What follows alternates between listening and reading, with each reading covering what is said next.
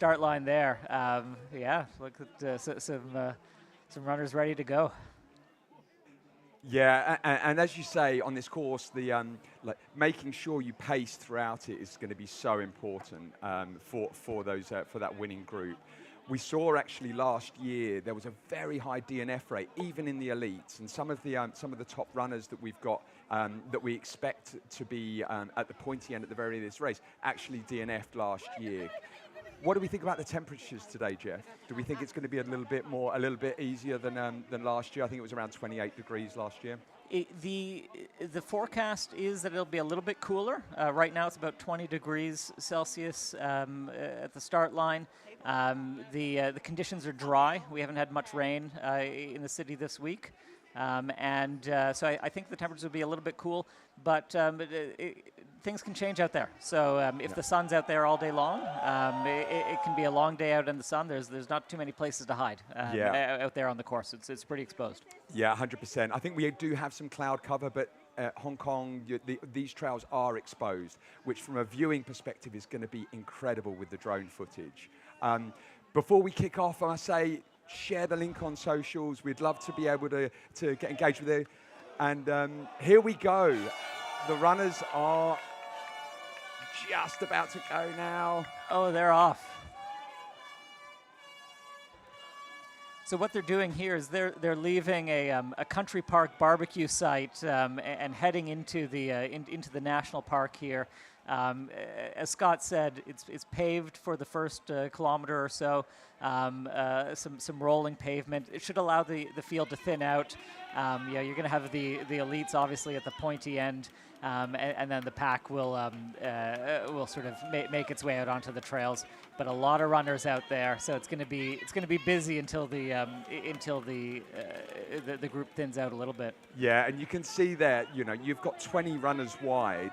This is going onto a single track. I ran last year and decided not to sprint out, which actually, I think for many runners, if you push too hard and get into too fast a pack, you'll end up getting dragged along and you're just going to blow yourself in the first 5K. There's around a 3K run around on trail, and then you come back and hit this same road again that will then follow through to the dam around another sort of 5 or 6K on road, which is really where you're going to have people hammering it down in terms of speed. It looks like we have the second wave here. So these are some of the faster of the recreational runners. Yeah, the waves are set up essentially by your ITRA score. So you will automatically get put into waves on your ITRA score based upon previous race results. And that helps just manage a little bit of the traffic. You can set out 1,800 runners at once, but it can take several minutes to get the folks who are at the back of the pen past the start line. So the wave start just allows you to be a little bit more organized in terms of segmenting that out. So Jeff, just a bit on the history of Hong Kong 100. I mean, it's been going now for 13 years. The first time it raced was in 2011, and it's just gained a huge momentum over the past over those years. And if we just share now, we're just going to share a video of the animation of the course, so you can get a visual representation of how it runs. Yeah, so here we it go. kicks off in Sai Kung National Park, as you see here. And you'll see here, this is where it goes onto the trail for around 3 to 5K, then hits back on the reservoir, follows this road all the way here to the dam, and then there's a bit of climbing. Now, this is what we talk about in Hong Kong. It's such a diverse course. Yep. You hit Tai Long Wan, the most stunning beach, which you would just think you would somewhere in Thailand or something. It's just so beautiful. And this is a really great part of the course. Yeah. So right here, we're into the single track trails, up and down, lots of stairs, but also lots of places where you can run and stretch out the legs. So a lot of those contours around the water there will be on flat concrete paths. So lots of changes of terrain in that first third of the course. Yeah, I think one of the things that really shocks people coming to Hong Kong, and this is going to be really prevalent for the international runners. We've got people like Tyler Green and Alexandra Bouchot that have come in as an elite, and they're going to really struggle with some of the hills. And you'll see here it comes up to struggle with some of the steps. And yeah, it comes up to the highest point in Hong Kong, which is Tai Mo Shan, the very, very famous. Like the 968 meters is the summit. Yeah, so all these runners are they've handled lots of elevation no matter where they're from, but the terrain in Hong Kong has a lot of stairs. So there are races in Hong Kong that exclusively run over staired trails.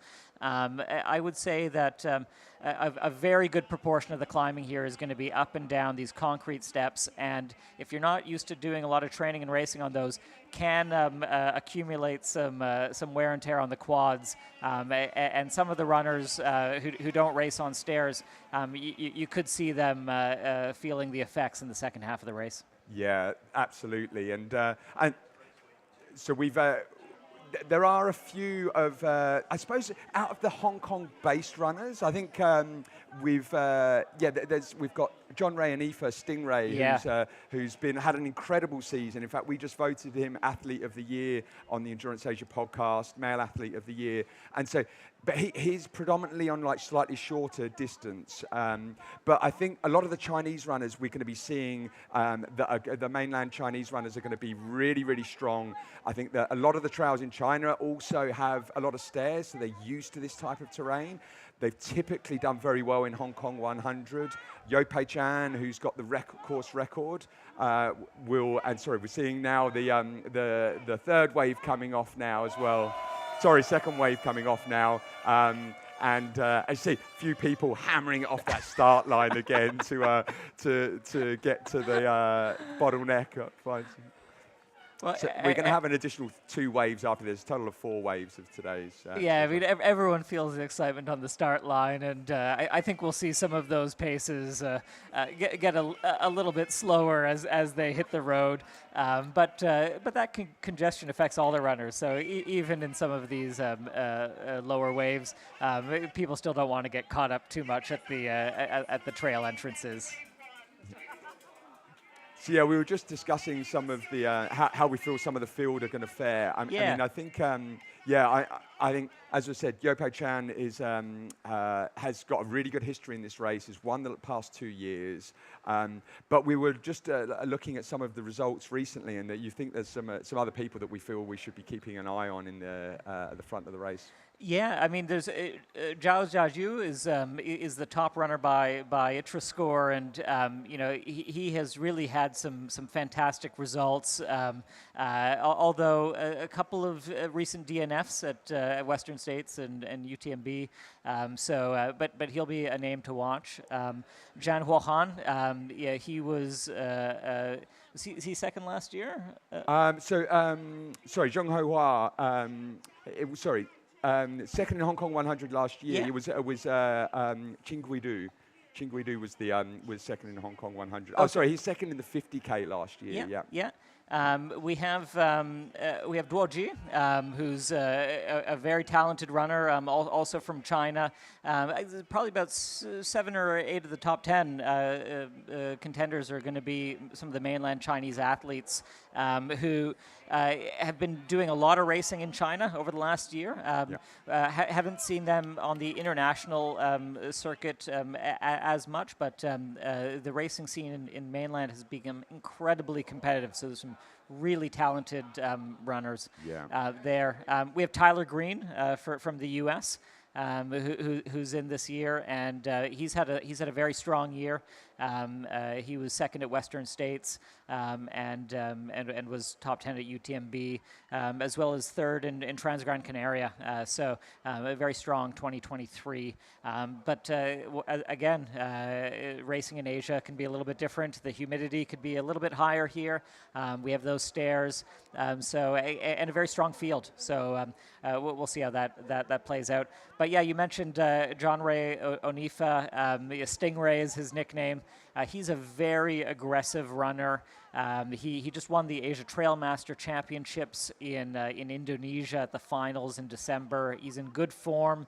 And he's capable of running the 80 to 100K distance. It's probably a little bit higher than his sweet spot, but I think we will see him going very aggressive in the first few sections. I wouldn't be surprised to see him leading or thereabouts in the first few timing points that we'll see later this hour.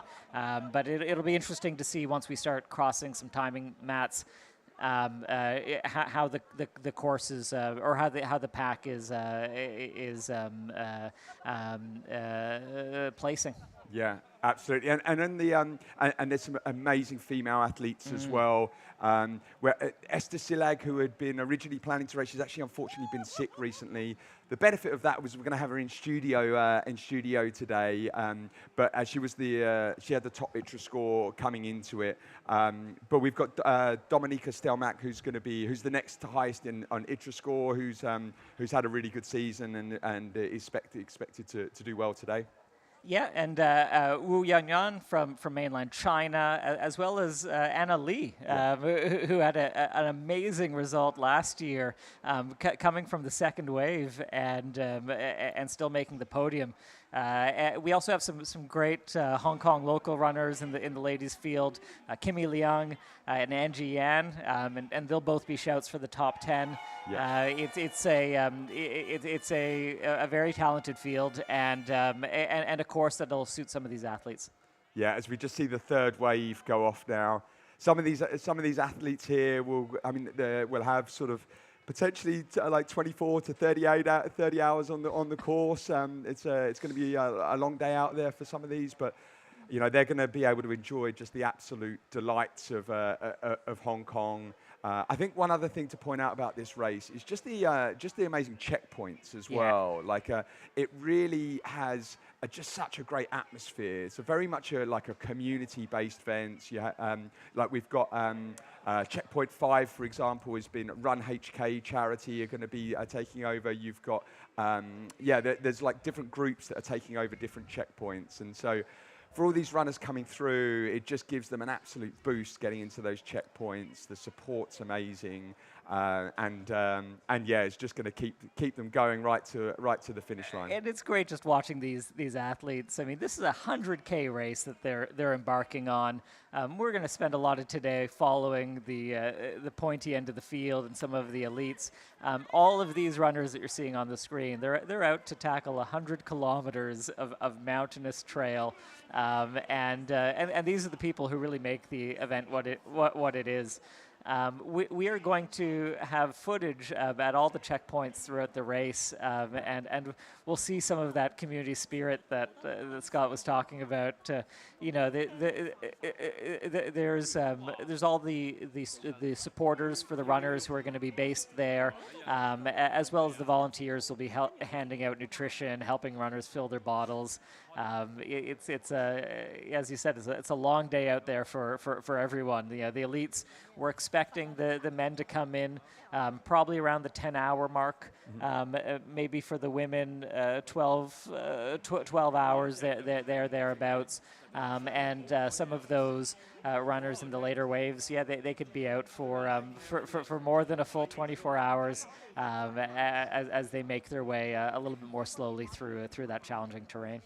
Yeah, and as you see on the checkpoints here, like what we'll find, and you see that the first 3 checkpoints are around 12 kilometers between checkpoints. I don't expect any of the elites to be stopping here at all. Like I think like they will potentially fill water up and boom straight through. Given how flat and how fast the first sort of like 40K of the course is. That's absolutely right, Scott. I mean, the clock doesn't stop as you're going through these checkpoints, so it's really about what's the mission, what do you need, they will, all of the elites will know what their nutrition strategy is, how many calories per hour that they need to take. They will have that nutrition in baggies at checkpoints throughout the course. These men and women know what their stomachs can take and how much it can take, and they'll be aiming to get through those checkpoints, fill up their nutrition, fill up their bottles, and move straight through. I'd be surprised to see them stopping at all in these checkpoints. It's not a 20-hour type race where you might see the athletes sit down and get composed at a checkpoint like you would in some of the 100-mile events. Yeah, it's very different in that respect. And I think the real crux of this of Hong Kong 100 is around the middle of the race. As you look around the sort of like 40 to 43, so from checkpoint 3 to checkpoint 6. That is the real, and you can see from the elevation chart that we just had up that just it is so up and down, and it's very exposed out there. It's really, that's where we're going to really understand about who, and as we watch the dot tracking as well and see on the course, where we're going to see the field separate, and some people really come through as who will be the potential winners of this race. I think up and down is right. This is the type of course where you're not going to have any gigantic 1,500-meter climbs. In Hong Kong, we don't have any peaks above 1,000 meters, but we have lots of smaller ones. So there's very few parts of the course where you're going to be running flat for more than a kilometer or two. A lot of these 100, 150-meter, 200-meter climbs, and then straight back down, and then back up again. So if you're good at that, you can get into a little bit of rhythm going up and down. But if you're used to some of those bigger alpine type climbs and then those long descents, you might not be able to get that rhythm. Yeah, which I think actually could be a good thing. I think you're able to, your muscle groups are, you're not just doing a 10-kilometer climb or a 10-kilometer straight downhill where you'll just burn your quads. Okay, so we've just seen wave 4 go out, and actually you were talking about Anna Lee. She actually came. Was it wave 4 or wave 3 last year? I think she came out, and actually imagine this. And so you can see how many people, with 1,800 people competing in this race, and to be able to come from here and work your way through the entire field to then end up winning is just an crazy performance. Well, Scott, I think that goes to tell you that you don't get too excited early on. There's a lot of race left. We are at 8:16 in the morning. We're talking 10 to 12 hours for the winners in the men's and women's races.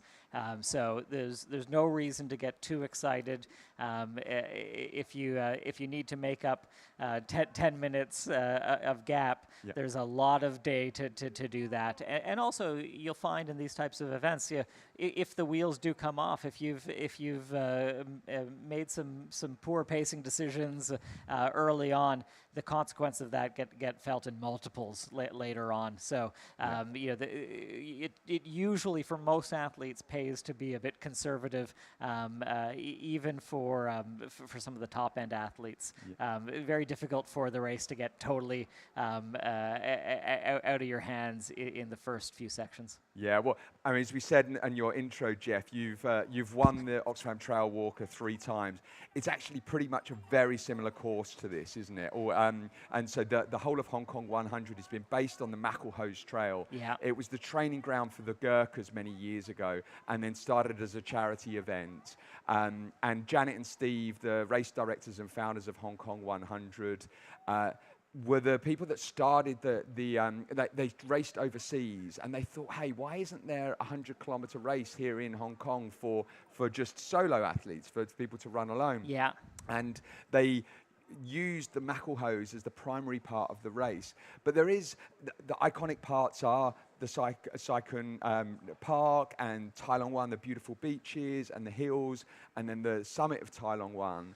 But then after Tai Long Wan, it's just basically road for another 30 kilometers on the main Macklehose. So they kind of adjusted the route to have just the finish of the race, just after Tai Mo Shan, the summit of the entire Hong Kong archipelago. Yeah. The Hong Kong trail system is quite a remarkable one. You know, we talked about how Hong Kong is more than 50% country park.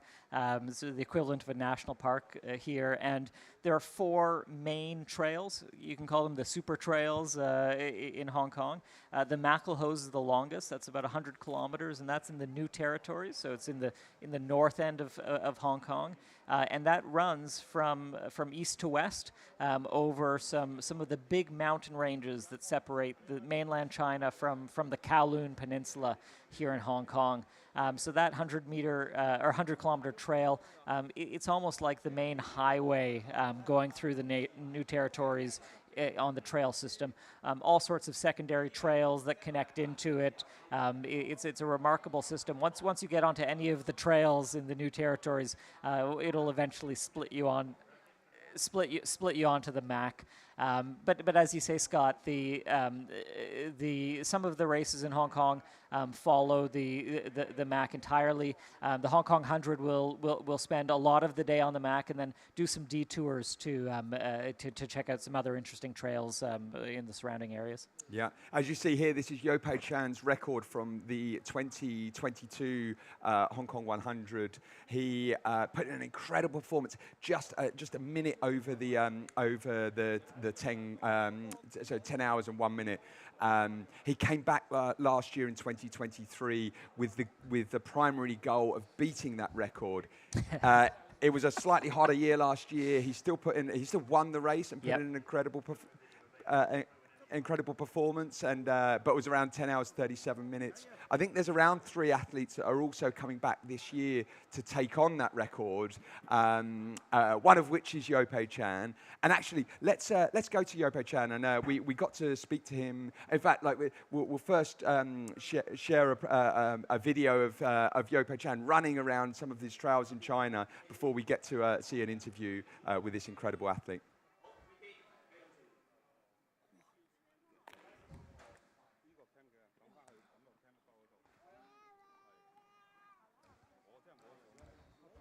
We have sound on this? 之前，冷静观察。山没有看起来那么野。Do we take the order? 紧抓每一寸阵地， When this is showing, and there's no sound on this. 留下松土的痕迹。你无法撼动山，但你有足够的灵活去和它周旋。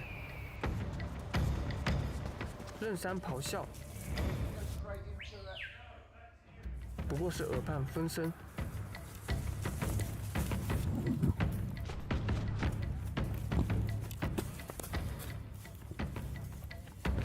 像猎隼一样，狩猎一整座山。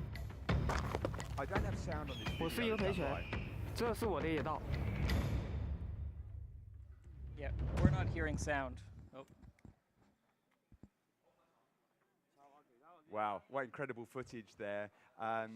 So yeah, he put in such a great performance over the last 2 years. As you say, actually, he's like in the last few races in China, he's like a kind of top 10. But there are some other fantastic runners that he's going to be coming up against this year. But yeah, let's actually just go. We got to speak with Yo Pei Chan just a day or so ago prior to the race to hear about his plans. So let's hear from Yo Pei Chan.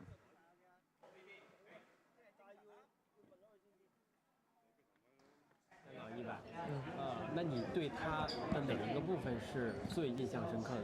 或许是氛围，或许是赛道，你可以描述一下对这几方面的一些印象，还有他的一个速度过于快，然后男子这个层面是不是竞争非常激烈？就这些层面给你有什么印象？首先竞争从速度上来说，印象就是前面的20-30速度特别快。 然后我经常虽然觉得自己也很快，但是并不是在第一位，然后赛道给我印象最深刻的，我觉得是青矿澳的那一段，学生，非常热情，印象非常深刻，非常热情。对，你在来这个香港100之前，那你对他的看法或者是期待有吗？就2017年之前。就是2017年之前呢，我们觉得这个比赛，可能什么冠军啊没想过，就觉得要过来跑跑，参与一下，因为在我们心中就是知名度非常高，就是对，非常想要在这边跑一个好成绩，当时是这样子。然后可能当时我的水平还不够高吧，到了2019年的时候，我就有想法了。我那年的时候突然就觉得自己好像升华了，我的越野好像可以了，就是进步很大。后来我就有想法说，我可能有机会过来尝试夺冠的想法。对，那就2020年是吧？对，19年的时候是我提升了，然后因为比赛在1月份，所以是2020年才有机会有这个想法。那这整条赛道哪个部分对你来说是比较有挑战的，然后比较印象比较深的？其实印象比较深的通常都是累的时候，就是最后的争草帽。对，争草帽尤其在20年的时候是大帽山前的那一段，可能跟补给有关系，补给不足，然后就特别的艰难。但是上了3点的时候就特别的轻松，因为下坡到了，马上就要到了。对。那就你观察哈，因为你参与越野的这个时间也是有一定比较长了，是不是？你也是看着中国的这些选手变得越来越好，越来越强。你有没有发现或者有没有想过总结过这其中的原因呢？其中原因，我感觉还是氛围好了之后，国内的越野环境变好了。变好的原因应该是市场好了，就是首先它有了一个很成熟的职业环境，然后有了一些职业选手。如果就是你如果不能全力的去做这个越野这件事情的话，可能在国内的这个环境还不够的情况下，是很难出更多的高手的。不能像欧美那边，因为他们很成熟，发展了很多年，所以说我们需要一个更专注的环境来，需要一个更去职业的去做，我们才能做得更好。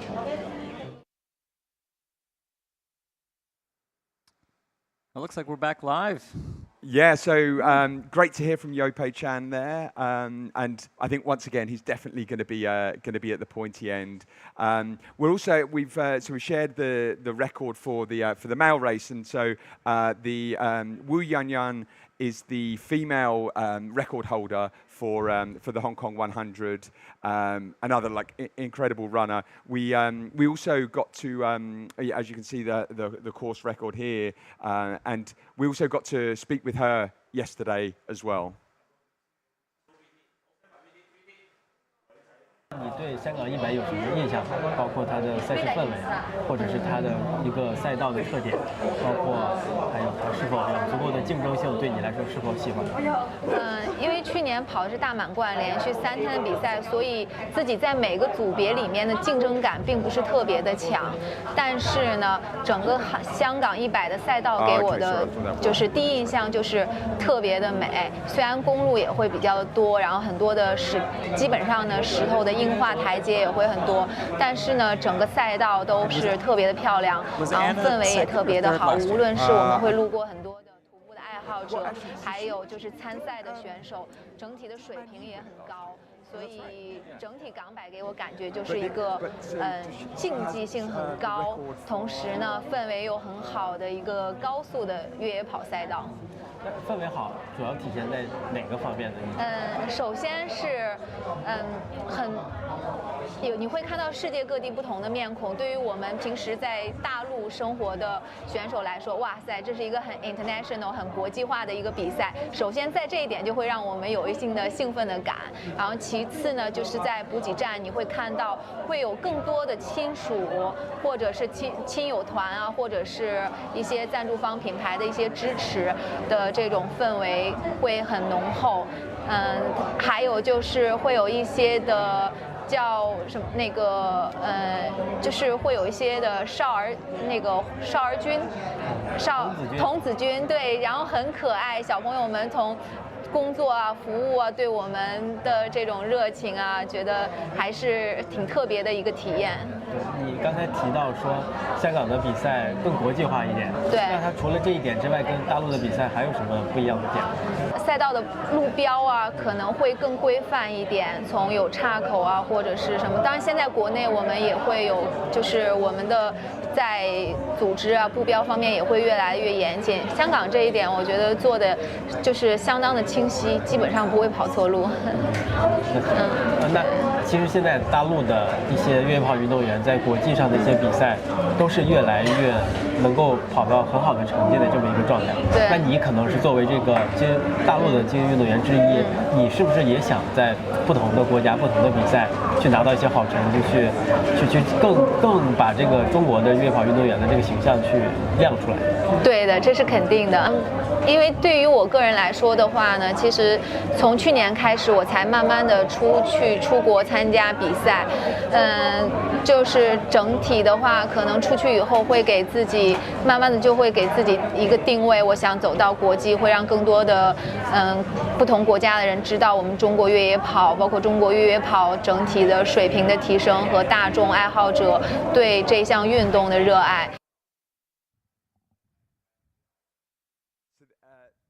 There we see the winner of the Grand Slam last year. So yeah, William Yen has actually did all 3 races. Actually, it was the first year. So we've got 3 races that we're going to be talking about quite a bit about today. You've got the third, which is a 33-kilometer, followed by the half, which was yesterday. So you have on the Thursday, you have the 33, and then 50, I think it's 56K on the Friday, and then the 100K on which is today, obviously, and doing those back to back. And so she's out there doing the Grand Slam again this year. Yeah, the Hong Kong 100 for much of its history was a single distance event, with only the 100K race being the only event. But a few years ago, they introduced the 50K and then now the 33K. So they call it the full, the half, and the third, and it really does give a different event for people who want to attack different distances, or for people who want to go for the Grand Slam to do all 3. Yeah. We can see here at one of the drop bag points, we have Angie Yan.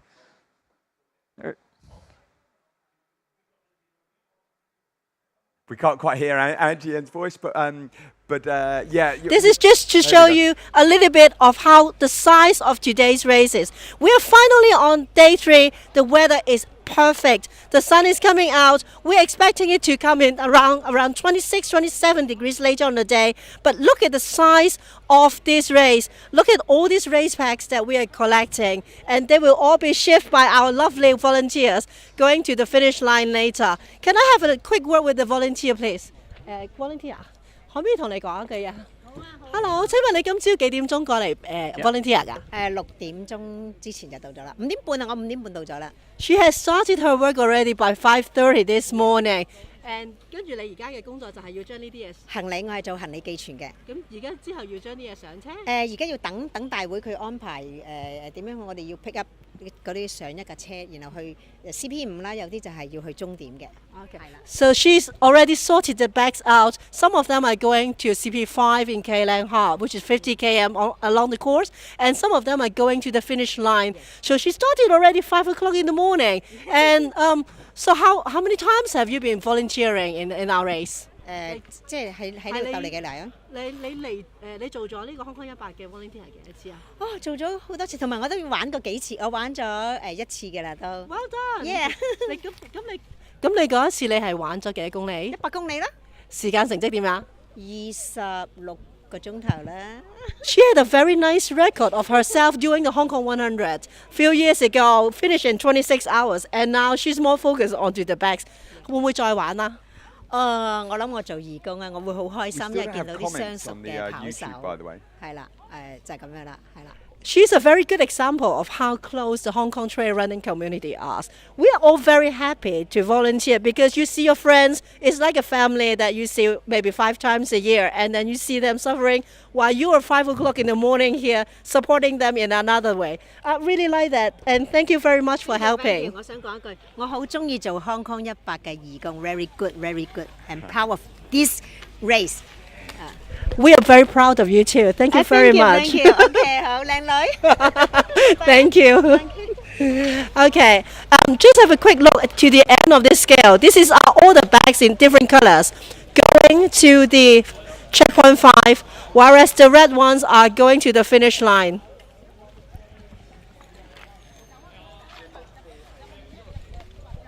Amazing.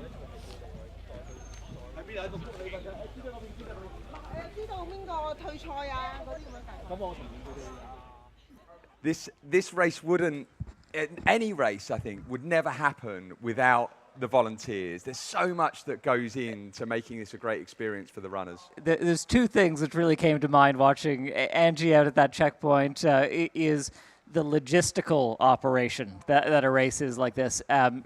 Not just for the individual runners, although when you are running for 100 kilometers, there's a lot of planning to do.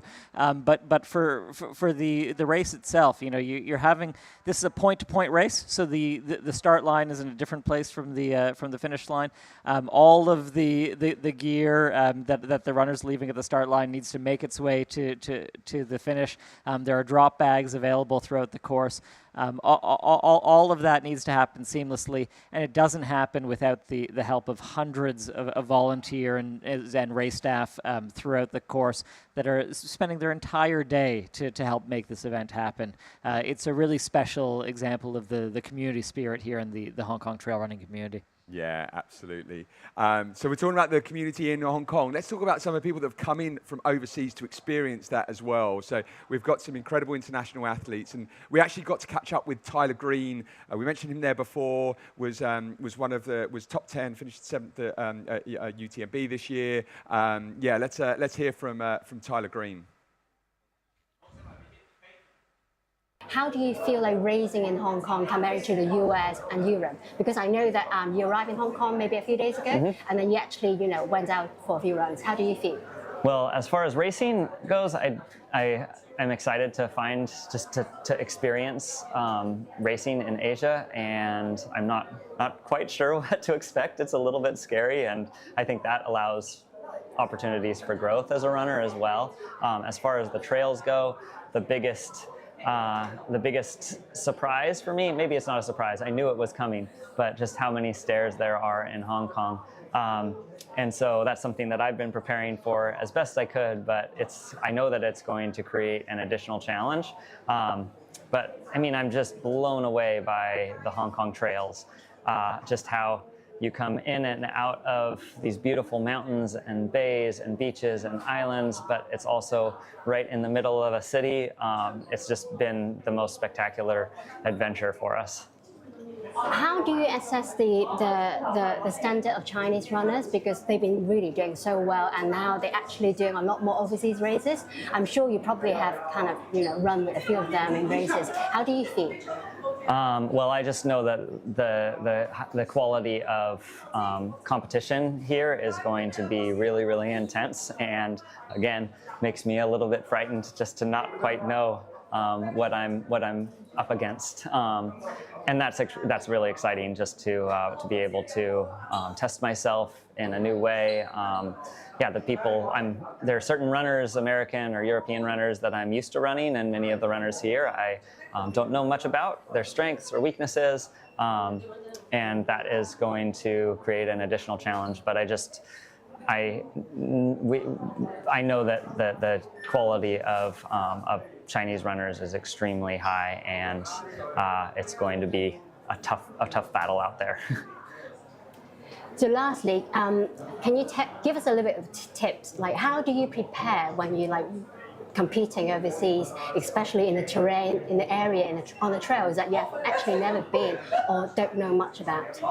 Yeah, getting here early has been really important for me, just to get a feel for the trails, and that has helped me to find a rhythm in the different terrain, and also just adjusting to a little bit of a different diet, and the climate as well, which is it's deep in winter where I'm from, so it's nice to be in this nice climate, but it's more warm than usual. So spending time in the sauna, and then we also back at home, I did a lot of training on stairs. Just I would put my baby on my back, so had some extra weight, and then climbed up and down some staircases that we have in our city.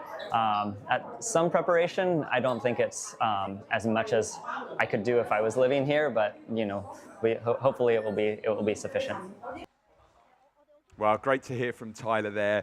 He put in an amazing performance in UTMB, as you said, finishing 7th. I think he was actually outside of the top 10, but on the last descent, apparently he's just an absolute machine going downhill.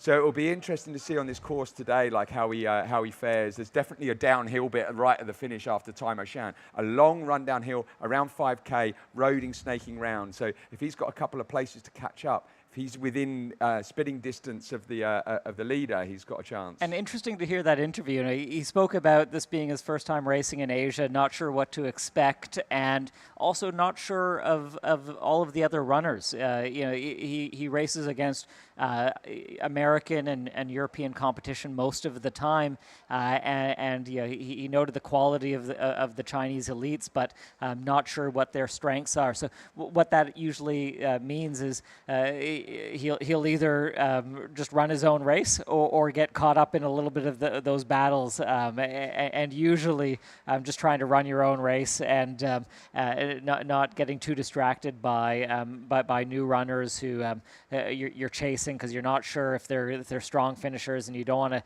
to let that get out of your hands. Yeah. That can get into your head a little bit. So we'll see how he handles this. I tell you, one elite runner that he is aware of, though, is his wife, Rachel Drake. She was running the 33K on Thursday. Absolutely smashed the course record. We're hoping to catch up with her at checkpoint 2. She's obviously supporting her husband out there today, so we'll get a chance to speak to her later. That's right. For a lot of the out-of-towners, they'll have friends or relatives helping them out at the checkpoints, and we'll try to have some of our on-course reporters connect with those support crew to learn a little bit about the runners and also what the strategy is on the race day. We have another overseas elite here from France, Alexandre Boucher, and he's another runner who's had some great results in Europe, not as much experience racing in Asia. I think it might be his first time in Hong Kong. We have an interview with him. Let's hear from Alex. How is racing in Hong Kong comparing to racing in Europe or in the US? I think it's going to be totally different.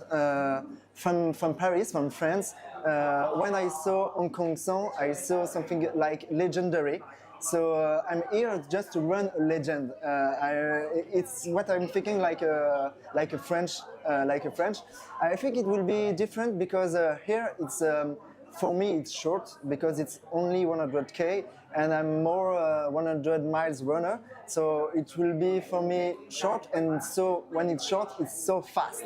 So what I saw on the previous results is that it was so fast on the race. So the difference for me that will be that it will be so short, so fast, so hard for me, but I will enjoy it. Great. I don't know if you have any chance to actually test the trails yet. What do you know or what do you think about Hong Kong trails?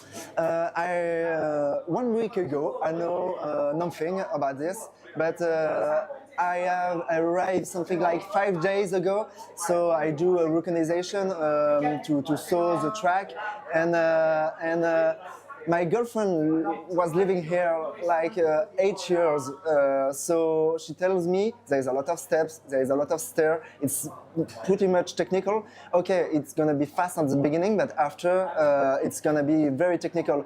So I saw it is technical, and it is technical, but a stair step technical, not a rock technical. So you can be really fast, but on technical stair part, so it can be dangerous for this. I wasn't afraid like 1 week ago about running this race, but now I'm afraid because I know I can do this really fast. I get to do this really fast, but it could be dangerous to fall. So have you done anything special to train for the stairs, the special trails in Hong Kong? Not in Hong Kong, but when you live in Paris, you don't have mountain. Here is the paradise for a trail runner. Paris is like hell for a trail runner. I only get a little stair, like 40 meters of elevation. I do like this every time. So stairs, there is no problem, but perfect stairs, not this kind of stairs that are different, dangerous, different, higher. So I run something like 3 hours every day. So running is not a problem, but running fast on stairs, maybe it could be a problem. Okay, so lastly, how do you assess all this Chinese runner who's been racing internationally now and also doing really, really well? What do you think of it? I do the UTMB each year, and each year when we are talking each other like the European runners or American runners, each year we say maybe this year a Chinese gonna win because they are so fast. And each year I run with 1 or 2 Chinese on the UTMB, and they are always very, very fast at the beginning, and we hope they will crack just us to pass. And we are thinking that one day, maybe this year, maybe next year, they will win a huge European or American race because there is a lot of density of Chinese runners. They are very, very fast, and if you threw 10 fast runners, maybe 9 will stop, but 1 will go to the finish line. And I'm thinking that's what will happen in the next years in European and American race. Stand by. Standing by, Angie. Still standing by, Angie. Standing by, Janet. Janet, sorry, I know you're very That's busy. all right, no, it's okay. This is probably the little lull, all things considered. It's all relative. To practice running up Once and we've down sent everybody stairs off. fast. And these are you not have to go normal to stairs. another This is checkpoint? Yeah, not we'll like go going to into your C, apartment P2 building. and 3 and 5 These to are help with the big setup and make sure all concrete the steps markings, like, there is all that go okay. up Yeah, to everything's 300, safe, 400 like, meter peaks. as long as, And like- you can really fly down them quite efficiently if you've trained a lot on them. But if not, you might be a little bit tense, you might be landing a bit hard, and it can really blow up the quads, and you can't get that efficient speed going down. But another thing that he mentioned was the quality of the mainland Chinese runners. They've made a lot of waves in some of the big European races, and he mentioned the aggressive pacing that a lot of these mainland athletes tend to do. He said in some of the races you'll have 10 of them go out and maybe 9 of them will blow up and 1 of them will break the course record. I wouldn't be surprised if that's a little bit how the action is happening at the front of the pack. Really aggressive racing and probably a few DNFs out there as well. Yeah, it's interesting to hear him talk about how Paris is hell for trail runners. Coming from Singapore, I feel his pain. But yeah, we've all had to experience stairwell running, but it's just not quite the same running around in stairwells as doing hard downhill. But we've got an opportunity to go to the race course. We're going to hand over to Angie, who's got Janet Ng, the race director of Hong Kong 100, live with you right now.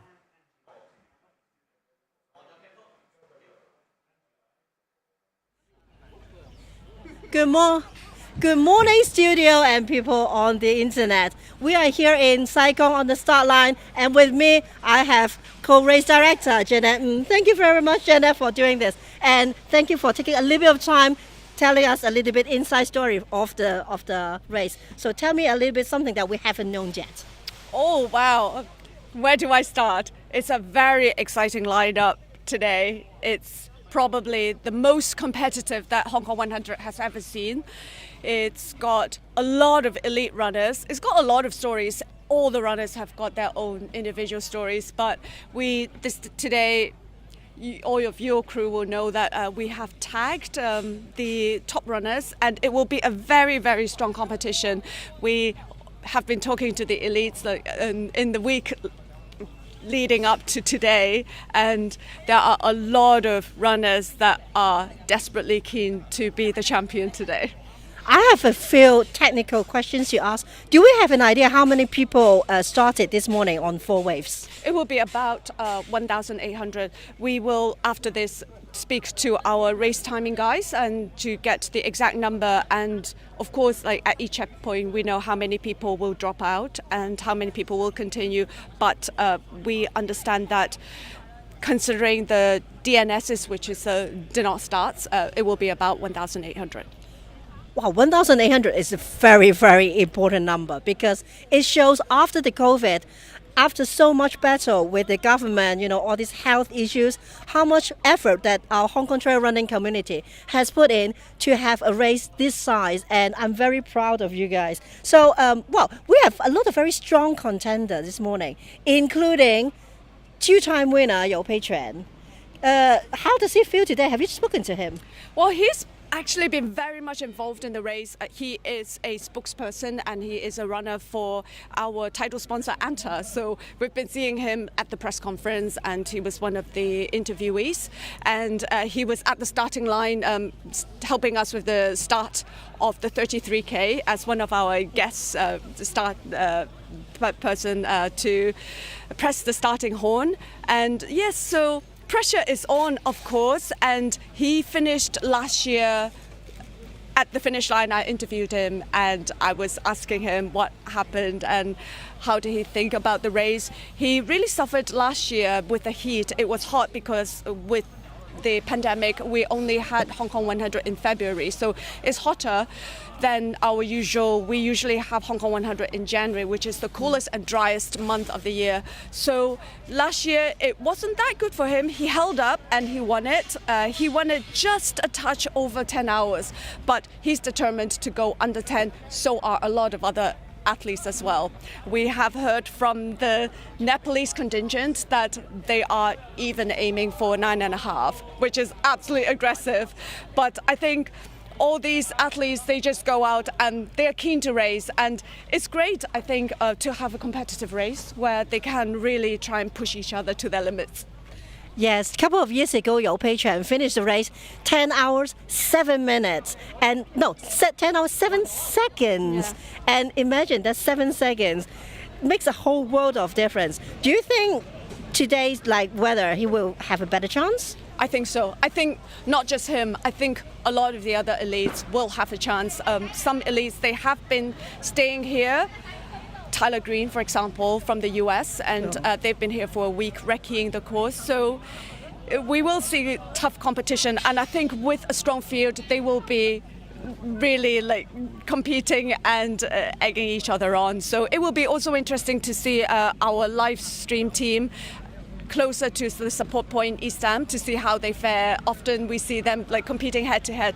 The first part of the course is flat, so it really favors the strong speedsters, and often we will see them really racing against each other. We saw that in the 33Ks with the fast runners. They are not letting each other away from sight. Okay, I am getting feed that we are getting actions closer to the stem, and in the meanwhile, our very busy race director is having a phone call. So I'm going to let this interview end quite quickly. But before that, is there something secretive about this race you want to tell us? I know you put in a lot of thoughts about reducing carbon footprint and recycling things. Tell me just one thing that we can appreciate. Yeah, so for us, it's really important. I mean, we are mountain, we are trail people.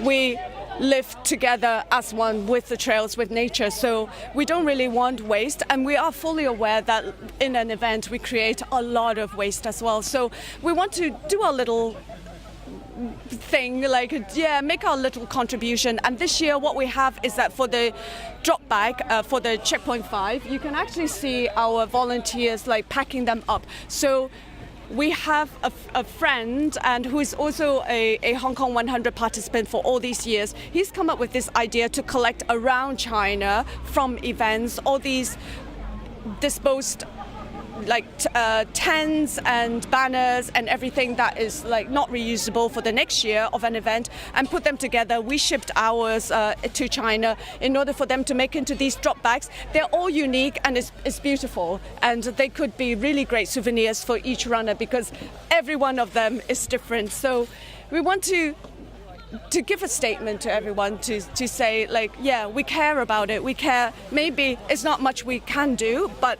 we want to play our part. And if there's anything we can help, just let us know. Even though it costs more, but it's something that is worth doing.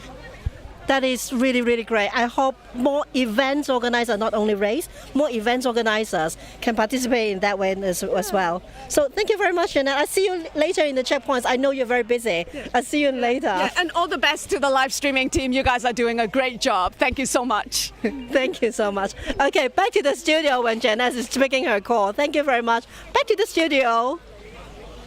Thanks, Angie. Actually, can we get Angie back on the screen? I'd love to chat with her about how the mood is at the start line and what the atmosphere is out there on the course. Angie, are you there? Yes. Well, thank you. This is Angie back. I am here. You want to see my hair flick again? Yes. There you go. As much as you want. Yeah. So the start line, the very first start wave was, you can imagine, everybody was so keen and all running the first 500 kilometers in very high speed. I've never seen people run that fast in my life. Sorry, Jeff. But they were all very keen. And when you come into the second, third, fourth wave, they're a little bit more relaxed. And when you interview them, they're thinking they would do around 24 hours, which is a very good way of enjoying the beautiful weather, especially the weather tonight. So volunteers on the start line are super, super happy, and they really, really love. I think there's one thing about our trail running community that we're so proud of, because we have always been very tightly knit, and people in the Hong Kong trail running community are usually just so close. It's incredible. The volunteer we interviewed earlier on, she came in at 5 o'clock this morning, and she ran before she did her 100K a few years ago for 26 hours, and this year she's not running. Instead of running, she come in and she wants to see her friends running and take care of them. She's going to another checkpoint to do their check back as well. Imagine you're not running, you're not contending, but you still get up out of the bed at 2 or 3 a.m. in the morning just to see your friends. This is how close the community is. So Jeff, when are you going to support my next race? You let me know the date, and I'll be there, Angie. It looks like the sun is starting to come out. How does the weather feel? Does it look like it's going to be a hot one? It does look like to be a pretty hot one. Can we have the camera just quickly look at the peak of the hill? Look, it is around 24.5 degrees here feeling. It is still rather dry in terms of being in Hong Kong, but when we say rather dry, it's still around 75% humidity. So for people who are not used to it, you can get really sweaty. As Jeanette was saying, we have a lot of contenders coming from America, coming from Europe. They actually spend the last week here just to get used to the humidity and try to do recce off the course. And to be honest, the Hong Kong course, I wouldn't say it's super, super big climbs, but we have a lot of stairs. And also, when you're in the jungle, when there's no breeze, Jeff, you know it, so it could build up really a lot of heat, and you can get heat exhausted quite easily, even in the coldest months. So it is just that in Hong Kong, we only have the longest races during the winter time, and it's probably the best weather you can ever get. Yeah. Do you agree? I agree, and thanks for showing us the shot of the sky. It doesn't look like there's much cloud cover, and it's It's 9 a.m. now. We're getting close to 9 a.m. If that sun is out on the runners all day long, and the runners coming from Europe and from the U.S. as well as from some parts of China, it's the middle of winter, so they may not be acclimatized to the hotter conditions. That might open up something for someone like John Ray Onifa, who's raced a lot more in Southeast Asia. If it turns out to be a hot one, that can really throw up the competitive dynamics. Yeah, and in fact, you talk about John Ray and Aoife. We do have. I think we will get to see. Sorry, Andrew. I was just saying we've got live the Dot Track Asia. We can actually, and if in the YouTube comments, if you click on the link, you'll be able to see how the field is starting to spread out now. But yeah, Stingray is actually leading the pack right now. Yeah, it's not a surprise. I would have imagined as Angie was watching the pack sprint out onto the road that he would have been right up there amongst the top. Did you get a sense for the elite start? Who was anyone sort of going shoulder to shoulder right at the front? Do you know who hit the road first? No, they were lighting balls. I couldn't catch. They were very fast. But they were really in a very high-speed sprint. Honestly, they were going out like 3.5-minute pace. And come on, it's 103 kilometers. It was like so difficult for me to understand. But I wouldn't be surprised if Stingray is leading the pack. He has been extremely fast recently. Couple of weeks ago, he was racing in another race, a little bit more hilly to start with, and he smashed it was 35 kilometers, and he did it 3 hours, like 10 or 15. He's basically smashing all the trails, and he knows the trails so well in Hong Kong. He definitely has an advantage, and he's in perfect form recently.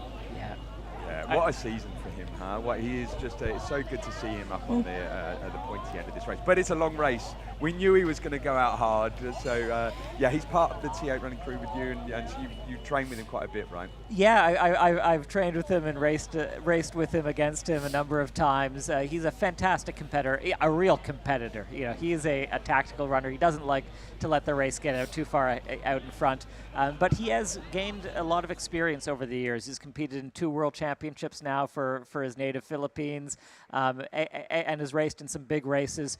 So I think he is getting more used to running with really high level competition and not getting too excited early on. But I think what we're going to see with the pacing is the entire field going out very fast, and then a lot of people starting to feel the effects and it thinning out sort of later in the day. But I think it's going to be very aggressive pacing up near the front of the pack. Yeah, so if we just go to the Dot Track Asia website, the link is in the comments, and please all get involved in the comments, and please share the live stream with your networks. But we see the John Ray and Aoife. I mean, it does jump around.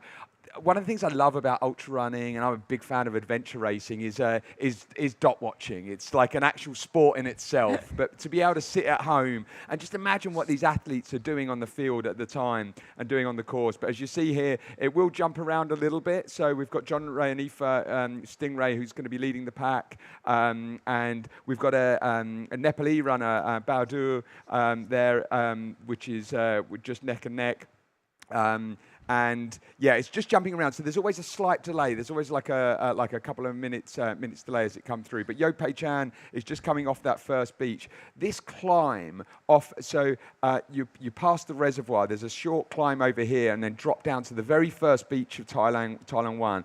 This climb is actually very exposed. So even though it's very early in the morning, it's only 9 a.m., it can be pretty hot coming up here. And it's pretty relentless as well. It goes on and on and on. And so, this is the first proper climb of the course. So you'll really start to see it started to like separate out here as you see. Yo Pei Chan just jumped straight, like it's just updated his dot there. Yeah. Don't pay too much attention to the dots. I think later in the day, as the pack really starts to spread out, the gaps between the live tracker dots will become sort of more meaningful. At this point, probably just some signal issues.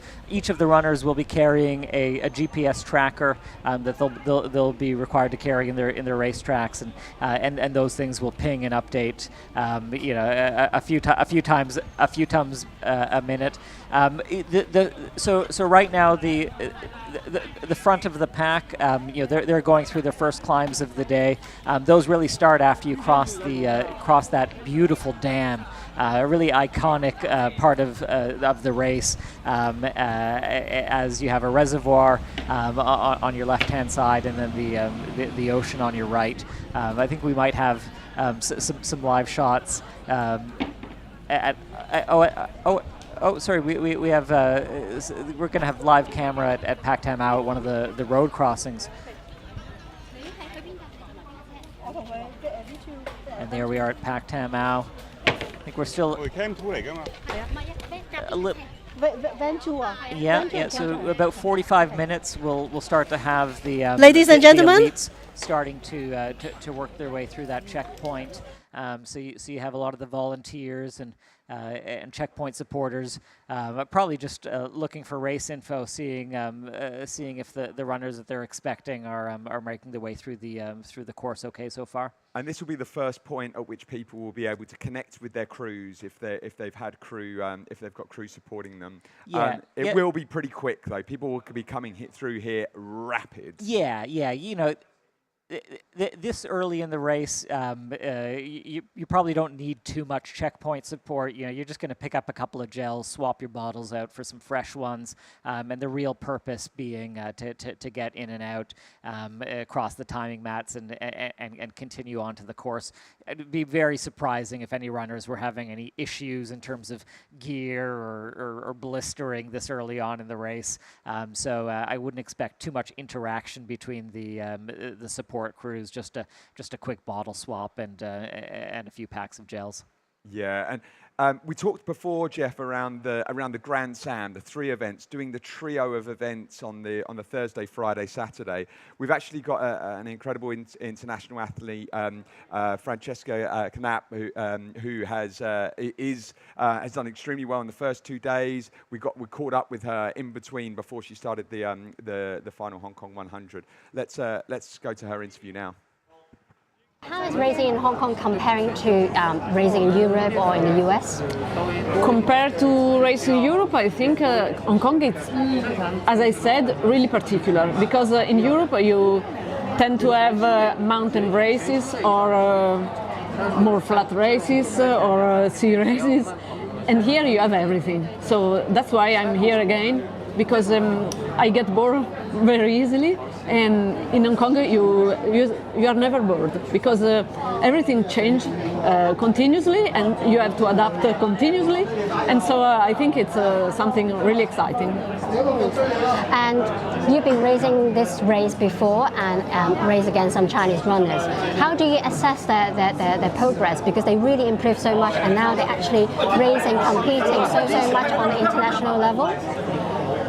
Well, I don't know exactly what they are doing, but what I know is that normally Chinese people are really fast to improve, and I think they are doing exactly this in racing too, because on the previous year you never heard about Chinese, and now you have Chinese everywhere, so I think they are doing great. And now this year, Hong Kong 100 is actually being the first race for the World Trail Majors, and what do you think about the whole series? I think that series are really good, because they include some different races in all the world, and it's a concept I appreciate a lot, because you can choose something that is better to you, and you can discover some different places, and overall and most important, I think that they will be well organized,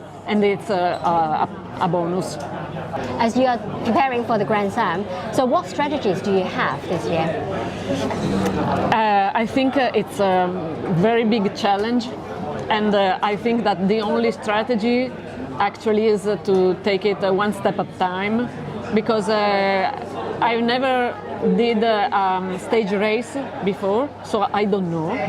But I think that if I manage myself, and so I don't push too much in the first one, and try to manage the second, I will get to the finish line on the third. But I'm not so sure. I hope to achieve this goal. But anyway, I think that the main strategy is just to focus on the moment and stay here and not think about the next race, because if not, it's too scaring. Well, it's quite interesting. So you actually never done anything like this before. You came to Hong Kong last year to do the race, but this year you challenged yourself with something really big. What attracted you? What motivated you to do this? Exactly the fact that it's something I never did before, and maybe the fact that it is in Hong Kong, because I like Hong Kong. I think that if you have to do something really hard, it's better if you do it in a place you like at least. And so I feel good here, and so I think it's the best place to try it, and I hope to get there. So do you have any tips to give to anyone who's trying to basically challenge themselves like you do? Exactly the same thing, to stay focused on the moment and not to scare too much about the whole event, because it's not useful. We just have to take everything step by step. In the races as in the life, it's the same. So say little steps. She's got in store for her those back. That's a serious amount of distance, and as you talked about pacing before, pacing yourself over 3 days is big. But yes, we talked there about the World Trail Majors. And this is the inaugural event in the World Trail Majors. But there's a whole series of events across the world. Some of the most iconic ultra runs in each of their respective countries, and it's very cool to have these pulled together. I mean, of these actually, Jeff. I mean, we've got. Are there any of these that you've run before? Have you ever had a chance to take on Ultra Trail Mount Fuji before? That's the other Asia-based race as part of the World Trail Majors. I haven't, but Trans Gran Canaria is one that I've raced. So I did the Trans Gran Canaria Advanced back in, I believe it was 2017, and it's in the Canary Islands, and just an epic course. The island of Gran Canaria is a volcano, and Trans Gran Canaria starts on the north part of the island and goes all the way over the top of this gigantic volcano, and then finishes on the sunny south side,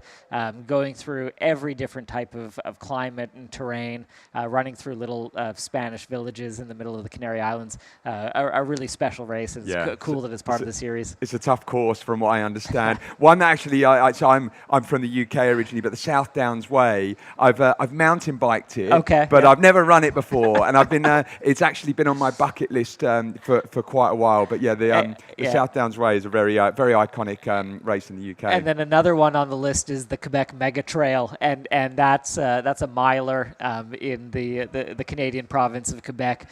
I've been lucky to race for Team Canada a few times, and a lot of my Team Canada teammates have battled it out on the Quebec Mega Trail. It's one of those iconic big Canadian races, and a bit of an old school sort of race as well. So I think that'll be a really neat addition to the circuit. Do you know what? It sounds like they're going to have to invite us to both of those races. Like South Downs Way is on the 9th of, it's in June, and we've got they're both our like home races effectively. So I think we'll have to head out there. But then the series finishes off with Ultra Trail Cape Town as well, which is, I've honestly, I've trail run around Cape Town before. One of the most beautiful places in the world, You know, a circuit like this really shows just how global the sport is, and how such different parts of the world have their own spectacular trails and bits of nature to go on, and also just the quality of the races that we're seeing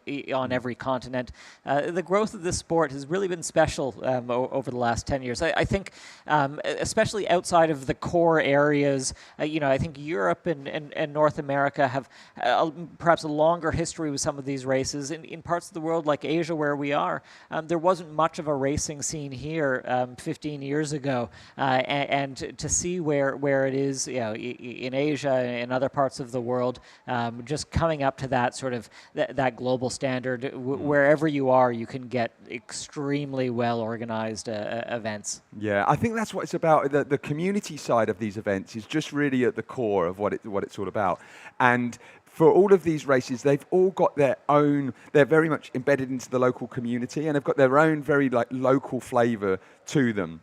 Yeah. And so there's not I think the whole sort of the ethos of the World Trail Majors is to keep that sort of local, the sort of local feel to them. But as you say, just sort of elevate the quality of these races as well. Sorry. And to any runners who are thinking of planning their race calendar, a circuit like this really gives you some chances to visit maybe a place in the world that you haven't been to before. It's always a great excuse to go somewhere new and run an epic race there.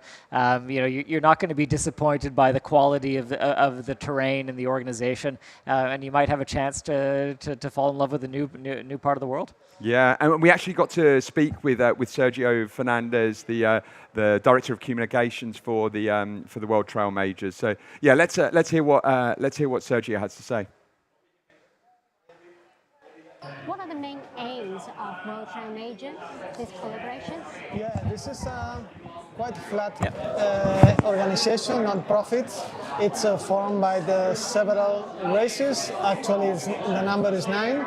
And the aims are preserving the authenticity of trail running, of keeping the real values under control, under what we consider is the right way to evolve the sport. And it's basically respect the environment, respect other competition, respect what's done in the past, and of course integrity, preserving these core values. Most of the runners, organizers, sponsors are established, and we all agree.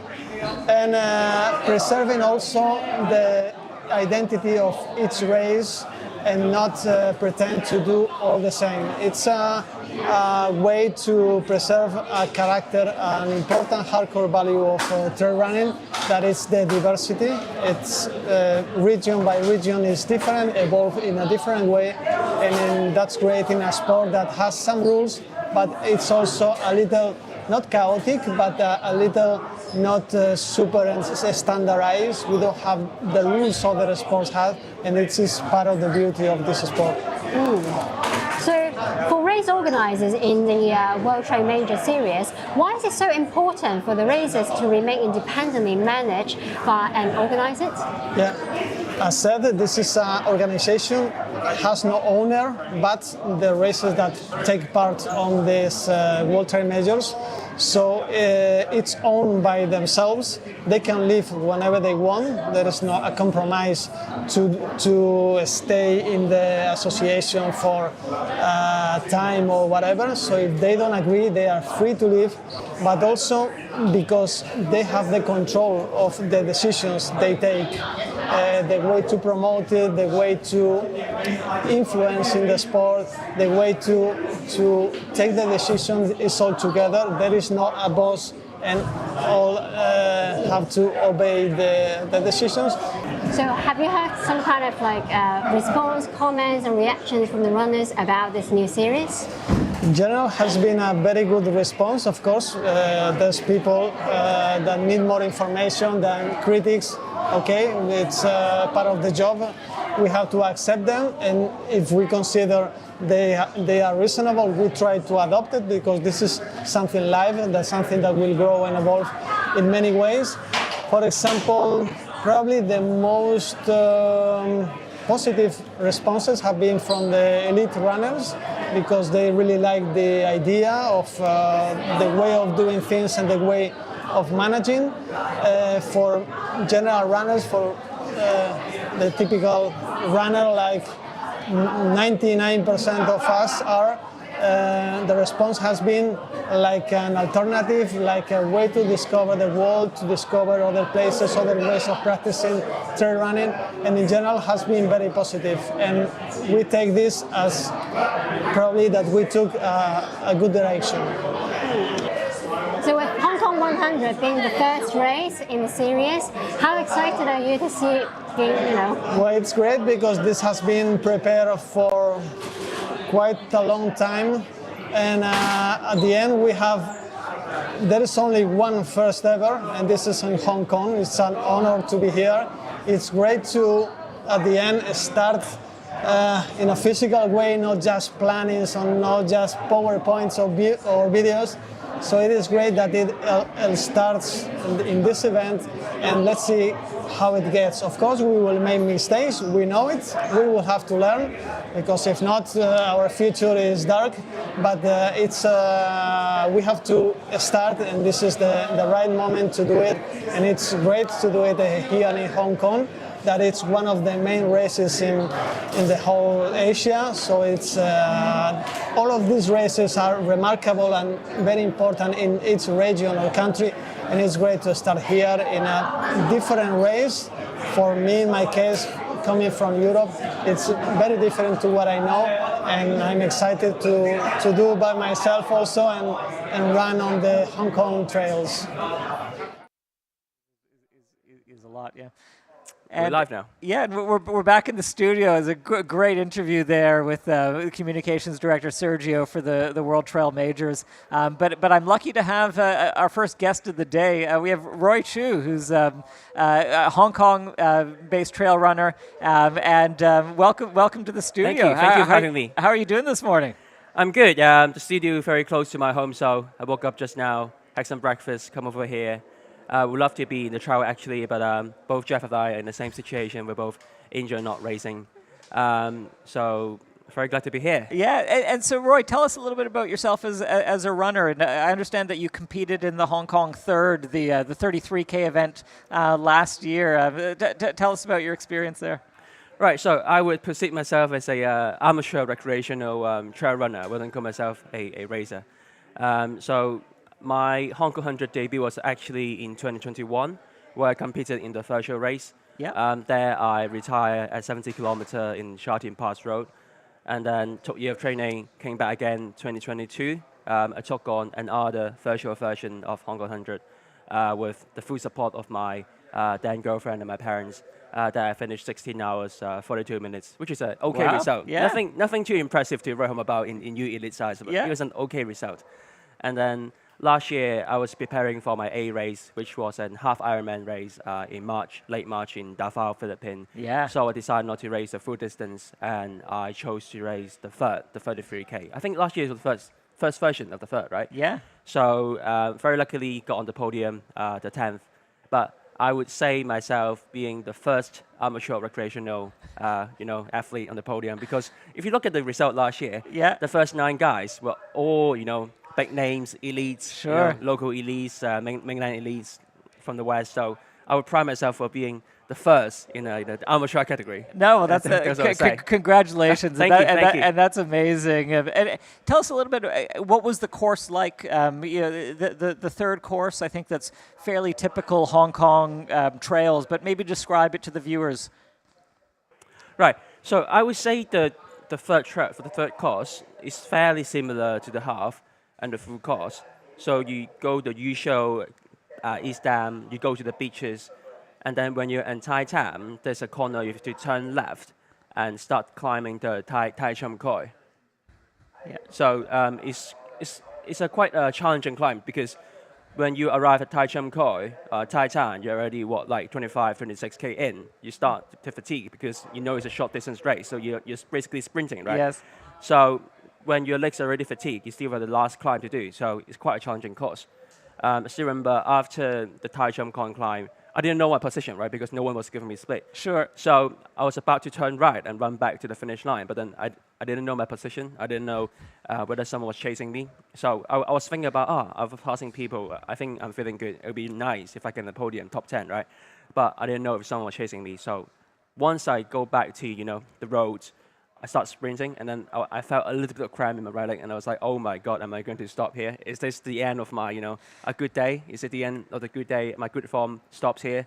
But luckily, I could still, had a rather decent sprint and sprint to the finish line. And what was the atmosphere like on the course? Because the way that Hong Kong 100 weekend is structured is each of the events are on different days. Correct. So was there excitement at the checkpoints on that day? I would say that there was definitely some very supportive volunteers in the checkpoint. I think there was only one checkpoint last year in Hampton. Yep. The volunteers were definitely very supportive. But I was just sprinting. I didn't have time to stop and grab the nutrition. I was actually on the brink of dehydration last year because I didn't want to stop. So I only had a liter of fluid with me. I think last year's weather was a bit warmer than this year's. But can I just add that I was looking at the Hong Kong 100 the third time. Yeah. I think it was 2 years ago, right? I think I ran 3:34 last year. The same result would put me like 15, 16 this year. So just want to say the standard and the depth of the field has improved a lot. Well, I think we're seeing that in some of the non-headline distances. Right. Hong Kong 100 used to be a single distance event where that was the only game is the 100K distance. And then after they introduced the half and now the third, those I think for the first few editions tended to be a little bit more recreational oriented. You'd have visiting elites still coming over for the full 100 event, but now you're starting to see some of those elites come for the shorter distance events, and I think that's great because as a runner who started at the shorter distance events before moving up, I think there is a lot of good competitors and some good elites who maybe don't run the 100K distance, and it just gives a little bit more variety in terms of the competitive landscape.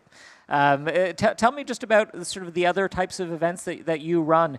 What sort of distances do you tend to prefer? What type of events do you like to race? Right. So when I'm healthy, right? Because obviously I'm now injured, Sure. not healthy. When I'm healthy, I would say my favorite distance is 50K. So Okay. I think if kind of fall in the sweet spot, not too long, but still not too long for me to enjoy the mountain. Yeah. Because obviously. I'm not an extremely fast guy, so if you put me into the 20, 30K, or if not shorter, it will be very difficult for me to, keep up with fast guys. Last year's Hong Kong 100 third was obviously an exception. Yeah. I think I got lucky because the race took place on a Thursday, Yeah. right? So most people had to work. So my work offers me some flexibility, so I could, take some time off on the Thursday morning and do the third, and luckily grab the podium. So 50K is my favorite. I participated in the other races, Hong Kong 50, Lantau 50. Lantau 50 is a beautiful course. Yeah. Whenever people tell me they're hiking, entering the mountains, I would obviously recommend them to visit the beautiful landscape in Lantau. Yeah. I still remember, Jackie Leung, the 4-trail finisher. Of course, yeah. He and I actually went to the same high school, but I think he was 10 years more senior than me. Yeah. I remember he said in an interview, Lantau's landscape is very similar to the European mountains that you see, in the likes of Mont Blanc or other mountains, Snowdonia, etc. So whenever people go to hiking, I always recommend them to go to Lantau. But Yeah, Hong Kong has such amazing diversity of trails. We have the new territories where this race is being held: Lantau, Hong Kong Island, and such an amazing trail running community with athletes of all different sort of levels of competitiveness. And that community just doesn't happen on its own. A lot of people, volunteers and race organizers, even sort of shop owners and racing brands that have popped up. In fact, we have one person who we've had a chat with, John Ellis, who's racing today. How's he doing? This is actually his 14th edition of the Hong Kong 100, and he's done all previous 13 under 14 hours. Right. Really interesting guy. In addition to being an elite runner, he's represented Australia at the World Championships. He's associated with a few businesses in the running community, Gone Running and T8, he's had some injury issues, but is healthy and fit today. So why don't we hear from John Ellis? Sure. So what is it that's so special about this race? Well, for me, Hong Kong 100, it's the iconic Hong Kong race. It was the first solo 100K in Hong Kong. First year was 2011. I got here in 2010. So, I was lucky enough to get here at the right time to be doing it every year. And just for me, it just represents Hong Kong in so many different ways. It takes us, on such an iconic course. A lot of it's on the Macklehose, which is the same course as the Trail Walker race, which is Hong Kong's, original 100Ks, but it's a team race instead. And then, just the community gets behind it. It's the race that's represented Hong Kong all this time because it was the one that was on the Ultra Trail World Tour. Now it's part of the World Trail Majors. And it's got amazing organisation. It's one the community really gets behind. For us, it's the race. Speaking of the community of Hong Kong, what's so special about the trail running community here? Can you just tell us a bit more? Yeah, it's just so tight. And I think one of the great things with Hong Kong is it's so many people in such a small place. 7 million people in a place that's probably the size of, I don't know, like New York City, but smaller maybe. And so you have this big population density, which means there's a lot of interest in having lots of races because a lot of trail runners need to have a lot of choice for races. So in any given weekend you might have 4 or 5 different trail races. At the end of the day, that just means there's a lot of opportunities for all of us to catch up. So community is really tight, whether it's racing together, pushing each other, volunteering for races, just helping each other. And I think the other thing is it's just such a global community as well. Hong Kong's just such a melting pot of different cultures and nationalities. And we're all very accepting of all of that, and that just makes it such a fabulous community to be a part of. It is true there's so many really wonderful people in this community, and so for the international audience, can you tell us a little bit more about the Hong Kong trails? What's so special about the trails in Hong Kong and what you can see? Yeah, there's just a bit of everything, which is, the variety is just amazing. You've obviously got mountains. So if I had to complain about the Hong Kong trails, I'd love to have a 3,000 metre mountain. We've got a few sort of 1,000 metre mountains, but that's still, I can't complain because there's just so many of them. Did a charity run the last month, for example, and we tried to climb Hong Kong's top 10 peaks in a day, and they're all over 750 metres, so you've got lots of choice.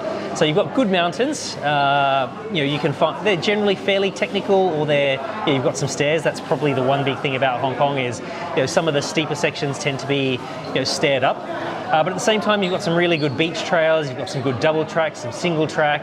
It just crisscrosses the whole territory because you do have this 7 million people just wanting to go different places all the time.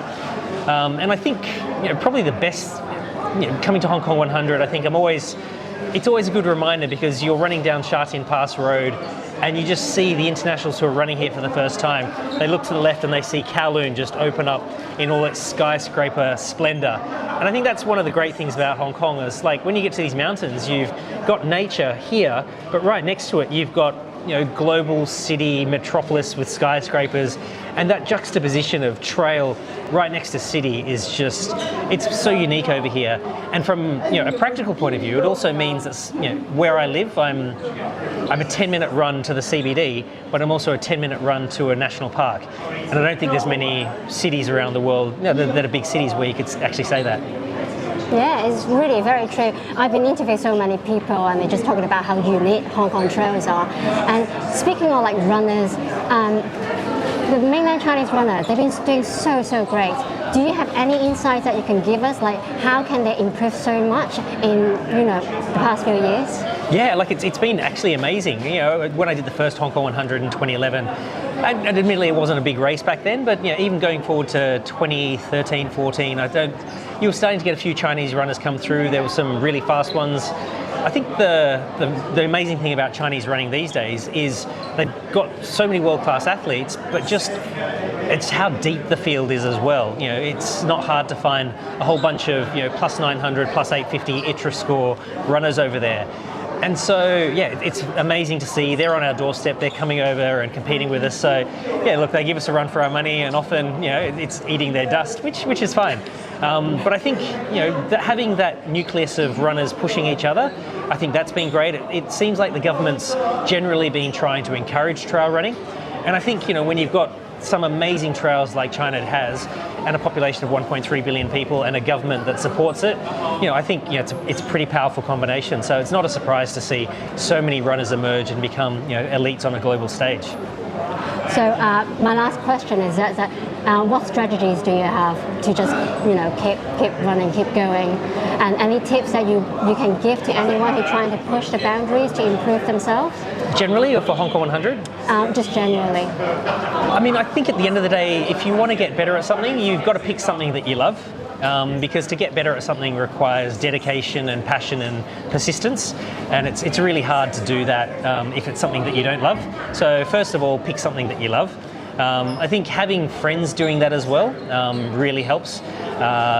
For me, a lot of my long training runs are with friends, and when you've got to crank out a 30, 40k long run, doing it with friends who push you, you can have a little bit of friendly competition, but a lot of it's just chatting, makes the training super easy. At the end of the day, as you get older as well, you just got to look after your body. Probably something I didn't do that well over the years. I'm belatedly learning, but looking after your body, eating well, sleeping well, not drinking so many beers as as I'm told a few times, but all of those things, and picking something that you love, and being persistent and sticking with it. Actually, last question. Since you're such a veteran, what tips can you give to people? I mean, because you've done it every single year. Okay, yeah. Any tips, any things that you can basically give to people who are considering maybe joining next year? Yeah, probably the two tips I would say for Hong Kong 100. Three tips. One is pacing. It's a very back-end loaded course. A lot of the big tough climbs, Ma and Shan, Beacon Hill, Grassy Hill, Needle, Timer Shan, they're all in the second half in the last 45 Ks. And so it's really easy to go out a bit fast, because a lot of the first half is very runnable. So, I'd say probably just go a bit easier. Maybe it's got to feel a little bit slow for the first half, but that'll keep you, still moving well in the second half. I'd say secondly, especially for people who aren't based in Hong Kong, you got to practice stairs.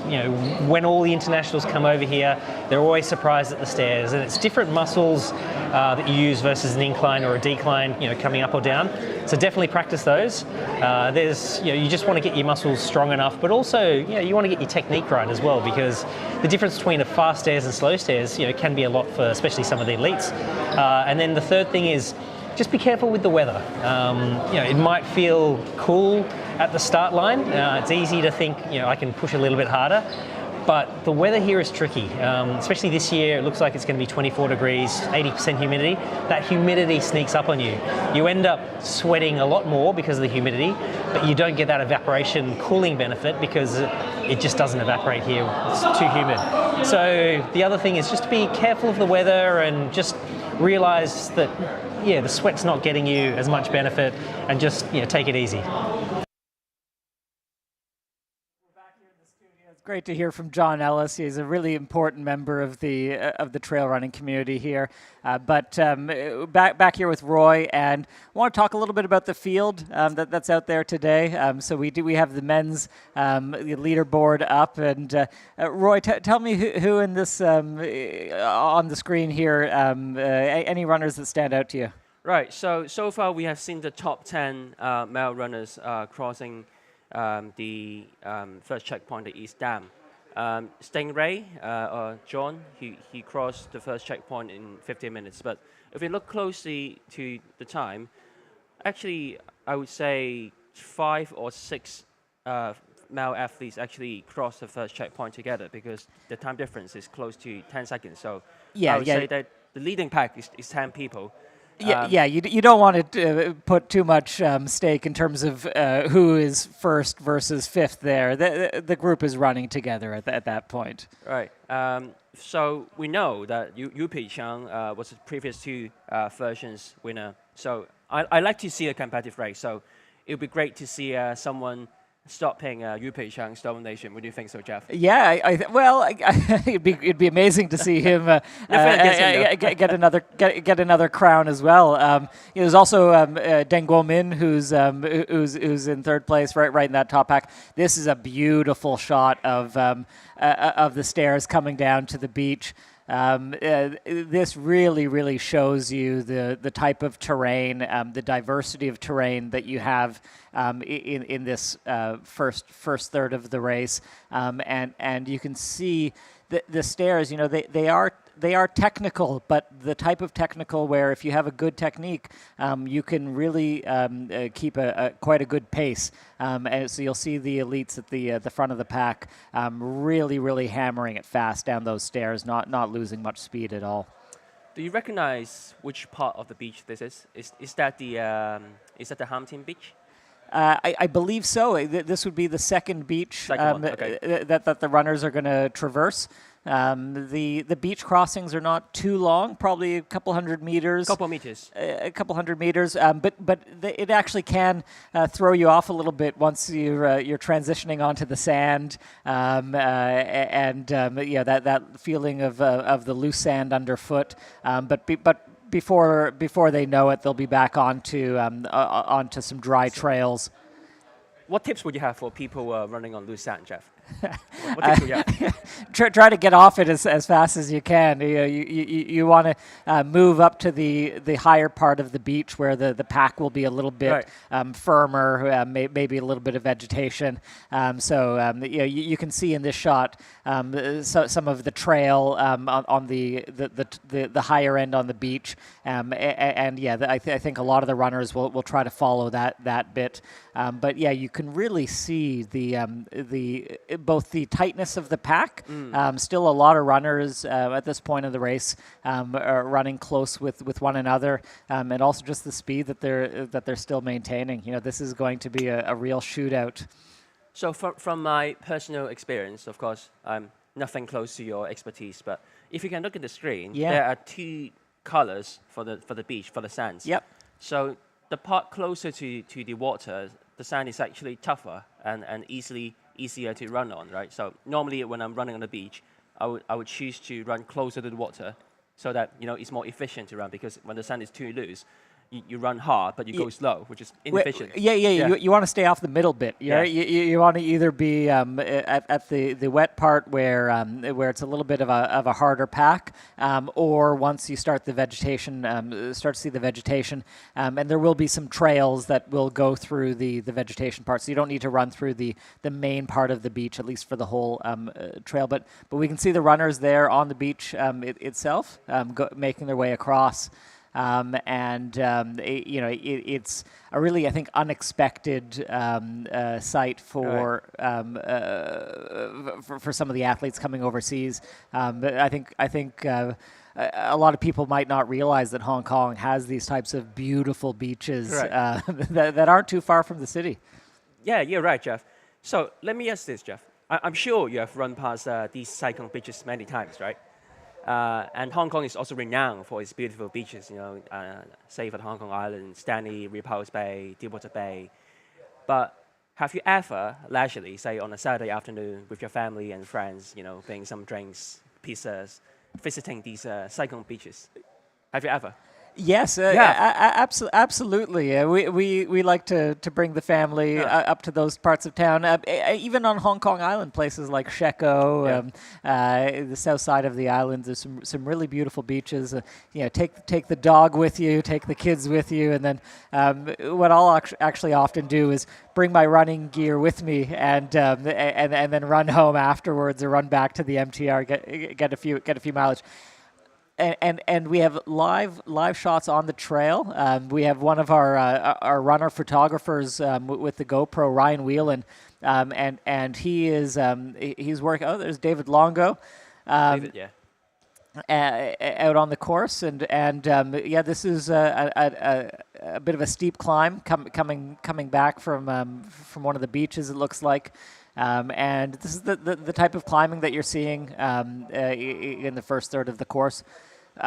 Look at that sunlight. Yeah, it looks like the sun is pretty bright overhead, and maybe that's a little bit surprising. I think early in the day. So when did David cut his hair? Do you remember? He has long hair, right? It looks like he's doing it. He's wearing a do-rag, so I'm not sure how much hair he's hiding underneath there. Look at that shot. Yeah, really beautiful part of Sai Kung that the course is going through here. So Roy, tell me about your training. Whereabouts in Hong Kong do you do a lot of your mileage? So I live in Quarry Bay. So naturally, if I'm training in the mountain, it would be the likes of Mount Parker, Dragon's Back, that kind of stuff. I used to live in Soho, so section 124 of the Hong Kong Trail used to be my training habitat. But Hong Kong Trail section 124 are rather flat, so there isn't really much climb you can do in terms of training, specifically, for example, for the race of Hong Kong 100. The peaks on Hong Kong Island don't go above about 450, 500 meters. So there's some limitation to in terms of how much elevation you can get in on the island. Although you can get a fair bit of climbing on trails that are not too dissimilar to what we're seeing on the screen here. Hong Kong Island does have a lot of the same elements, the same terrain types that you'll see in the new territories. Right. Maybe at a slightly smaller scale. So people in Hong Kong Island, if they want to do hill climbing training, they usually go to the first two sections of the Wilson Trail. So they call it 2112. So you start in Quarry Bay, you climb the Siu Ma Shan, Farland Hill, and then the Twins, and you arrive, you descend back to Stanley and then back. So people call this the 2112, which has some nice scenery of Stanley, etc. But I'll say it's I wouldn't say boring because you still see the beautiful sceneries, but it's just you're either climbing or you're descending. So it's just very specific training, I would say. Let's put it this way. Not much you can do about it. Absolutely, but I think what we're seeing here on the screen is just some of the most epic of the trails and really dramatic scenery. It's a very special part of Hong Kong. It's beautiful. Yeah. So talking about these beaches, so I always tell my wife, telling her how beautiful the beaches, Long Care, Ham Tin, Dai Wan, Sai Wan in Sai Kung is.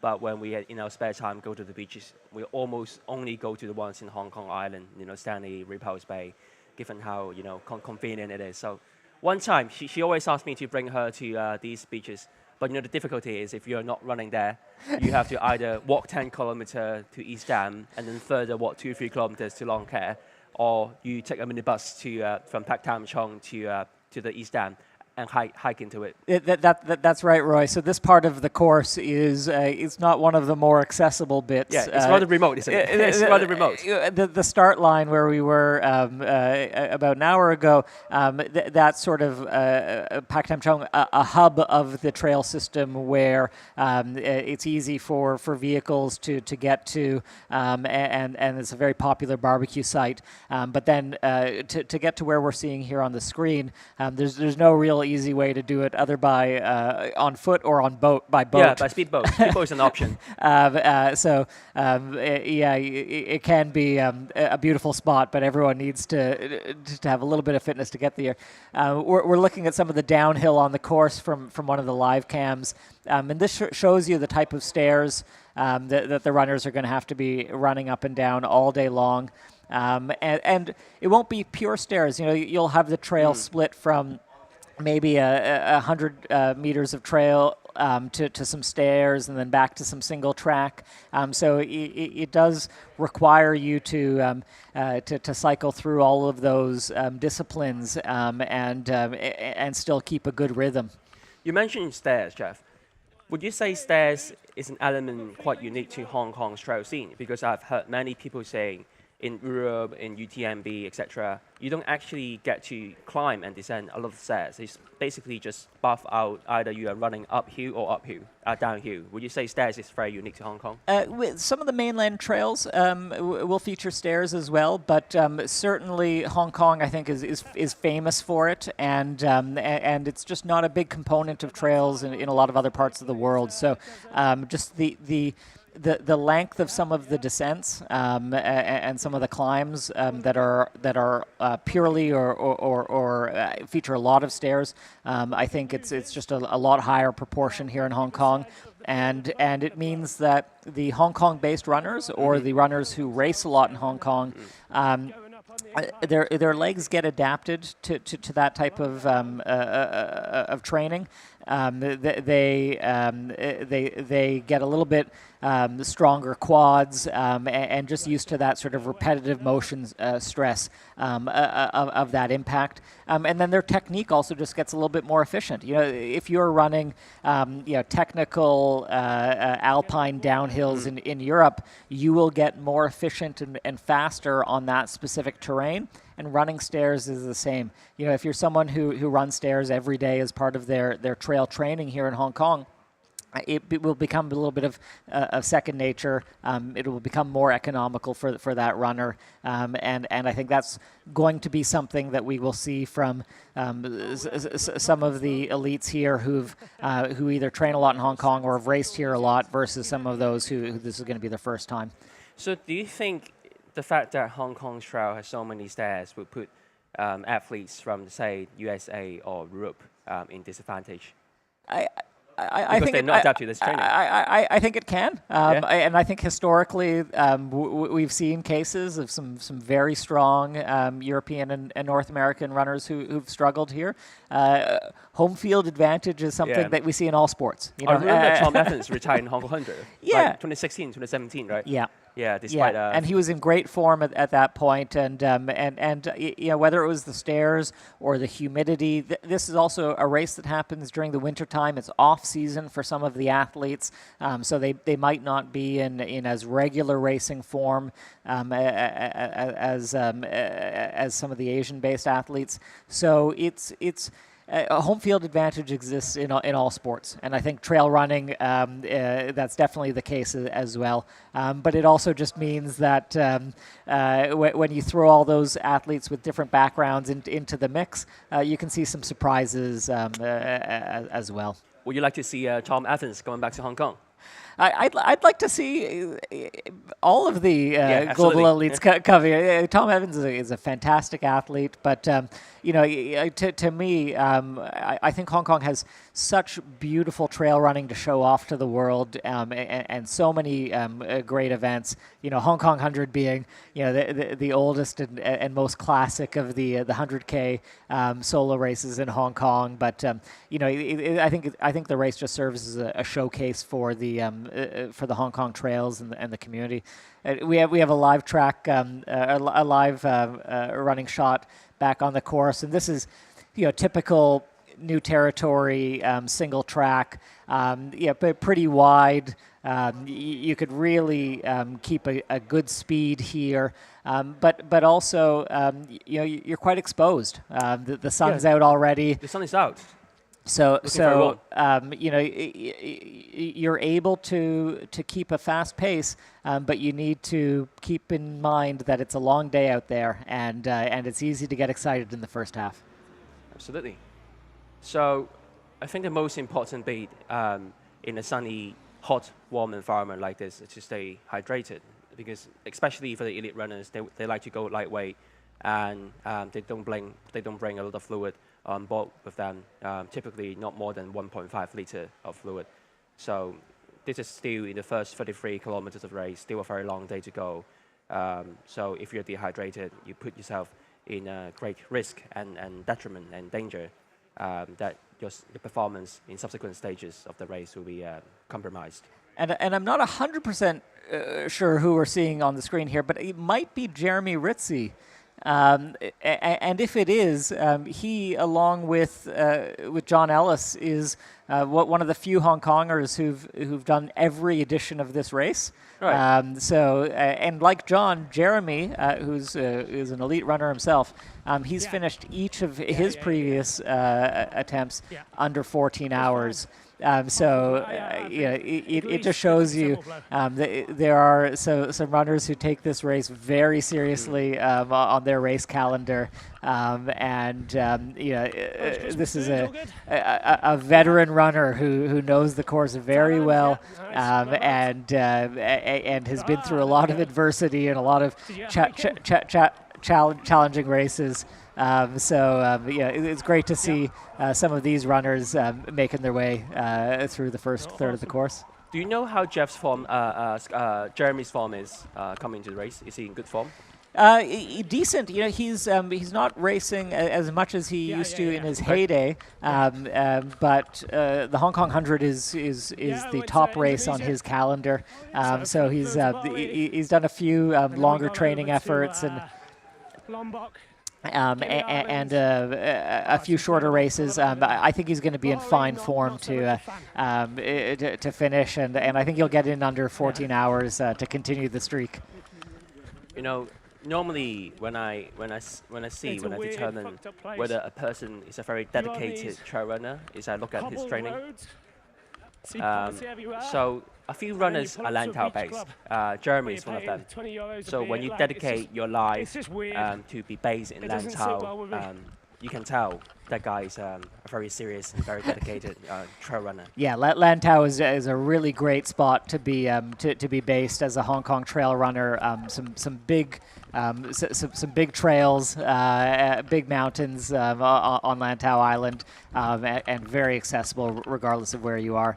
I think we're gonna, yeah. Okay, Scott is coming back in now.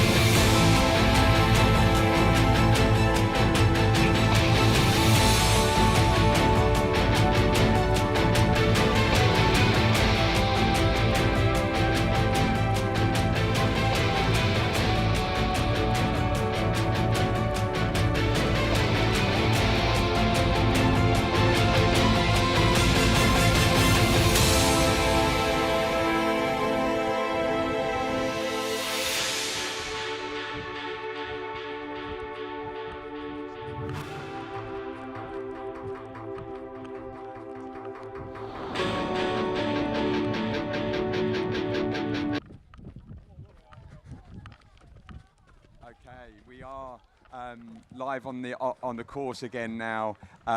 We've got on the race timing solutions, we can actually see how things are going. We're just slightly behind the course record pace for this year. So just at Ham Tin, which was checkpoint 1, the record pace was 1 hour and 38.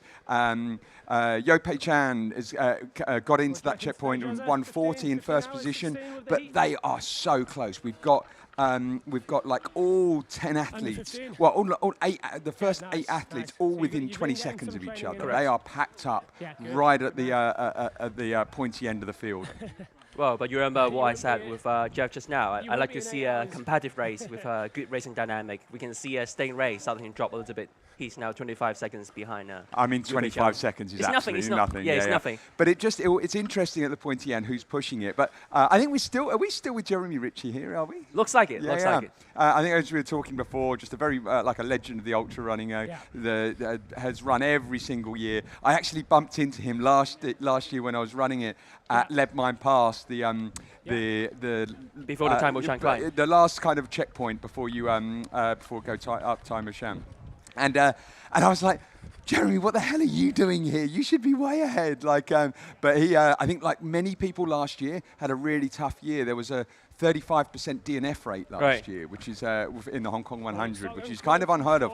But I think it was, it's a hot year, and so even some of the elites, we saw some DNFs in Hong Kong 100 last year. So Scott, you used to be based in Hong Kong, right? Yes. Where did you live? Where did you used to live? I lived in Kowloon, but I was living in these hills. I think like all of us trail runners. We were talking about Jeremy's Lantau based. Yes. My question to you is, would you be willing to be Lantau based for the purpose of trail training? Yeah, sure. So I mean, I love Lantau. It's just such an incredible island. It's got some of the biggest hills. I actually ran through the other day and just ran Lantau, the Lantau trail route, Lantau 70, which was. It's just a really sort of, you've got two huge mountains, Sunset and Sunset Peak, which is very, very challenging, and you have them both back to back. But yeah, I think of any part of Hong Kong, this is probably one of my favorite parts. Like around Sai Kung, around Tai Long Wan, and this sort of like section 2 and 3 of the MAC is just stunning, just going from beach to beach. And as you can see here, just the amount of steps, it's just very, it's just unforgiving number of steps. So as we go to the dot track, these front runners, as we saw from the timing, they are all neck and neck. So they're packed up here together. But they've now left the beaches. They're going to be heading over to checkpoint 3. Once they reach this summit, there's a long downhill before then they reach the it's not the reservoir actually. This is the ocean. Yes. And then there's another climb before they get to the next checkpoint. Pak Tam Ao, where there will be many of them will have their crew there waiting for them, but this will be a lightning checkpoint. People will be flying through this point. But then we'll get a really understand where, how it's playing out in the front of the field. Yeah, so the front pack is about to arrive at Check King. Yeah, sure. So the current leaders, if I just bring up actually the timing solutions, this is as went through the last checkpoint. As you can see, the top 8 are literally all within 40 seconds of each other. Correct. That's crazy. They're like, this is almost like if you would have a road marathon where they're like literally in a pack. It's very difficult to maintain that on trail as you go up, down. So they've done, they are fully bunched up. It's hard to say, who's actually driving that pack, because there'll always be someone that's kind of pushing. They're keeping an eye on each other. They want to see who's feeling it hard, who's breathing hard, and know when to sort of light their match and just and give it a push and see if people come for them. Yes. It's no massive surprise to us that Yu Pei Chang is leading the race, being very dominant over the two past years. My only question is whether he's wearing a road shoe instead of a trail shoe, because if you search Yu Pei Chang up on YouTube, you will famously see him climbing K Lang Ha, climbing Mount Anshan in a pair of road running shoes, I think. So I reckon Yu Pei Chang has signed a sponsorship with a Chinese brand, but maybe he's still running a road running shoes. So yeah, typically, as we showed from the course profile, the first half of Hong Kong Trail is relatively flat. Correct. And it actually lends itself. I think when I ran it last year, I ran in a road shoe for the first half, and then switched at the midway point into a trail shoe, and picked up poles at that point. As you'll see, like none of these runners are running with poles. I think a few of them might actually pick up poles at the halfway point. We see a female runner in the camera. I think it may be Angie Yan. Looks like it, right? So the leader of the female race is Dominika Stelmack and Xing Wang. And Li Ying are the two leaders. But from her running form, I can almost be sure that this is Angie Yan, the winner of the 2022 edition of the Hong Kong 100. Yes. Yes, Yeah, I'm yeah. sure this is Angie Yan. Here she is. She's been tapering for the race for this week. So Angie completed the 4-in-4 challenge during Christmas. So I'm guessing the next logical step for her would be to participate in the 4-trail challenge. Maybe not this year, you know. Famously being the cancer survivor, bringing a lot of positive energy in the local trail running community.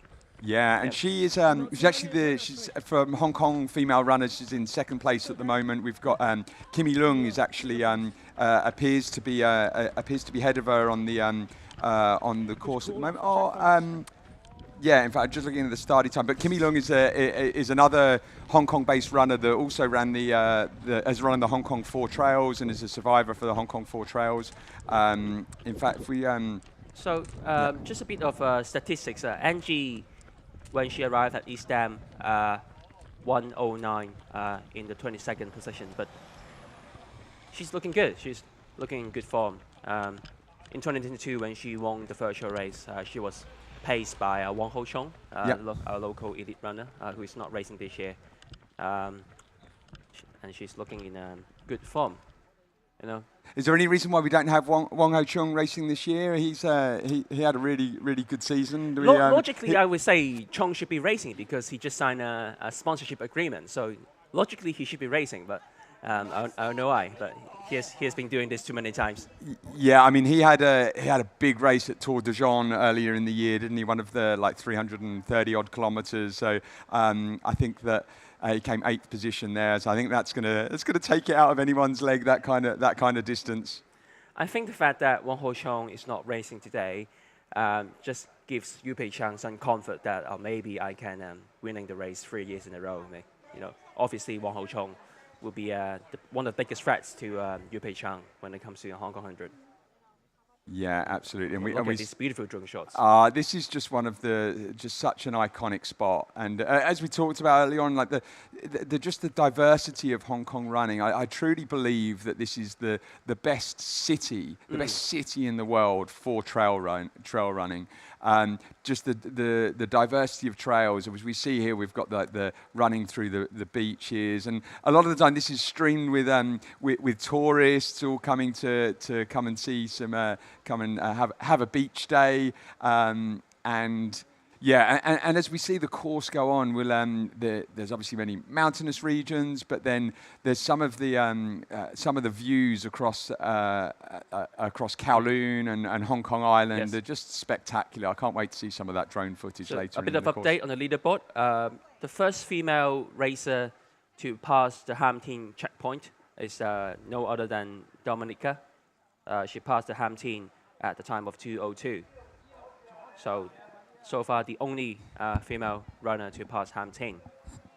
Looking very strong. Yeah, very strong. That's just 20 minutes behind the male the male leaders. Have we talked about the fact that the half course record was broken yesterday? No. Yeah, so it was broken. My mate actually reminded me that a course record breaking time was produced yesterday. I think it was sub 5. Well, surely it was 5 hours. Last year time was 5 hours. But let me check. I reckon it's another mainland Chinese racer yesterday breaking the course record of the half. I can't give his name right now, but I'm sure it's a course record.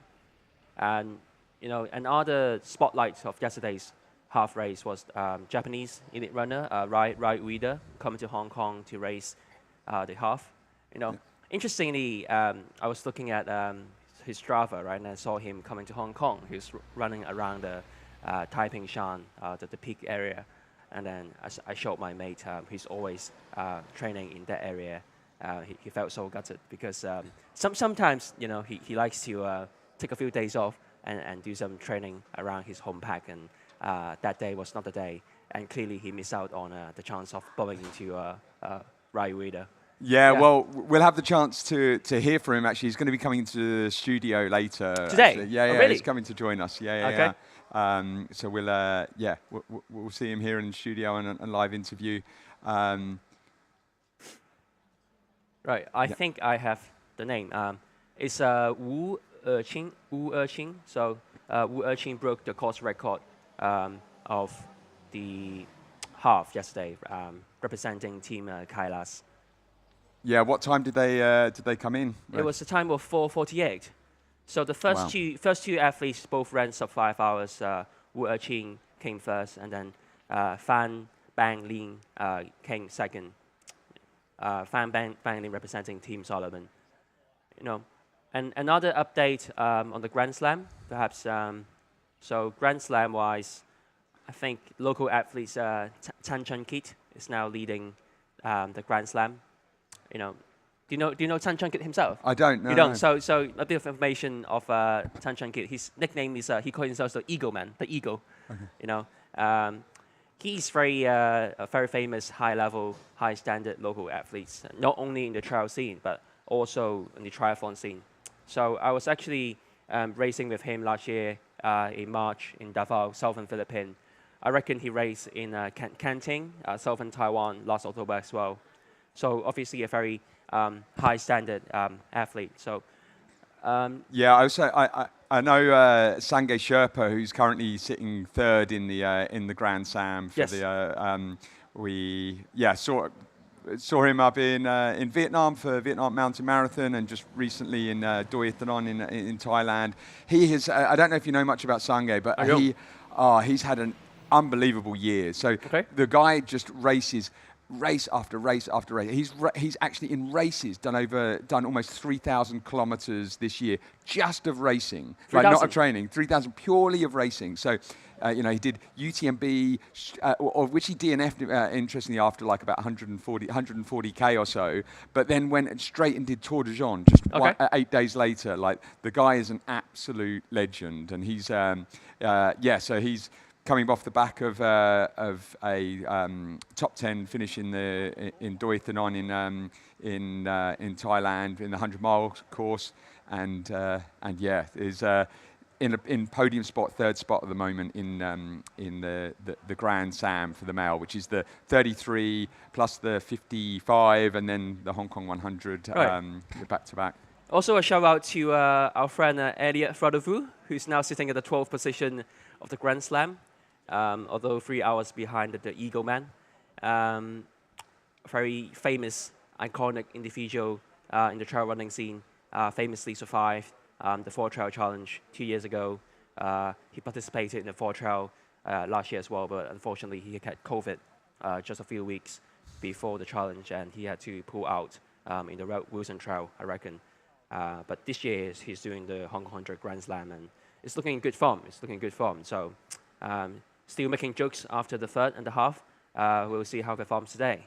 Yeah, interesting on the Grand Slam. It's like last year there were only 10 people that competed. There's 114 people that are taking it on this year. Yeah, it's I think with ultra running, it's almost getting to the point. Certainly with like the sort of weekend warriors of just going harder and further, right? And just taking on these kind of like iconic challenges of just to really push yourselves, and doing racing 3 days running is pretty full on. Like it's definitely going to be tough on the body. I added this question. I'm going to ask you again, Scott. Do you think the Grand Slam of Hong Kong 100 or the 4-Trail is tougher? 100% the 4-Trail. You think the 4-Trail? Yeah, 100%. I think any stage race is much, much easier than doing non-stop. Right. You're just being able to go, have a sleep, recover, get up the next day. It's just, they're not even the same sport, if you ask me. Rather than having like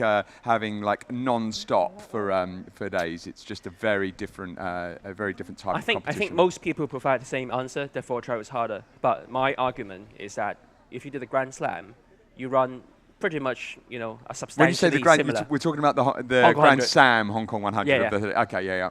Of Grand Slam Hong Kong 100. You are pretty much running in 3 days in a row a substantially similar terrain and course. that kind of mental challenge, that kind of boredom, repetitiveness may take a toll on your mental health as well. I just got logged right? out. I'm in again. Yeah, Can I you mean, hear back me? to again, like doing so for these people who are doing it, they've run at the moment. So Elliot, for example, who's in 12th at the moment, he's run like almost 12 hours over those 2 days after doing 33 kilometers and 50 odd kilometers. So that's actually to run that and then having a sleep at night testing, is just and actually being able to recover is just really important. But like, it all depends how fast they do it, right? If they're doing it and if they are doing like really, really fast for those 2 days, the third day, the 100 kilometer is going to be brutal. Like doing it on really tired legs is going to be tough. But interestingly, I mentioned last year, 35% DNF rate in Hong Kong 100. Not one of the Grand Sammers, like everyone finished it. Not one of them DNF'd. All of them finished all different races. So I think, interestingly, when it's a really tough course, people train harder for it. They prepare themselves harder for it. They plan better in terms of nutrition and how they're going to they strategize around it. Whereas if people are doing a 100K, some people will just sort of rock up and think, "Oh, just give it a go and see how we fare." Look, going back to the female leaderboard, now we can see 7 female athletes have crossed the Ham Tin checkpoint. All of them are mainland Chinese athletes, I reckon. Chen Ling is coming second, Zhang Wenrong third, Wang Xin the fourth, Li Ying fifth, Deng Ronghua sixth, Zhou Xiaoxiao seventh, and that's the remaining 6th Chinese female athlete crossing the Ham Tin checkpoint. Speaking about these very strong Chinese female athletes, one notable absence this year is Xiang Fujiao. Xiang Fujiao, I think she has won the race before. She's got the course record. Yeah. I still remember there's a clip of Xiang Fujiao racing Veronica, now Veronica Lang. As they were battling for the first female position. But unfortunately, I think Xiang Fujiao had some injury, had some niggles after a race 2 months ago. So that's why she's not racing today. Yeah, and last year we had Man Yi, very famous Hong Kong-based runner, Hong Kong runner who won last year. She's actually going to be joining us in studio. She's not racing today, so she's going to be coming in later on today. But she's another like phenomenal runner and also finished the 4 trails as well and has the fastest female time on the 4 trails challenge in Hong Kong. Yeah, so another Hong Kong famous trail runner, Kimi Leung. She's now currently in 17th position. She crossed the East Dam in a time of 1:07:22. She has yet to arrive at Ham Tin yet, but we all know Kimi. She's not the fastest athlete in the course, but she has the endurance, she has the grit, and I'm sure she will, finish strong in the later course in the second half. She of the race. finished in top 10 last year. I think she came 7th or so last year. One thing about Kimi Leung that struck me the most is what she said after completing or surviving the 4 trail. I remember it took her 3 attempts to finish the 4 trails, and what she said, when being interviewed, or I think it was something she typed on her social media, was that, I can finally complete this challenge, and I'm so happy about it. It's just go to me thinking, obviously, completing the 4 trail challenge is something massive that normal people like me wouldn't even dream of doing it. And it just gives me the inspiration that in order to carry out this kind of massive challenge, you really have to, love the sport wholeheartedly. It's not even about passion or enthusiasm, but you just have to love doing it. Well, interestingly, she you talk about her endurance. She actually lost her eyesight in that race. Yeah. So she actually couldn't see at one point. Like she's having real challenges with her eyes. Yeah. So I would like to introduce, talk about another local female athlete. She's my friend, Naomi Fong. She's now in position 55.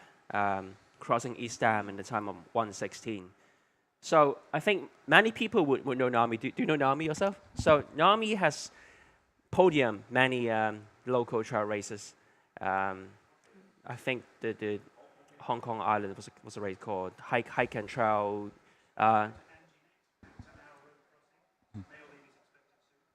Right. So just a brief background on Naomi. She's now 55th in position. Yeah, so we're actually going to go. We're going to Pak Tam Ao, okay, let's go and to we've got Angie on at Pak Tam Ao watching the. We're going to see some of the runners come through soon.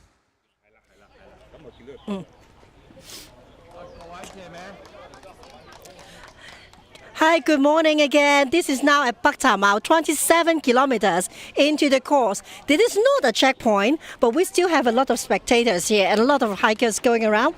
It is 27 kilometers into the point. We are waiting. Oh, we're just seeing the leading gentleman is coming in. This is bib number 3 coming into the race. We're 27 kilometers in. Together with him is bib number 21. For we already know that 张火火、尤佩全还有赵虎 are leading on to the race. They are almost as good as the record time. What you see in the camera now is Liu Peiquan. He was the winning. Liu Peiquan and 國民加油國民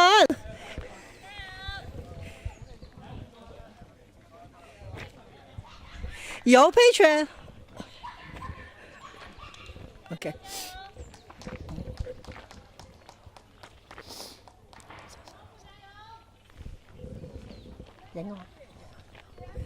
What we have seen is that 张火火、尤佩全、还有赵虎、还有邓国民, they have just paused as the 4 leading gentlemen. And you can see that they are all within a time of 5 seconds with each other. They are 27 kilometers. They are looking great. They're sweating a little bit too much. I think for what we just saw now is our... What we have just seen that on the camera is a very... Sorry.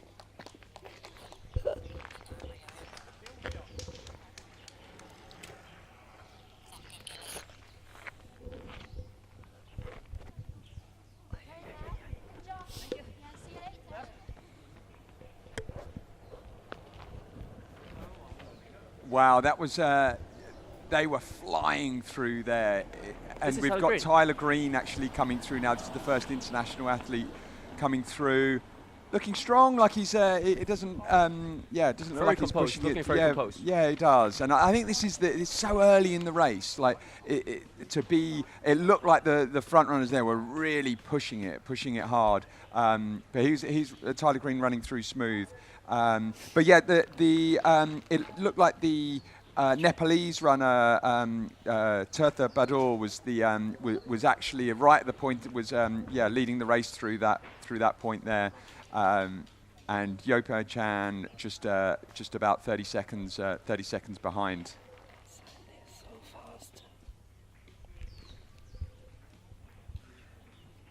Have you seen a Stingray passing Pak Tam Ao? We haven't seen Stingray come through on the footage yet. Well, in Hampton, Stingray was 25 seconds behind the leader, so I would expect him to have passed or arriving imminently. Or perhaps he decided, is that Stingray in the white shirt? I reckon that's Stingray in the white shirt, right? Yeah, we have seen Stingray, I reckon. Yeah, that's Stingray. Yeah, we can see Stingray wearing the white shirt. I think he's limping, wouldn't you agree? I think he's limping a little bit. He looks struggling, yeah. Yeah, he doesn't look too good. Like his gait's not right there. I know that he was actually. I saw pictures of him with Needleman just in this past week, getting fixed up before racing. But he was definitely not looking too comfortable there, coming through Pak Tam. So he's not in prime form entering the race. I mean, he has been in prime form this season, obviously, but he has raced like week in, week out for this past over the past 6 months. So that takes its toll after a while. But we had Meng Guangfu, who was also in the top 3 there, coming through, looking very strong. As we expected, the mainland Chinese athletes have just had a have come out very hard, and they're used to, many of the trails are quite similar to Hong Kong. Who do we have coming through here? Okay, another Nepalese runner coming through there in the top 10, Betsunwa. Bib number 198. Betsunwa, yeah. Just crossed Patang Ngao. Looking good. He looks like he's sweating a little bit, but still looking strong. Yeah, I think as Angie mentioned, like a lot of the runners are like got a sweat on now. They've done a couple of like decent climbs on exposed trails in the sun. They're going to be feeling the heat.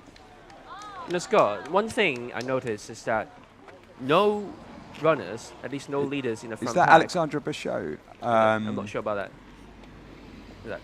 One thing I noticed is no leaders in the front pack has received any crew support in Patang Ngao. Normally, the crew will be waiting for the athletes in Patang Ngao, right? But we haven't seen. No, it's so early in the race. I think that they would have had enough water on them. I mean, interesting that runners keep running with the poles from the beginning. I mean, a lot of people would save it for their drop bag, but yeah, they'll be running very light on this first part of the course. Do you recognize him? Yeah, I think it's Alexandra Bachot. I couldn't quite see the number. Okay, we're now looking at the top of Patang Ngao. As the athletes are climbing Zhengsheng. When you climb Patang Ngao, you enter Zhengsheng. And then this is where the course deviates from the traditional Macau Trail. You turn right and you Tai Tan. You enter Tai Tan and Hoi Ha, this is Ao Yi Sek Shan. Scott, a trivia. So 2 years ago, I was training for my Hong Kong 100. I was within this vicinity. I was in Tai Tan. In Tai Tan, you have to run through a few village houses, right? So as I was running through these village houses, I was bitten by a dog. So which was owned by a local village resident. But hopefully, luckily, nothing major happened to me. Just had a few jabs. Yeah, it's one of the things you have to be wary of Hong Kong. We've got lots of snakes in Hong Kong, but we also have a few very protective dogs around the villages as well. But I think the athletes today will be in the middle of the day. Should be fine. It's when you go through early mornings and it can be a bit dangerous. But I mean, the views from there are just absolutely incredible. Number 11. Yeah. So there we have Ricardo Cherta coming through. He's like an extremely strong runner, 837 ITRA point, and was top 10 at Ultra Trail Cape Town as part of the World Trail Majors just in November. He's had like a really strong year as well, and I think this is one of the first times he's raced in Asia. However, I think he maybe have joined. In fact, I think he was also represented his country at the World Mountain and Trail Running Championships in Chiang Mai. But yeah, it's his first time running this kind of distance, 100K in Hong Kong. More scenic drone shots of Hong Kong's beautiful mountains, as we can see on the camera. So, what is your favorite trail in Hong Kong, Scott? Oh, that's a really tough question. I mean, I've having lived here for 6 years, I've basically covered all of them. I mean, we talked about the 4 trails, which is the Maclehose Trail, of which the Hong Kong 100 is based upon and covers the majority of it. But there's 3 other big trails with Lantau, Hong Kong Trail, and the Wilson. And I've trained and attempted for the Hong Kong 4 trails. Have you? Yeah, I was supposed to be running this year, but I'm injured at the moment. So I unfortunately won't be taking it on this year. But with that, have run a lot of these trails, and yeah, I think there's certain parts of Lantau which are beautiful, as we discussed earlier. But quite honestly, I mean, this part of Sai Kung is just with the beaches is just so remote yet so beautiful. And And this is, we're looking at here the steep climb which comes out of Pak Tao, and it's a really tough climb. As you can see, it's very exposed. The sun is on your back. Like, it's getting hot out there. I mean, I think it's only 24, 25 degrees, but that's deceptive. With the humidity that you have in Hong Kong, I think that will feel like 30. And you can see the athletes have got a sweat on, and they're going to be. It's definitely going to like slow them down on that exposed part of the route. But it's really important that they don't push too hard in this exposed hot put, because this could just blow them up for the rest of the race. Yes. So this is the climb up junction. Do we still see Stingray? This is Stingray coming up here. Still smiling? That's a good sign? No, I think he's got a bit of a head shake there. He definitely doesn't look very happy. You can see him holding his quad there. Yeah, absolutely. Doesn't look very good. No, I mean, Stingray has been. This isn't his optimal distance. Although he won the North Face 100 in Hong Kong just recently, but he's the Asia Trail Master Series is the overall winner. Those races predominantly he's been running around 50 to 70k. But yeah, he's had a big season, which I think will have taken its toll. And another thing is Stingray style racing is explosiveness. He's a explosive kind of racer. He doesn't like to hold a steady pace in a race. So if his body is not in good form, prime form, that he has niggles in his body, then that would really affect his racing style because he can no longer race the style that he normally does. Yeah, yes. I mean, you'll see the views coming up here. This is one of this climb here. It's exposed, but it's also just you turn around and it's just wow, incredible views. After you arrive in Changshan, you turn right. Then there's a very flat, very fast, very runnable section where Stingray would normally excel. He will be flying it when he's healthy, right? Okay, but. Let's see how Singh will perform that. We're do I jump it now? Yeah, just look at these views, just incredible. We're so lucky to be able to have got live drone footage coming now. Talking of drone footage, we're joined at the desk by Mr. Richard Kimber, the orchestrator of and the director of this studio today, and also the drone runner in Hong Kong, sir. You've been getting all of these drone footage in time. It's been pretty challenging getting live footage from some of the areas, right? Oh, it's been an interesting start to the race. We've had a few challenges, but we've overcome all of them. We've stayed on air. We're really happy. And look at this. I mean, this is exactly what we all love about Hong Kong. It's exactly what you love about trail racing. So happy to share this with the rest of the world. Amazing trails, amazing scenery, an amazing event.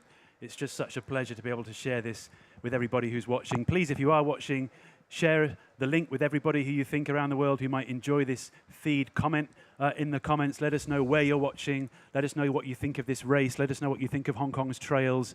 Tell everybody you know how beautiful the Hong Kong trails are, because those of us who run here all the time still feel like most times when we talk to our friends about Hong Kong, no one has any idea what you're looking at now is actually what we spend most of our time enjoying. This is one of the top runners, as we mentioned in the race, John Ray Onifa, the top runner in the Philippines, really. Stingray to his friends and his enemies who have to race against him on the trail. He's powering up as best he can this extremely steep climb out of Pak Tamau Road. We've not yet reached CP2, just as a reminder. We're not even anywhere near getting into the meat of this race course, but you can see the struggle, even with these top runners, of trying to keep up with the pace that the leaders are setting. I was running up there just a couple of weeks ago to do a streaming test, in fact, to find out if we could get away with even doing what we're doing now. I'm so pleased that's all working, but I can tell you it's not easy. And kudos to our cameraman right up there, Harry Tabo, good friend of ours, very strong runner himself. But Stingray looking really like he's in a bit of trouble right now. Such a strong runner, but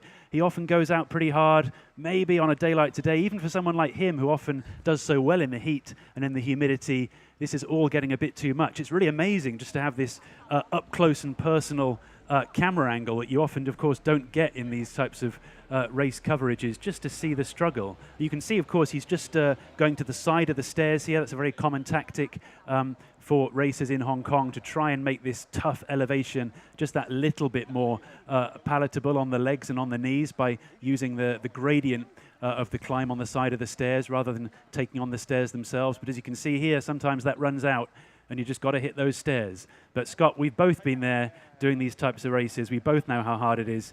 And he's probably not having a whole lot of fun right now. Yeah, no, absolutely. I think, as you said, like, you're just varying out the gate, just being able to between the stairs and the side of the trail. This is cutting back to Pak Tao, seeing a few more of the athletes come through at that section there, and about to take on this like epic climb coming out. Before, as you said, like, it deviates off the traditional Macklehose course, and is actually an extension that was built into the course around 3 years ago, because the Hong Kong 100 used to be around 98k, and for a couple of reasons, mainly to increase the ITRA point level and to be able to be a true 100k course, they added in a little extension to the course as well to add some elevation. Yeah, this is a really crucial part of the race, not least because it's so tough, but also as the runners come across that road, Pak Tam Mao Road, you have to remember they've spent the entire time since the start line basically buried in the depths of the beaches, as beautiful as they are. This is the only time they'll have actually really had any proper support or any possible contact with any of their racecourse supporters or support crew, even though that Pak Tam Mao Road crossing is not an official checkpoint. It's at least a place where people can come and cheer you on. You can see a familiar face.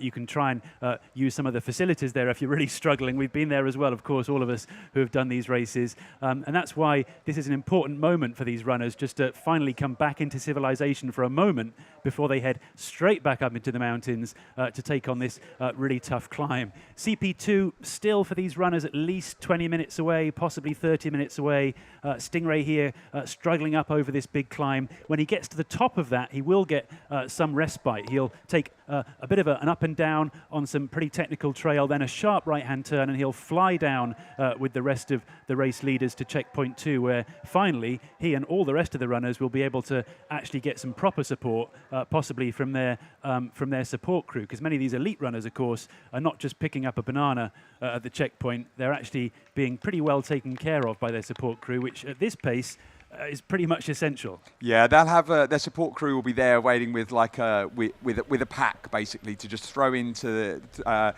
throw into their belt or throw into their back with their gels or whatever to see them through to the next section. I think they'll be filling up on a bit of water, actually, Richard. I mean, it looks pretty hot out there. You can see they're putting they're sweating quite a lot. I mean, these elite runners will lose like 15-20% of their actual body weight in like sweating over the course of the race.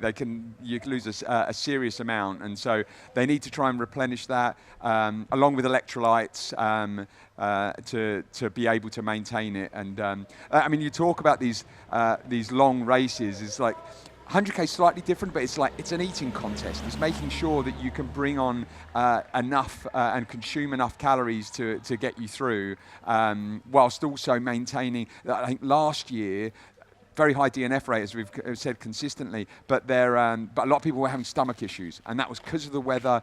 I think as the heat comes up, you have real trouble digesting. It's very different, like to either running in Europe or other places, of being able to consume calories whilst you're racing.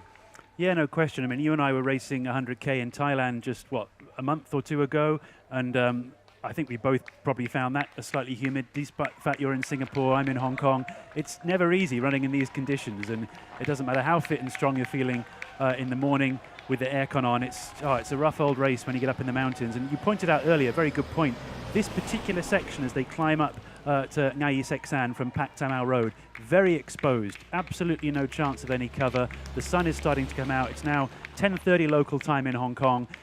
You've got to understand, if you're watching from overseas, Hong Kong gets hot. It's not even Chinese New Year. What are we talking? Middle of January. But I'd say looking at the scenes there and looking at the temperature down here in the studio with the temperature forecast, we're looking at 24, 25, but with 80% humidity, your sweat just doesn't go anywhere. It just fills up on your T-shirt, fills up on your shorts. You start to feel heavy. You start to feel soggy. It's a tough old world out there. And like you said, for somebody like us, bigger guys, which of course some of these leaders are not, but you're just stacking up on water, aren't you? And you can see from this amazing drone shot that we're seeing over the range in Pak Tam Au, there's absolutely no sunshade, is there? You're just exposed on that trail the whole way around, and it's only when they get to the top of that and start to take this sharp right-hand turn down to CP2 that you start to get away from the glare of the sun. And of course, just a reminder again, what is it? Not even checkpoint 2. So if you're feeling rough now, you've got a long old ride ahead of you. It's good, and they've gone out fast. I mean, they're just slightly off record pace, just a couple of minutes behind. But this is like last year. Yo Pei Chan was around half an hour behind his record pace. So if you accumulate that across across the course, they're kind of, and that was a hot year last year. It is this year as well. I think there's going to be some casualties as the race goes on. So we've got people like Tyler Green, who's come in as sorry to interrupt. That's Alessandro Sherpa, I think, who just came through. Another very well-known runner in Asia, if I'm not mistaken. Here it looks like it. Looks like another strong runner. But I mean, you can see he's probably a good 30 minutes more behind the race leaders. So maybe he's pacing it right, frankly. Maybe he's actually doing the best of all of these guys, knowing that there's a whole long way to go yet. Yeah, Alessandro Sherpa, who came second in the Asia Trail Masters behind Stingray. There's Salomon Wetstein, sorry to interrupt again, one of Hong Kong's top runners. He's won so many of these local races. He's also probably pacing it pretty well. He looks relatively smooth there, doesn't he? I think so, yeah. Solomon, who we talked about the 4 trails there before. He is, I think he's got the second fastest time after Wong Ho Chung, like 50 and a half hours. But yeah, just Lantau's his home, but yeah, he's it looks like he's putting in a good run so far. I don't think we've seen the first female runner yet, but I'm sure they're going to come soon because the competition among the female category just as intense as in the men this year. Some amazing female runners, and as we've seen in previous years, it's not uncommon now for the female runners to be busting the top 10 in these races and even doing better than that. There's so much strength and depth in the female field, particularly from Chinese runners, and this is going to be an exciting chance in the next 5-10 minutes, I'd guess, to see who the lead female is at this stage in what is also a pretty competitive race. Yeah, Dominika Stelmach from Poland is actually she's absolutely smashing it at the moment. Seems to be way ahead. Was represented Poland at the World Mountain and Trail Running Championships in Chiang Mai, but has had a quiet season actually. Hasn't been running much this past year. So yeah, it's interesting to see. I don't know whether she was recovering from injury for a while, but did have a second place in the Black Canyon Ultra, which is another part of the World Trail Majors last year. So yeah, she's putting in a sterling performance. And yeah, outside of that though, we've got the Chinese runners are leading the way on the with Li Ying as in second place behind her.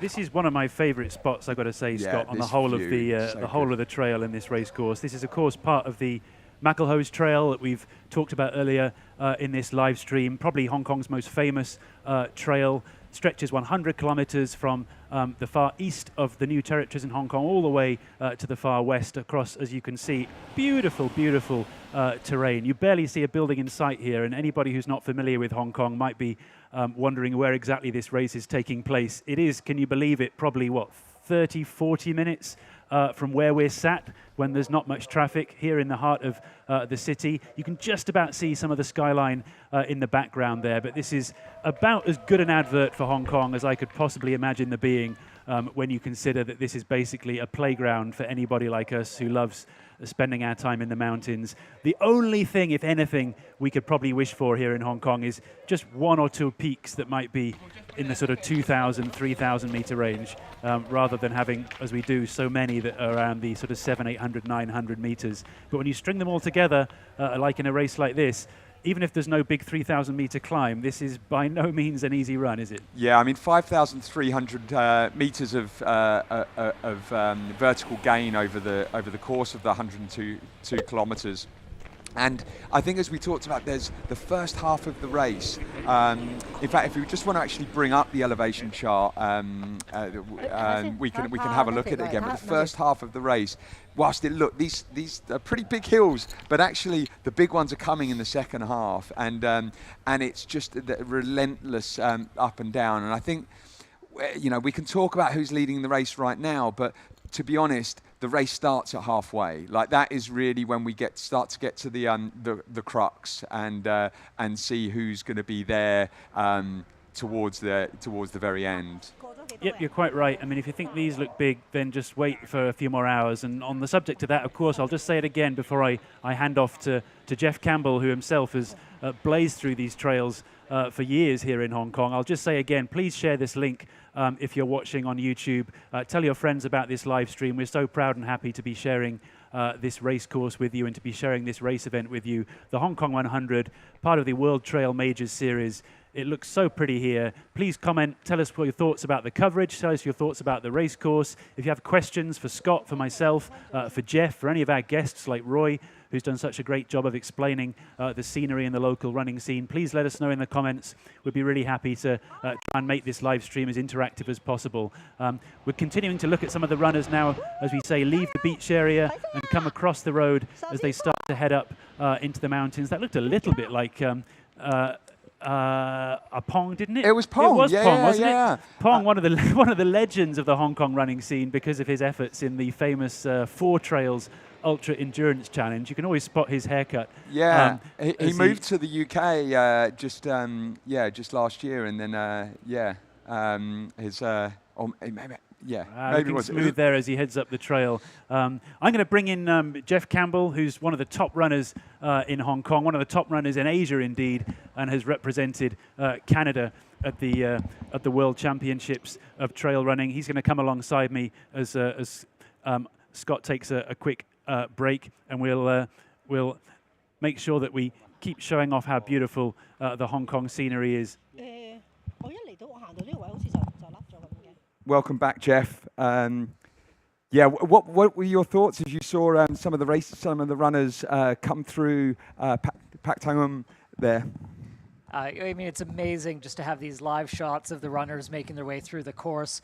I think we're far enough into the day where you can start to see who's looking comfortable and who's struggling a little bit more. It's early in the day. I think it's a time in the race where you're not going to win the race, but you could start to lose it at this point if you're not moving smoothly. So it's just great to see the live shots of how the runners are looking. I think in particular, Tirtha, the first Nepalese who's right up there in the fight. It looks like he's feeling well and running up front. So it'll be interesting to see how he holds up in the second half. Unfortunate to see Stingray. He looked like he was struggling, right? Struggling. So I think with John O'Neif, he's going to need to pull it together, or I think it could be that we don't see him finishing the race. Yeah, no, that was my feeling. Interesting, the Nepalese have a real history when it comes to both the Maculhose, Hong Kong. I mean, the entire the Maculhose trail was actually the Gurkha training route. So the Nepalese have a real history and have run Oxfam Trail Walker many times. But we're going to head back to the course. I'm going to hand over to Angie in the course now. How are you doing out there, Angie? How are you doing? Can you hear me? Loud and clear.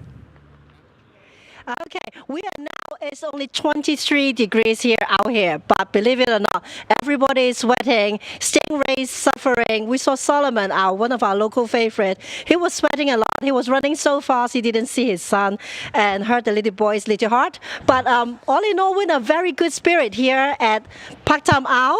Oh, hey, how are you, Matt? Just wave high.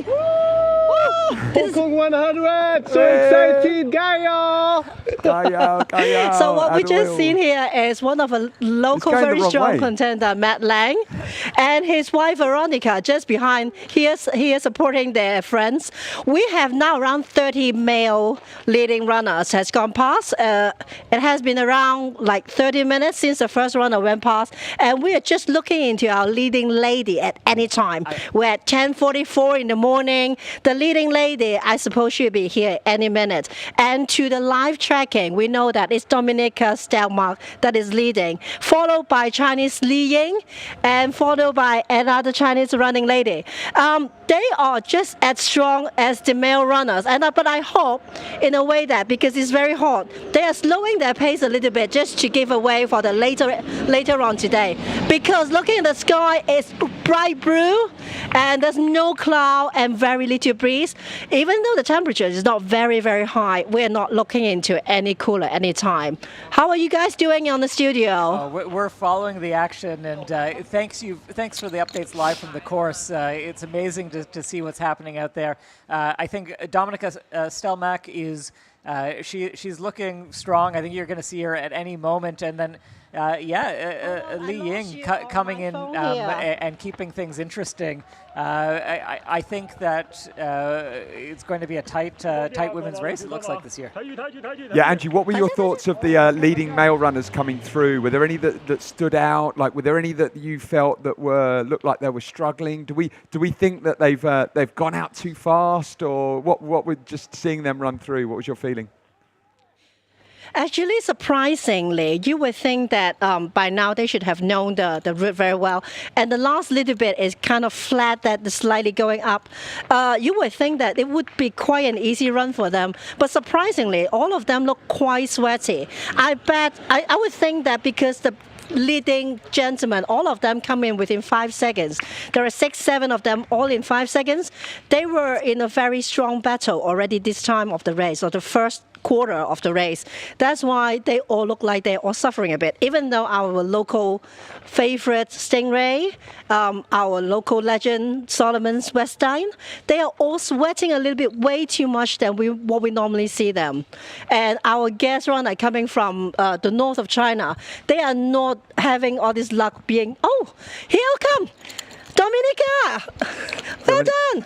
Yay. Leading, you see now on the screen, is Dominica Stelmark. She is our leading lady, and looking at her, she's in a much better pace than the leading gentleman. She's looking like that. It's only like the first 3 kilometers, hardly sweating, smooth, which is a much better looking than any of the gentlemen that has passed. I have to say, votes on the ladies. Yeah, and I think we'll have Li Ying coming in not too far behind her. It'll be really interesting to see how she's holding up, if she's looking as comfortable as Dominica was.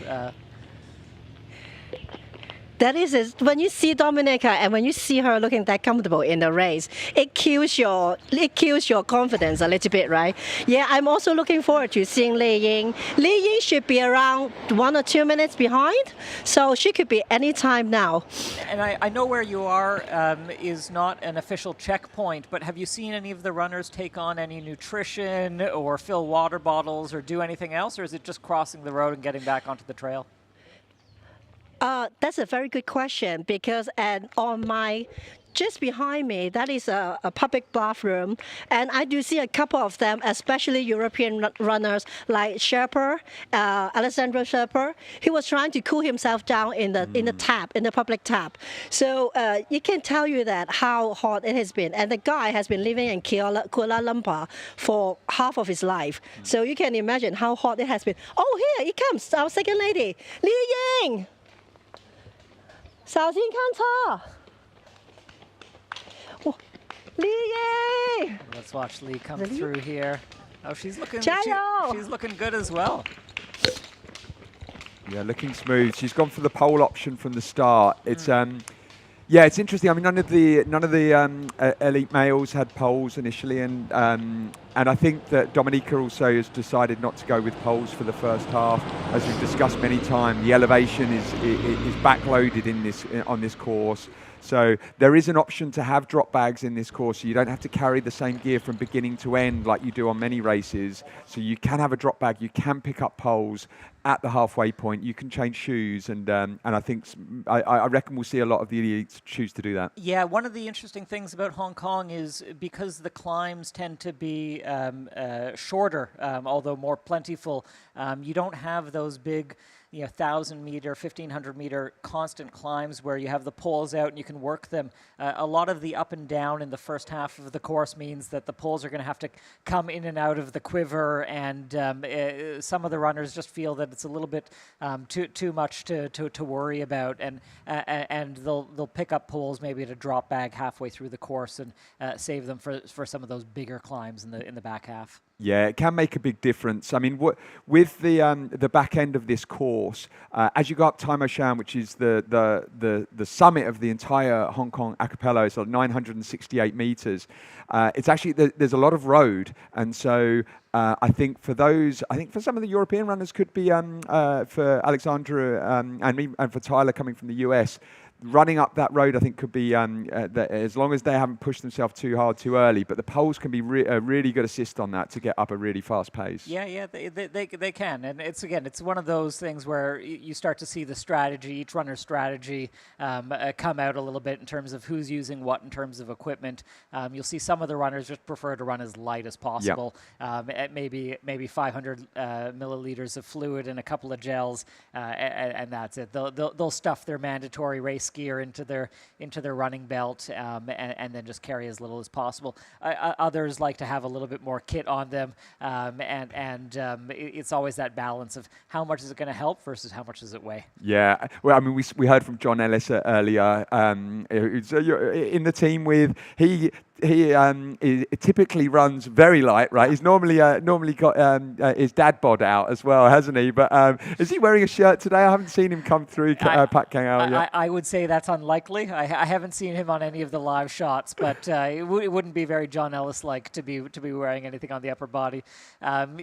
Clothing is actually an interesting question, just in terms of the hot sun. Do people want to run without a shirt on and think that gives them some cooling, but it could also mean a lot of radiation on your body throughout the day. I think some of the runners might cover themselves up with caps and sunglasses, try to hide from the sun. And you even saw in some of the live shots going up some of the climbs, some of the runners starting to move to the side of the trail, both to get off the stairs, but also to get a little bit of shade. These trails can be really exposed, but once the sun comes out, you might see on some of the live shots some of the runners just trying to get as much shade as possible wherever they are on the course. Yeah, you were supposed to be running this year, weren't you, Jeff? But then, an unfortunate skiing injury has kept you. Well, it meant you've had to hang out in the studio with us for the day. It's really disappointing. I can't tell you how difficult it is to be here with you today. I know. We're both injured. I mean, I'm injured at the moment. Do you know what? When I see someone running, I actually get FOMO, like actual jealousy of actually seeing people be able to run. But I'm interested in what. You've run Hong Kong 100 before, back in 2019, right? But what would have been your race strategy coming into this, coming into the race today, if you had ever been able to race? Well, it's one of those races where this field is so strong.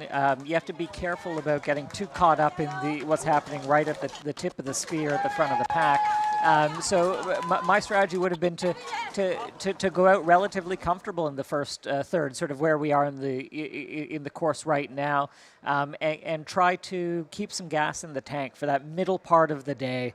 We're going through some of the bigger climbs, and the sun's really coming out. If you burn out in the first third of the course, you are really going to be losing a lot of time in some of those runnable sections in the second half. And there is a little bit of runnable in that second half. So you want to save some of that power and not get caught up too much in the fight.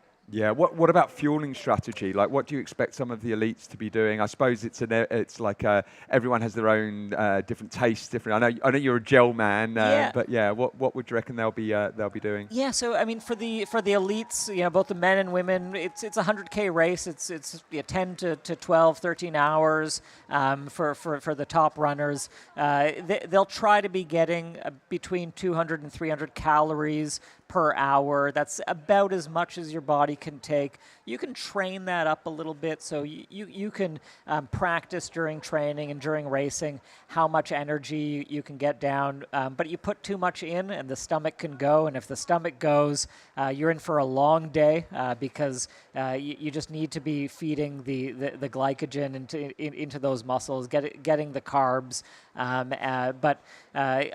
For me, it's 2 gels an hour, complemented by some sports drink or energy drink at the checkpoints, or a little bit of Tailwind or some other brand of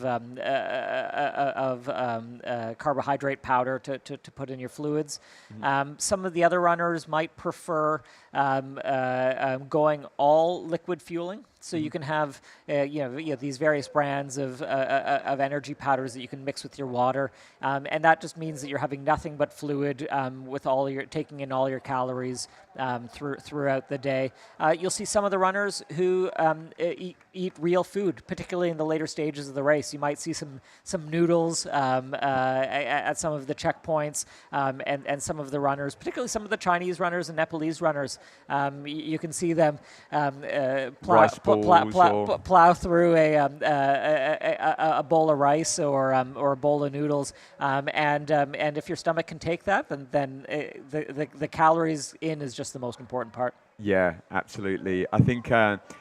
It's just being able to consume stuff, and I think most of these elite runners will not rely on the checkpoint food predominantly. I think they might rely on some of the liquid. I mean, I think for me, I love getting on Coke. Is just the rocket fuel. But the thing is, once you're on it, it's like, okay, you need to see through to the end of the race with it. But I think that's mostly right. I think you will see maybe a little bit of grazing. The elites going through a checkpoint. They will probably have, if they have support at that checkpoint. They'll have a bag of gels waiting for their support crew, and they'll grab that. But you might see them grab a banana or a piece of watermelon. Yeah. Sometimes you don't know what your body wants until you see that tray that's kindly laid out at the checkpoint, and you grab something small. They're probably not relying that in terms of their nutrition strategy, and all of these runners will have planned out their nutrition strategy in terms of how much fuel they're carrying at any given point, where they're going to replenish, and built into that is the assumptions of how much they're going to consume through each of these sections. And the further you get into the race, you can have some divergence between what you've planned out and how the nutrition strategy is actually working for you, depending on how your stomach is able to keep consuming those calories. Yeah, and going through those checkpoints is just it's a make or break. I mean, getting through them fast is important, but if you go through too fast, you don't take on the right liquid, the right fuel, you could end up in a whole world of pain in the next part of the course, especially on a sunny day like this. If you don't have enough fluid on you, you run out of water, it can absolutely kill your race. Yeah, well, I think that's partially true. I don't expect any of the runners at the top of the field to be doing any stopping at the checkpoints to eat or drink. Yeah, they'll probably be swapping bottles and then just picking up any nutrition in whatever form they take it. So I think a lot of the eating and drinking will be done on the course. So you might see them sort of eating a gel coming out of a checkpoint, or even going in, because you can put the wrapper in the bin at the CP.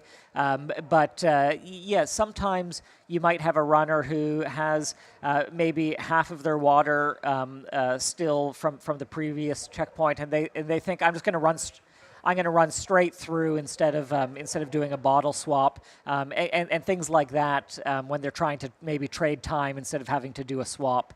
That could affect you if you get thirsty or hungry in the next section. But we can see here the elevation chart on the screen.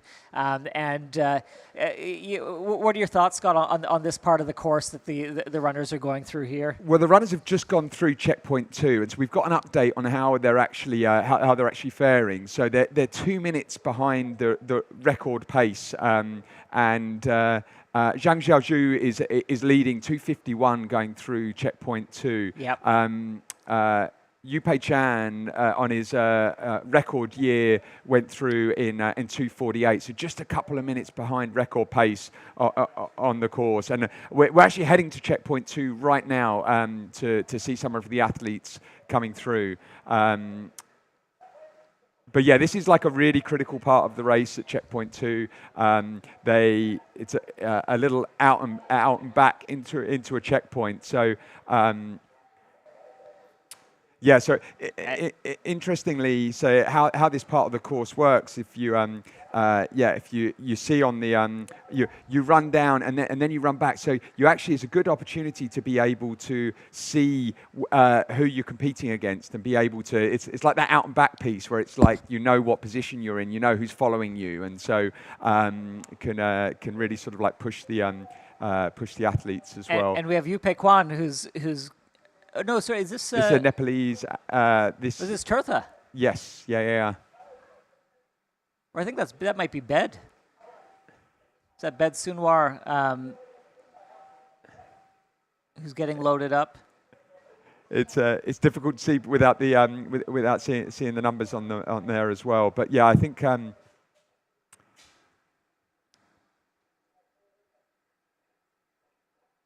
yeah, you'll see them racing through, and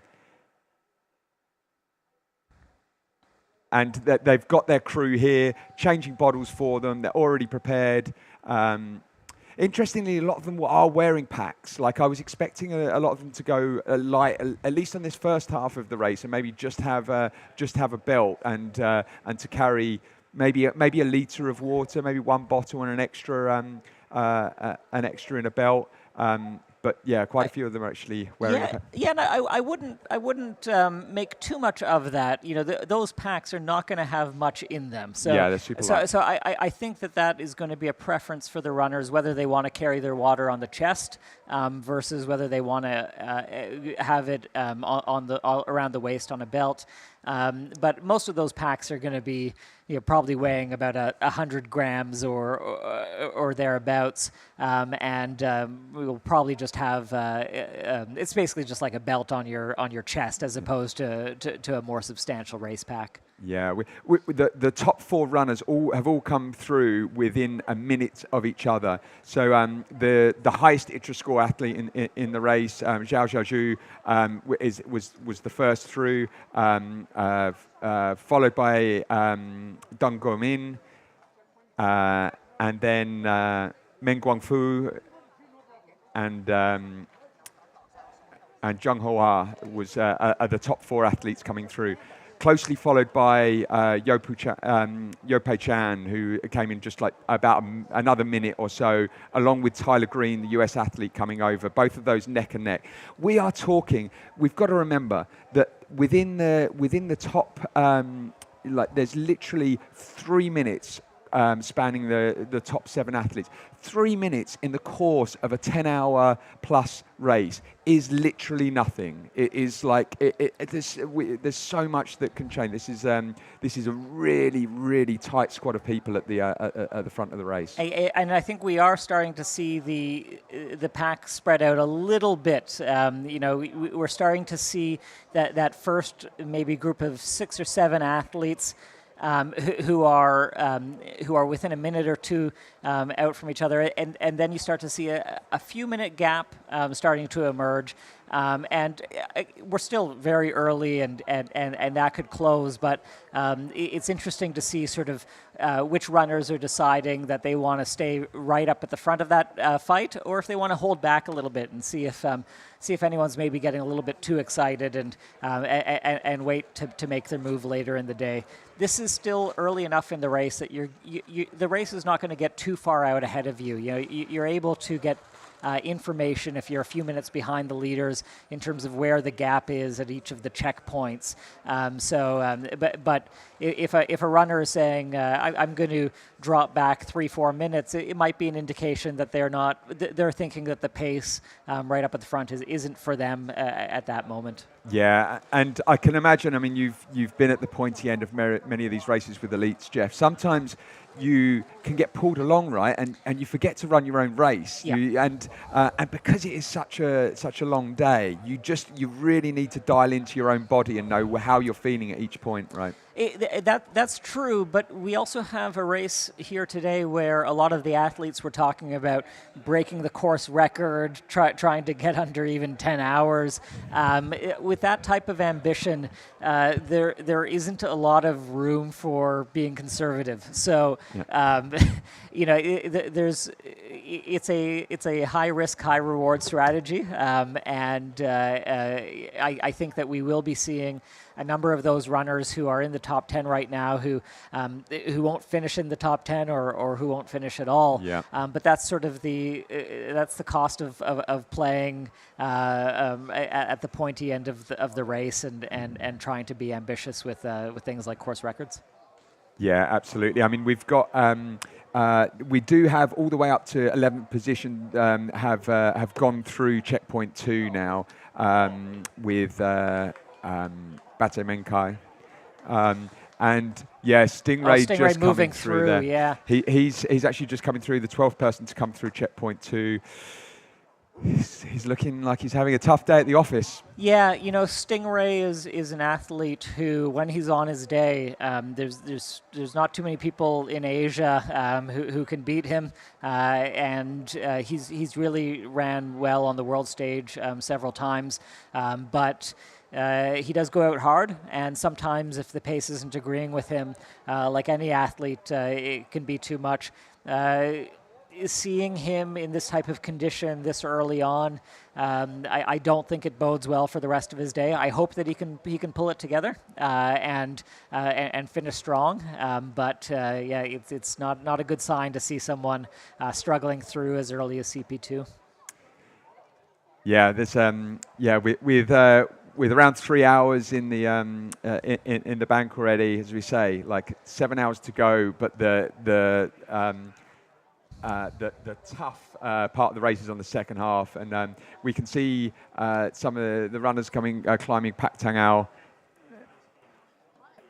and this is we'll see. This is going back a bit on the course. We'll see the first placed female come through this climb very soon, and so Dominica is going to be coming up this climb. And it'll be interesting to see Ying Li as well, to see what the gap is between her and Dominica. Again, very very early in the day, but it's probably a statement of intention from Li Ying that she wants to keep things interesting and keep the pressure on Dominica. It'll be a little bit of a different feel for the women's race. You don't have as large of a pack up at the front, but still some very strong athletes who are going to be pushing each other all day long. And this is, again, we can see just how exposed the climb is here. No protection from the sun. Not quite stairs here, so this climb will probably feature some stairs, but more of a technical, rocky climb. And just a really beautiful part of Sai Kung that they're going through. Yeah, I mean, how lucky are we have to have this drone footage of the course? It's and you see just Okay, we can see there in yellow, actually, there's another Hong Kong-based runner, Ngugo Yam, a bit of a legend of the Hong Kong trail running scene. Absolutely. Another, I say a bit of a legend, another Hong Kong 4 Trails Ultra Challenge alumni, and has won that race in that challenge in the past. So he knows these trails well. Moving smooth, he's obviously gone for the pole option there as well. The one thing about, as I said, is we were chatting before around the history of of Nepal. Just look on the smile on his face. Like, this guy has got one of the best smiles of any trail runner I've ever come across. It's just beaming across his face every time, no matter how much pain he's in. And also, we see some spectators on the side of the course cheering the athletes on, but also they were passing some hikers. You saw some, there's some other hikers who are just out hiking on the trails and enjoying the day. And that's one of the great things about these big races in Hong Kong is so much of the community either comes out intentionally to support the race or is just out enjoying the beautiful scenery. So the trails have lots of smiling faces on them, and it's the whole community comes out on days like today. Yeah, and so talking about the Nepalese history for the Maculhose. So it used to be a Gurkha training route, but we've got, like I said, we've got quite a few Nepalese runner, including Ngugo, who are based in Hong Kong, do a lot of training. We've got not racing today, but you've got Samaya, who's an incredible runner. She spends a lot of time in Hong Kong as well, and has been racing here a lot. The Nepal Hong Kong connection is a really fascinating one. Hong Kong used to be a British territory, and the British use Nepalese in their military. They have traditionally for a long time. So some of the police force and some of the British army that was stationed here were of Nepalese descent. So Hong Kong has its own Nepalese community. So these are people who are born and raised in Hong Kong, but of Nepalese descent, and a really nice Nepalese community here in the city. But also because the Gurkha soldiers, the Nepalese soldiers, used to use the Maculhose as their training run. Races like Oxfam Trail Walker have become a real point of pride, where Nepal will often send 4 of its best trail runners and try to win that title for the Oxfam Trail Walker 100K race. It is a real point of pride for the current crop of elite Nepalese trail runners to keep that tradition going and keep the sort of Nepalese crown held high for Trail Walker, and that means that a lot of these Nepalese runners are quite familiar with this route along the Hong Kong 100, which follows a lot of the same Maculhose trail. Yeah, although you've stolen that crown off them for the last 3 years, actually, haven't you, Jeff? The Joint Dynamics team have won the last 3 years running, but you must have crossed and very competitive races against them in the last few years. Yeah, well, the first time that I won the Oxfam Trail Walker was a great battle that we had with Team Nepal, which included Bed Sunawar, who's in the race today. And in that race, the Team Nepal really went out hard out the gates, and they were by the first checkpoint 20 minutes ahead, and they got as far ahead as 30 minutes ahead of us on race day. But in the second half of the race, we started to close the gap checkpoint by checkpoint, and then ended up passing them in the final section. That's a bit of a different race. That's a 4-person race, not a relay. All 4 teammates need to go the whole 100 kilometers. So you can have the team dynamic where if one of the runners is not having a strong day, the other 3 runners need to adapt and adjust to make sure that the team as a whole can make it through. For the solo type event, it's a little bit more about listening to your own body and making sure that you're reading your own signals. And is that Dominica that we're seeing on the course there? Or is that Li Ying we've got coming through? Yeah. Yeah, we've we've got two Nepalese runners in the top 10. We've got Tirtha Tamang and, as you said, Bed Sanoa. But at the moment, and they are 8th and 10th. But at the moment, the mainland Chinese runners are just in a pack, along with Tyler Green from the US are leading the race. And Tyler Green looked good earlier on when I saw him crossing the road. He did look strong, didn't he? He stopped at the barbecue site, splashed a bit of water on his face, had a big smile on him. You can see a little bit, if you can get a good shot of a runner's face, just what their mood might be like and whether they're having a good time out there. And that's usually a really positive sign 2-3 hours into a race, whether it looks like they're still having fun. All of these athletes are going to be hurting later in the day. You probably don't want to be hurting in the first 2-3 hours, even if you're running at a very fast pace like these men and women are. It should still look fun at this point of the race. If it's not, that's a bad sign. Yeah, and look, we're entering, it's like 11:15 in Hong Kong right now. We're entering to the middle of the day. As you'll see, the trails are still very exposed. There's no cloud cover, and yeah, they're going to be getting hot out there right now. It's going to be they're going to be feeling it. They're going to be feeling it. Yeah. Separate from nutrition strategy, the hydration strategy is going to be interesting because if you are sweating early on, you need to keep those fluids going all day long, and sometimes you might not feel like you want to drink, especially if it's if just the pure temperature is not that high. You might think, I'm feeling relatively comfortable, but once that sweat starts to come, you really need to start replenishing those fluids. Yeah, we were mentioning before around like actually how much weight you lose. You can lose to like 10 to 15, up to 10 to 15% of your body weight in these races, can't you? Yeah, and that's fine. You don't need to replenish fluids, milliliter per milliliter. So you should expect to finish the race in a slightly dehydrated state. I've heard 7 to 10 is quite normal for elite athletes. But you don't want to get to the point of dehydration where it's affecting performance, right? Yep. So you're not drinking to sort of satiate your thirst. You're drinking to make sure that you're having enough fluid in you to keep the blood flowing and to avoid sort of degradation of performance. But it's a fine line. You don't want to drink too much and feel bloated. You don't want to carry more fluid than you need to. Yeah. But once you get dehydrated, it's difficult to catch up. It's a big thing about electrolytes as well, right? So just understanding how much salt you're sweating out is really important to understand, because if you're just putting on water, I mean, a lot of the, as you mentioned, like a lot of the carbohydrate drinks you drink nowadays do have additional electrolytes in them. But if you're just drinking water and you're sweating that much, imagine sort of, losing 10% of your body weight in and all of the salt. And you see like on the athletes sort of like the salt on there. If you're not putting the salt back in, that's when you can have some real challenges. Yeah.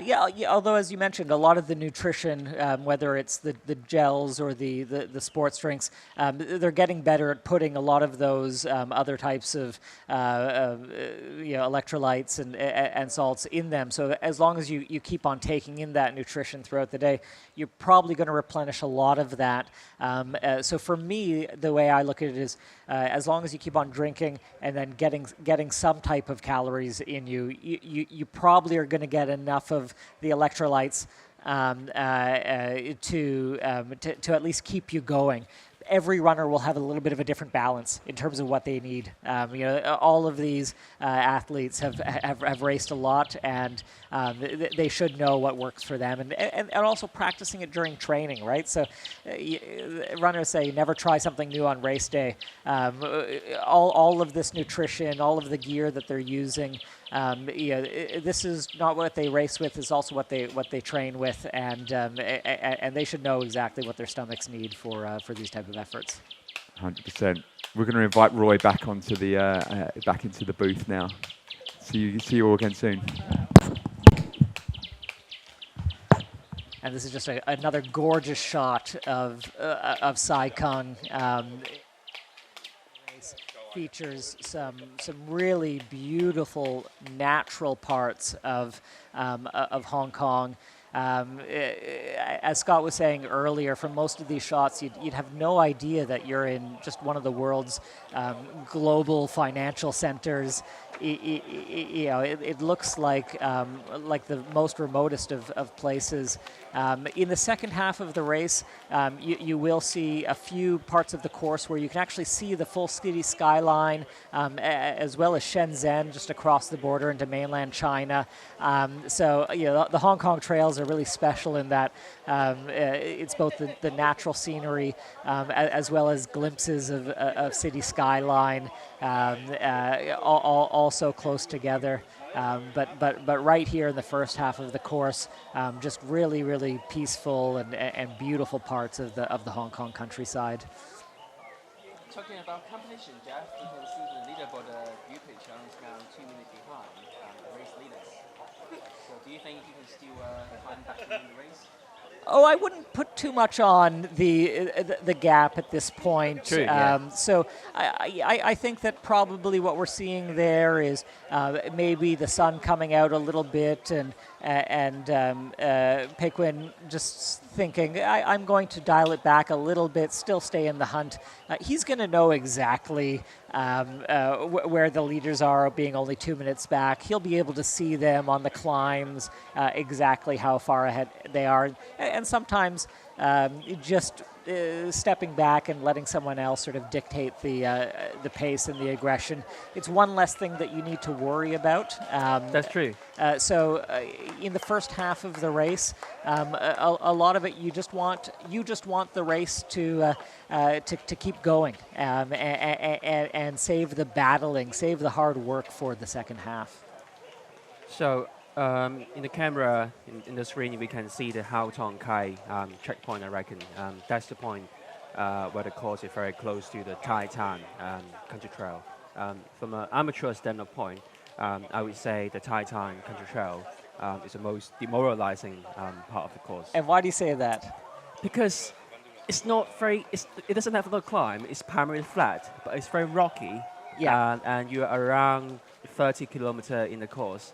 So it just seems like a never-ending part of the course where you always keep running, but you can't navigate very fast. Yeah. And then it just ends. You never see the end until you arrive at Hoi Ha, when you see the Worldwide Fun pier. Then you know, oh, thank you, God. Thank you, Jesus. I finally arrived at Hoi Ha. So I would say that the Tai Tan country trail, where you're basically making a massive detour of the Macau Trail, it's just very demoralizing, you know. And yeah, and I think that's a good point in terms of one of the spots on the race where it's maybe harder to get into a rhythm, just because the terrain is a little bit rockier. So it's not steep climbs, but it can take a lot out of you to have to be constantly changing speed and getting that footing, and then also, because it is a detour from the Macklehoes, maybe a little bit less familiar trail for some of the runners. They might not have trained or raced on that part of the course as much as some of the others, if it is a runner who runs a lot in Hong Kong. Definitely. Another demoralizing trail I would suggest in Hong Kong is Chima Wan, the Sesame Bay in Lantau, which is in the first 20-30 kilometers of the famous Trans-Lantau course. Chima Wan is a peninsula. It's basically a 25 segment where you are just looping, making a lot of detours, arriving at every inch of soil and trail in Lantau Peninsula. It's just never ending, very demoralizing. Very similar to Tai Tan, very flat. Yeah. I mean, it really shows you the diversity of the trails here. And in the Hong Kong 100 today, these runners will be going through every type of terrain, from smooth flats to some very technical bits, some steep climbs, and some of the most beautiful ridges that you'll run anywhere in the world. we'll have some more of those drone shots of running along those ridges in the next section. But yeah, you also have some of these sort of flatter bits where if you are a fast runner as opposed to sort of a big climber, this part of the race you can make up a little bit of time and put up a little bit of a gap on whoever's chasing you. I think like 5 minutes ago we saw Solomon passing the Hao Tong Kai checkpoint. Yeah. One of our another Lantau-based very strong local runner. Yeah, and it'll be interesting to see how the Hong Kong-based runners work their way through the pack in the second half of the race. As I've mentioned a few times, I think the pace at the front of the race is going to be very fast, and we're going to have some casualties there. So we're going to have some runners who are not able to maintain that pace. Probably a few will call it a day before they get to the end. And we'll have some of these veteran Hong Kong runners who are very familiar with the speed they need to be going at, the weather conditions. And I think we'll have a few local runners sneak into the top 10 and really have some impressive performances. So 2 athletes to look at, Ludovic Varens from the Netherlands, a.k.a. the Dutch Bullet. Yes. And he's basically running within a minute with Solomon. So these are the 2 Hong Kong-based runners that...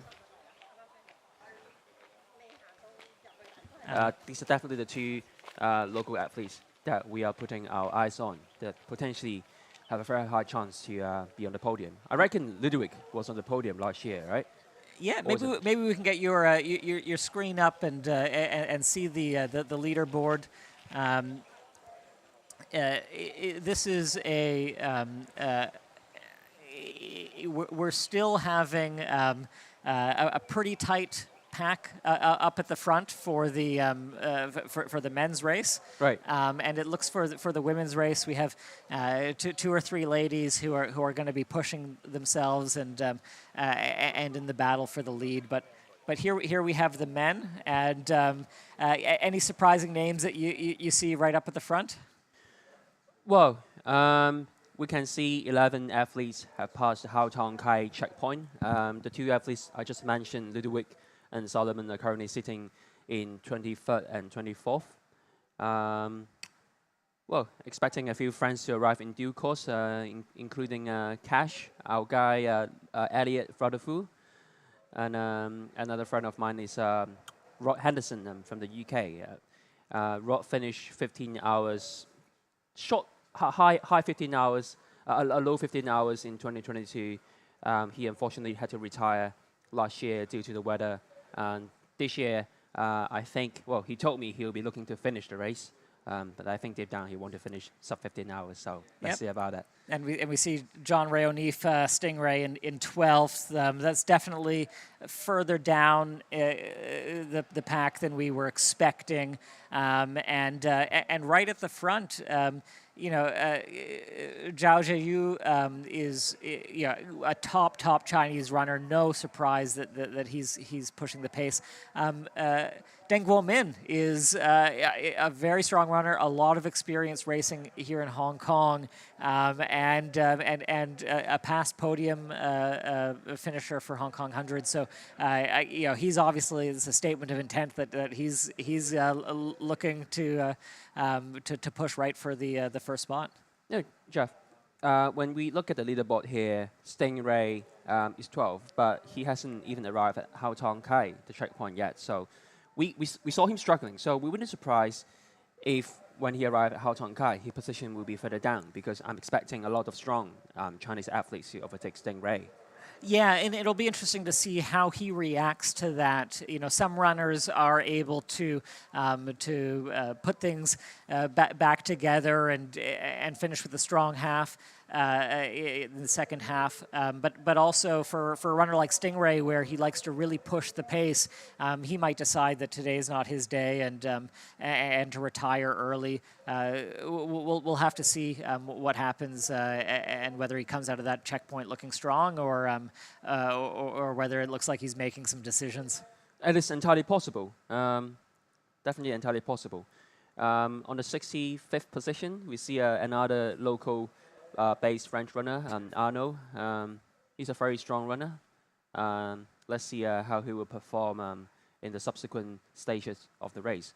I'm now trying to see if I can find Jeremy Young. Jeremy Young was the first local Hong Kong athlete to finish in last year's edition.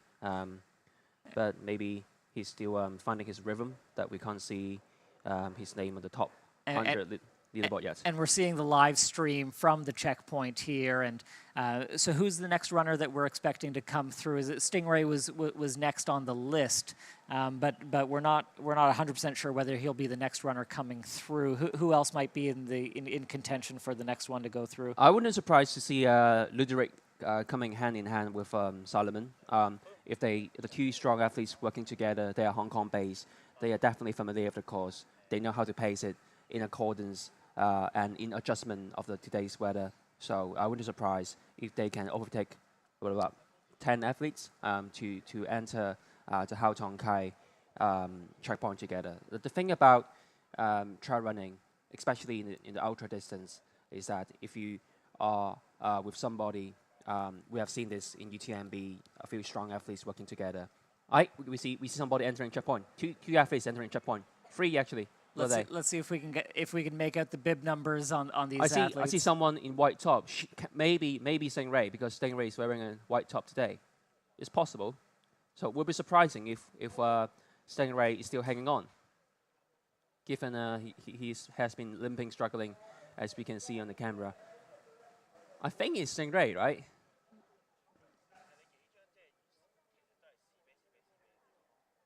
We'll try to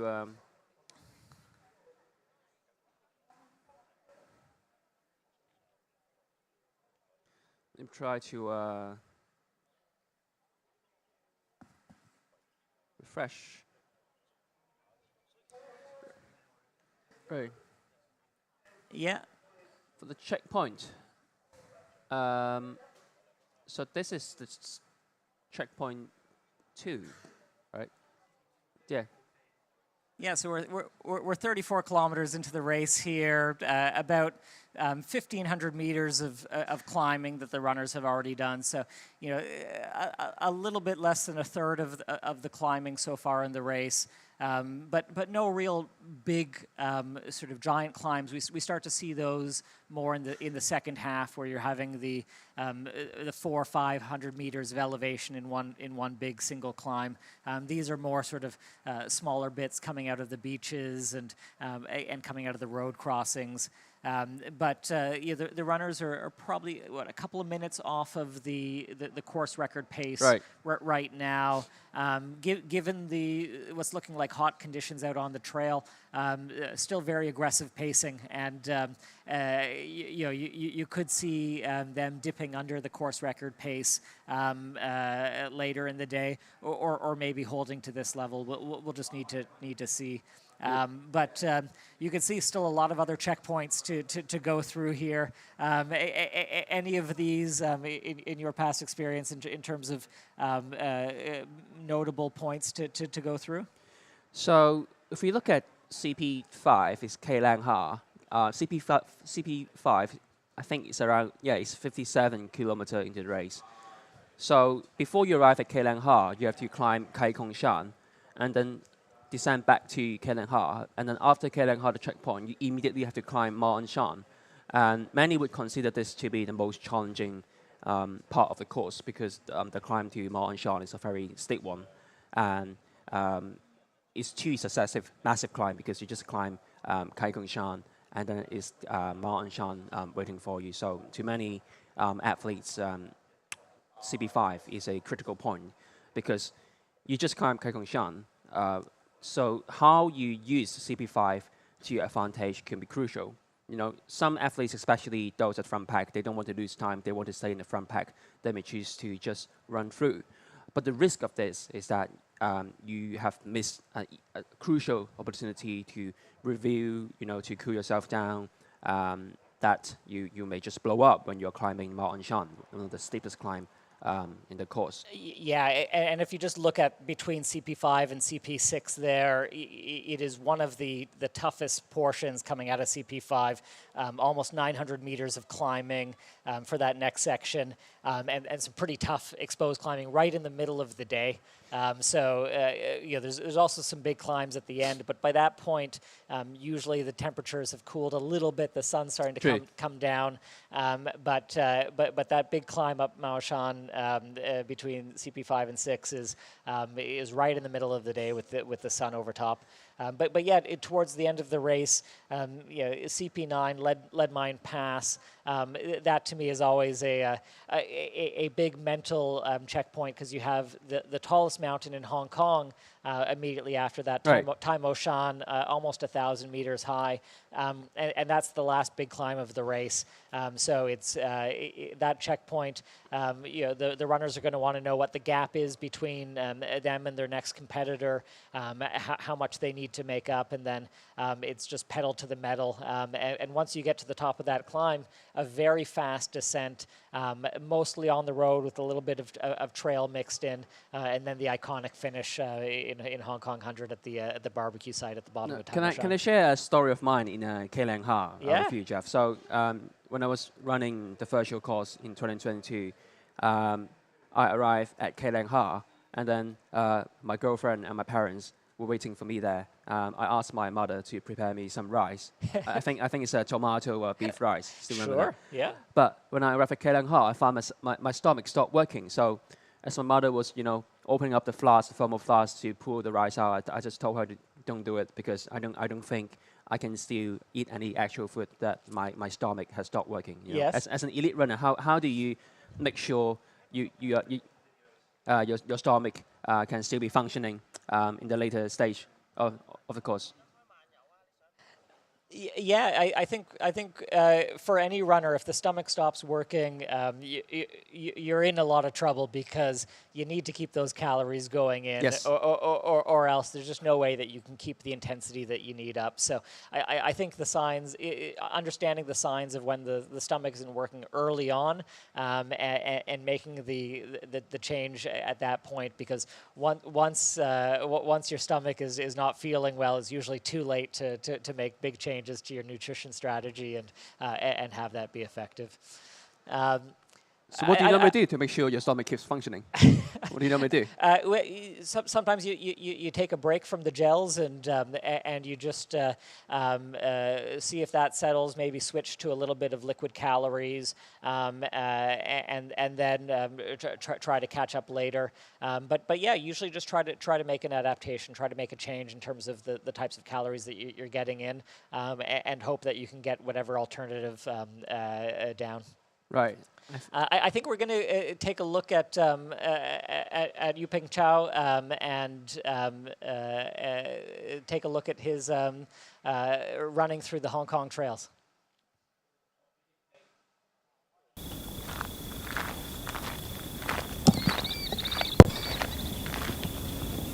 一个人怎么狩猎一座山？过招之前，冷静观察。山没有看起来那么野。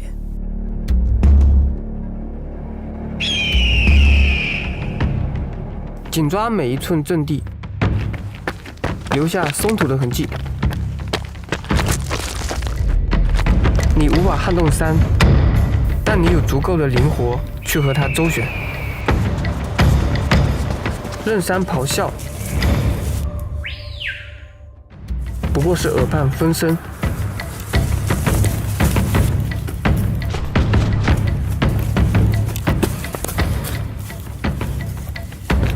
像猎隼一样，狩猎一整座山。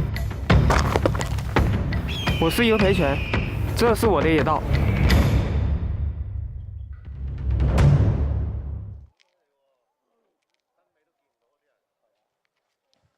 So we have just seen videos documenting Yu Peiquan's running journey.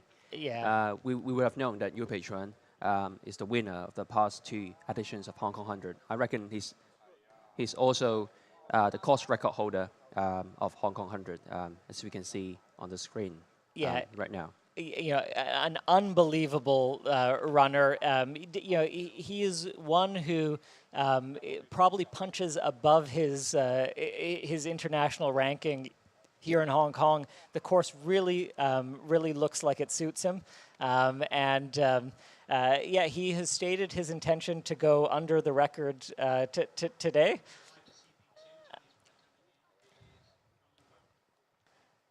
The record of 10 hours and 17 seconds. Yeah, if any runner today can break that 10-hour barrier, going to be absolutely unbelievable.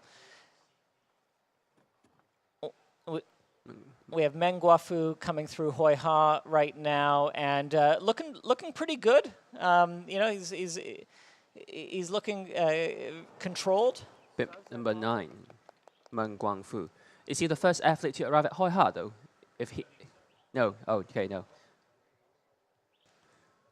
And here he's followed by 2 other athletes. Right. Yeah. So now we can see on the camera Zhao Jiaju and Deng Guomen entering the camera as they arrive at Hoi Ha. Yeah, and we understand the race leader now is Yu Peichuan. So Yu Peichuan has retaken the domination. Well, but we have a few athletes tightly following him. So let's just hope the race will remain competitive. Yeah, and no surprise to see Yu Peichuan back in the lead. I think we'll see a lot of lead and position swapping at this stage of the race. Not hugely consequential whether you're 2 minutes behind or 2 minutes ahead. The runners will be able to see each other on the course with the gaps being that tight.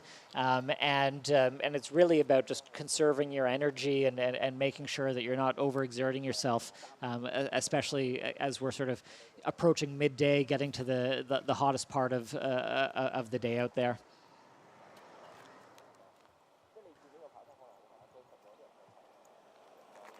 Now let's look at Yu Peichuan's interview from the press conference.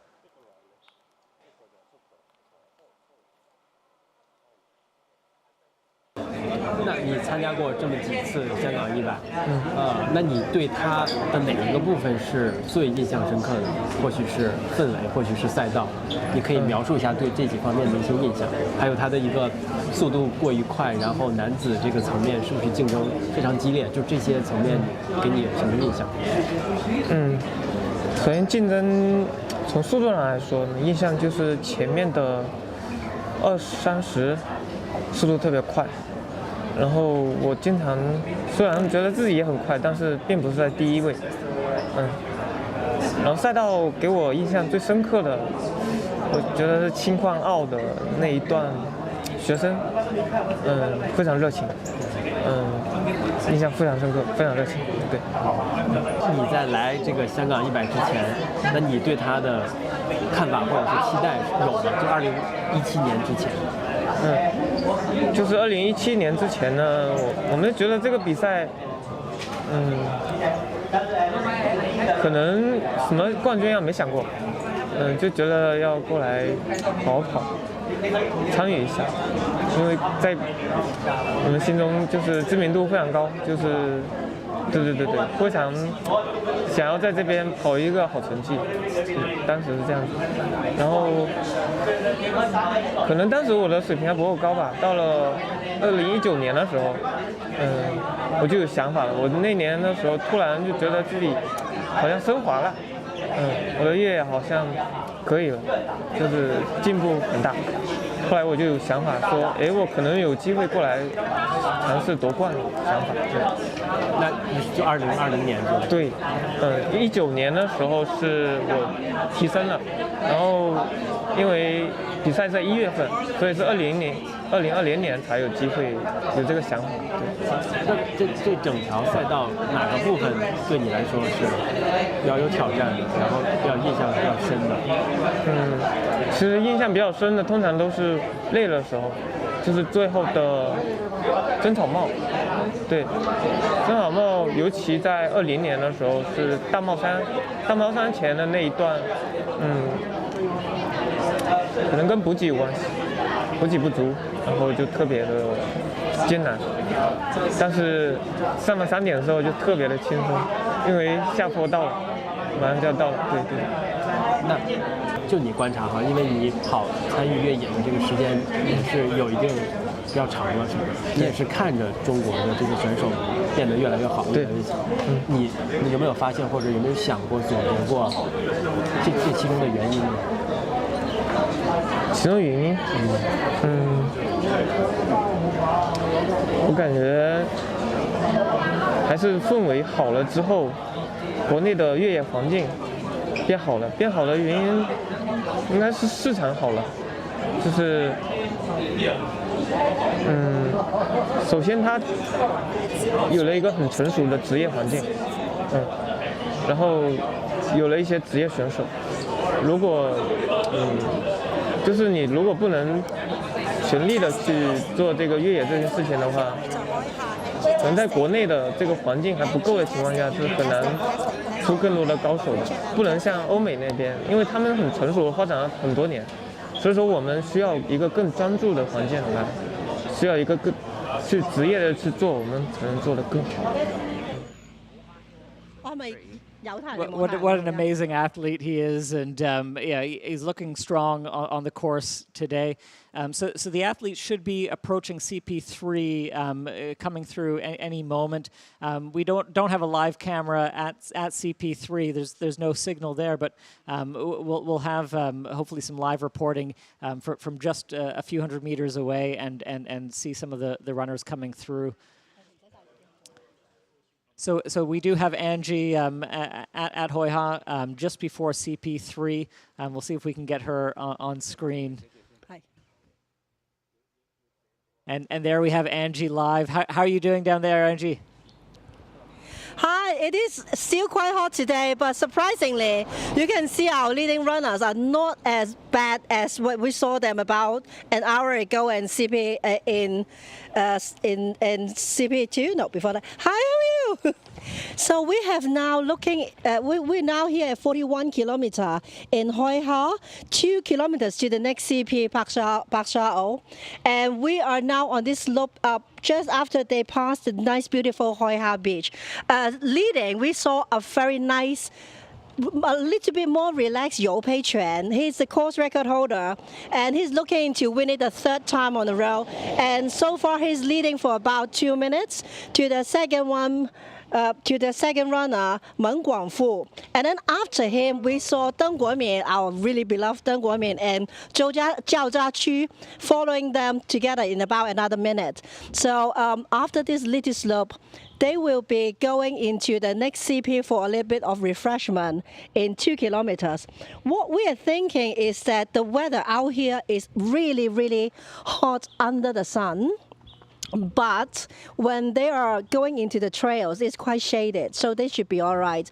And to be honest, today's breeze is not very strong, so they probably wouldn't be feeling too dry. I can see a lot of runners already start looking into using the public toilets and using the tap, the water fountain, for getting themselves hydrated even before the checkpoint. So it is not a very good sign, but at least they're very ready and they seem all right except from being a little bit short of water. How are you guys doing in the studio?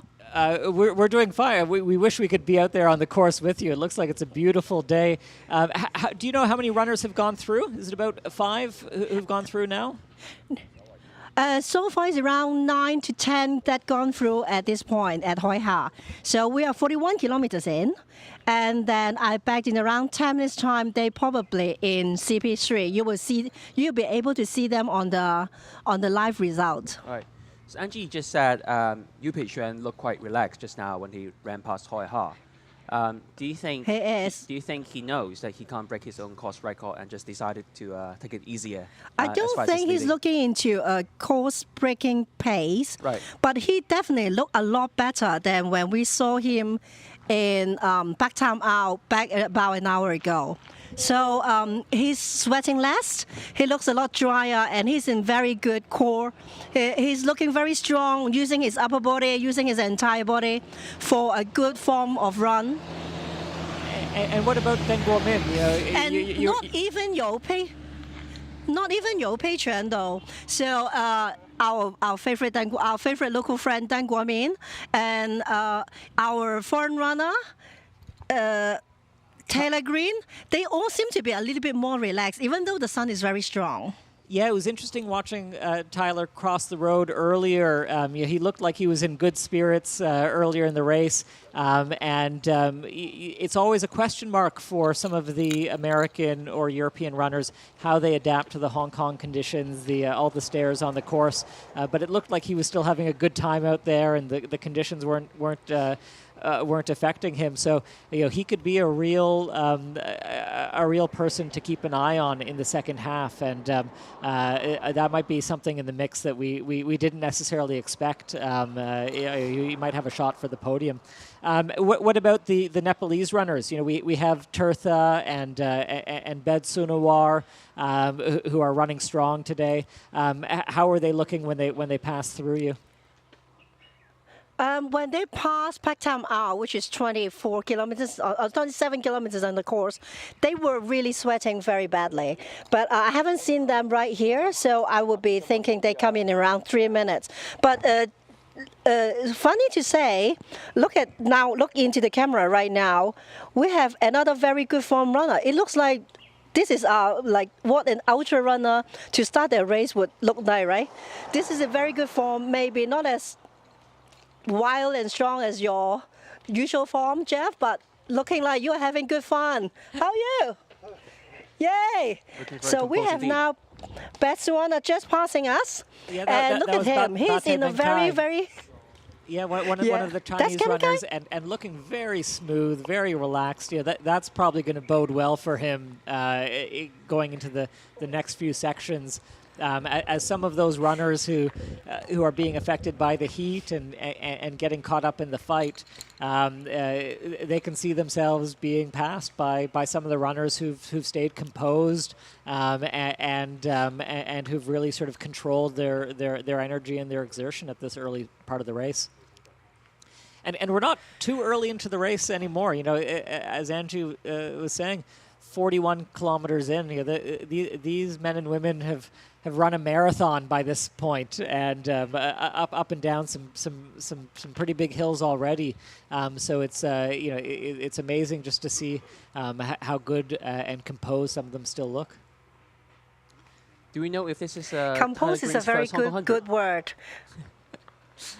Composed is a very good word. Did you notice that except the last runner that running through, from the lead dozen, none of them were actually using pose, only except the last runner. So that means they're really strong on the legs, right? And composed is a very good word because you can see that they also the upper body is very, very stationary, and then they are not swinging too much, so they're not putting extra effort onto maintaining their footwork. So it's a very nice way to see them, even though in this heat. I would say, Jeff, what do you think in this temperature? What do you think would be the finishing time of the overall? I think that it's a very strong field, so there's going to be athletes pushing each other in the second half of the race. Sometimes, if one runner gets a big lead, they might decide to dial it back to try to avoid blowing up and relinquishing a lead. I think that we'll probably have a battle right to the end in both the men's and the women's races, which means I think the times will be relatively quick. I think that will be counterbalanced a little bit by the fact that it does look like a bit of a warmer and sunny day.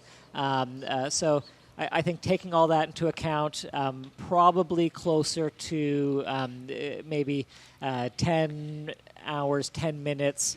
Yeah. Stingray. And we see Stingray flying through. We see Stingray working his way up. Yeah, Stingray is coming through. How are you doing, a bit of a smile Stingray? On his face. Still smiling. Yeah. Come on, give us a big Stingray's smile. looking good. You're looking good on straw. Yoo-hoo! Nice. We love his smile. He's always that smiley. That's great to see Stingray bouncing. How is he looking in person, Angie? I have never seen him look better. No, not true. I actually have never seen him sweat more. Because you see him racing every weekend. He races a lot. He's super fast. But I have never seen him sweating that much. So when you ask, he's probably the only one that's sweating that bad in this checkpoint. But look at him. He's in very good spirit. He's always in a very good spirit. Well, I think the spirit part is really important. It's very difficult to disguise how your body's feeling on your face after running 41 kilometers. And there's Ben Sunwar, who's coming up the hill there. This is an absolute veteran and a legend in the trail running scene. He's won Oxfam Trail Walker before and North Face 100 and so some really big races. And he's capable to run this distance. Keep going some up. Sorry. He lost his way there. Yeah. Well, I mean, you can also just really tell the difference between the shade and the sun looking at these shots. The sunlight looks quite bright, and I think you'll see a lot of the runners trying to just maximize the amount of time that they can spend under tree cover, running on the sides of the road and on the sides of the trail. So in terms of the course, after Hoi Ha, when you are from the section between Hoi Ha and Sam Chong, I think mostly you're under the shade. So it's a good chance for the athletes to cool themselves down before the massive Kai Kong Shan climb. Absolutely. And we're still waiting for the first female runner to arrive. So Dominica is still on her way to Hoi Ha, probably battling in Tai Tan.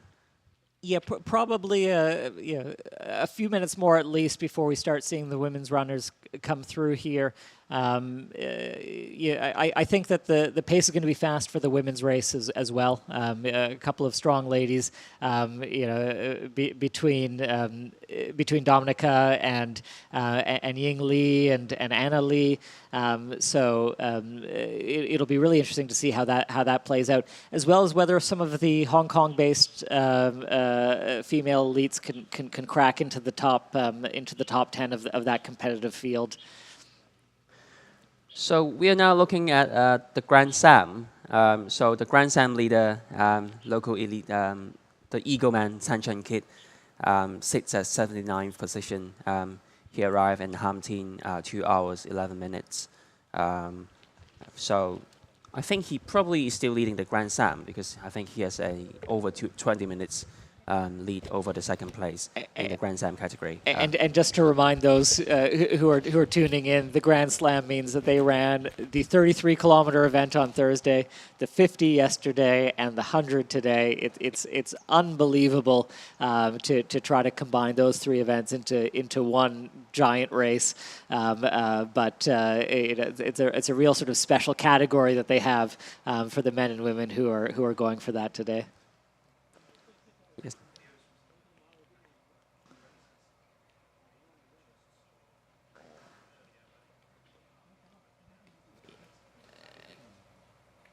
Yeah, we saw Tyler Green earlier making through the American elite who's racing in Hong Kong for the first time. We actually have an interview that we shot with him earlier in the week. Let's listen to Tyler.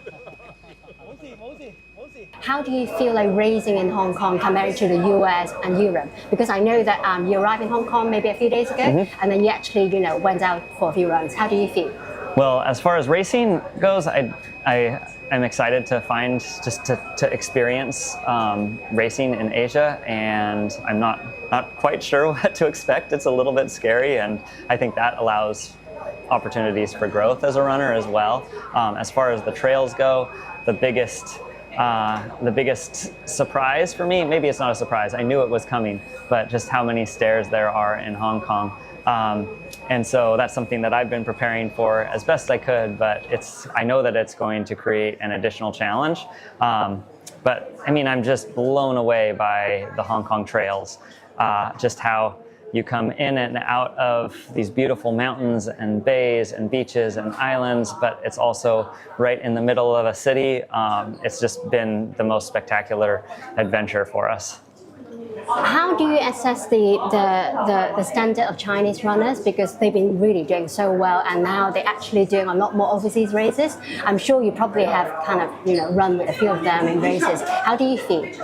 Well, I just know that the quality of competition here is going to be really, really intense, and again, makes me a little bit frightened just to not quite know what I'm up against, and that's really exciting, just to be able to test myself in a new way. Yeah, there are certain runners, American or European runners, that I'm used to running, and many of the runners here I don't know much about their strengths or weaknesses, and that is going to create an additional challenge. But I know that the quality of Chinese runners is extremely high, and it's going to be a tough battle out there. So lastly, can you give us a little bit of tips? Like, how do you prepare when you competing overseas, especially in the terrain, in the area, on the trails that you have actually never been or don't know much about? Yeah, getting here early has been really important for me, just to get a feel for the trails, and that has helped me to find a rhythm in the different terrain, and also just adjusting to a little bit of a different diet, and the climate as well, which is it's deep in winter where I'm from, so it's nice to be in this nice climate, but it's more warm than usual. So spending time in the sauna, and then we also back at home, I did a lot of training on stairs. I would put my baby on my back, so had some extra weight, and then climbed up and down some staircases that we have in our city. At some preparation, I don't think it's as much as I could do if I was living here, but hopefully it will be sufficient.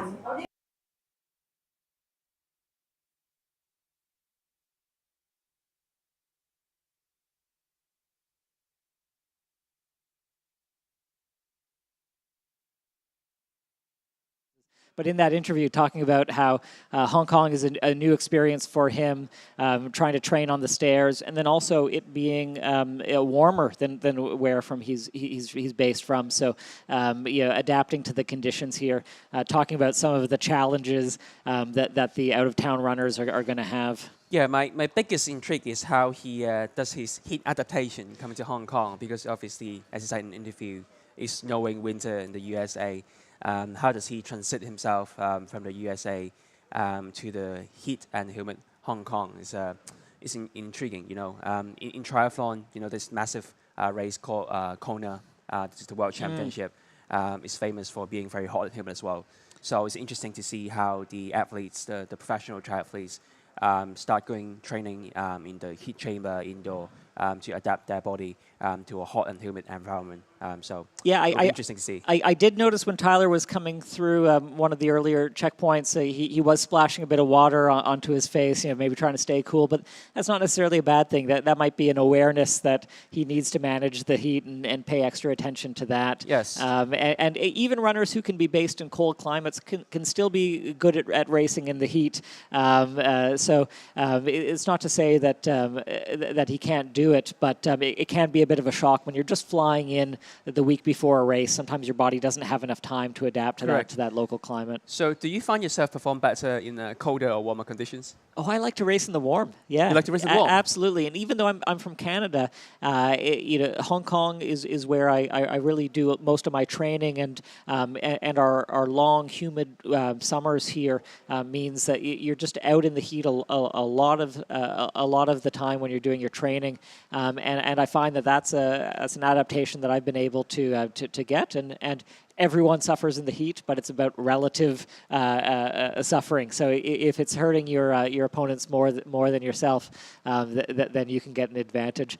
But yeah, for some of these runners, Tyler was mentioning it's winter time. Also for our French runner, Alexandre Boucher, who's from Paris, France. He was worried about some of the challenging conditions here. Paris being a very flat and obviously cold. We spoke with Alexandra earlier this week. Let's hear what he had to say about the race.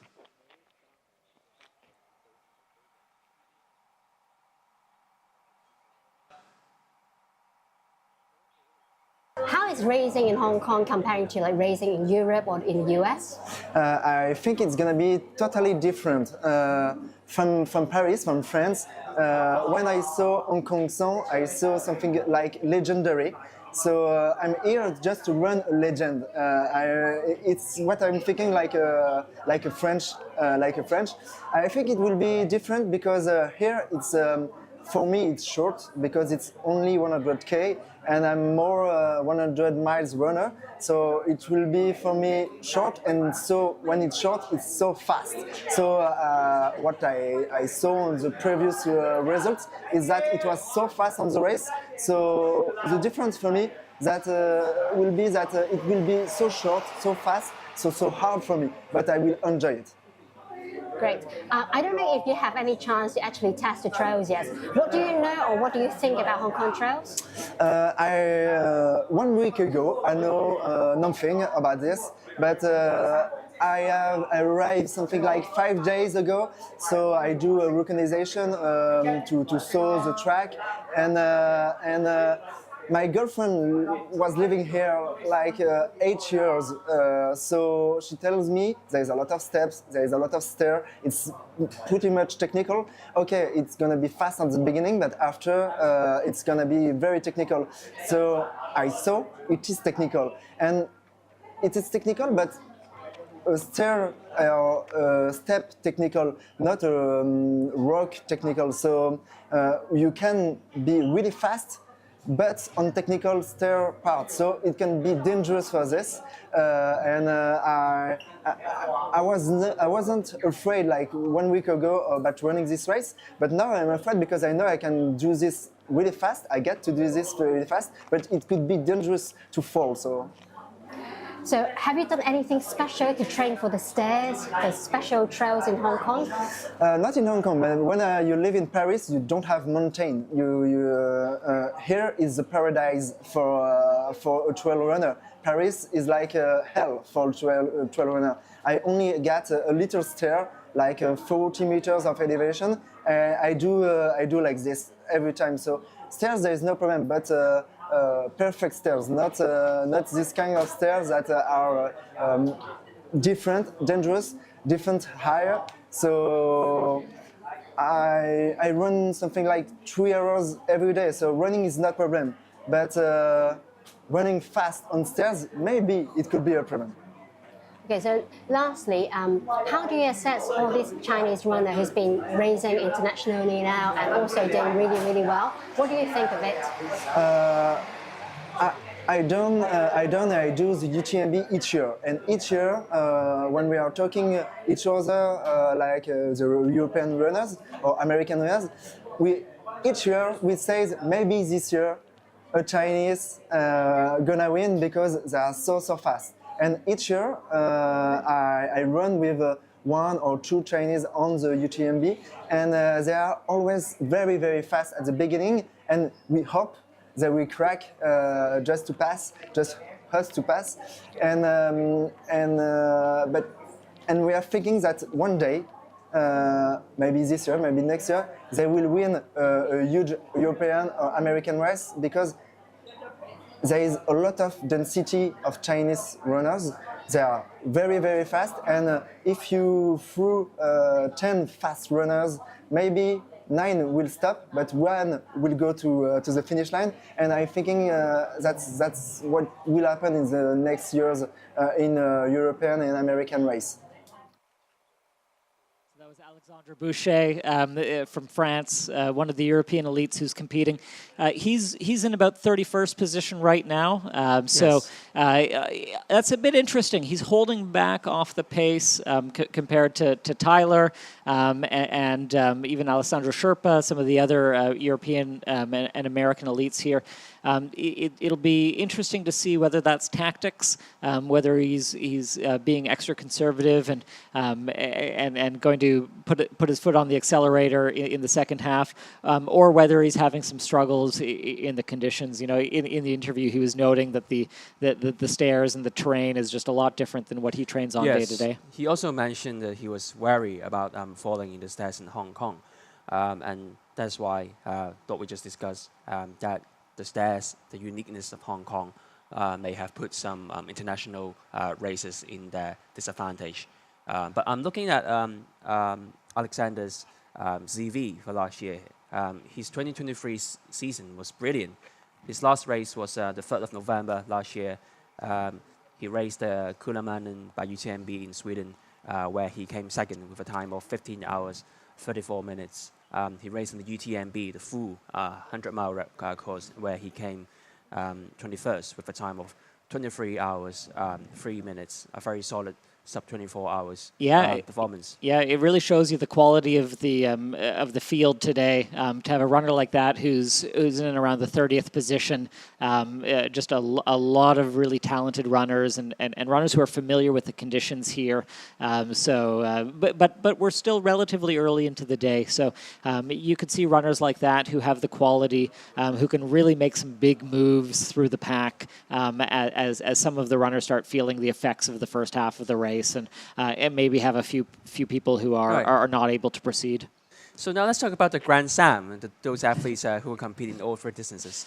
So for our audiences, it's not the Grand Slam, but the Grand Slam, because Sam's transliteration is similar to free in Cantonese, how we pronounce it. So it's the Grand 3. It's a Grand 3, okay. Which makes sense, right? Because the athletes in the Grand Slam are competing in all 3 distances. A bit of update. After yesterday's race, our own Eagle man, Tan Chen Kit, was leading with a pretty comfortable 21-minute lead. In the camera, we can see our own Dutch bullet, Ludovic Varens. He still looks composed. He looks composed and comfortable. Not his usual self. You know, he's normally very fast in the mountain. The Dutch bullet, but he's looking good. Yes, so this is a Hong Kong-based runner from the Netherlands, but it lives and trains in Hong Kong. Very familiar with the course. Maybe you'd expect him to be going a little bit faster, but he could be just trying to conserve energy here. He knows exactly what's ahead in the second part of this race, and they say if you are not running the uphills at the end, you shouldn't be running them at the start. So this could just be him a managing effort. True. I can just say, having known Ludovic for a while, I've seen him being stronger. Yeah. And so the male leader of the Grand Slam, from my understanding, is Sangha Sherpa, has now overtaken the Eagle man, Tan Chen Kit, for around 3 minutes. And on the female side, our international athlete to watch on the female side is Francesca Canepa. And she's in the top 10 right now in the Grand Slam, in 9th position. And we were able to talk with her earlier this week. And let's hear from Francesca and her experience getting into the race. How is racing in Hong Kong comparing to racing in Europe or in the US? Compared to racing in Europe, I think Hong Kong is, as I said, really particular. Because in Europe you tend to have mountain races or more flat races or sea races, and here you have everything. So that's why I'm here again, because I get bored very easily, and in Hong Kong you are never bored because everything changes continuously and you have to adapt continuously, and so I think it's something really exciting. And you've been racing this race before and raced against some Chinese runners. How do you assess their progress? Because they really improved so much and now they're actually racing, competing so much on the international level. Well, I don't know exactly what they are doing, but what I know is that normally Chinese people are really fast to improve. And I think they are doing exactly this in racing too. because on the previous year you never heard about Chinese, and now you have Chinese everywhere. So I think they are doing great. And now this year, Hong Kong 100 is actually being the first race for the World Trail Majors. And what do you think about the whole series? I think that series are really good because they include some different races in all the world, and it's a concept I appreciate a lot because you can choose something that is better to you, and you can discover some different places. And overall, and most important, I think that they will be well organized, and it's a bonus. As you are preparing for the Grand Slam, so what strategies do you have this year?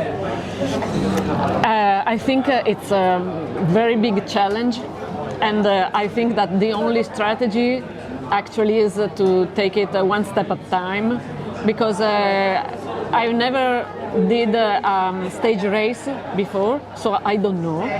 But I think that if I manage myself, and so I don't push too much in the first one and try to manage the second, I will get to the finish line on the third. But I'm not so sure. I hope to achieve this goal. But anyway, I think that the main strategy is just to focus on the moment and stay here and not think about the next race, because if not, it's too scaring. Well, it's quite interesting. So you actually never done anything like this before. You came to Hong Kong last year to do the race, but this year you challenged yourself with something really big. What attracted you? What motivated you to do this? Exactly the fact that it's something I never did before, and maybe the fact that it is in Hong Kong, because I like Hong Kong. I think that if you have to do something really hard, it's better if you do it in a place you like at least. And so I feel good here, and so I think it's the best place to try it, and I hope to get there. So do you have any tips to give to anyone who's trying to basically challenge themselves like you do? Exactly the same thing, to stay focused on the moment and not to scare too much about the whole event, because it's not useful. We just have to take everything step by step. In the races as in the life, it's the same. So say little steps. Great hearing from Francesca competing for the Grand Slam, and that's a whole separate category of challenge there. When you're running 3 events in 3 days, the pacing just becomes an entirely different game. It's a very different sport, as I was discussing earlier there, and actually the male competition is heating up in that one. Yeah. So actually we've got Sange Sherpa, who is 3rd in the current, after the 2 days was in 3rd position, and he is actually out. He's currently the leading Grand Slam competitor in the Hong Kong 100 distance. So still along like halfway through the race, but with the major elevation to come, we'll see how that plays out over the next few hours. And we have the live shot back just ahead of CP3. Some more runners coming through. Angie, are you there with us? I think we have Solomon Wetstein who's coming up that climb. This is a runner who has raced a lot in Hong Kong, very familiar with the conditions and the course, and has had a few injury issues. Solomon has in the past year, but should be in good form today, and expect him to finish strong and move through that pack. Yeah, I think I was watching on the side as you were like commenting on Vrien's like running up. They're running up a hill here. You're like, yeah, they're not that fast, but like this is actually pretty. This is a pretty steep climb. It's a pretty steep climb here. And we're gonna hand back to Angie on the on the course there. Angie, are you ready for us, or are you just taking pictures? Angie is back. Am I on? You're on, live. Angie. Yes. Flip my hair. You're looking very nice. How are the conditions out there? It is still pretty hot, so you can see now around 30 people has come past at Hoi Ha, which is 41 kilometers on the course. We are 4 hours and 15 minutes. We're still waiting for the leading lady. So bear in mind that the leading gentleman came past here around 3 hours 36. So the leading ladies is about 40 minutes later. We are looking at the live track. We are looking into Dominica to be the first lady coming in. But we should be again followed by Ms. Li Cheng, bid number 14. We don't know yet. So what you see here now is a long little climb up slope. You can see so far at 41 kilometers, most of the top pack, which is the top 30 runners, are in very, very good running form, right? Look at that. That looks like me running after 5 seconds. And now I start walking. We are looking into quite hot today, and I didn't expect that the leading lady will be that much behind the leading gentleman. Oh, well, by the way, so I think here we've got Alexandre Boucher coming through now, the French athlete. Am I right? Is that bib 12? Is that number 15 or? No, I thought that was bib number 15. It's quite hard to spot. No, it's definitely not Alexandre coming through. This is Bei Hui. Ah, it's Ben Hui. Okay. Yeah, but I wouldn't look too much into some of the athletes who are even doing power hiking up inclines like that. That's a pretty steep bit of road there, and if you're switching from jogging to power hiking to conserve energy, and then once it flattens out, you're getting into a smooth stride. That's not a bad way to keep your momentum going and conserving energy. So different runners will have different tactics. So don't be surprised if even some of the elites are power hiking up that hill.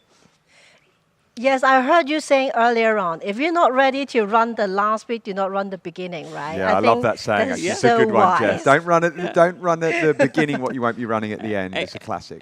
And then also, just in terms of the gap between the leading men and the leading women right now, I wouldn't expect that to extrapolate fully towards the finish. In my experience, the men will tend to go out a little bit faster and then slow down a little bit more, whereas the female elites on this course will often have a little bit more of an even pace throughout the race. So I wouldn't expect that gap to necessarily double in the second half.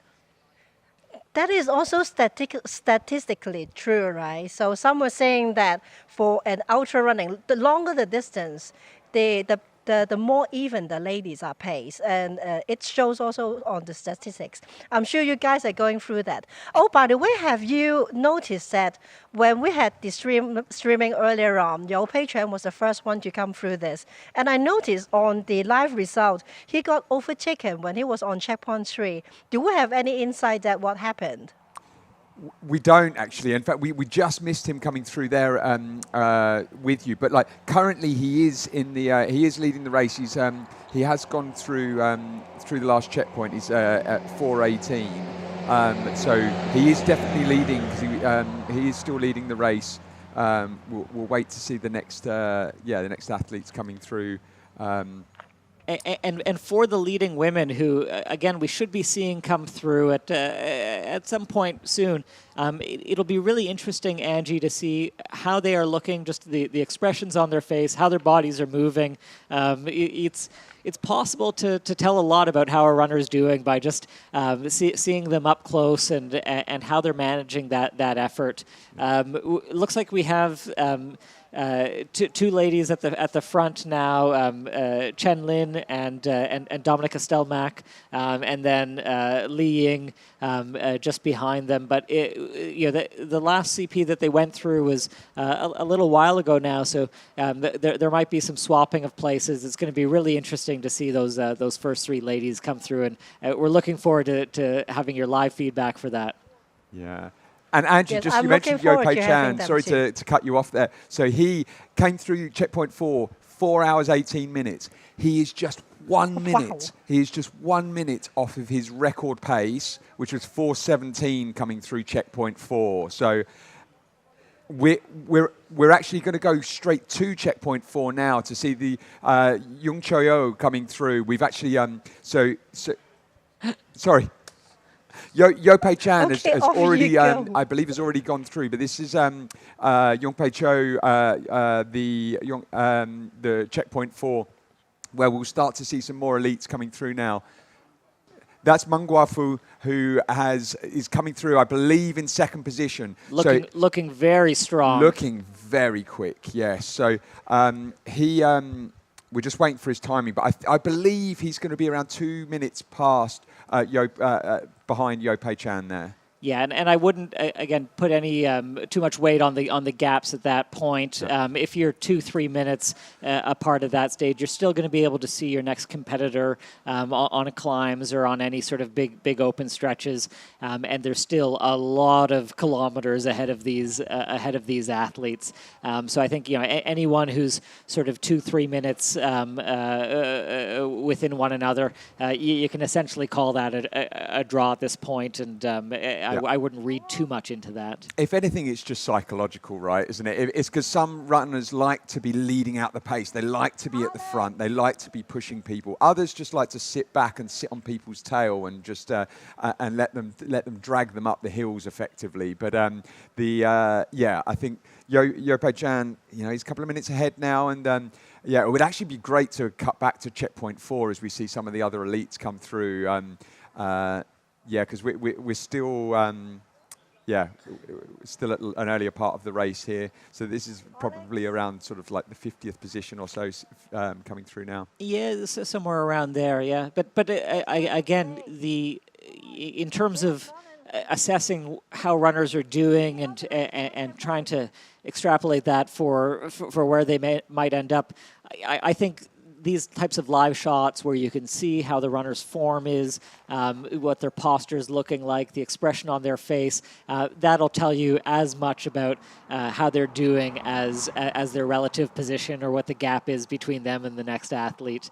You can really tell a lot just by looking at a runner's face 3, 4, 5 hours into a race in terms of how they're managing the stress and the intensity. Yeah, absolutely. And I think that, and I'm interested, Jeff, when you think about actually where you get those points where you're running up a hill and you're like, could I run or could I walk? Because there's actually quite a big, there's potentially a big difference between the amount of energy exertion on running a hill or hiking it. Like, how do you actually decide? Is it just based on feel, or is it based upon the competitors around you, or is it based on the type of terrain where you think, okay, I need to be running this point? I think all of those, but also where you are in the race, right? So the earlier you are in the race, for me, the more I would veer towards being a little bit conservative and cautious about overexertion. You don't want to get your sweat rate going earlier rather than later. So the more you start sweating earlier in the race, that means more potential dehydration. You don't want to get into that anaerobic zone where you're sort of running at 3:30 a kilometer pace right off the start line when your body hasn't warmed up. You have hours of mountains ahead of you. There's just no need to get into that sort of acute high intensity mode. So the earlier in the race, always default towards just dial it back a little bit.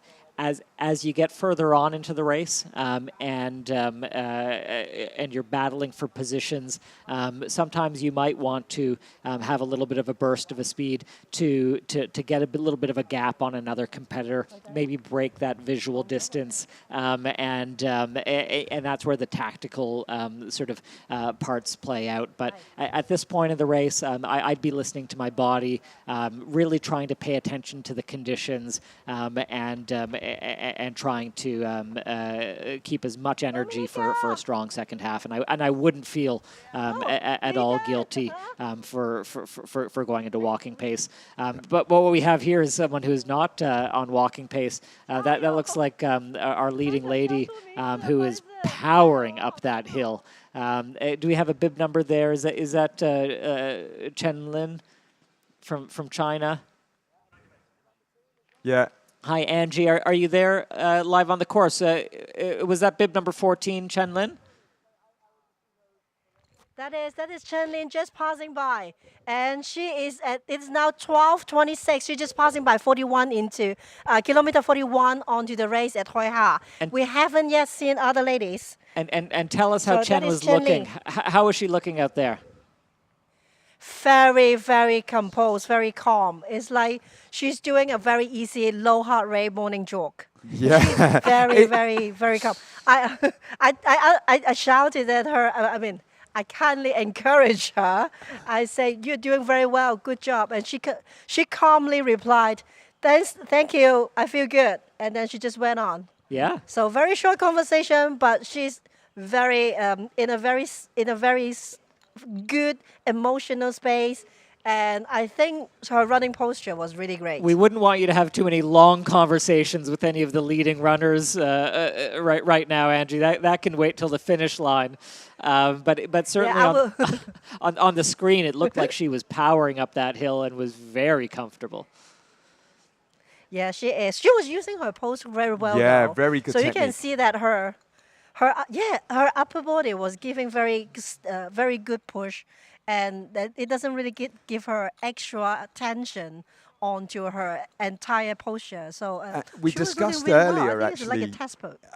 when Dominica came through and she didn't have poles, and then Chen Lin came through, and we were like, she's gone with the pole option, like quite early on in the race. But given her technique with the poles there, as she was running up the slight incline hill, wow, she's looking very strong, and yeah, you can see why she's overtaken Dominica. And it'll be interesting to see what the gap is for Dominica, or whether Li Ying comes in next, because that's a battle right there for second and third position. Just a quick update on the men's race. So we'd have like the timing come through for Yo Pei Chan is around 4 minutes, so 3.5 minutes around Meng Guangfu. So and then just another 2 minutes behind there. Den Guoming is a couple of minutes behind there. So they're all, as you said, Jeff, they are like literally all neck and neck.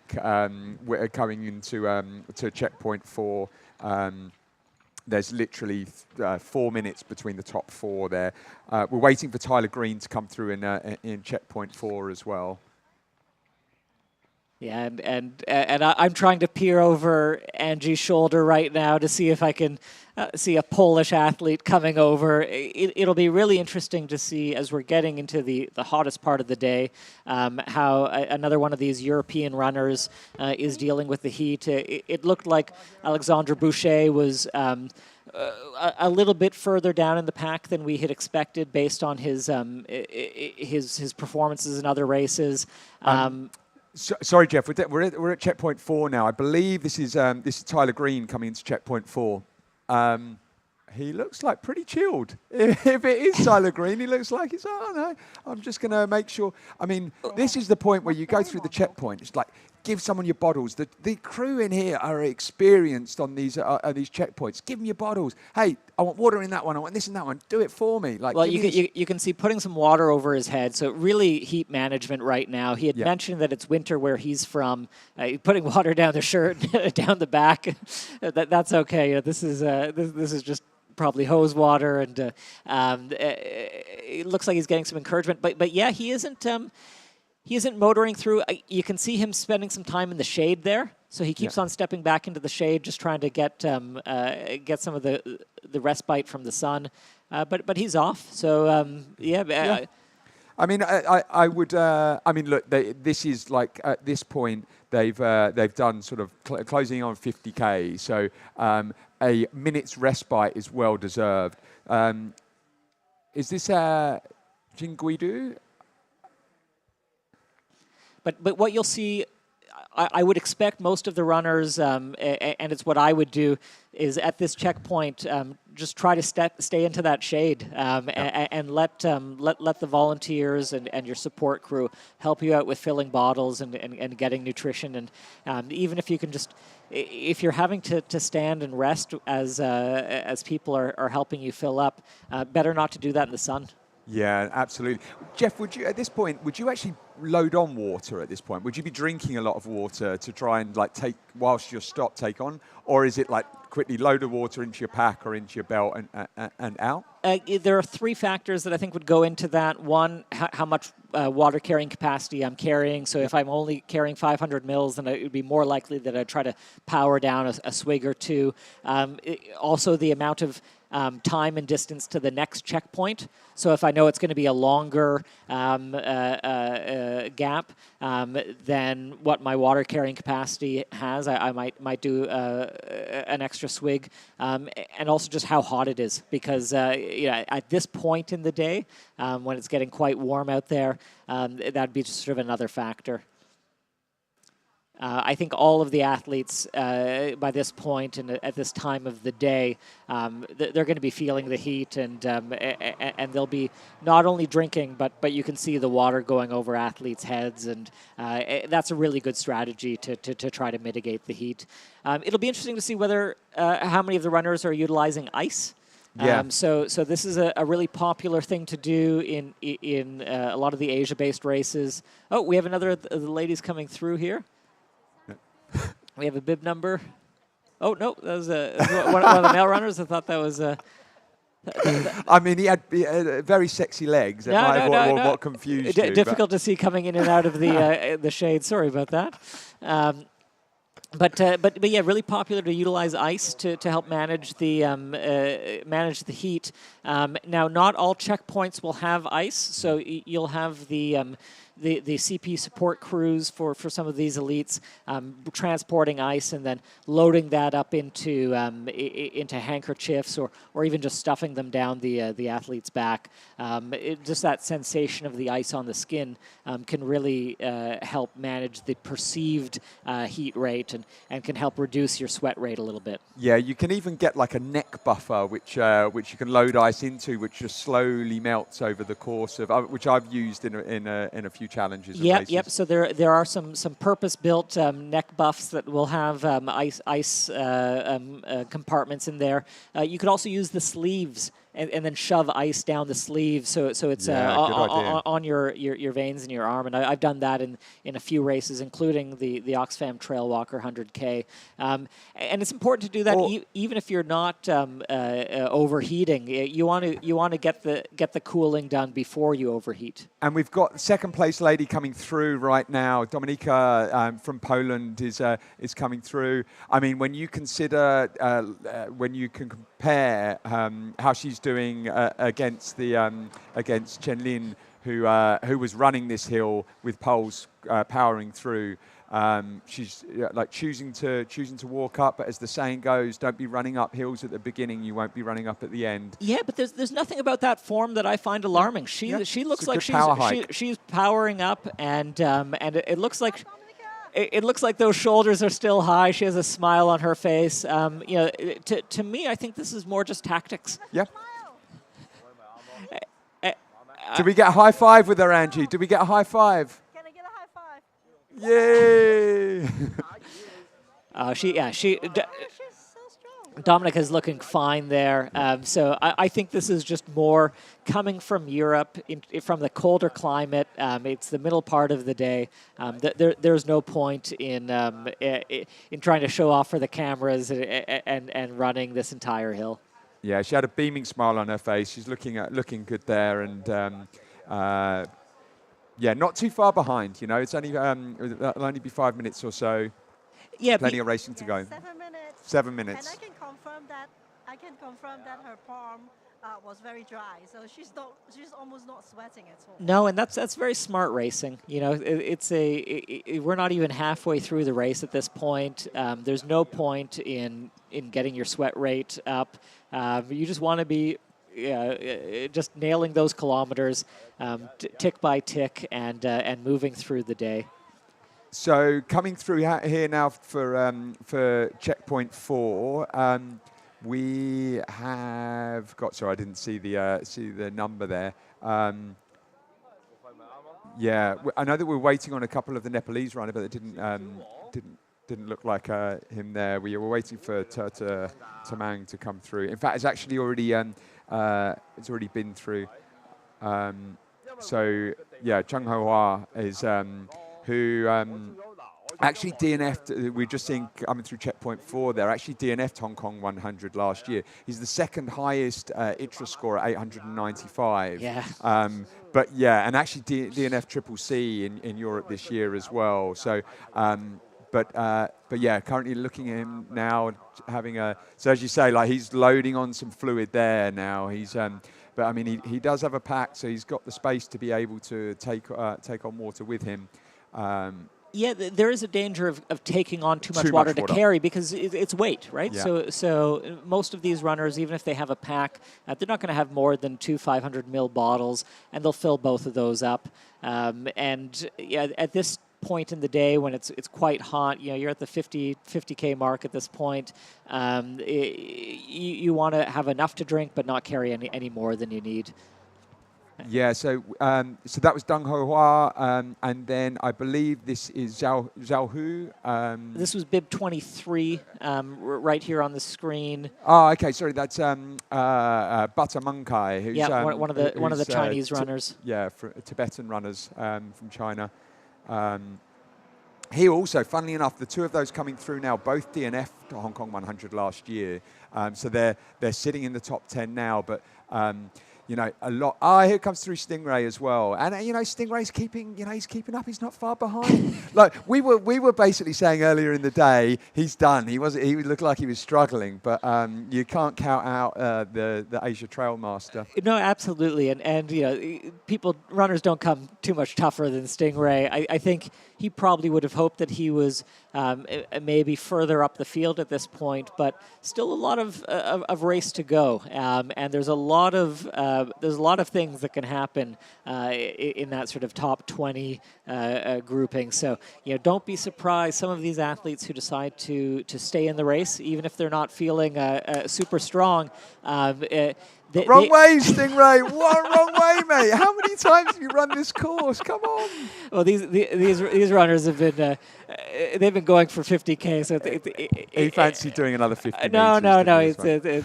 It's not unusual to take a bit of a wrong turn even on a course you're familiar with. But the runners who decide to DNF. A DNF for some of these elites might not be like a DNF for some other runners. It's not that they may not be able to physically be able to complete the race, but maybe they have a busy race calendar, and if it's not going to be a really strong result, they might save it for another day. But if you decide to stick in there, you can really move through the field as other runners drop. I think we have the third female coming through on the screen now. Yep. That looks like Li Ying, I believe so. Yeah, it's Li Ying, and she's looking very strong here. Another pole runner, like earlier on the stage. She's she's looking comfortable running up there. When you compare her to Dominica, once again, she's running this incline. Let's hand over to Angie. Do we get another high five, Angie, or we've got fist pump? Fist pump. No, don't stop her! What are you doing? and there we have. There we have Angie Fung interfering with the Hong Kong 100. I'm really hoping that doesn't have any consequences in terms of the ultimate podium. But Angie, if we have a photo finish and she loses, I'm going to blame it on you, Angie. How destroyed everybody, every other female runners to make space for myself. How is Li Ying looking in person, Angie? She was, despite of the sweat, but she was looking gorgeous as usual. And you can see that she is in very small steps, and the upper body was strong as well. So, hey, you go. Now you have to give me a high five. one of the best runners in Hong Kong, or without a doubt the best smile in Hong Kong. Look at him, just definitely. He's the his sweetest face. guy in Hong Kong. Yeah, it's a little known fact about Nugo. No one's ever seen him frown, so it may be that it's impossible for him to make that expression. But he looks strong. But yeah, just going back to the form of some of the women's leaders there. You know, Dominica doing the power hike and Li Ying doing the short steps. Probably not a lot of speed difference actually between that. The short steps might look faster on camera, but they're probably moving up that hill at around the same place. I would say they look pretty much the same because Dominica's power walk was really, really, really fast, really powerful. You can say that she was not even doing very big steps neither, but she got very high cadence on her walk. So almost just as much as Li Ying's little jog. So when you say, yeah, Jeff, you're right. So it doesn't really matter whether you walk or you run, because the idea is that how comfortable you are. And in comparison, Dominica definitely look like she's in a lot more comfort than Li Ying is. Li Ying wasn't suffering at all, but Dominica, she was just like walking her dog. Yeah. they both look strong. But it shows you some of the different tactics that some of the runners will use. You know, these are all elites, but that they have different ways to skin the cat. Yeah, and talking to the male elites, we've got 30 minutes before they reach checkpoint 5. We're actually going to head over, we're going to leave you, Angie, we're going to head over to checkpoint 5 where we've got Nat there, and she is with an absolute legend of the Hong Kong trail running scene, Stone Sang, who has competed in Hong Kong 100 many times. I'm pretty sure he's won it a few times as well. Is just, is just such a genuinely lovely bloke as well. And so, yeah, look for, I'm not quite sure who he's crewing today, but Nat, do we have you live at checkpoint 5? We are here. We can hear you really clearly here, Scott. I can't quite hi hear there. you. So, hi everyone. Oh, can you hear me now, guys? Yeah. Yep. So, hi there. We're here at CP5 in Kailanha. I think we are expecting the runners to arrive in maybe 20, 25 minutes or so. But here, we have the legend of Hong Kong trail running, Stone Zhan here. Hi, Stone. How are you doing? Hi, everyone. Yeah, I feel good, of course, sitting to watching them competing. Right. Nice. Are you here to support anyone specially today? Oh, yeah, of course, my teammate, Arjun. He's first time running Hong Kong 100. He's an amazing guy. He's a good talent. He's strong. He just needs chance to have a good race. So this one may be a good one. You've done this race quite a few times. Do you have any insights about your experience and what you think about the course that you can share with everyone? I mean, everyone is familiar with this race course. For me, I think this course, I like it because the competition and the atmosphere is so nice, competition is so strong, and yeah, but now CP5, this is halfway of the race. Yes. The first half, people usually go very fast, crazy, and most roundable race course. I mean, the competition just start now from this CP. Second half will more hilly, like Mountain Shan, Tai Mu Shan, the Lime Rock. It's a lot of climb, and also the temperature, the weather is getting so hot now. Yeah, it's honestly it's so hot here now. Yeah. The sun is in full beam. There's not many clouds here. I mean, we're standing underneath the sun. It feels like we're 28 degrees, 30 degrees. I mean, if you're actually out there on the mountains under the sun, I think, especially for the overseas runner, they're just going to be feeling so hot, right? Yeah, I think the people. This is why I say the competition just start now. Second half there will a lot more suffering, and so it's good to watch them. So let's talk about you and you kind of slowed down in your racing recently. So do you have any plans this year? Any race coming up? Actually, yeah, not much. I quite enjoyed now lazy time. And maybe, I will plan to do a expedition, like a challenge in Taiwan. So this year, yeah. So races, I more enjoy the shorter race distance, maybe 50K, maybe is maximum for me. I think it's like, I can push and also quick finish, not much suffering, and not much time for spending for training. So I think also when I still like enjoy race to see friends, to meet the community and stay there. And I think, it's more enjoyable now. Thank you, Stone. Thank you so much today. No problem. Thank you so much. Thank you. Bye bye. So guys, it's actually really hot here, and I've saw some of the runners going through the CPs. Some of them still looking really strong, but some of them really struggling with the heat. And I actually met the support of Alex from France, and she was just mentioning the fact that I think Alex is not feeling so strong today. It could be the heat, it could be the stairs. We don't know yet, but hopefully we're going to catch him at one of the CPs later. So handing back to you, back to the studio now. Thank you. Awesome. Thanks so much, Nat. Stone Sang, what a legend. Like, he is just a cornerstone of the ultra running community here in Hong Kong. Yeah, he's won so many big races and has been part of the community for such a long time. An amazing athlete, really remarkable, and it just shows you just how much talent you have in a city like Hong Kong. It acts as a trail hub in the region, and just some brilliant athletes and personalities that help the community tick here. Yeah, and from one of our top male community athletes to two of our female community athletes, we got to catch up with Kimmy Leung and Angie just yesterday. So let's hear from them about the Hong Kong 100. Hi, I'm Angie. I'm from Hong Kong, and I started trail running during COVID because everything was closed for the indoor activities. When I walked into the trail running shop, on the television there was this beautiful advertisement about a trail race supported by the Hong Kong Tourism Board, and I thought to myself, I didn't know there are such kind of events, and it's officially supported by a governmental body, and my eyes couldn't leave the screen, and that's how I came to know about Hong Kong 100.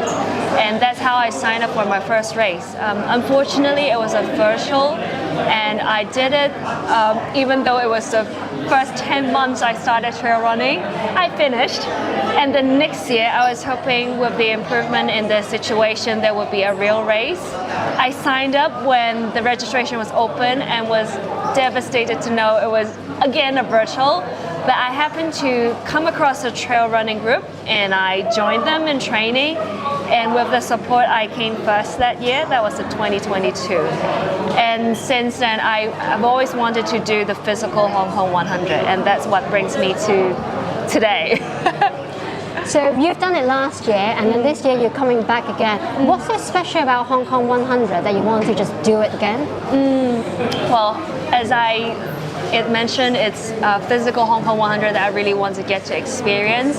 And as always, this is a very special race because I've raced in France, I've raced in Switzerland, I've raced in Thailand.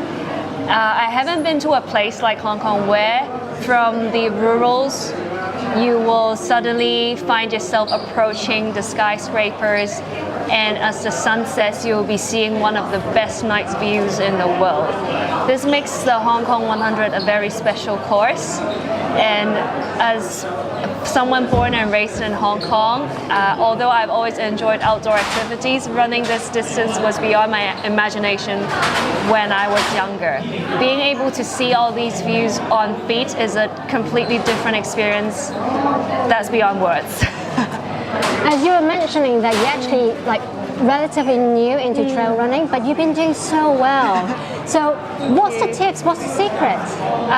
I'm a cancer survivor, so I think for willpower, maybe I have an advantage over others, having gone through something really challenging. I'd say for an endurance sports like trail running, willpower and mind are very important. Having survived cancer and having gone through something which was out of my control, I felt that even among things that you cannot control, there has to be something you can do. What I found is your attitude and your positivity always come within you, regardless of whatever outside external factors you cannot control. I think being able to tell myself that what I can control, I should do my best, which is staying happy and cheerful and appreciating each step is a step closer to the finish, helps to make me a better runner today. This is really just wonderful. Thank you. I mean, you've done so well. So do you have any tips for anyone who's trying to basically improve themselves, push their own limits? Do you have any tips for them? I'd say what doesn't kill you makes you stronger. So as long as it's safe, and even if it's uncomfortable, you have to get used to feeling comfortable with what's uncomfortable. It takes time. And I say there is no tips or no shortcuts. It really takes time to make something a bit uncomfortable into something you get used to, becoming a habit, and eventually it will come naturally. So Kimmy, I know that this is actually your 8th times to do Hong Kong 100. So what attracted you to coming back again, to do the race? Actually, I started joining HK 100 from 2016, which is the coldest year from the start, coldest year, and I got DNF due to the very cold weather, and I was not prepared very well at that year, and the next year I come back to challenge to complete the race, because I think the previous year I have DNF and I should complete it, and I don't know why I keep on joining this race every year, including the COVID years for the virtual race, because one of the reasons is I can challenge a faster time every year to see myself have some improvement, and which can be happy with the improvement I have from the second year 18.5 hours to last year I got 15 hours, and which I don't think I have thought of being can be as fast as this time, from I start to join trail running. Yeah, so I think this is a very interesting, and I would like to join about the 10 years at least, so I can. Another reason is this is a very big party of Hong Kong, so I would like to be part of it. Yeah. So great. So do you hope this event can actually show off some of the Hong Kong trails, bring it to the international runners, and also, because we're live streaming this, to the international audience? I think Hong Kong is a very special place, and you can go on to the mountains everywhere within around half hour, and you can be on the mountains. I'm now living in Tsuen Wan, and in 1 hour I can be on top of Tai Mo Shan. So this is very interesting in Hong Kong, and Hong Kong Trail is very special because there are a lot of stairs, and another side is a lot of very runnable trails also. So I think for trail runners coming to Hong Kong can just go up to anywhere near their hotels, and they can actually find a very special views of tall buildings which they cannot see anywhere in the world. Yeah. Hello. Yes. Hi, everyone. I'm Heather from China podcast. I'm the anchor of Crazy Trail. So it's so honored to be here to do the live streaming.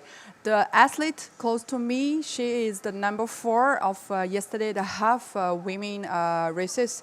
Maybe we can invite her to give us like a briefly introduce, because actually she had a very special story with Hong Kong 100. 小双可以请给大家简单介绍一下自己吗 ？Hello everyone, my name is Jin Tang. I'm from Southern China team, trail runner. 其实你可以用中文介绍一下你自己的，然后我来翻译一下。大家好，我叫唐景燕，是来自萨洛蒙中国团队的越野跑运动员。Very thankful Xiaoshuang already have used introduction in English. So she's from Salomon team and she's the Salomon Elite Trail Runners. So the next question is actually we know obviously in China, all the China trail community we know like Hong Kong 100 race is very special for you, especially the last year. So could you please tell us like what happened when you closed the finish line yesterday? You cried a lot.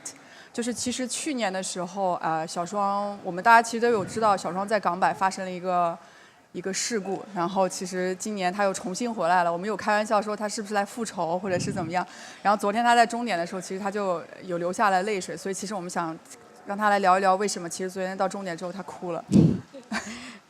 就是首先是这个为什么哭啊？因为确实是在完成比赛的那一刻，觉得心情很激动，就控制不了那种情绪。因为确实是的，我去年在香港100的赛道上面受了伤，是骨折，然后呢，就到现在是过了整整的1年，我又回到了这条赛道，跑过了去年我受伤的那个地方，跨越了那个地方，我才觉得这一篇算是彻底的翻过去了，然后。So she said like. Actually, last year she suffered a fracture in the race, and after 1 year, she finally came back in the same road, the same places, where she got injured last year. So for her, she thought like maybe I can pass the capture, completely turn over the capture. 是的，在回来的路上，其实我自己就会觉得情绪非常的多，在过去的这1年里面，可能。有很多时候是比较时间过得非常的慢，非常难熬。然后想到那些瞬间的时候，会觉得有一些情感上来，然后想想觉得终于这个事情算是过去了。2024年算是重新开始了。然后我也很期待我在今年的一些新的目标。Actually, at this moment, she's still a little bit sensible. So she said like I had some very hard moments when I. On the back, and especially when she passed the same road. So some memories, some stories coming back like the last year. So when she finished the line and she passed the line, and she knows she is the number 4 of this race this year. So she felt like 2024 is really began, and she's looking forward to what is come in 2024. 然后我们第3个问题是想问说，当你就是路过这个同样的地方的时候，其实就是去年你受伤的那个地方。我们其实有简单聊过，就当时那个时候你是选择走过去的，还是跑过去的？当时其实在这个地方的时候，我选择了一个正常的跑过去，但其实在过去这1年里面，我觉得我印象中对于这个我受伤的地方。我都会觉得它是一个很难翻越的一个障碍，我在脑海里面总觉得它是一个很难的很大的一个地方，然后就是当我昨天再次跑过这个地方的时候，我再去看它的时候，我就仿佛内心里面一下子平静了，就这个地方就是一个很平常的地方，然后我就正常的这样子跑过了它，并且我还回头看了一眼这个我曾经受伤的地方。The question is, when you passed the same places you got injured last year, did you choose walk slowly or just run, just pass it? So her answer is actually in this 1 year for her, she felt like it's not very easy to pass the area. And she saw a lot of different situations, different scenarios when she passed the same places. But yesterday when she crossed to the places, she chose like just run as normal as before. And then she looked back the places. So for her, I think it's totally passed. And the next question is, could you please share with us what is your plan in 2024? 所以你今年的这个比赛的计划是什么？可以跟大家分享一下吗？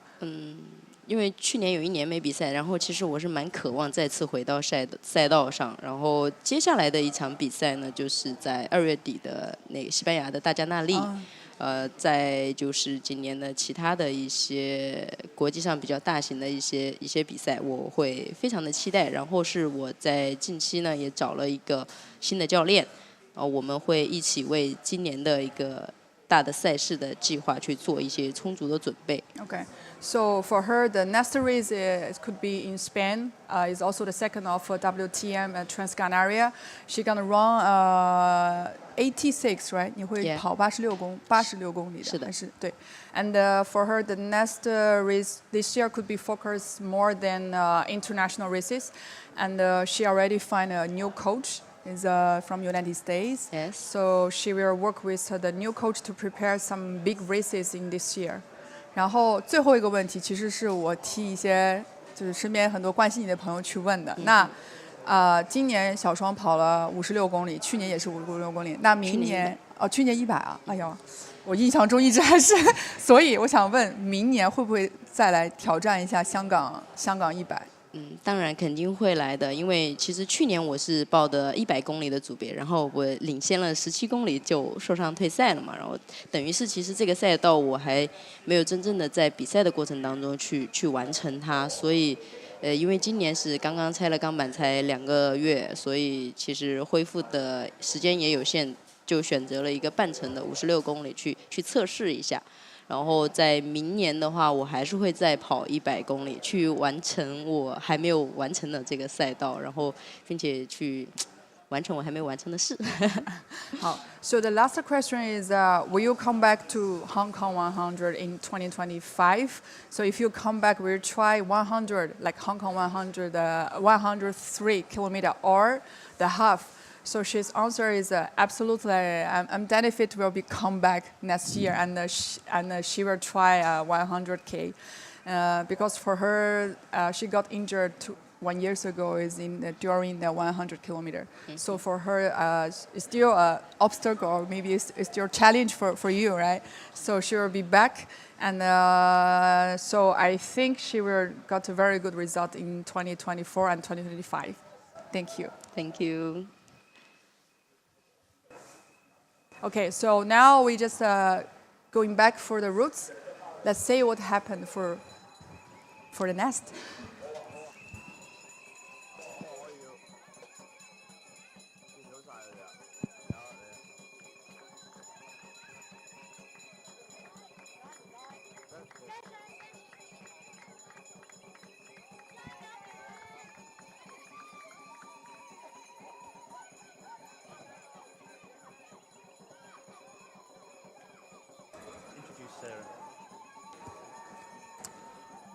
We're seeing here approaching checkpoint 5. I'm actually joined here as well by Sarah Pemberton, one of the top female ultra runners. It's on the long distance stuff as well. How are you doing, Sarah? Seeing these coming through to checkpoint 5 now. Can you hear me? I can hear you loud and clear. I was saying I agree with what you said about having a bit of FOMO. Like Hong Kong 100 is actually one of the races that I haven't done, and just watching it now. Yeah, I wish I was out there. You've done a lot of the Macklehose though, right? Yeah. I think your biggest claim to fame in Hong Kong is doing the 4 trails. How many times have you done it now? I was at the start line 4 times. You're at the start line 4 times, and obviously that kicks off with the Macklehose, albeit in the opposite direction. Yeah. But yeah, seeing everyone out here today, it's like, oh, I wish I was there. I know. As we see, like I think this is coming checkpoint 5, but a great tactic of just being able to cool down with ice water. It looks like this guy wants to actually bath in that water, doesn't he? If it was big enough, I'm sure he'd be jumping in. One of the advantages This is of checkpoint being 4. at the front of the field, right? Getting Yeah. all the clean ice water. Yeah, absolutely. Yeah. But you've never actually lined up for Hong Kong 100. I haven't. But you are lining up tomorrow, though, aren't I you? am. You're I'm going. doing the marathon tomorrow. This is a big weekend in Hong Kong It for is. running, isn't it? So your first time doing a Hong Kong marathon? It is. There is an incentive at the moment for if you're a permanent resident, if you are a man and you run under 3 hours, and if you're a woman and you run under 3:30, you get 10,000 Hong Kong. 10,000 Hong Kong. 10,000 Hong Kong. Who's paying that incentive? I don't know. I assume it's the marathon or Ah, like okay. whoever the organization behind it. Okay, Yeah. you've been so your training block has been focused on a sub 3:30 because is. you're an incredible long distance, and the Hong Kong 4 Trails is like a 300 kilometer. Yep. But you haven't always been focused on speed, though. I right? haven't. I think, well, with Hong Kong, as you were saying, like there's just so many amazing trails to do, and it's difficult to sort of resist the pull of being out doing these like mega long runs every weekend. But I was realizing that I had really neglected the speed work, and marathon training is a great way to build that in. So I've added in a marathon training block this year, and I added in one last year, and I think it will pay off in the trail running as well. Yeah, Yeah. for sure. And I think, for anyone that is trying to get better on trails, even if your focus is there, doing speed work, doing track work is just you see some of the elites and how quick they are running downhill. I'm trying to work out who we're following now. It looks like we're on the back of a bike right now, actually. It's Yo Pei Chan. So we've got the leader of the male race. And he's picked up poles. I say this is really interesting because there's so much up and down in this race. You'll go from like putting your poles away and either putting in your pack or your belt to bringing them back out again. You know, I've been at some of the checkpoints before. I see people change shoes as well, so they maybe wear a more road-focused shoe for the first half. For the first half, yeah, and as we reach come into the second half now, I think they could potentially have switched out shoes. But yeah, it's looking extremely strong coming through there.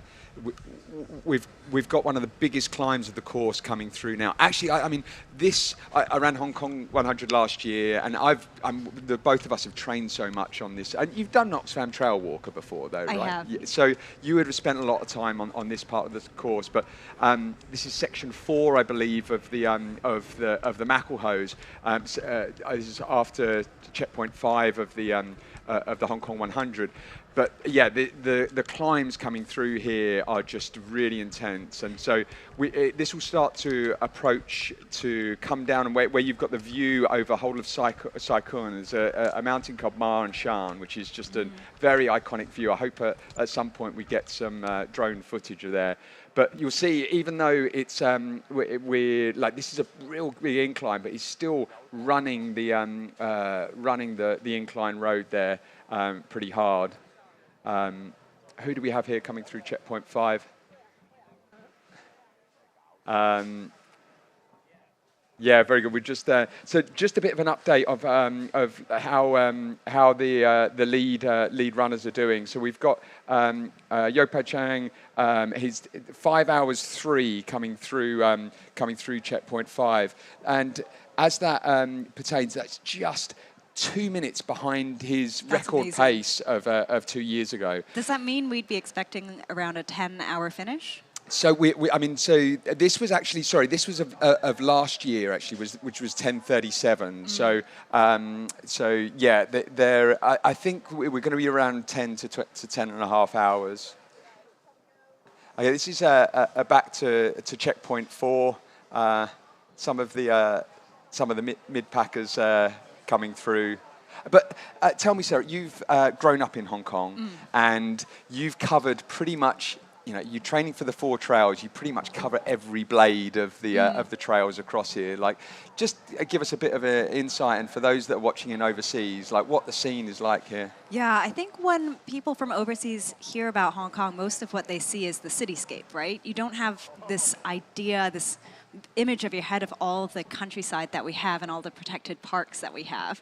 But something crazy like 60 or 70% of Hong Kong is just this parkland. And we have some areas that look like this, which are, you know, paved over through the mountains, but we have plenty of dirt trail as well. We have lots of, you know, trails that go by the beaches, like what we saw in the first few sections of this race. And then a few like big mountain climbs as well, especially on Lantau. For me, I think growing up it was a bit wasted on me. I've, you know, stayed on Hong Kong Island for a lot of the time, did the same few hikes over and over, and it was only later on in my 20s that I came back and was training for 4 trails, and then had to sort of explore all these other trails that I'd never been to before.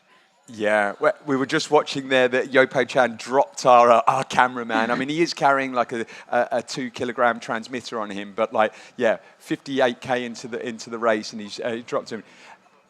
Here we actually see second place male, Meng Guangfu, who he's actually got to be about 3 minutes behind. He's just crossed the road after checkpoint 5. Yeah, he's very close behind. And so coming out of this checkpoint, it's a road up for about 2 or 3 kilometers. Now, I mean, Yopo Chan made that look like it was just flat, but it's really steep. Yep. Like, it's one of those parts that when you're running this as like a kind of mid-pace, like, oh, great, I get to just hike and like, because it's one of those ones that like it feels too steep to run, but he was hammering it up there. And you don't get a break after this. It's uphill on the concrete, and then you've got quite a steep uphill on trail before you then get to that nice plateau on Mount Shan. Yeah, absolutely. And but I mean, it drops down just very slightly for a bit, and then it's just a relentless hill up to Mount Shan, which for me, I think like this is the crux of the race. That checkpoint, if they haven't filled up on water, if they don't have supplies, it's this section now is where we're at the crux. This is make or break, and yes, it'll be interesting to see sort of like how it plays out at the front of the field now. But yeah, I mean, you would have spent a lot of time on around Sai Kung. You mentioned Lantau as well, but you live on Hong Kong Island, right? On Hong Kong Island. So I'm sure a lot of your training when you're doing trails is like up. We're in Quarry Bay right now, but is sort of behind us on the Hong Kong Trail around here. Well, of the 4 trails, so we have Maclehose, Wilson, Lantau, and Hong Kong. Hong Kong's always seen as the easiest one, so it's not great that all of my training's here. Actually, speaking of 4 trails, this is one of the other sort of 4 trail superstars. Absolutely. Always dressed iconically in red. I think his wife and son are also there supporting, also dressed in red. Just an amazing runner covering, you know, anything from like marathon distances up to the super long as well. Yeah, and you'll see Solomon, he ran a 300-kilometer race, which challenge, which is the 4 trails, just with a running belt, didn't have a pack at all. And so, I mean, he likes to go extremely, extremely light. But, you know, he's looking strong as well. He's going through checkpoint 4 there. But sorry, you were saying around like Hong Kong Island. I mean, one of the things that amazes me around Hong Kong, you talk about the big cityscape, and Hong Kong 100 is in the New Territory, so it's very remote. But in terms of accessibility to the trails, anyone coming into Hong Kong, it's just like, it's right there. You can walk from where we are and you're straight into the mountains. I would say from any part of Hong Kong, you're 20 minutes away from a trail. Yeah. Yeah. Whether you're on Hong Kong Island or on Kowloon or in Sai Kung, like the trails are always so accessible. And I think there's something for every level, you know? If you're ready to just get out there for a walk, there's plenty of accessible hikes with lots of exit options. It's not like committing to like a big Swiss alpine journey. And I think that's one of the great things about Hong Kong is we have such a culture of being outdoors. Like you'd be out there and it's not just young people training for whatever trail race they have coming up next. You've got loads of, elderly folk doing their walks in the morning. You're doing their Tai Chi up in the mountains. It's really heartwarming to see the same faces over and over again once you become like a regular in your neighborhood, right? Yeah. And I mean, for those that are enjoying the drone footage of Maclehose here, the race that we've been talking about, the Hong Kong 4 Trails, there is a documentary coming out very soon, isn't there? Which Only people in Hong Kong will have really got to see it yet, but it will soon be some of the film festivals coming out. Robin and Ben Lee, the directors of it, and actually Richard Kimber, the architect behind everything that's happening here today, and the drone runner did a lot of the footage for that film and documentary. Yeah. But yeah, I'm excited to see that come out. And Have you not look seen out it yet? I have seen it Oh actually. my God, I got a preview, but actually they haven't done any screenings anywhere haven't. outside of Hong Kong. Yep, and I think one of the great things about that that documentary is you get sort of an insider look at different people's preparation for a race. And we see with Hong Kong 100, there's loads of different tactics that can be used for, the same course, same day, same terrain, but there's different approaches that people would have based off of like what their training history was, what their strengths and weaknesses are, blah, blah, blah. And I think with 4 trails, you get that over this like extended timeline because you can see where they were a year before the challenge. You can see what their story was and like why they even decided to attempt it. And then not only do you get these individual stories and then be able to see how they progress during the event itself, you then get this wonderful view of like what is the Hong Kong trail run community about. You get all these amazing panoramic shots of Hong Kong and you see this other side to the city that I think unless you purposefully came to Hong Kong and sought it out, it might not have been, a tourist's impression of Hong Kong. Yeah. Yeah. Yeah, I mean, it's a very selective race. There's only ever like 20 to 30 runners ever at the start line. Actually, It's where we met. It's where we met. Yeah. I've been at the start line a couple of times and never at the post box finish line. Like yet. Yeah. But someday, Manny. But it's coming up very soon over Chinese New Year.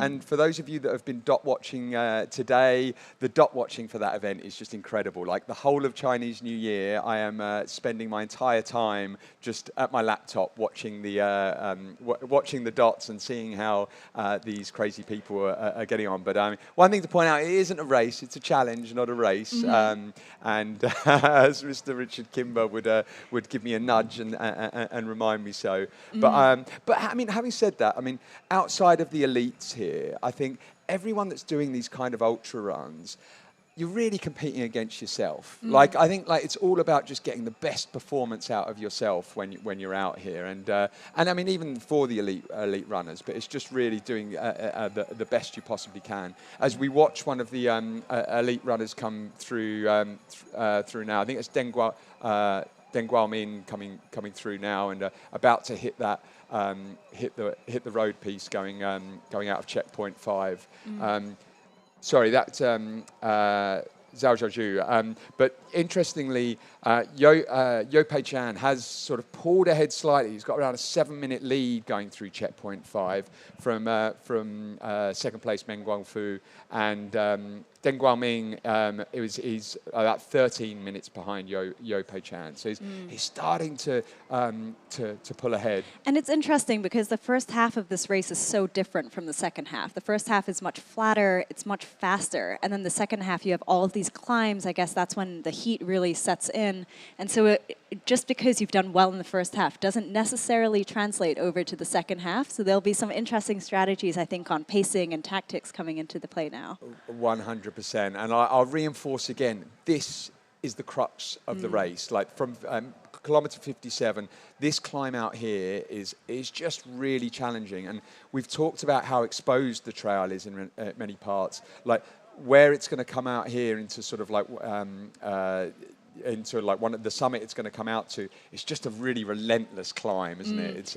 It's going to be interesting how it plays out from here. When I ran it last year, this was the point that I was just like, oh God, I've forgot how hard this part of the Mackelhose is. But then that plateau is really so beautiful once you get there. Yeah. There's only a few spots, I think, where you can go paragliding in Hong Kong. There's a spot on Lantau.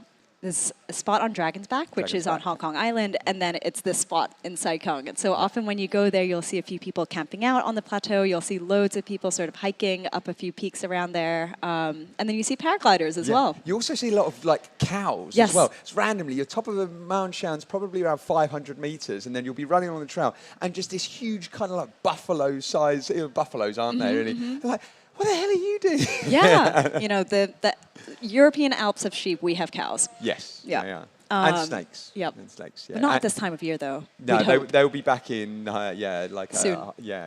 They'll be coming out of hibernation soon. But Yeah. what I mean, outside, obviously, you're focusing a little bit more on a bit of road running to get a bit of speed work. Yes. I What do can't we say I enjoy it as much as the trail running, but Why I not? think it has to be done. Yeah. So I'm doing a PhD in the UK at the moment. So I thought whilst I'm over there, I'll do the London Marathon. So I've got that coming You've up. got a spot in the I've London got Marathon? a spot. Wow, how'd you manage that? Well, the standard for women is not that unattainable. Okay. It's 3:45. Okay. Yeah. Okay, So I got a spot, and then I'll swap back over to trails. I luckily got a spot for CCC again this year, so I think that will be my A race, but I'll have a few smaller races before that. Okay, so you did run CCCE last year, I did, right? So yeah. How did that go?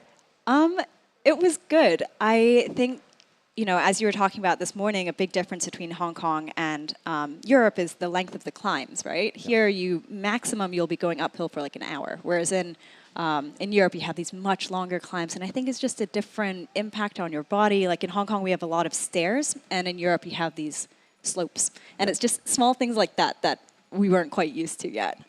So it was honestly a great day. The weather was perfect.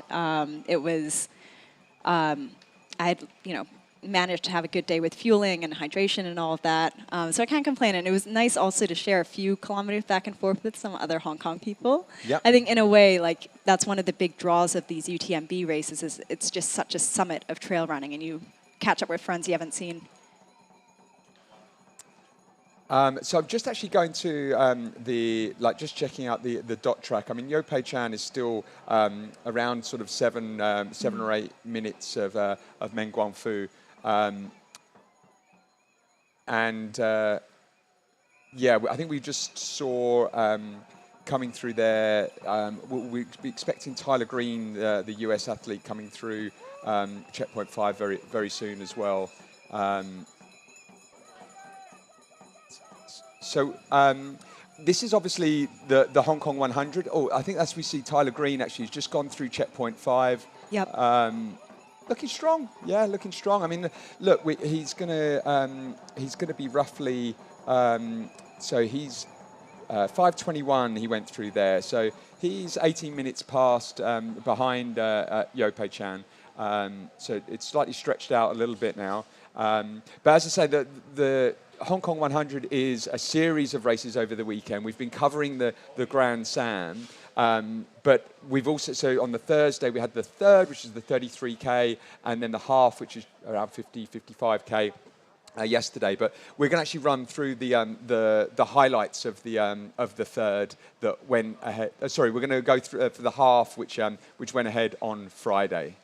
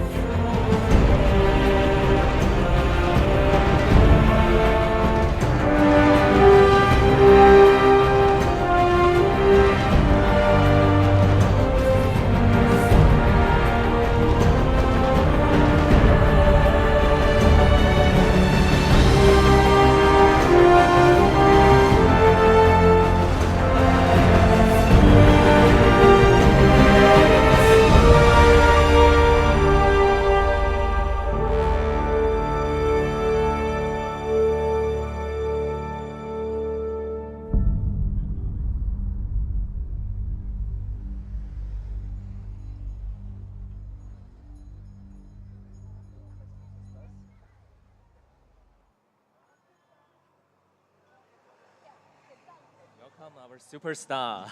Thank Rui you. Fang. 谢谢。 Welcome to the 谢谢。 live studio. Yeah. Okay, we all see the video just now. It's very exciting, and Rui Fang is really emotional just now.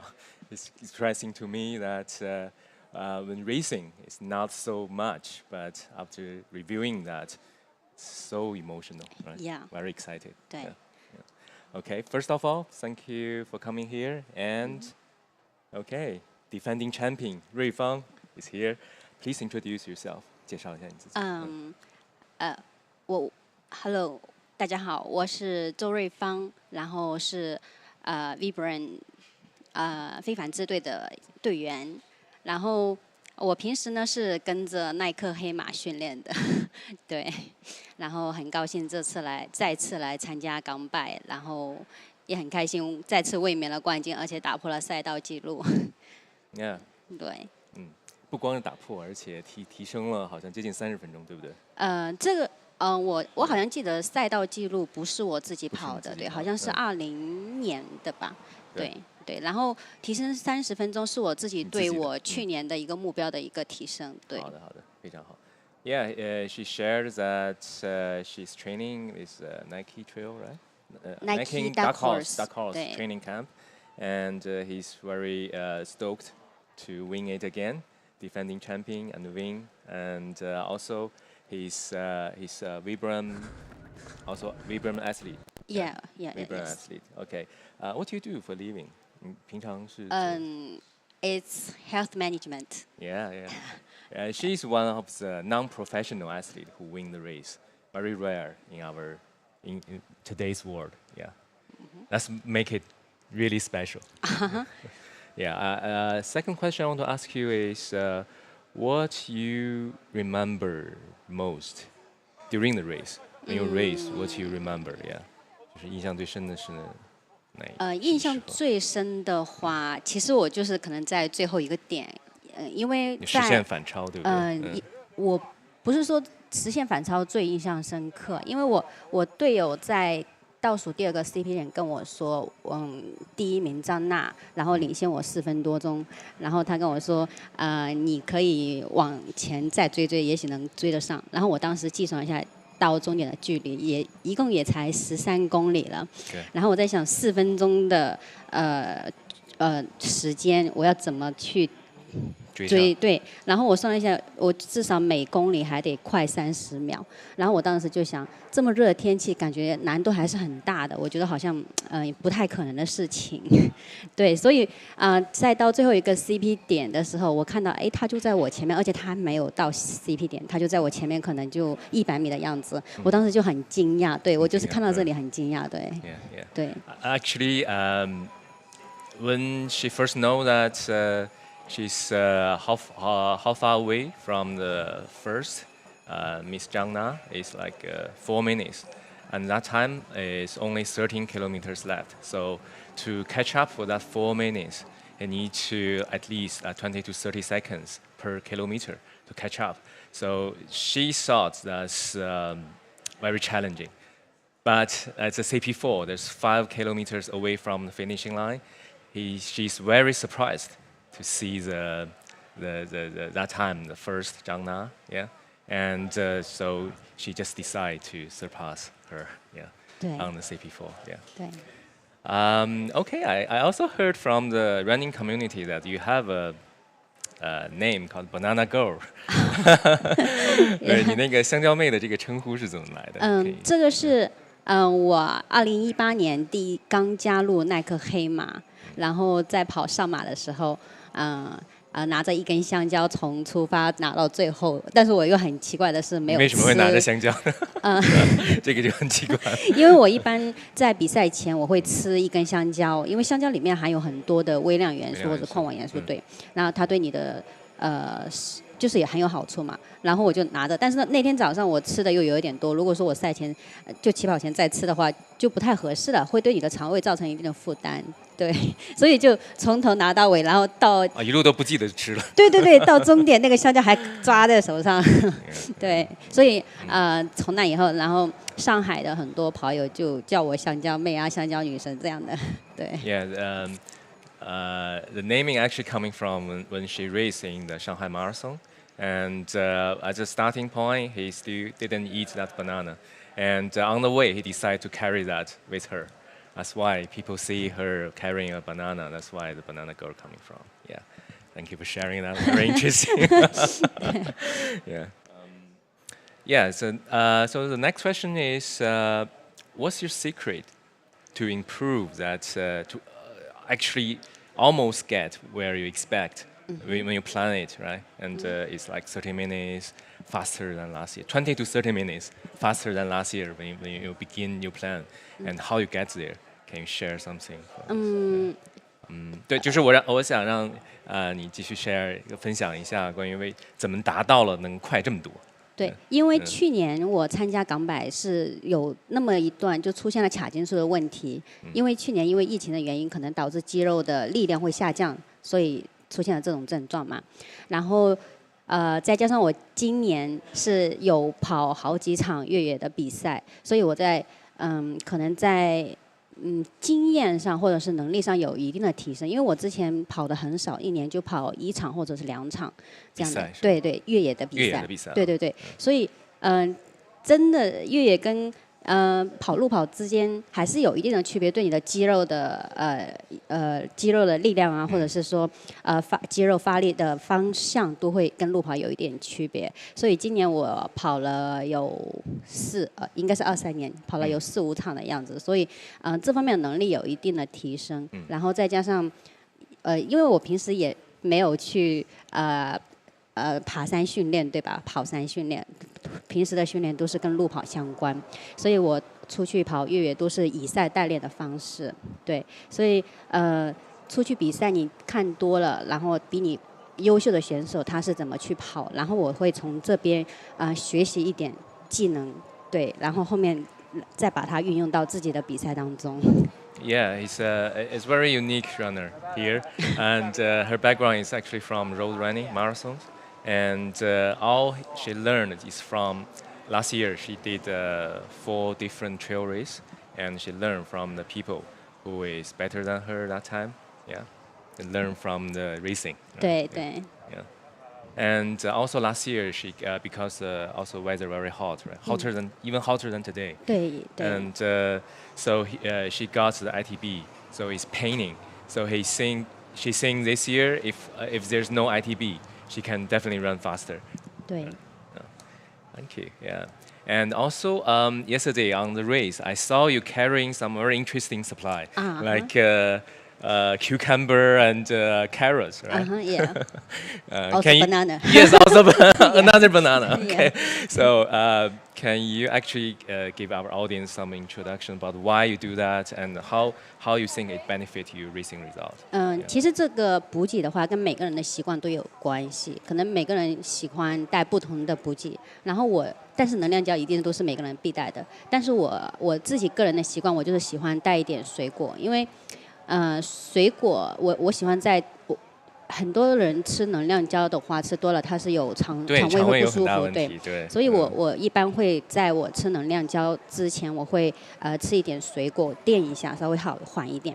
然后还有就是我觉得水果当中有很多的微量元素，对，然后它对你也有很大的帮助，因为你在这么热的天气当中去跑比赛，你的体内的一些矿物质啊、微量元素流失很快，所以我会通过这种易消化的水果啊，或者是对这样来补充。是不是跟你工作也有关系？你会更多的涉猎一些就是营养相关的东西？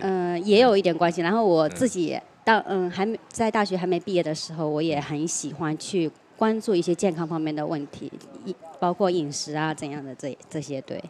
Yeah, yeah. Thank you very much. Yeah, that's very, very, very good. Yeah, yeah. Of course, she will also carry some like energy bar and other supplies, but she thought the fruits are most easy to digest, especially to facing this hot weather.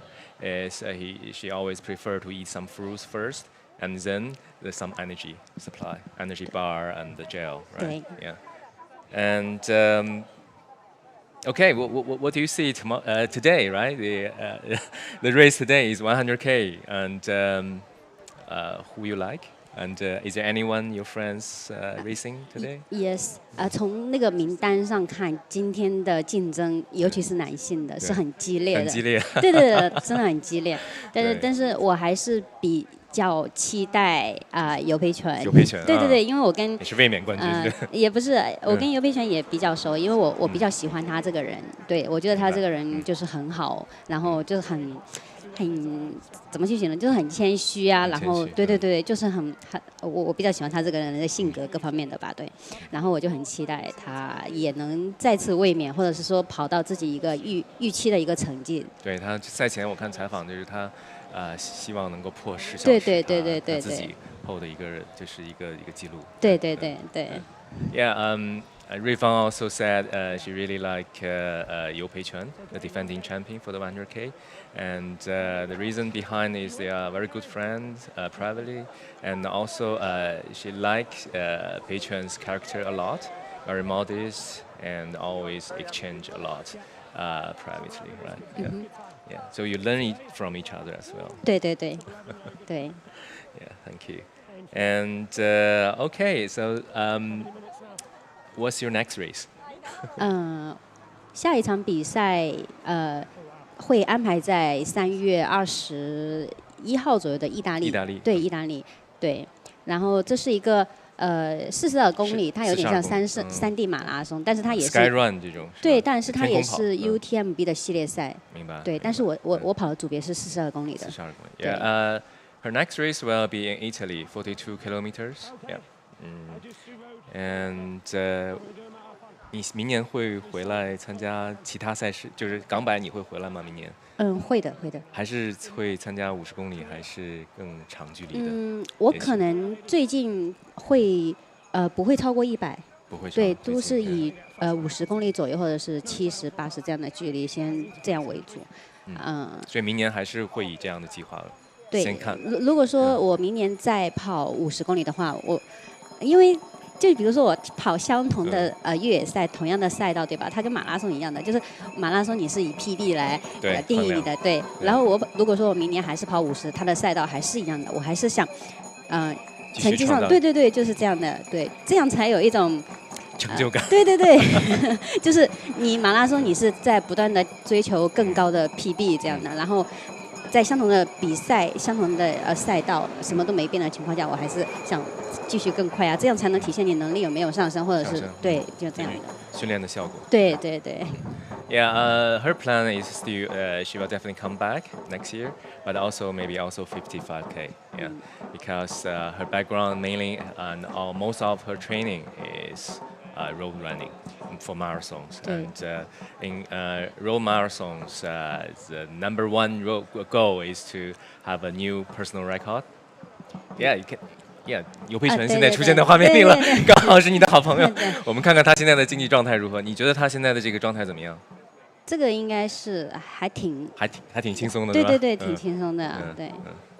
大家可以看到啊，现在画面上主画面上面呢就是尤培权，应该是过了 CP5，还没有到 CP6，在基维尔营之前，就是50公里了吧？对，已经56了。对对。57应该57已经过了。对。哦，对对对。对，已经57已经过了，应该在去基维尔营的路上。好的，对，刚才回到刚才的话题。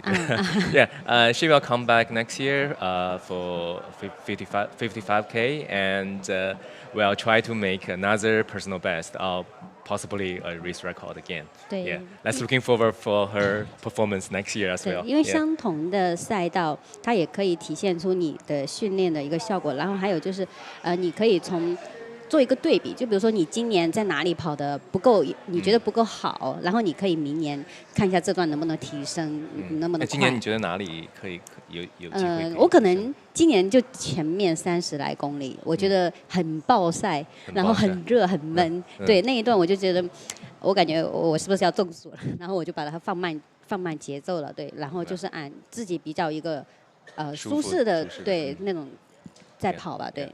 Yeah. She will come back next year and hoping to improve the first 30K, because this year the first 30K what she experienced is quite challenging because hot weather and almost on the stroke, too hot. And for next year, she's willing to see if after 1 year's training, if she can improve the first 30K, Yeah. even faster.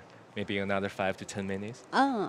可能会5到15分钟的样子，对，目 even 标。15 minutes faster. That's a target. Yeah. 对。 Okay, the last. Okay, as a normal people who have a day-to-day job, and you same. Do you have any recommendation or advice for our the 80% of the running community? Do you have any training advice or suggestion for them?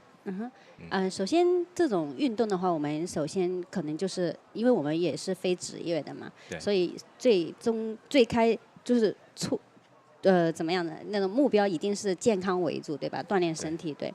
然后如果说你要来参加比赛，你得有一定的训练的准备，前期对，你要有积累的跑量，积累一定的跑量，你要适应不同的天气状况，对。然后像我的话，因为我平时上班的话，我一般都是因为。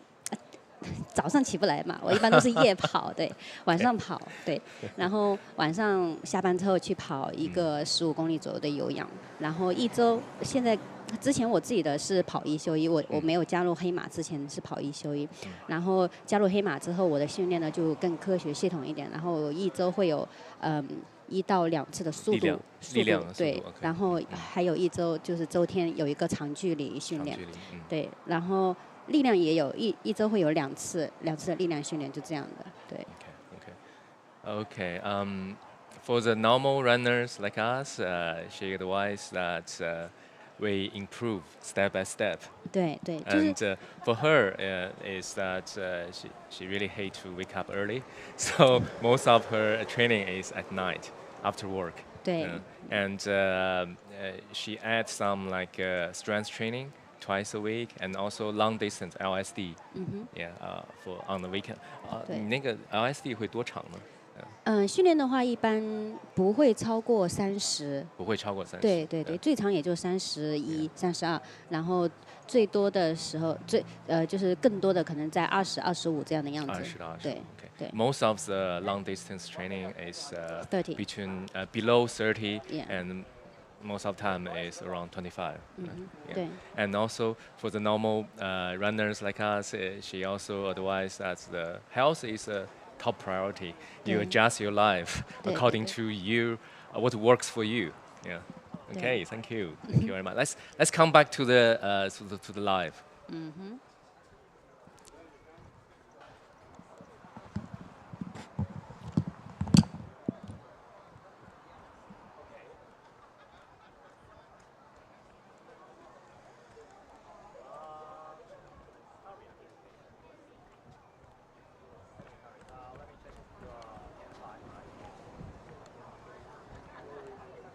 You'll see here, this is Maongshan, and one of my favourite points of the trails across the entire Hong Kong archipelago. This is, they would have done a huge climb getting up to this point. This drone footage is just spectacular. Behind there, you've got Sai Kung, but this is an extremely fast ridgeline coming down here, and you'll see them just racing down. They're absolutely flying.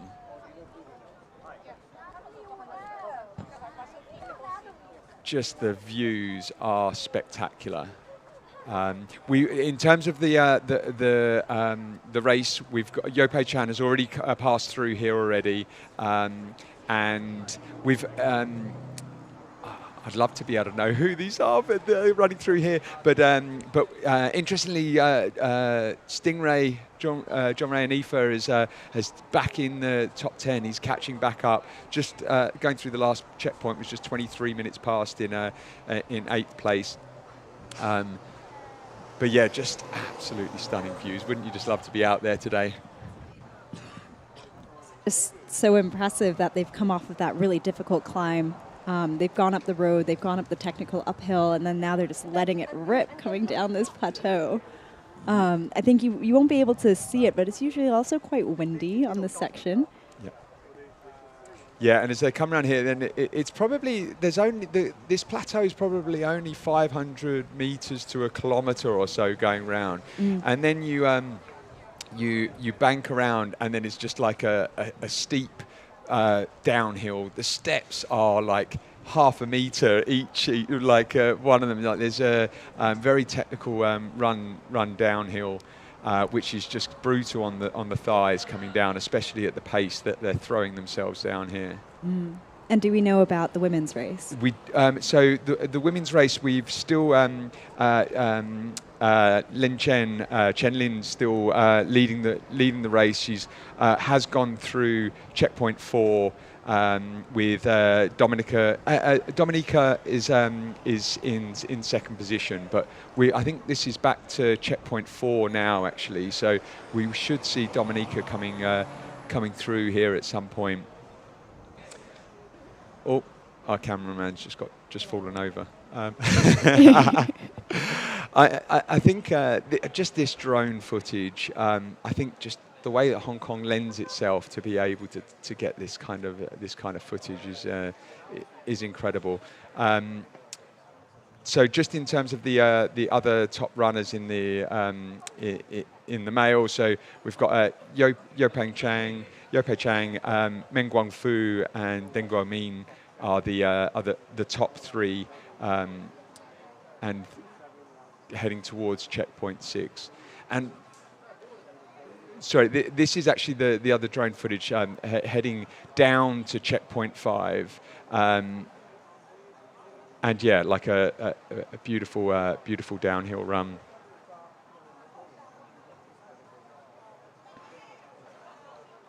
And so as we showed there before, the plateau on Mount San. So this is actually the climb that comes up through the valley before you, and it's one of the most iconic runs through Hong Kong. So what makes this so beautiful is that like you're in a valley and you've got big hills either side of you, and then you get up to this in between those two hills, and as you say, it's quite windy, so there's just the wind comes over, and it's a tough climb. But it's also a bit of a relief seeing these two peaks on either side and knowing you don't have to climb up either one. Exactly.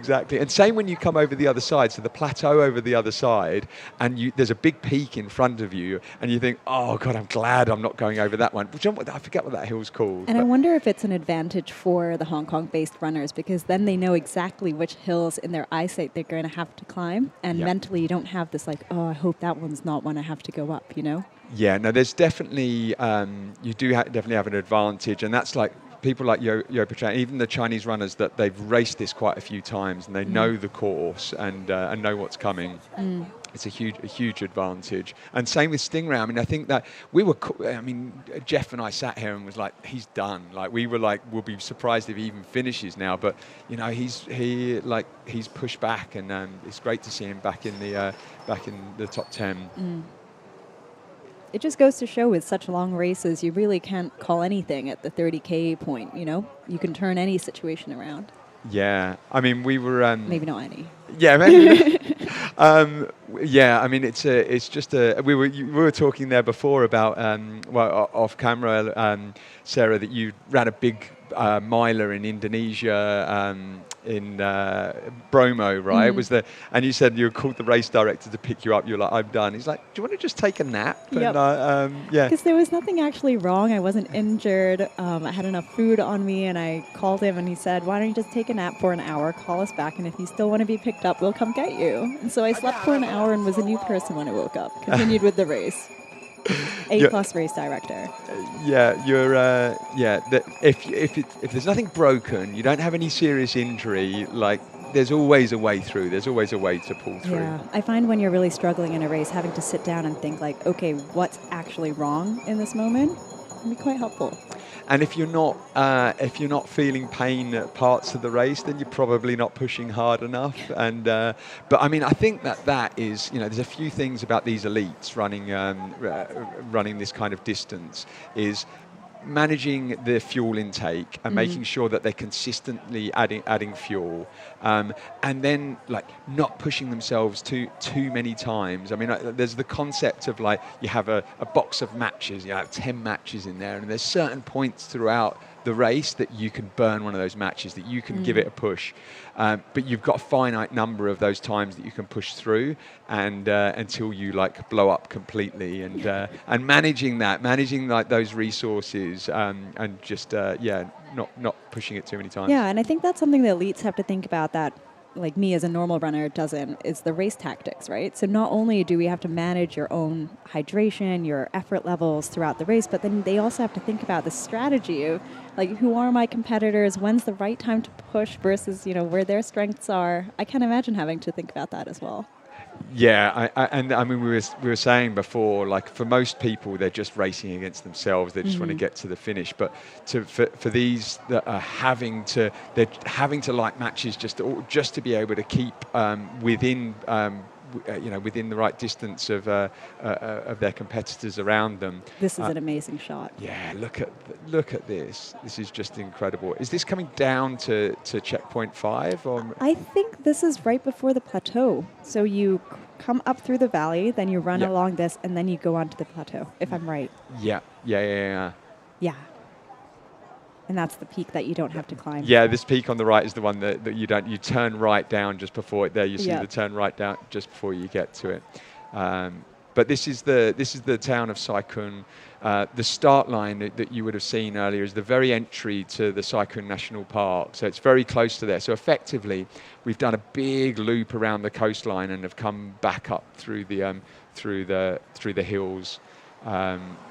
And it's great seeing like the runners on the course as well. You just like see the kind of technical trails, because it's very different to what you would see in Europe or the US, which are very like much more manicured, like and sort of like flat trails. Whereas in Hong Kong, the trails, like obviously lots of steps, but there's just there's lots of like rocks, and it's actually it's pretty technical trails to run. Lots of technical sections, lots of hard clay, lots of concrete, like actually quite hard on the body, I would imagine, compared to some of the more manicured courses we might see in the US or in Europe. Yeah, and it's been very dry here in Hong Kong recently. So I mean, the trails can get muddy, especially. I mean, there's been some crazy typhoons come over in the last few months, which have actually, luckily, the Makwahose Trail and the Hong Kong 100 course hasn't been affected, but much of Lantau and the trails have actually just been washed away from the typhoon. So yeah, we're following here with one of the elite runners. Just beautiful technique going up there. Just look at I love seeing just good runners with poles running up the steps, and just variation in their gait, part run, part hiking up. We're chatting to Jeff before just then, and like, there's a real balance between actually hiking and running. Like, there could be people trying quick stepping, and he was saying that he was like overtaking people at the World Mountain Trail Running Championships just with hiking, and it's a good way to use your energy of just doing a fast hike rather than trying to just force a run. And you have some people using the poles as a way to maintain the cadence, right? To have a rhythm while going up. You have some people using them like properly, like what we saw just now, properly like using it to hold some of their body weight, take some of the load off their legs. I mean, if you consider that each arm, I mean, for me, like weighs around 4 kilos. Like, if you're taking that weight off the legs, it's going to make a difference, right? It's going to definitely take. And both you and I, Sarah, have trained for the Hong Kong 4 trails many times, the 298-kilometer challenge. Andre Bloomberg, the challenge director, the sadist that came up with the idea, every year makes it harder. And one of the things that he brought in very early was like no poles, and it is a huge advantage, especially on the much longer distance, to be able to sort of relieve the legs and take a bit of weight off. And I guess especially in ultras, because you're going to be running for so long, even just a few percentages of your body weight off your legs over a few hours cumulatively got there, can make a real difference. Yeah, and I think it just getting you can get in a real like good cadence with poles as well. I mean, it's definitely an advantage. I'm surprised that we're seeing so many runners on their own. Like, I thought we would have had a few groups come together by now. Yeah, I mean, certainly for the first 40K, I think they were all within like a minute of each other, but the field has spread out a little bit. I'd love to know who we've got our runner running with right now. I can't quite see the. They look strong. I think this is the same concrete hill that we were looking at earlier. Yeah, so this is actually coming. That's coming out of checkpoint 5, isn't it? I think. Yeah. So just here, there's a big I think it's like a helicopter. Yeah, it's just past the helipad. So coming out of checkpoint 5, a bit further back. I think this poor cameraman's doing hill reps. Yes, yeah. This is a tough spot to be doing doing hill repeats. But yeah, I think that's another really great technique that you'll be seeing this runner do there. If you haven't got poles, is like hands on knees pushing up is a really good technique to be able to take a bit of weight off and to be able to use your upper body a little bit as well. You can hear the cheering going on in the background. And the cowbells. I mean, that's the thing. You're preparing for the Hong Kong marathon tomorrow, but there's you do get a lot of people that are out, sort of certainly at the checkpoints and certainly supporting the runners out there, and actually, as a runner in this race, it's so good when you're running through and you've just got people, as you see here, just standing by, and they're giving you giving you cheers, and it really does help. Like that little bit, it just gives you a tailwind to go up that hill. Gayao, gayao, which means add oil in like a Cantonese saying, and yeah, it really does. It gives you an extra boost. And I think in the past, we would only see runners when they're coming through the checkpoints, coming through the start and finish, and now we have this view as to how they're looking on the course as well. We can see whether they're, putting on a smile just coming through the checkpoints, or whether they're actually feeling that good during the run. Yeah, and as we were saying, like even for the elites, how much they can bury themselves for how long, like because. They really are. This isn't just like a zone 2 for the whole day. Like for Yopei Chan, to be able to be maintaining this pace, he is pushing it extremely hard. I just like love these views.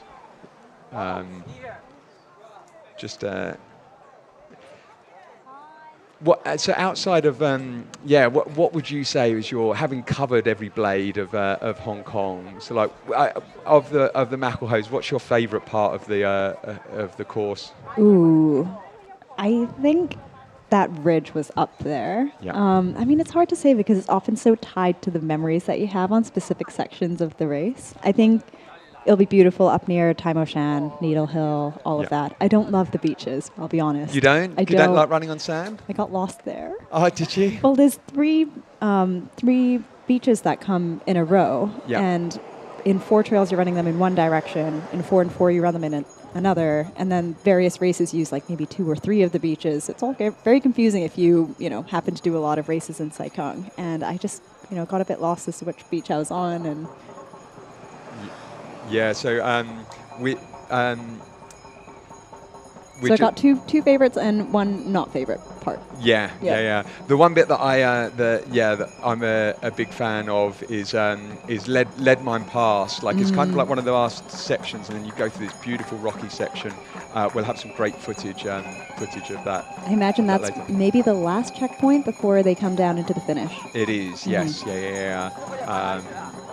So we're going to welcome back Jeff and Richard shortly to take over the booth.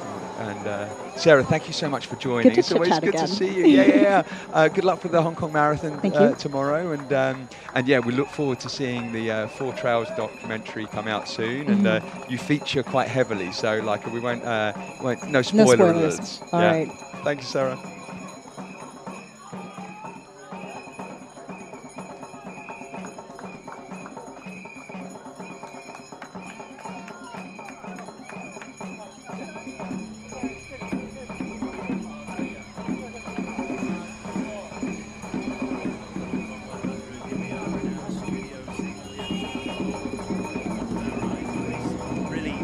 Literally hotting up right now. as we approach the end of the midday sun but the beginning of the early afternoon sun. And sat next to me, Jeff Campbell, a man who knows not much actually about suffering in the midday sun, because you're normally about 2 hours ahead of most of us and probably already having a cold beer at this stage. But take us through what the lead runners are feeling now, because what you have to understand is this is a 100-kilometer race, but boy oh boy are they running it like it's a 100-meter race. They're just hammering it, aren't they? Yeah, you know, for these athletes, the 100K distance is a little bit more like a 50K or a 30K for some other trail runners. They can really maintain an unbelievable amount of intensity all day long. Now, mind you, not everyone, right? So the field that we saw.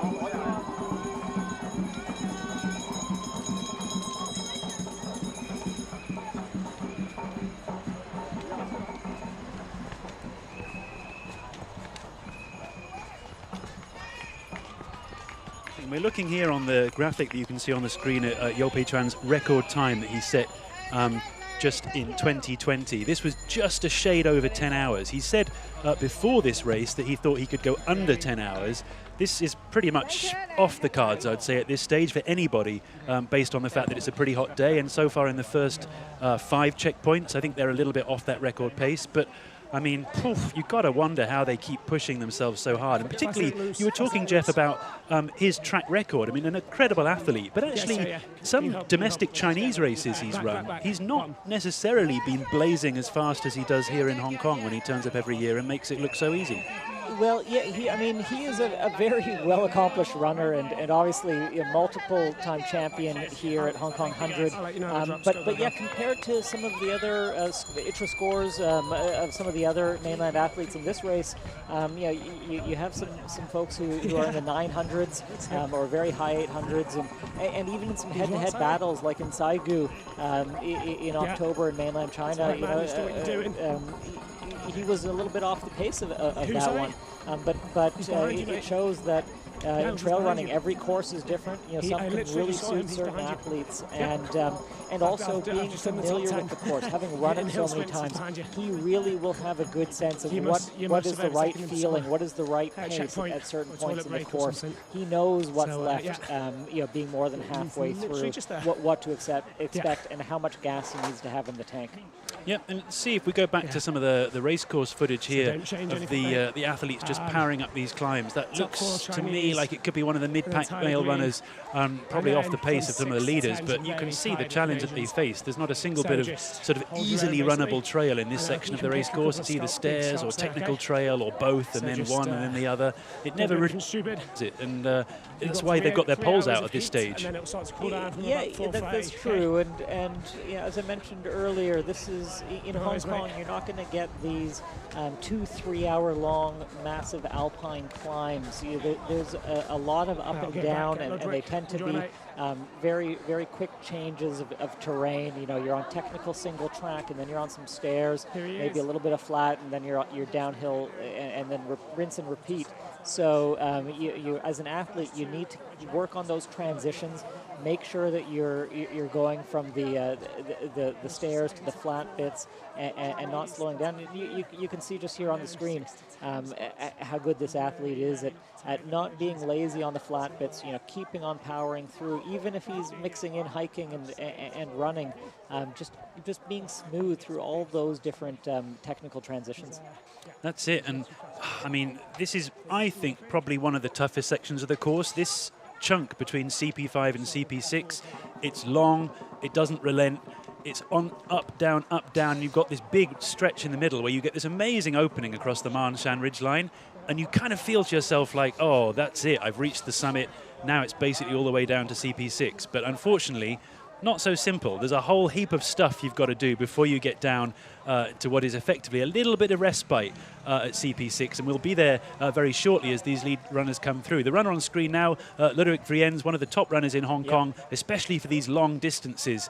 He's really been a champion of the running scene here for these 100K plus distances, and in fact last year I think he was the only non-Chinese runner, from the Chinese mainland I should even say, to actually get in the top 10. He finished 7th, and it's just a measure of how tough the competition is. is these days, both in Hong Kong and on the Chinese mainland, with so many talented runners, such a depth of talent pool that there's only one runner now in the top 10 that's outside of Hong Kong and the Chinese mainland. There's Ludovic. He'll be pushing hard. He's very good at pacing himself in these races, far better than Scott or I, perhaps. But there's a man who probably knows what he's doing at this stage, probably taking it a bit easier based on the way we're looking at his pacing up this tarmac section of the climb. But I think he's probably running it smart because, as you've said many times, Jeff, this is a back-ended course, right? It's a heavy set of mountains in the second 50K, and it's very easy to get carried away in the first half. And to me, Ludovic is looking very smooth here. He's in 13th place right now, and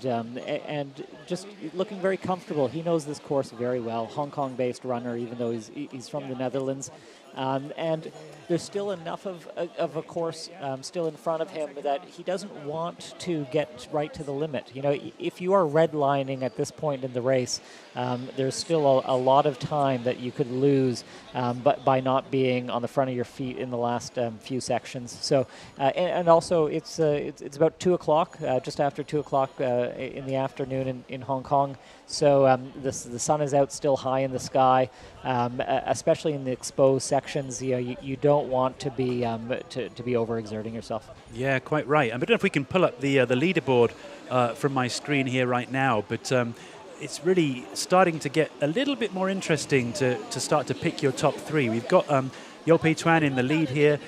It's pretty clear at the moment that he is intent on making this yet another victory in this race. Behind him, Jia Jiaju, another very talented Chinese runner for long-distance races. We've seen him compete at many of the biggest races in Asia and indeed around the world recently. He was in Thailand where Scott and I were racing recently, doing a 160K race and making it look like a breeze as normal. Behind him, Deng Guomin, another highly talented Chinese runner, lives just across the border from us.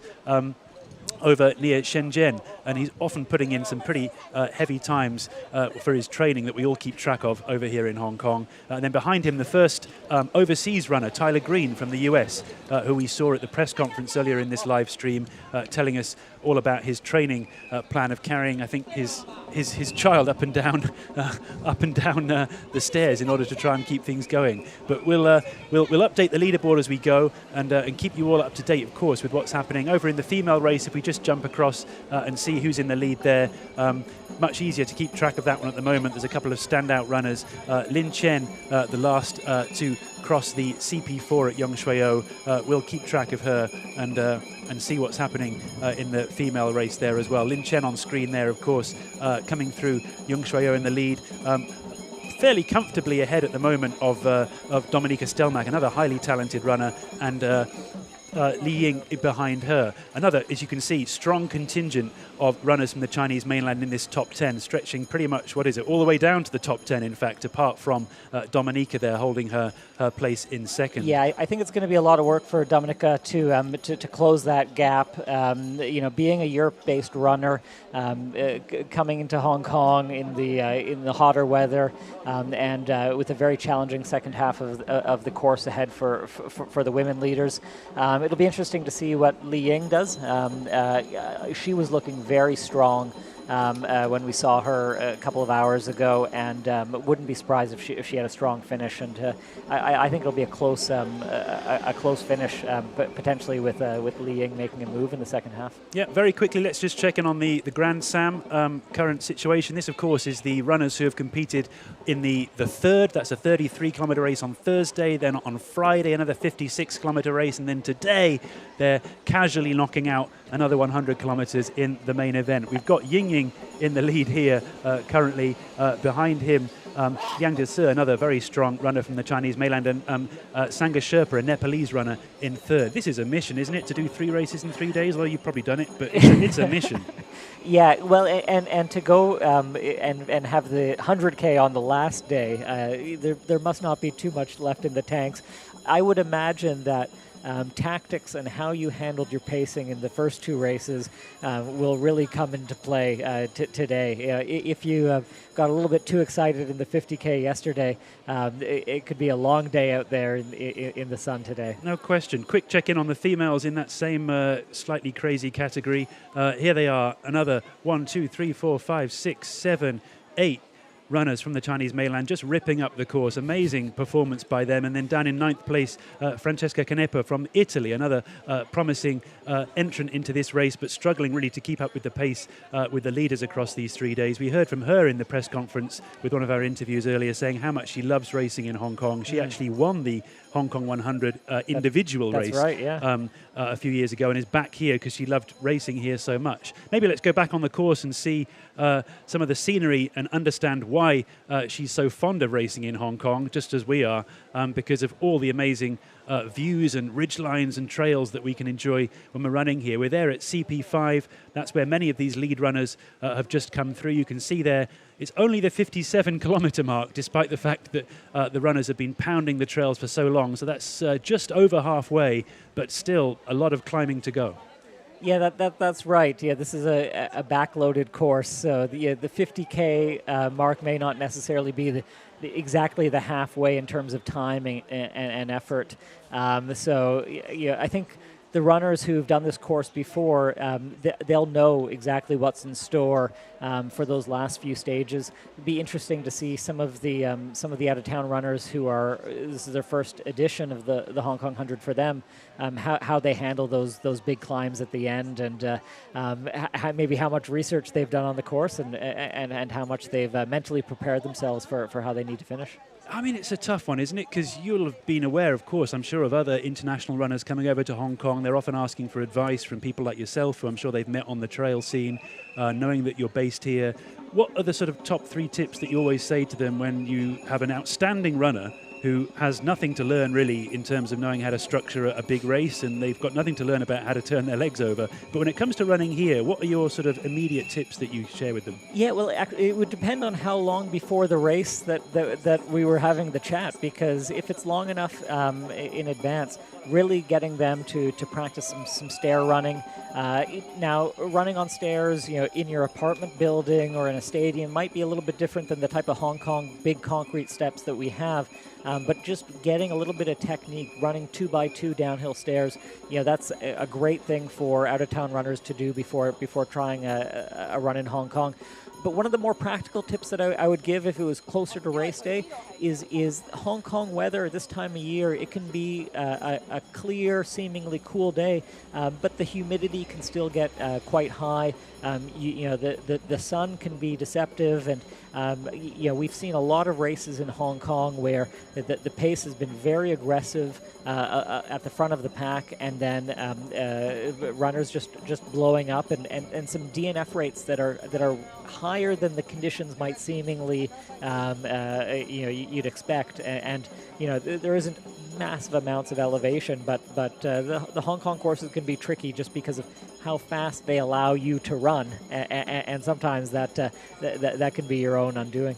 And if I just flip it around from your experience of running very well here and then going overseas, particularly in things like the World Championships when you've been representing Canada, how does it feel for you in terms of the training opportunities you have here in Hong Kong when you head over to race in Europe or even in the States or in Canada? Yeah, well, I think it comes down to what the natural terrain that you live and train in, how closely that allows you to prepare for the event that you're competing in. So, being in Hong Kong, we don't have high elevation. So if you're running above 1,500 meters, 2,000 meters, where the air gets a little bit thin, that can be difficult or impossible to replicate here unless you have an oxygen tent or some other type of technological assistance like that. You also won't have giant long climbs where you're climbing for more than 60 or 90 minutes in one go, or conversely long descents. The climbs here, there's lots of mountains here in Hong Kong, but they tend to be short and sharp, so you do a lot of them, but you don't get into the rhythm of climbing for 90 minutes straight like you might in sort of more European alpine terrain. We also our seasons here, we have a very hot summer, which is the racing season in Europe and in other parts. So sometimes when you're doing a big race overseas, you might not be in mid-season like a lot of the other competitors, and that works the opposite here. So when you're racing a big race like Hong Kong 100 or Ultra Trail Mount Fuji, you have runners that might be coming from overseas, and they're not in the middle of their racing season. So that can be an advantage or a disadvantage depending on which way you're going. Yeah, for sure. I think we're just seeing Lin Chen here run through CP5, the lead female in the 100k race, looking pretty smooth. And I've got to say, it's not often the case these days that when you see the lead female come through, they look particularly stressed or tired. I often feel like the women in these races do a much better job than the men when it comes to pacing. I've so often seen the lead female come through after maybe 10 or even 20 men, and yet they look fresh as a daisy. And the men that have gone before them, in very many cases, look pretty much destroyed. It's interesting to see where she might end up in the overall standings. Yeah, looking very composed, and you can see her getting nutrition down, getting some fluids down. Really important not to get overexcited. You know, this is a full day out there, so just managing your energy levels, staying calm, doing what you need to get done, right? So as she's coming into the checkpoint, she should already be knowing how she's feeling, how her nutrition strategy is working. If there are, by this point in the race, are there any sort of chafing hot spots? Are the shoes working? Her crew will have plans for a lot of these contingencies, but it's up to the runner to be conscientious about how their body's doing at this point of the race, and then communicating with the support crew about exactly what they need to have addressed so that the crew can do in there and get what needs done. But that requires a certain amount of clarity, and often when your race is starting to not go as you might have planned, sometimes that can affect you mentally as well. So sometimes when you see a runner who kind of comes into a checkpoint and clearly needs a lot of work done, it can be tougher at that point to actually organize yourself and your crew to address that. Say chafing hotspots again, because you should have seen Scott's face when you said that. I think that struck a nerve. I think we've all been there at some point. Yeah, well, and that's the thing. And to be honest, most of these elites won't have too many chafing issues. You know, these men and women run long distances in training and racing. What can chafe is probably well calloused by this point, but it can still happen, and especially if they're training in different types of conditions, if maybe it's a more humid environment that they're racing in, sometimes those things can happen. But sometimes your shoes just aren't working, and you want to switch up, and likely the crews of the elites are going to have some gear changes that are ready if the runner needs. But again, that requires you to remember what you've planned out, remember what the resources are, and then anticipate as you're getting into these CPs exactly what you want your crew to focus on. It's such an underrated skill, I think, for these top runners to really organize all of the other resources. When you're out there running between checkpoint to checkpoint, that's all you. But there is a little bit of sort of secret sauce if you're able to manage a good crew that can really sort of shave, if you add it up over all the CPs, a few minutes over your race. And when you have fields that are this competitive, that could be the difference between positions. I mean, she looked pretty organized right there. She sat down very calmly. She took out the drink and food that she needed. She drank and ate it, which is actually easier said than done when you've just run 57 kilometers as the lead female in a very tough race. The crew around her seemed to know what they were doing. It's pretty much an exemplary performance in managing that whole process. And I mean, I can certainly speak from experience of not managing that process, because it doesn't matter how much you plan ahead and you spreadsheet this stuff, which I've done many, many times. There are points in a race like this when you get to those checkpoints and things do start to, because I found often when you sit down, it's actually much worse than when you're running. And that's actually one of the hardest things to manage. Suddenly you get cold, suddenly you feel nauseous, and you almost wish you were still running, but you know you really need to eat. You really need to just take a moment to get your heart rate down. It's not an easy process, is it, sitting down in the middle of a race? No, it's not something that I tend to do. I prefer to just grab my nutrition and then eat on the go and get out of the checkpoint as fast as I can. And she was sitting down for a little bit longer than I might have expected, but that could be part of her nutrition strategy, right? So for some of these runners who really prefer to have real food and they just want to have a quick bowl of noodles or rice or a soup, sitting down for 2-3 minutes, getting that in, making sure you're getting that nutrition, and then getting out of the checkpoint strong. You still don't want to be there for 5-7 minutes, but if it's 2 or 3 and it allows you to get that nutrition in, that can still pay a lot of dividends. And it's paying dividends right now. I mean, look at this. Smooth, strong, up she goes. This is a really exemplary way of just taking a moment to get the heart rate down, cool yourself down.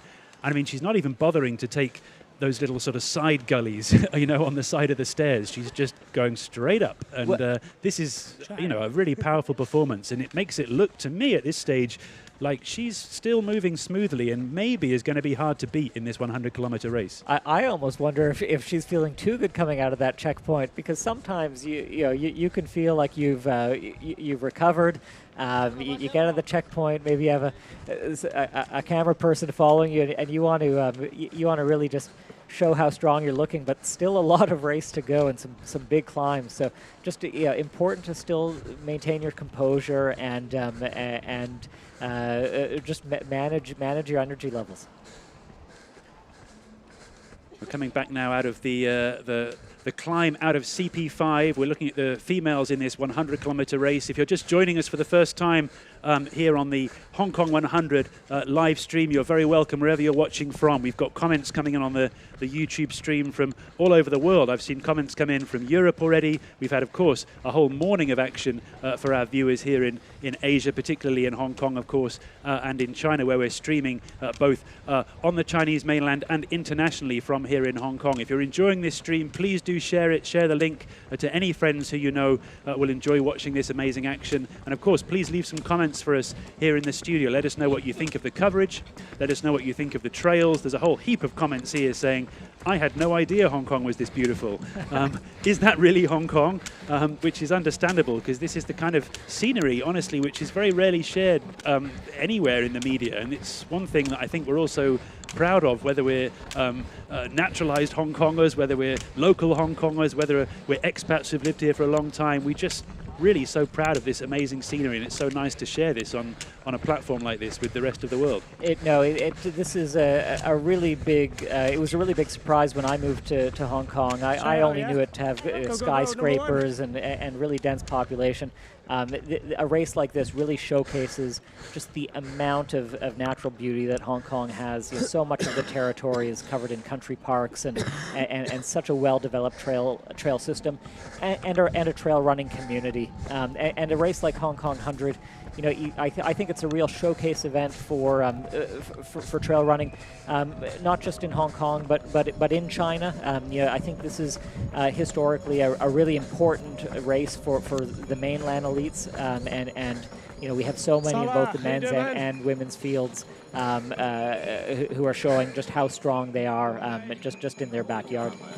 Yeah, and actually, just to set a small competition for us during the rest of our stream, I just got a comment here from somebody watching on the World Trail Majors YouTube channel. We're also streaming to the World Trail Majors channel, since, of course, this race is affiliated with that series, one of the founding members of that famous series now, the World Trail Majors running series. There's a viewer here watching from El Salvador.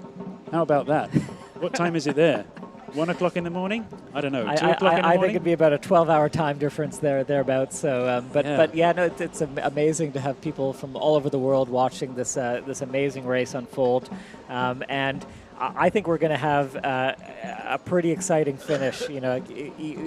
Obviously, you pick one, just having such a strong race, but the chasing pack is only a few minutes behind.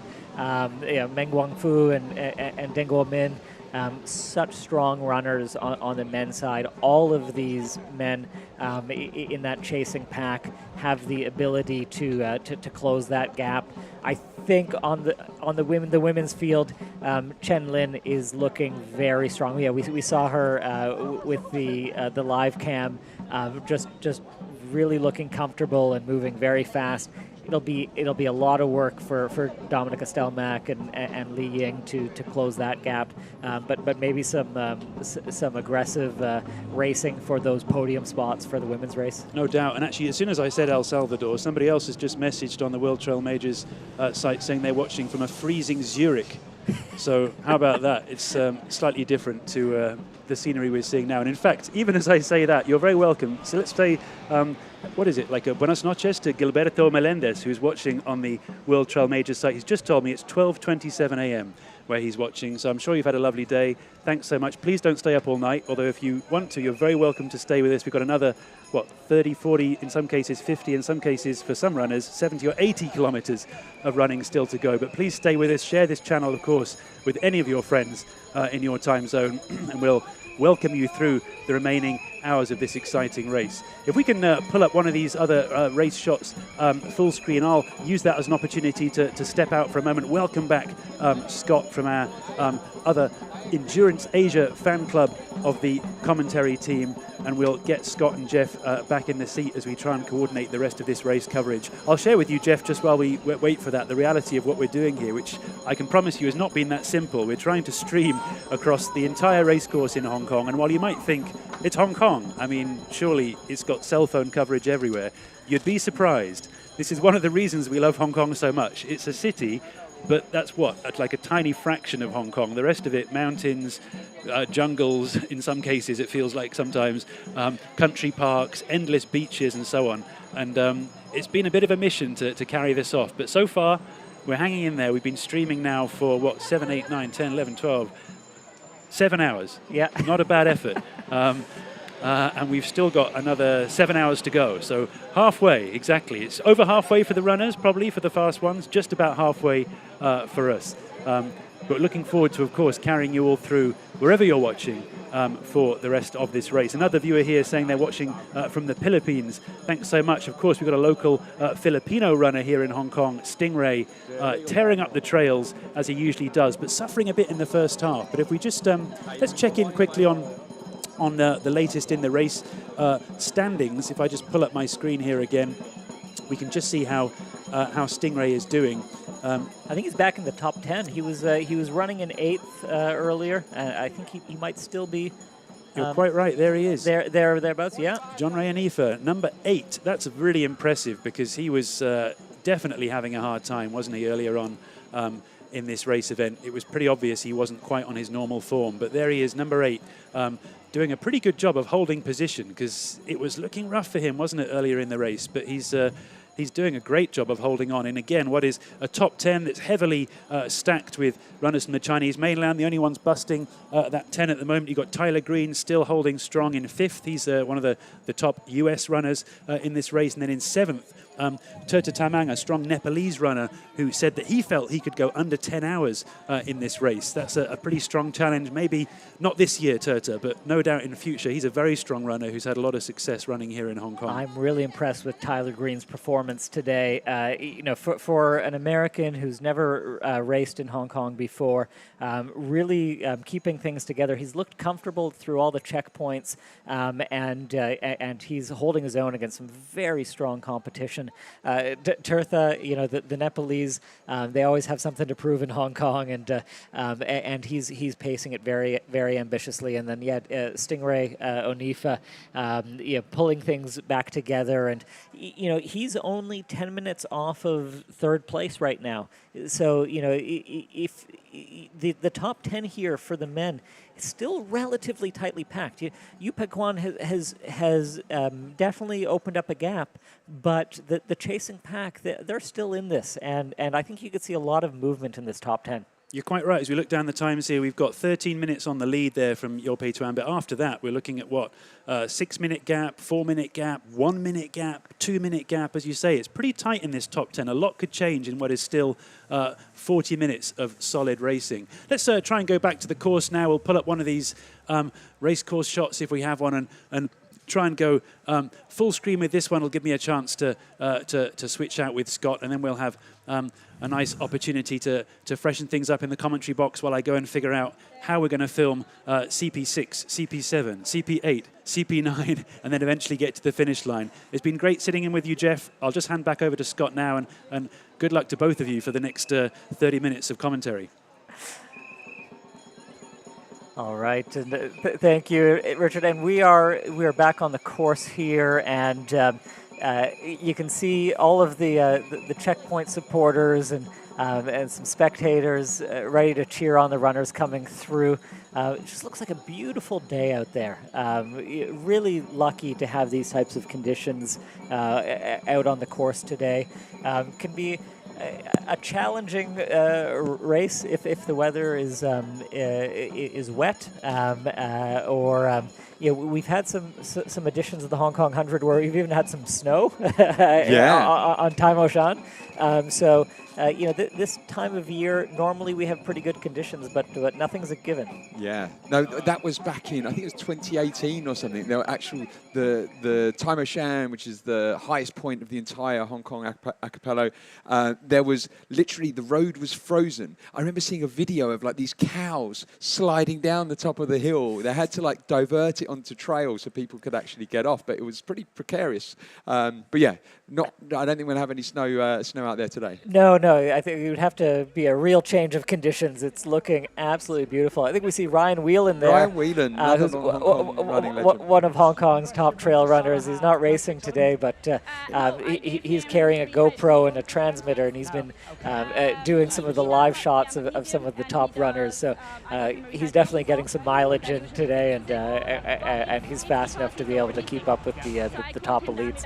Can be challenging when we're getting these live streams on the trail to actually get runners who are capable to keep up with these top athletes while carrying a camera. Without a doubt, and Ryan is one that certainly can. A teammate of yours in the T8 team, and he has been also a 4 Trails finisher as well. He's taking a very worthy. I think he's been at checkpoint 5. He's the one that's been doing hill repeats on checkpoint 5, trying to keep up with people up and down.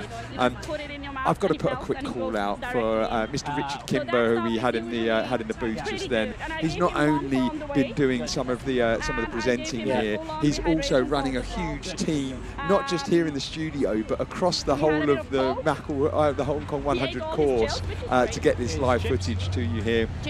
Also, I'm going to actually go and just show you what the course looks like, just to remind you of like all of the elevation that comes through the course and and how it flows through the new territories. And so it'd be good to recap just what the runners have gone through in the first 50, 58, 59 kilometers so far, as well as what's left, because the last few sections involve some of the biggest, most challenging climbs on the course, and it's also after you've been out in the sun all day and already have a lot of Ks in the legs. So that's really where a lot of the championship spots are decided.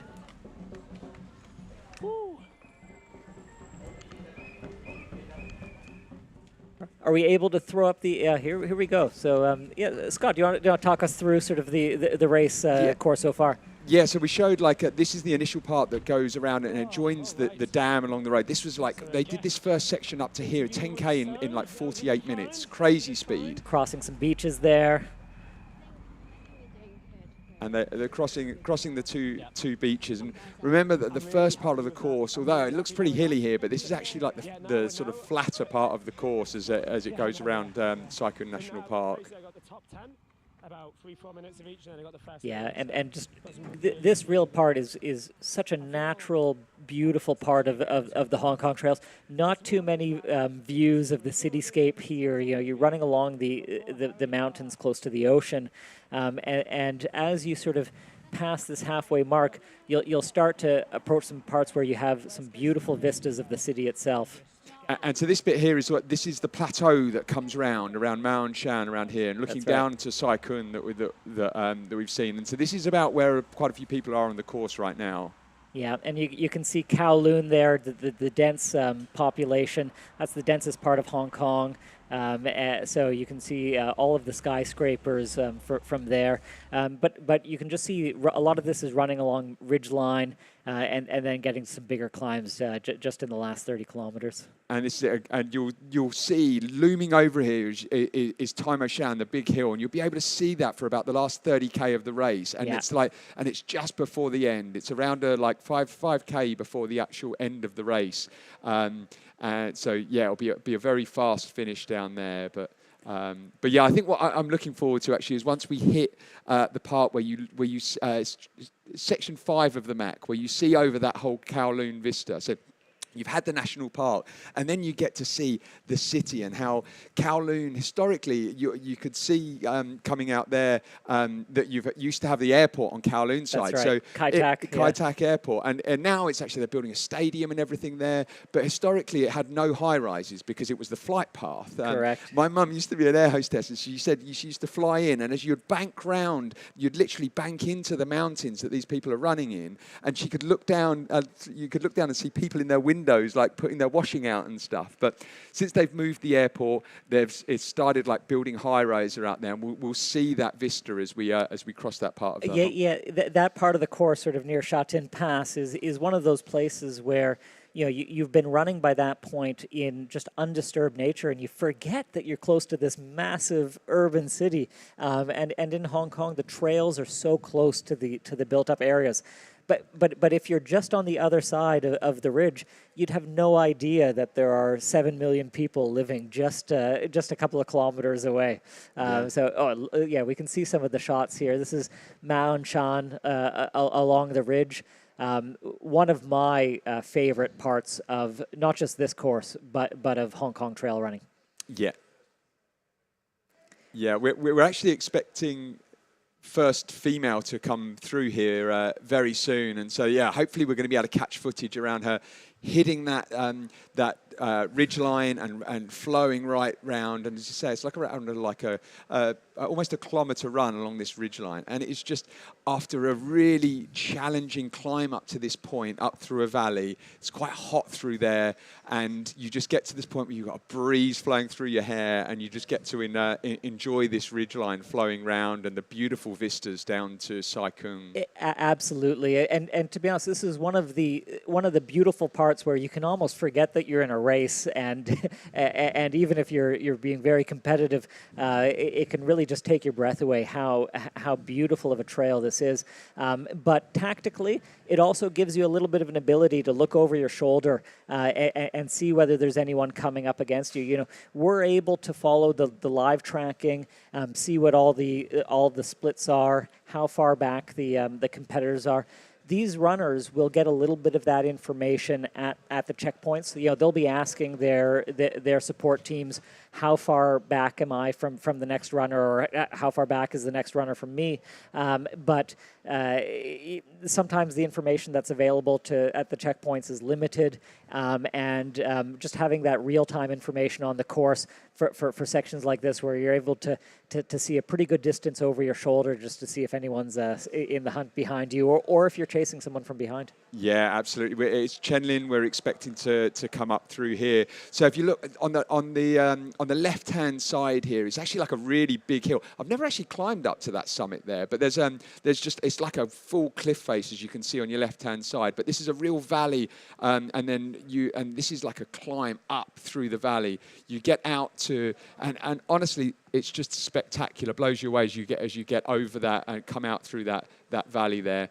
I'm trying, and I think a few people are hanging out to sort of to check the runners come through. And there we have Chenlin. Oh no, sorry, this is one of the male runners coming through there. But yeah. It is a popular part of trail, so you will have spectators on this part of the course. It's not too hard to get to. It's not the most remote section, even though it is really beautiful.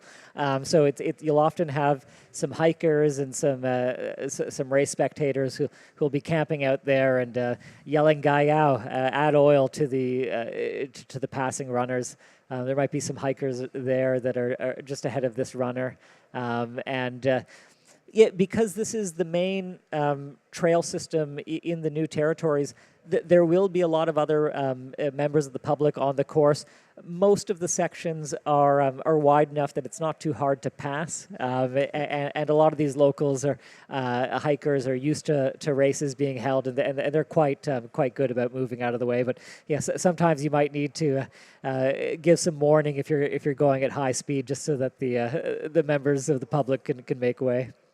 Yeah, Chunjol, on your left, for anyone. That's about the only Cantonese I know, actually. That and Ga Yao. Moisi, I'm sorry, coming through is a good one to yell, but and then Mgai. Mgai. Yeah, that's. I thank you as you've come past, but I think on a day like today, once the leaders come through, the members of the public will know that there's others who are coming through, and it's just a fun day out there for everyone. And to be honest, as a runner, it is nice to not be on a totally barren, empty trail. You don't want it to be so packed that you're having difficulty, passing through people. But it is nice to see some smiling faces when you're out there for 10, 12 hours. Yeah, and I think just a reminder that this is the crux of the race. So the elites came through here probably around half an hour ago, but then as there's an area just after this where it's very famous for people doing hang gliding off the side, and but then there's a really long climb up to the next checkpoint, which is Gilwell Camp at checkpoint 6. Which is also like is a really famous checkpoint. Well, it's part of like the Oxfam Trail Walker Mackelhose, and this will make or break a lot of the competitors, not just the elites, but across the entire field. When they get through to this point, it will be really it's really challenging, and because it's exposed, as you can see, it's hot and humid, and if those haven't had taken enough water with them on this part of the course, then they're at risk of running out of water, which could be really problematic. Yeah, I mean, just enjoy this beautiful view and ridgeline flowing through. I don't know about you, Jeff, but I'm just jealous of these runners right now, or for those that are about to go and experience this in person. It makes me want to strap up my knee, take some painkillers, and get out on the course. I don't think the doctor would be recommending that, but what great conditions that the runners have, and just look at that beautiful trail. This is, this is, I think, one of the nicest parts of the whole course. Yeah. Talking your injury, Jeff. So you out doing some mountain skiing out in Japan. So you're doing some ski mountaineering, and you managed to twist your whole knee 270 degrees by the sound of it, right? Yeah. Had an unfortunate ski accident, and the leg was pointing in entirely the wrong direction. But luckily, had some MRI done when I got back to Hong Kong, and nothing was ruptured. So it looks like an MCL sprain and a few other patellar tendons that have been twisted a bit. No meniscus damage, and I'm hoping that in about 4 to 6 weeks I'll be able to get some training back in. It could have been a lot worse. So it happened 2.5 weeks ago, and you were telling me last night that you thought, I'll go out and test it, and you went and do like a 5K run, and it sounds like you're a bit too keen by the sound. It's difficult to be going from doing no running at all, or going from running every day to nothing at all. So the doctors have said it's not going to make the injury worse to do a little bit of mileage, but it could be uncomfortable. And I decided to test out the theory, and they were right. It was uncomfortable. I could run on it a little bit, but there's not too much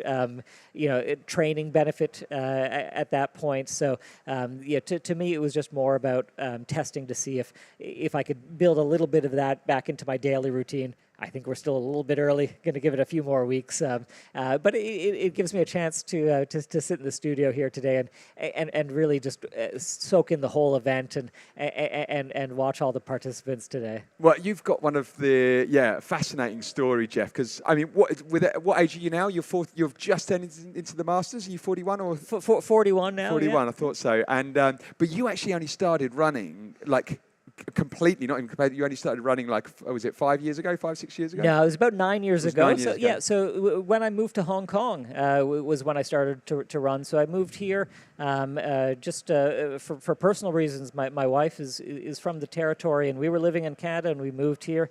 and it just so happened that the first people that I met happened to be trail runners, and they encouraged me to get out onto the trails, and I had no running experience, not even just no trail running experience, no running experience at all, and really just fell in love with the beautiful parts of the territory that trail running allows you to get into, and the trail running scene was very well developed even at that point. You know, Hong Kong has a longer history in trail running than some other parts of Asia, and was able to start participating in races, and had some early success, and decided it's something that I wanted to build on and see how competitive I can get. Well, you were discovered, funnily enough, by John Ellis, is out there somewhere today. I'm sure he's been coming off a long amount of injury, but he's like been top 10 in this race many times. But yeah, I remember you showing me a picture of when he's like encouraged you to come out of running. It's like you were like called up for dinner, didn't you? Like, what do you people do in Hong Kong? Well, we go out hiking, trail running. Yeah. So he convinced you to go out, right? Yeah. That's right. Yeah, but look. We could hear Angie in the background a little bit. But yeah, he encouraged you. The picture of you before you started going out was like an absolute chunky. But what do you probably like weigh about 60 kg now? Who we've got here? We've got Yopo Chang coming through. Let's take a look at how he's doing. He looks like he's moving very comfortably. Very comfortably. He's holding his poles as his like downhill run there. Hi, Angie. Angie, you saw Yopo Chang coming through there. Can we go live to Angie to tell us how he was looking?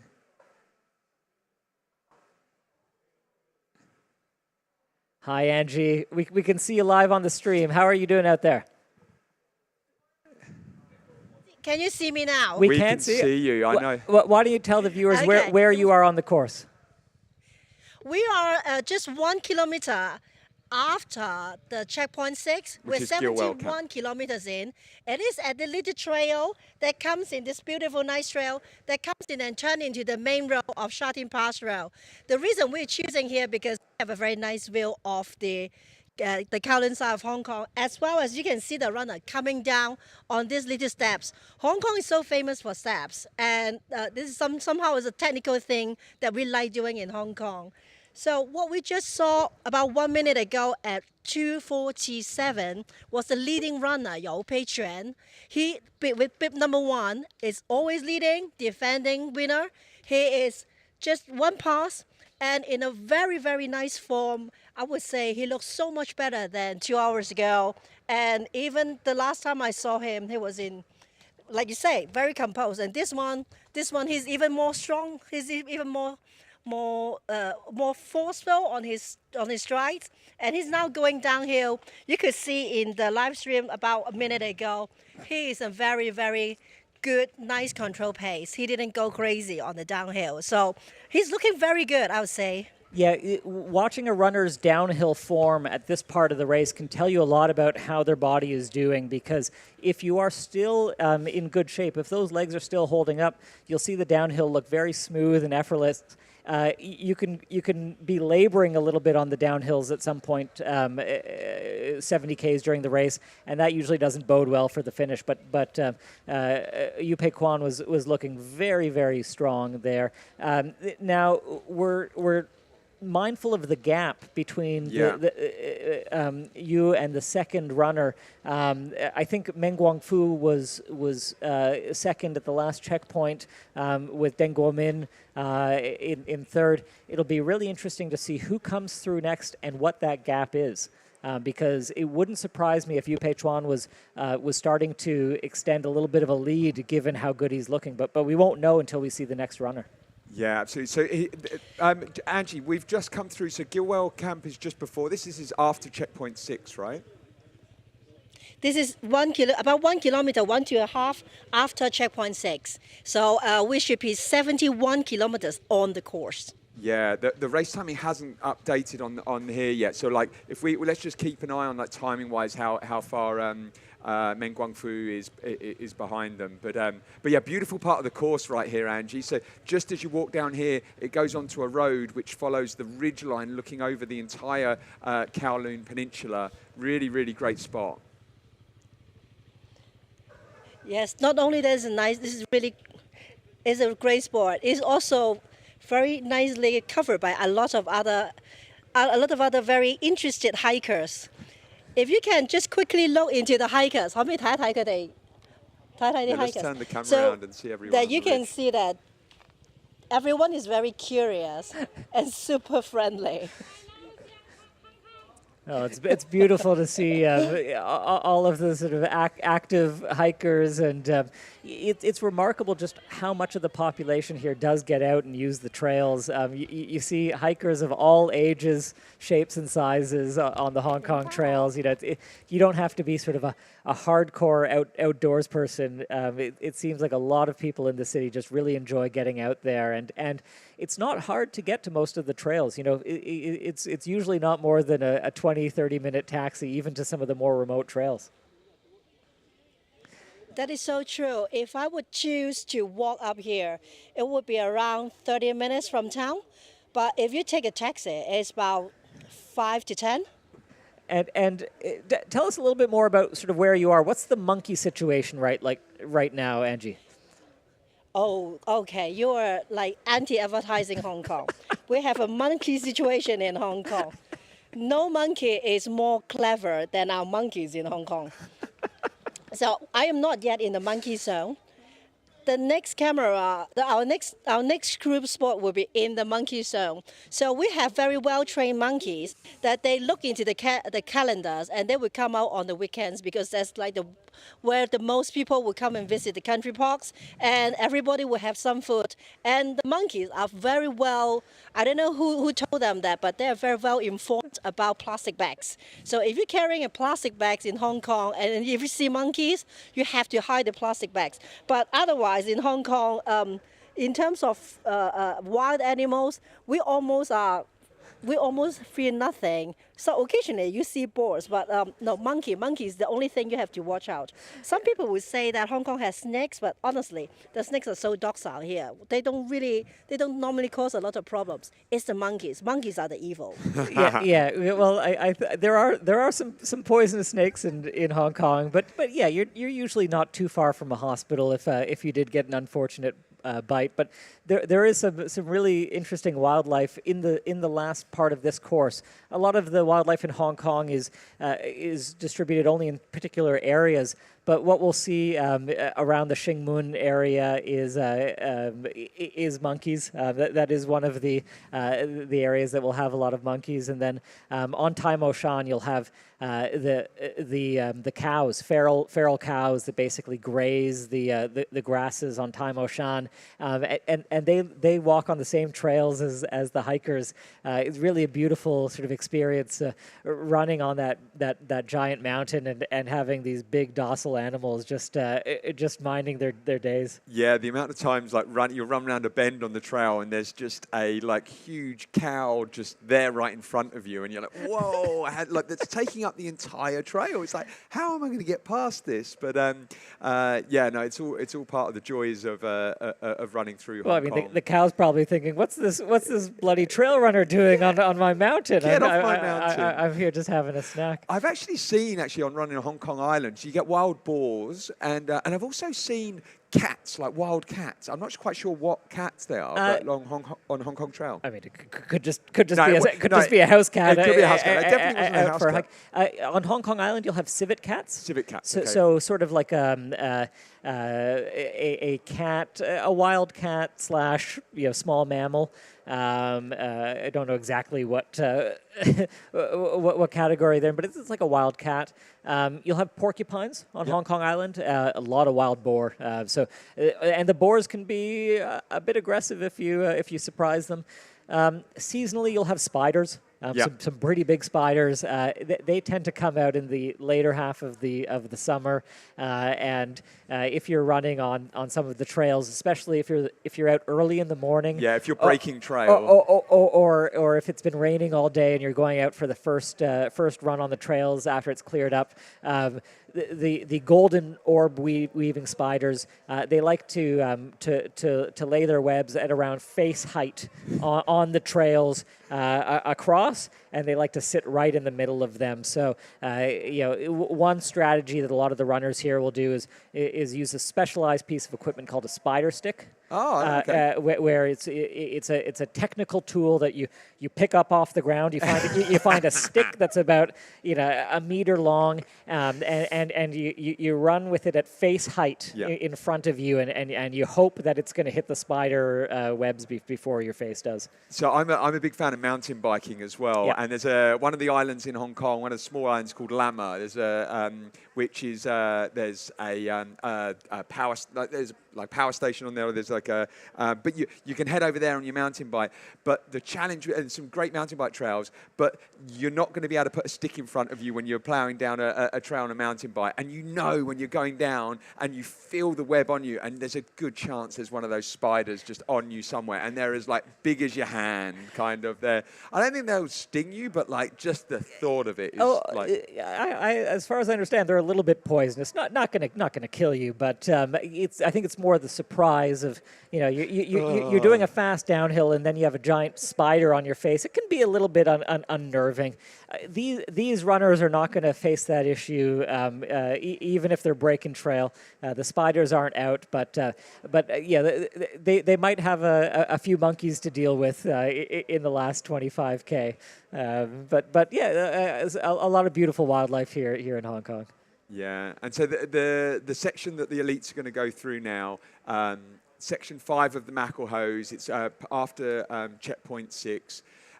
It's a pretty lumpy part of the course. As you saw, there was a road downhill there, and then it hits trail, which is, you think, if we can bring up the elevation chart, actually, and maybe zoom in it, but you can, or I can share from my screen, but you think it's going to be, it doesn't look too lumpy on screen. There isn't any big climbs, but it is extremely up and down, up and down, up and down. So it's very hard to get into a routine or into like a really strong cadence.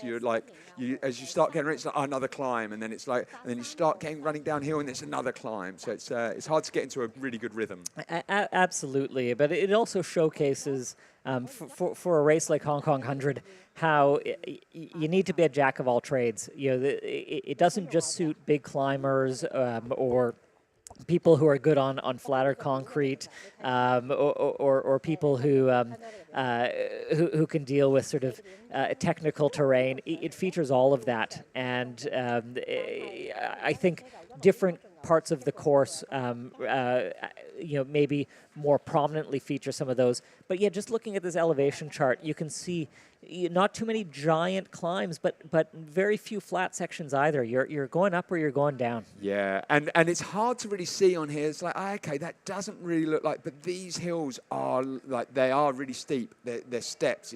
It's just very difficult to get a rhythm on here. And then this climb going up to checkpoint 7, it's actually a really nice spot on here. But this is an actual really steep climb, and it's going to be and at that point, people have done 3,700 meters, but you consider that this last pit from after checkpoint 7, after that, going up the Tai Mo Shan, you think that's going to be the big hills, but these little ones do take it out of you. Absolutely, and you'll see what the real top runners in this race will do is managing all those transitions really well. So, because you're not just doing a 1 hour climb and then a long 1 hour descent, you're going from technical to maybe a bit of pavement to a climb and then a descent, making sure that you're not lazy in between each of those transitions, that you're just being smooth and consistent and attacking all those different elements. It can take a little bit of getting used to if you're an overseas runner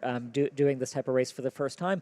But for the Yope Chuans and some of the other runners who've done this race so many times, they know exactly what's ahead. They're used to keeping up the pace at this, and it'll be interesting to see how Tyler Green does in the last few hours dealing with some of the bigger climbs at the end of this course? Yeah, well, interestingly on Tyler Green, he came 7th at UTMB this year, but he actually, I think, was in 10th position or so as he went into the final descent.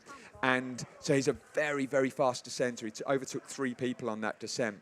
And as you can see from this course profile, that last 5K, it's effectively a road which snakes all the way downhill to the finish line. With a little bit of technical trail in there. There is some technical trail, yeah. There's a little bit that goes on trail, but if you're and the thing is, you can actually see the competitors as well. So who have we got coming through here? Oh, so we have Meng Guangfu. Meng Guangfu in 2nd place, and that.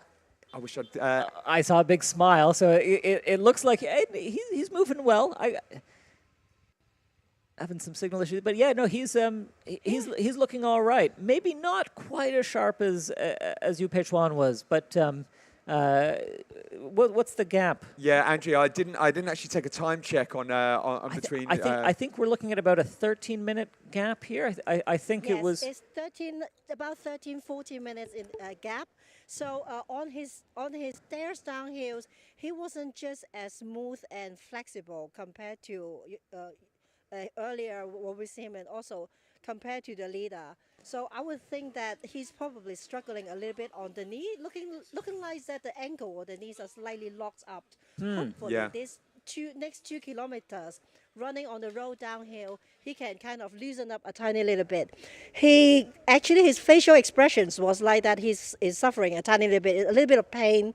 And the last section from the checkpoint over to here looks like he took a little bit of a little bit more sweet time compared to our leader. So I'm suspecting a little bit of like a locked ankle or locked knee here.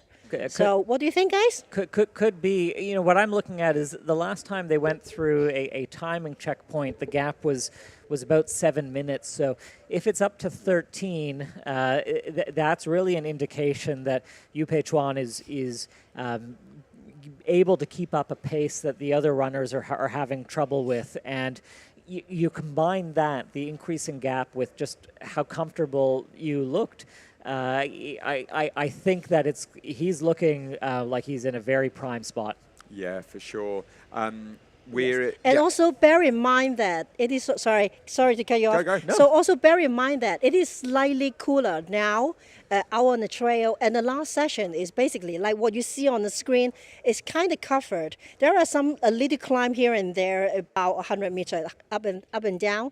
Could be a little bit more humid because you're in the jungle. There's no breeze, but all in all, it is not as bad as like what we see him earlier under the sun. So if it is not the heat, then it could just be a little bit of pain. And let's keep Angie on here, because we're going to see a few of the other leading men coming through at any moment. Deng Guomin, who's very experienced in Hong Kong, should be coming through next. But Zhao Jiju is also in the mix. He was in 4th at the last timing point. Tyler Green and Chin Guidu. So we have some runners who were quite tightly bunched behind Deng Guomin in 3rd place. So it'll be interesting to see the order coming through. Yeah, just in terms of like record time. So Yu Peichuan has the record for this course, 10 hours, just over 10 hours and 17 seconds it was. Came out last year with the intention of setting the new record. It was a hot year last year, finished in 10:37. At Gilwell Camp, it was around 6 hours, 12 minutes was the record time. He came through there in around 6:40, I think, so around half an hour off fastest time. But it's actually similar to last year. It's like similar time for last year. So we don't see a record pace this year. A little grooming going on with the monkeys here. If we could blur the screen there, I'm not sure if all the people at home need to. There we go. That's a little bit more family friendly. So I wouldn't put too much stake in terms of the record not being under threat today. You're always racing the conditions, it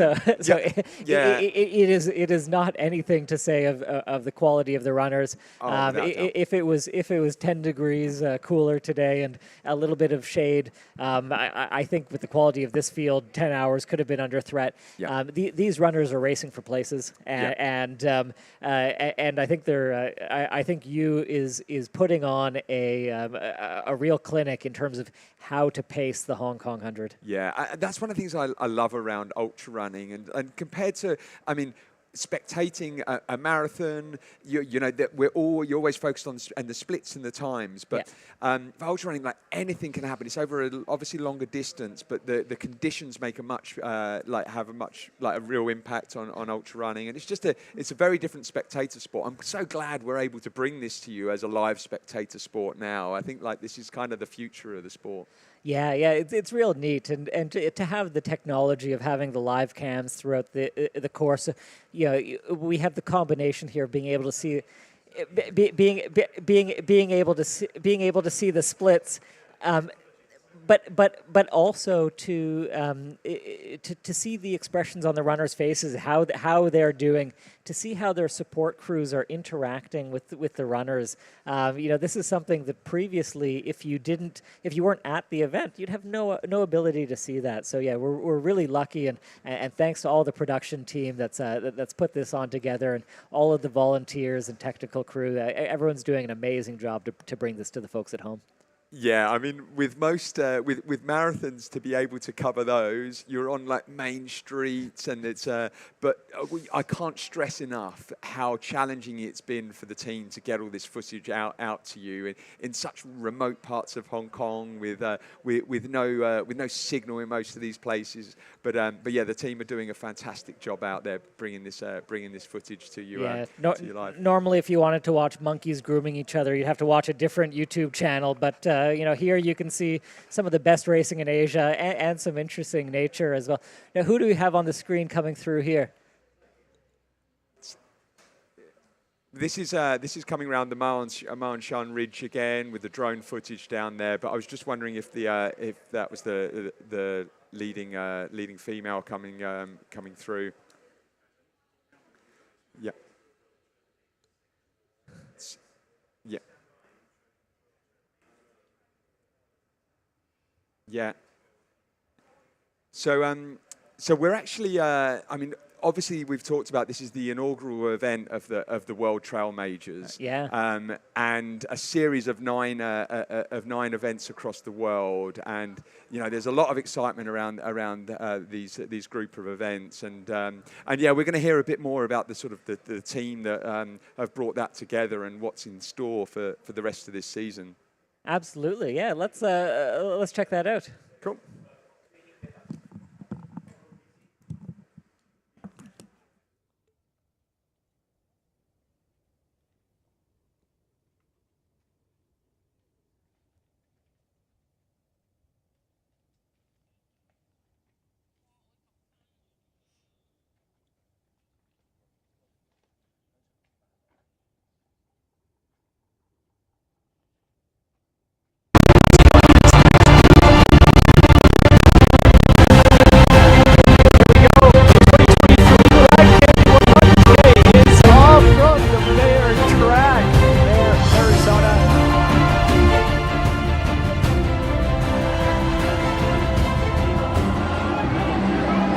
Arranca la Gran Canaria, 128 kilómetros y 7.000 metros de desnivel positivo. Es cruzar Gran Canaria de norte a sur.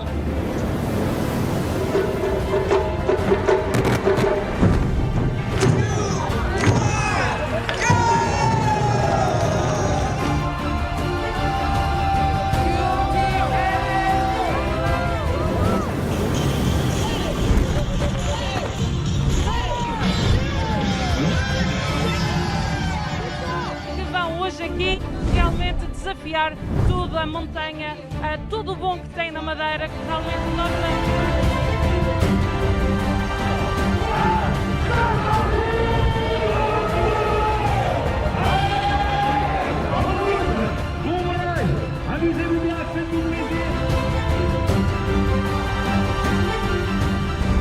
Everything is getting ready for the start of these 100 miles from the English city of Winchester to the city of Eastbourne. More than 400 runners of different nationalities have gathered today.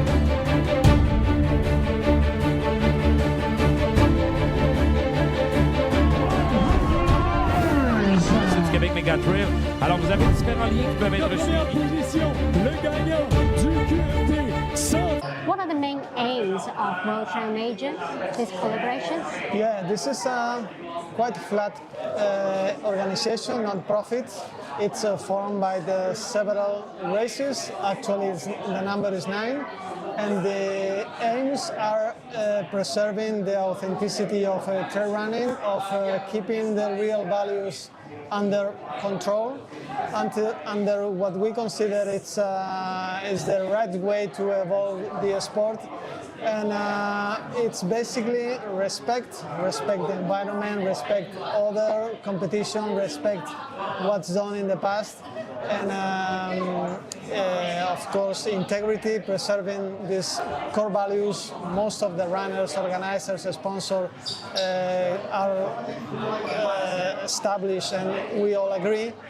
And preserving also the identity of each race and not pretend to do all the same. It's a way to preserve a character, an important hardcore value of trail running, that is the diversity. It's region by region is different, evolve in a different way, and that's great in a sport that has some rules, but it's also a little, not chaotic, but a little not super standardized. We don't have the rules other sports have, and it is part of the beauty of this sport. So, for race organizers in the World Trail Major Series, why is it so important for the races to remain independently managed by and organize it? Yeah, as said, this is an organization has no owner, but the races that take part on these World Trail Majors. So it's owned by themselves. They can leave whenever they want. There is not a compromise to stay in the association for time or whatever. So if they don't agree, they are free to leave. But also because they have the control of the decisions they take, the way to promote it, the way to influence in the sport, the way to take the decisions is all together. There is not a boss and all have to obey the decisions. So have you heard some kind of response, comments and reactions from the runners about this new series? In general, has been a very good response. Of course, there's people that need more information than critics. Okay, it's part of the job. We have to accept them, and if we consider they are reasonable, we try to adopt it, because this is something live and that's something that will grow and evolve in many ways. For example, probably the most positive responses have been from the elite runners, because they really like the idea of the way of doing things and the way of managing.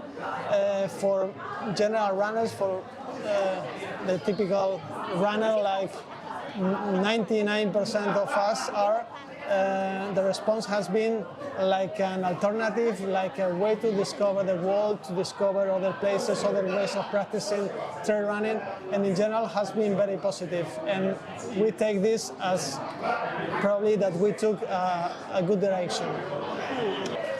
So with Hong Kong 100 being the first race in the series, how excited are you to see it being, Well, it's great because this has been prepared for quite a long time, and at the end there is only one first ever, and this is in Hong Kong. It's an honor to be here. It's great to, at the end, start in a physical way, not just plannings or not just PowerPoints or videos. So it is great that it starts in this event, and let's see how it gets. Of course, we will make mistakes. We know it. We will have to learn, because if not, our future is dark. But we have to start, and this is the right moment to do it. And it's great to do it here in Hong Kong. that it's one of the main races in the whole Asia. So it's all of these races are remarkable and very important in each region or country, and it's great to start here in a different race. For me, in my case, coming from Europe, it's very different to what I know, and I'm excited to do by myself also and run on the Hong Kong trails. Okay, welcome back to the Hong Kong 100 Ultra live streaming. We're broadcasting, of course, all over the world, bringing you the joys of the Hong Kong trails, sharing them with viewers as far as El Salvador in Central America. People from Zurich have been sending us messages saying that they're enjoying the live stream. We're celebrating, of course, trail running here in Hong Kong. If I can just bring us back to our studio team here, delighted to introduce some new guests to our stream this afternoon. Not from Hong Kong, not from El Salvador this time, but from Japan, because of course we've been talking all day today about this new World Trail Majors series that the Hong Kong 100 is part of. We can actually bring up a map that shows you where some of those races are around the world, and it's a very important development in trail running. This is the first race of the year of that World Trail Majors series. You can see here on the map there's races right across the globe, from the far west all the way over to the far east, where we of course are in the Hong Kong 100. It's the first race of the calendar year. We can switch this also to the calendar that shows you the outline of when those races are all taking place. The Hong Kong 100 being the first race in the calendar year on that list. Soon coming, of course, also you can see just to the east of Hong Kong on this map is the Mount Fuji 100 race, a very famous race in Japan with a long and proud history, showcasing not just the Japanese running talent, but also the amazing trails in Japan. If we bring it back to the studio team now, I'd like to introduce our guests and explain why we're focusing on the Fuji race. I'm delighted to say we have with us Mr. Tatsuo Chiba, the co-chairman of the Mount Fuji 100, also one of his colleagues, Marco Loi, originally from Hong Kong, now lives in Japan, who's helping to develop the Mount Fuji 100 race. So just be interesting just to share your thoughts since you're here in Hong Kong, enjoying this Hong Kong 100 experience. What we'll do here is I'll start the conversation in English. Mr. Chiba-san will probably reply in Japanese. Marco will help to translate that. We'll try and keep things moving along for everybody to understand the Japanese perspective on the Hong Kong 100. If I can ask you first of all, Chiba-san, what's your first impressions of coming over to Hong Kong to see this Hong Kong 100 event? Maybe what have you felt since you've been here? まず千葉さんに聞きたいというのは、香港に来て香港100というレースの第一印象どう思うんですかね。今回初めて実は本格的に見させてもらったんですけども、本当にすごくコミュニティに根付いたレースっていう形でよりランナーによるランナーのためのランナーのための大会みたいな形をすごく感じましたね。すごくあったかい大会だなと思います。Well, this is the first time I really coming in to observe deeply how the organization of Hong Kong 100 is like, and to me I feel like it's really deeply rooted in the community. It is from the community, by the community, for the community. So the volunteers, the runners, everything is like for the runners who are deeply rooted in this community, and I feel very the warmth from this race in particular. まあ良かったんですね。僕たちの友達がトレイルランニングの友達ですね。僕のチームがトレイルランニングのコミュニティの感じですね。I don't think you need translation.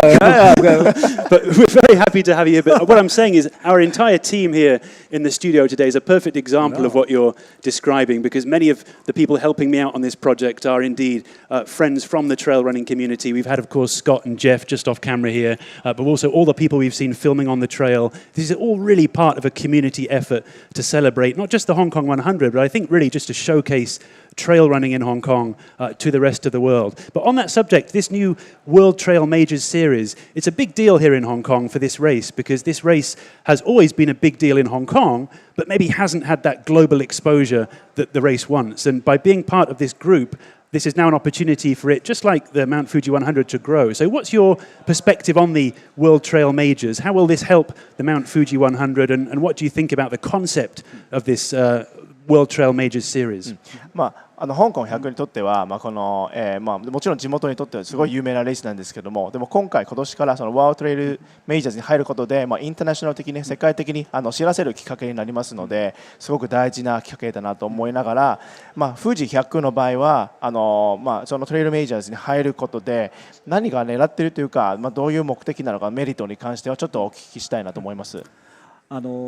僕たちの、僕は富士山の近くに生まれ育ったんですけども、あまり香港と比べたらほとんどその世界の人たちと交流する場っていうのがないんですよね。で、日本のトレイルシーンっていうのはこの国際レースって実はほとんどなくて、その世界中の人たちのランナーと交流するとか、あとは世界中のトップランナーがを見れるとかっていう機会が実はほとんどないので、やっぱりコロナの時とか本当により閉鎖的になった感じがあったんで、やはり僕たちの役割として世界中の人たちに我々のコミュニティトレイルランニングを知ってもらう、で世界の人たちのことを我々日本人のランナーが知るっていう機会を作るっていうのが一番大切で、やっぱり国際レースにするっていうのがすごく大切な意義だと思っています。What is exactly what you're saying about trying to create a more international race? So I actually grew up in Shizuoka, which is where the Fuji 100 take place.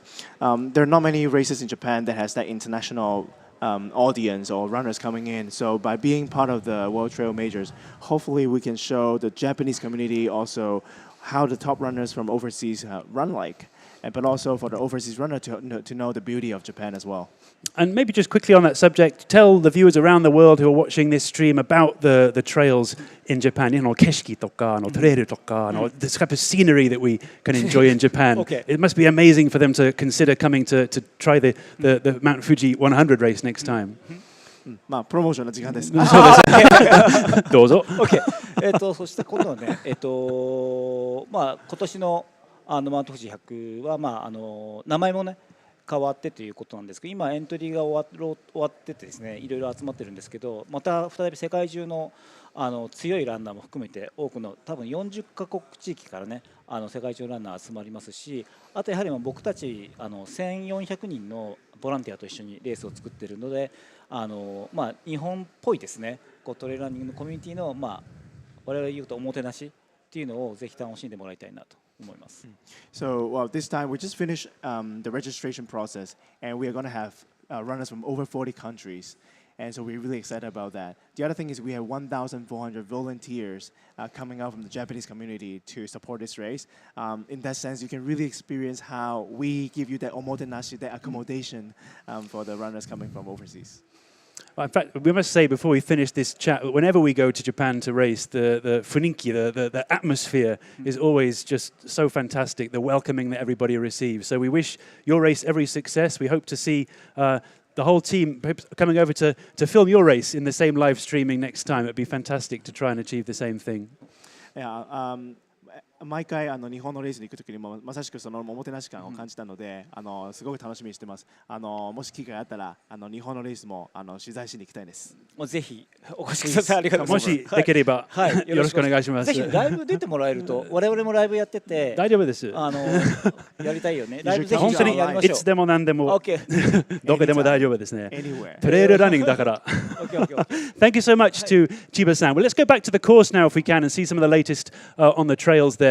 And while we've still got the company of Chiba-san and, of course, Marco here, we can enjoy seeing some of the scenery. Marco, you've grown up in Hong Kong, of course, so you'll be familiar, I'm sure, with some of these scenes. This, of course, is the Kowloon Reservoir, a really, really beautiful spot on the Macklehose Trail that this race course passes through. We're expecting the runners to come through here at any moment. This is a very famous spot, not just because of the beautiful scenery with the mountains and the water, but also full of monkeys, which is a very popular reason why people love going there to take photos. This is one of the lead Nepalese runners in the race, just coming down the hill there towards Sha Tin Pass, the famous noodle shop, where many runners on their trail hikes often stop for a bowl of noodles. In this case, no time to stop because this is a race, so they'll be going straight past because this is not an official checkpoint on the race course this time.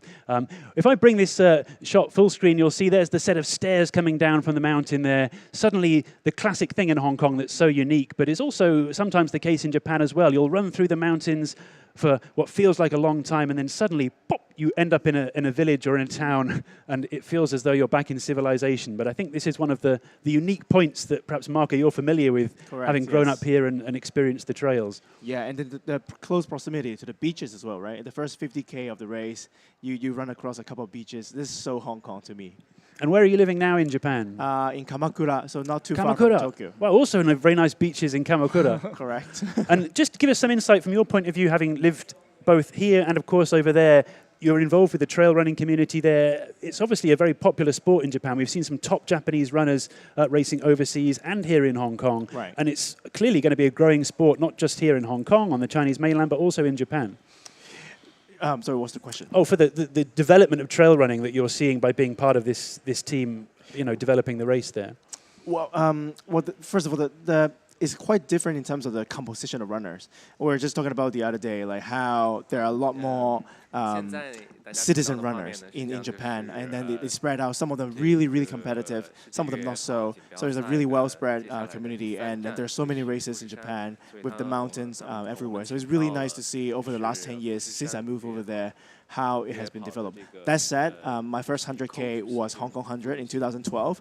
So yesterday I did the 56 kilometers, and I can see the big difference in how much this race has developed ever since as well. I mean, it's very interesting. Great case in point. 10 years ago, racing here in Hong Kong, I think it was not so international, as you were explaining with the development of your own race. And also, the competition was really much lower. Still strong, but on a very local level. Right. Now we see these incredible runners, often from the Chinese mainland come over, from Japan, from Korea, in this case also from the United States, from France, from Italy. They're all coming over to take part in this race. And part of that, I think, is because we're now part of this World Trail Majors series. There is a sense of momentum about these race events, and it's really exciting for us to race against these runners. The only downside is it's much harder to finish in the top 10. Yeah. It used to be a lot easier to come and actually have a good result. So maybe back in 2012 was a good time to retire from your trail running career. Yes. But hopefully see you on the trail soon. Hopefully see you, Chiba-san, in Japan very soon. Let's bring back some of the latest from the race course. And if we can, let's bring that full screen so I can use it as an opportunity to mix out of this commentary position. We can bring Scott and Jeff back and try and catch up with the latest on the race course. If I welcome back Scott and Jeff back into the commentary seat, we'll take a chance to give a breather to Marco and Chiba-san. Thank you so much for your time here. Really nice to welcome you into the studio. Scott's coming back into the commentary seat now. We can still see the trail here descending off of the mountain. We've got a runner coming down. Oh my goodness, look who it is. It's Stingray. He's back from the dead. The man who was barely walking in a straight line about 4 hours ago. Was it 4 hours ago? It might have been 6 hours ago. Who knows? We're all so exhausted here in the studio. But look at him go, flying down the mountain, making it look so easy. 好，我们现在有声音又可以回来了。跟大家解释一下，刚刚有人问说啊，怎么这个直播也全都是英文，直播间都是英文，什么没有？因为我们其实在这个 studio 这边，它是会有中间会有不同的一些采访，对，这些采访里面会有，其实刚刚我们上午场有小双，然后也有周瑞芳。Yeah, I think probably not exactly how he thought his 其 day. 实也会有日本一哥，对，那个 Yuda 也会来到我们的现场。 from Yupei Chuan. It's going to be a lot of time to make up this late in the race, but I do think that if he holds it together, a top 10 is looking pretty likely, and he might see if he can even move up a little bit further. Just about 7 minutes off the pace from the top 5, and that would be an amazing result for Stingray. Yeah, so if we like looking back at the winners, in fact, I don't see the winners, the top 5. If we can just share my screen back up as well, actually, that would be great. So looking back at the leaders of the race, if we can just share my screen, we've got Yopei Chan who came through, but we saw Meng Guangfu come through. Who we didn't see is Tyler Green. He has come from behind. I think we had quite a few people from the US dialing in, but he is in third position right now and is really catching on second spot. Yeah, and maybe not something that we expected from him, just understanding how difficult this course can be for the runners who aren't used to running in Hong Kong. So I think it'll be just a really amazing performance if he's able to hold this together. And not a big gap between Tyler and Meng Guangfu in second place. So a really competitive podium this year. Yeah, so we've got from Deng Guamin. So we've got Deng Guamin, who's also was with Tyler Green. I mean, they were like literally neck and neck going through Gilwell Camp, and yeah, it's going to be. We talked a lot about that section.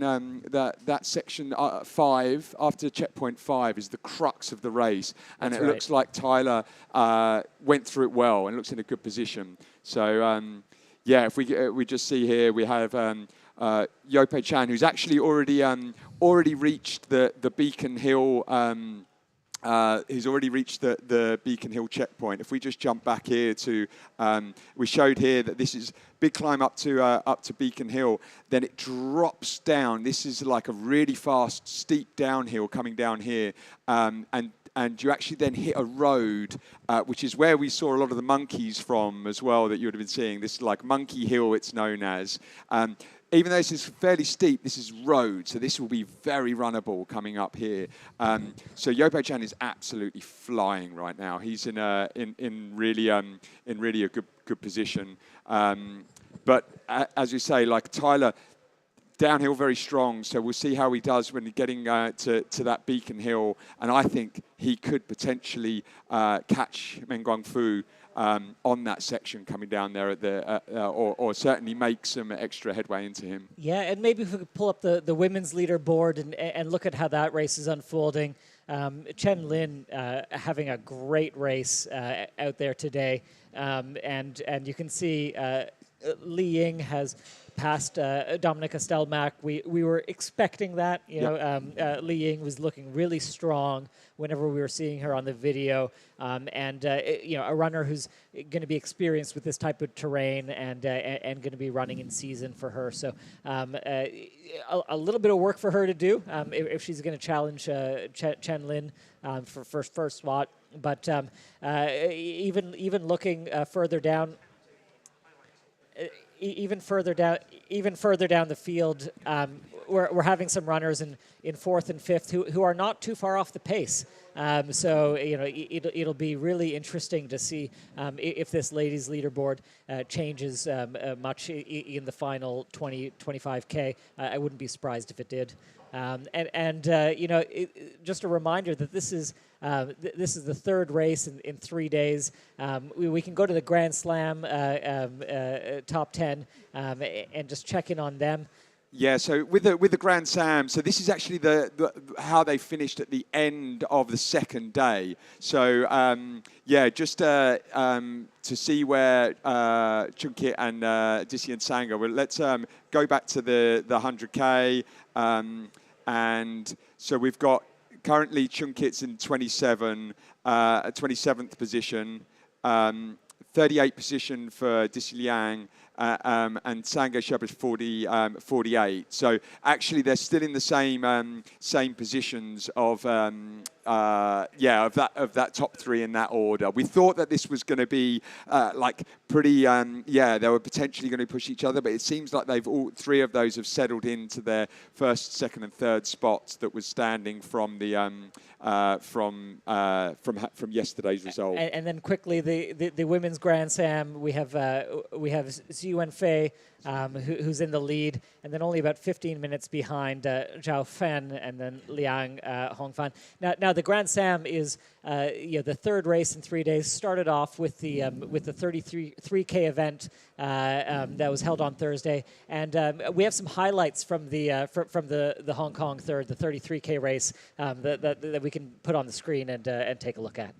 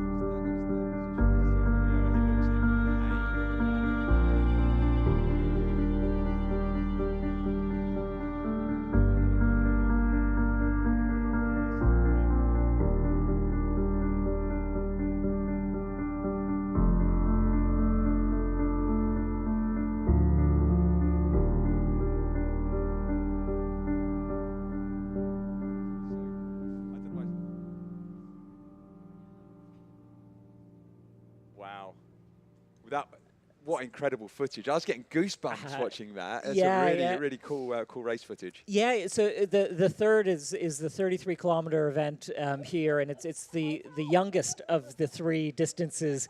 And I think what we've seen in this edition is some really, really high-quality runners that are signing up for the shorter distances. So the men's results, which we saw in the highlights package, Jisub Kim from Korea, who's one of the top runners in Korea, he ended up winning in a time of 2:48, just ahead of Vlad Ixel from Australia, who is a member of Team Australia at the World Championships, a very, very class runner, and then Tiago Vieira from Portugal in third. A really fast and competitive men's race. The three first finishers all within 3 minutes of each other. Yeah, and you couldn't quite see it in the footage there, but Tiago Vieira and Vlad Ixel, there were like literally 10 seconds between them, or 5 seconds between them. That must have been such a race downhill between those two.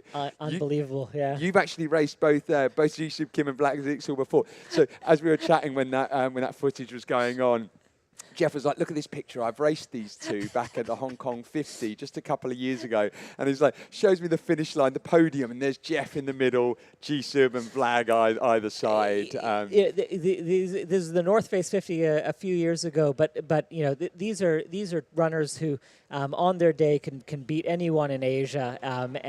Vlad finished ahead of me at the World Championships in Chiang Mai in 2022. One spot ahead of me. We finished one spot for each other from each other in the field. Yeah. But yeah, so some real great athletes.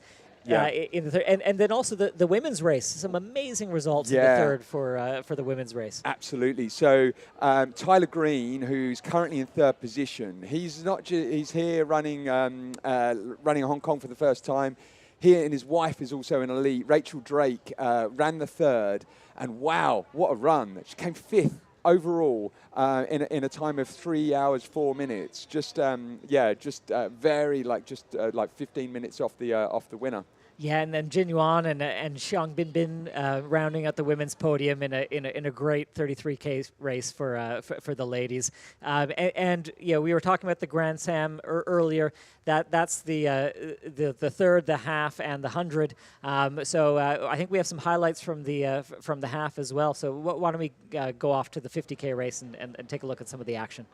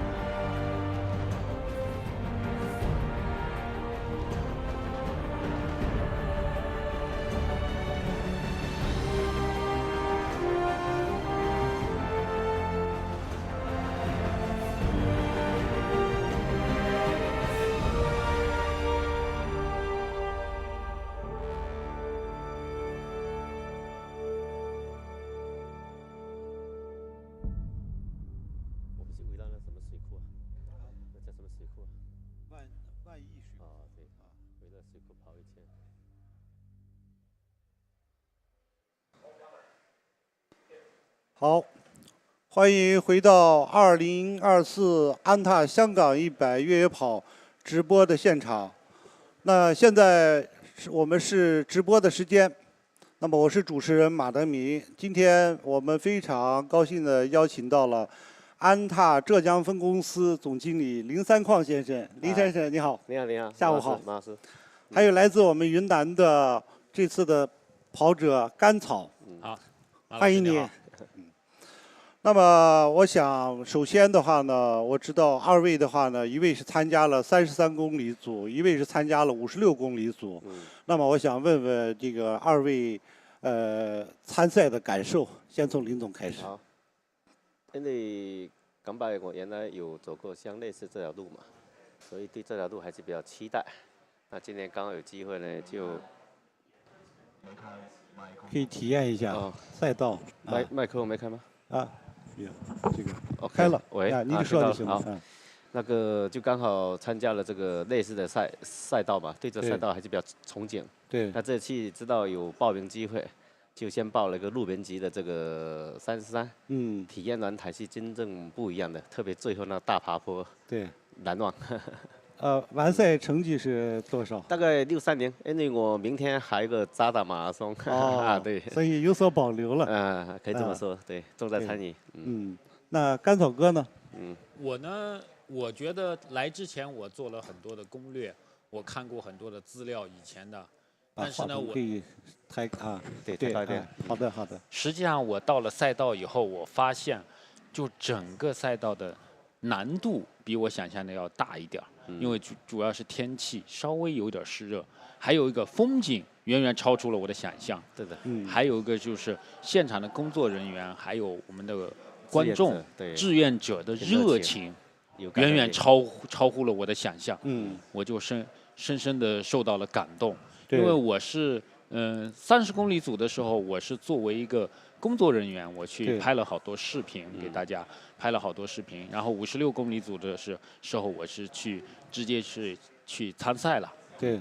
然后呢，今天呢，我也去现场拍了一些素材，明天呢还要参加扎达马拉松。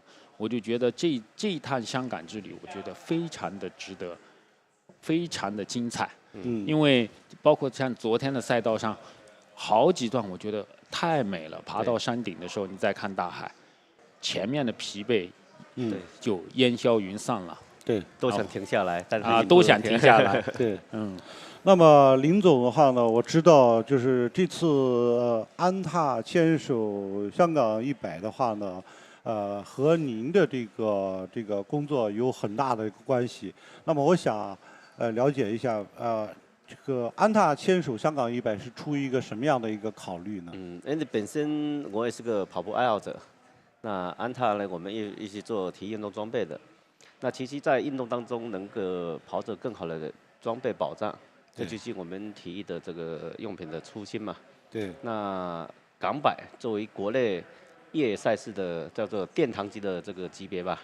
那安踏现在作为体育龙头的话，所以我们就出于这初衷，也刚好是马老师对吧？我们的一次这个相遇的机会，就用我们集团安踏牌最顶级的冠军系列，来跟咱们香港100牵手，来保障我们的跑者的一些在户外的感受体验，去感受我们大自然跟人的魅力。对。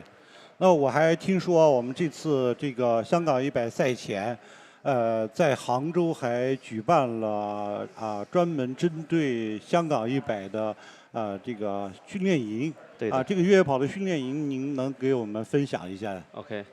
因为杭州跟浙江，它这边的运动氛围也比较不错，也有一大批的很多爱好者，但不是所有人都能有幸的中签或入众嘛。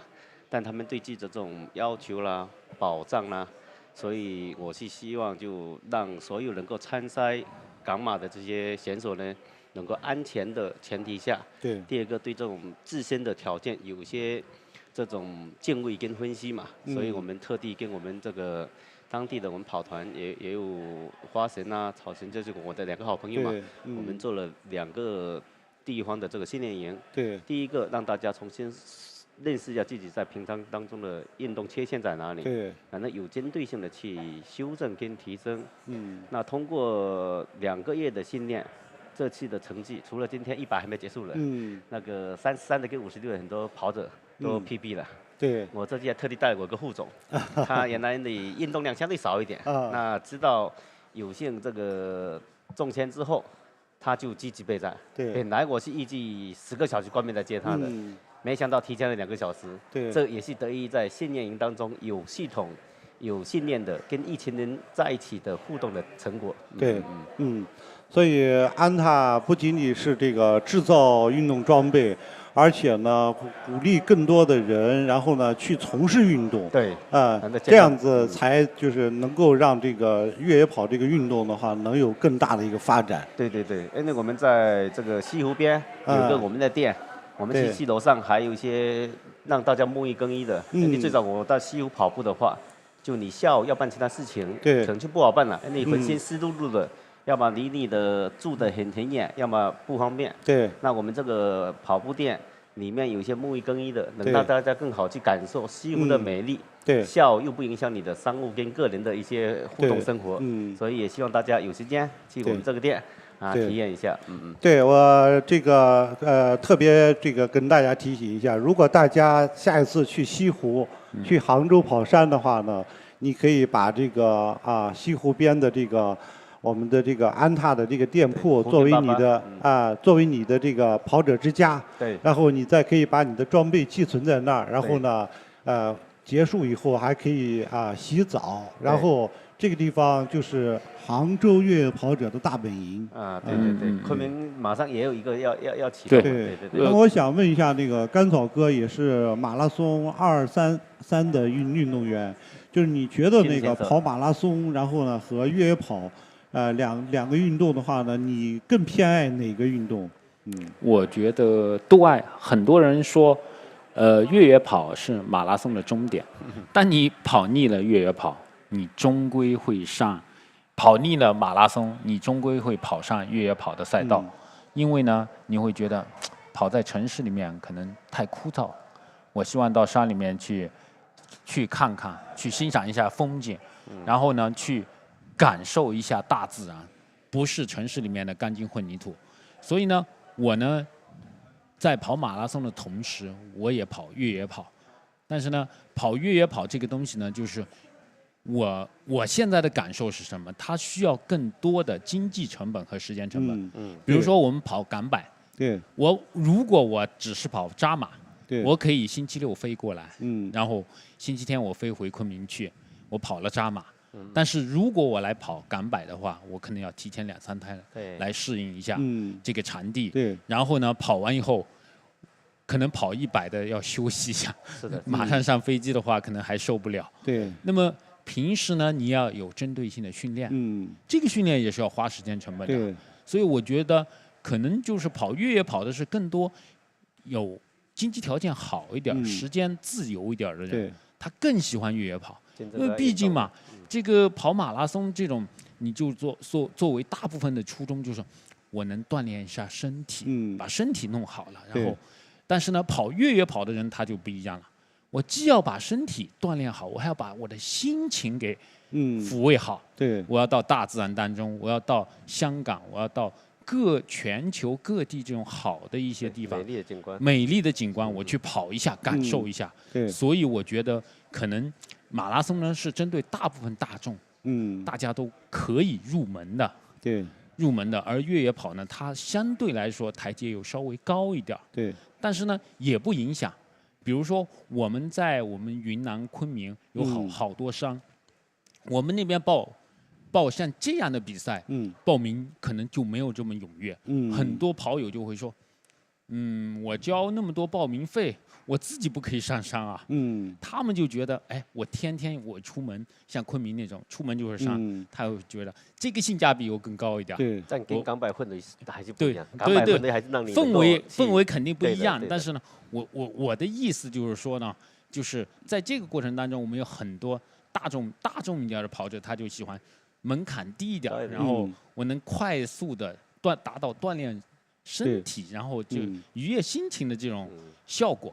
所以我觉得啊，我相信现在跑马拉松的很多爱好者，终归会走上越野跑之路。对，好，也希望我们的这个甘草哥，然后能利用你的这个影响力，然后介绍更多的人爱上越野跑。对，好，那么我们的今天的这个采访的话呢，就到这儿。好，谢谢。然后也预祝2位，然后呢能在下一年的香港100，然后呢看到你们的身影。好，期待，非常期待。谢谢。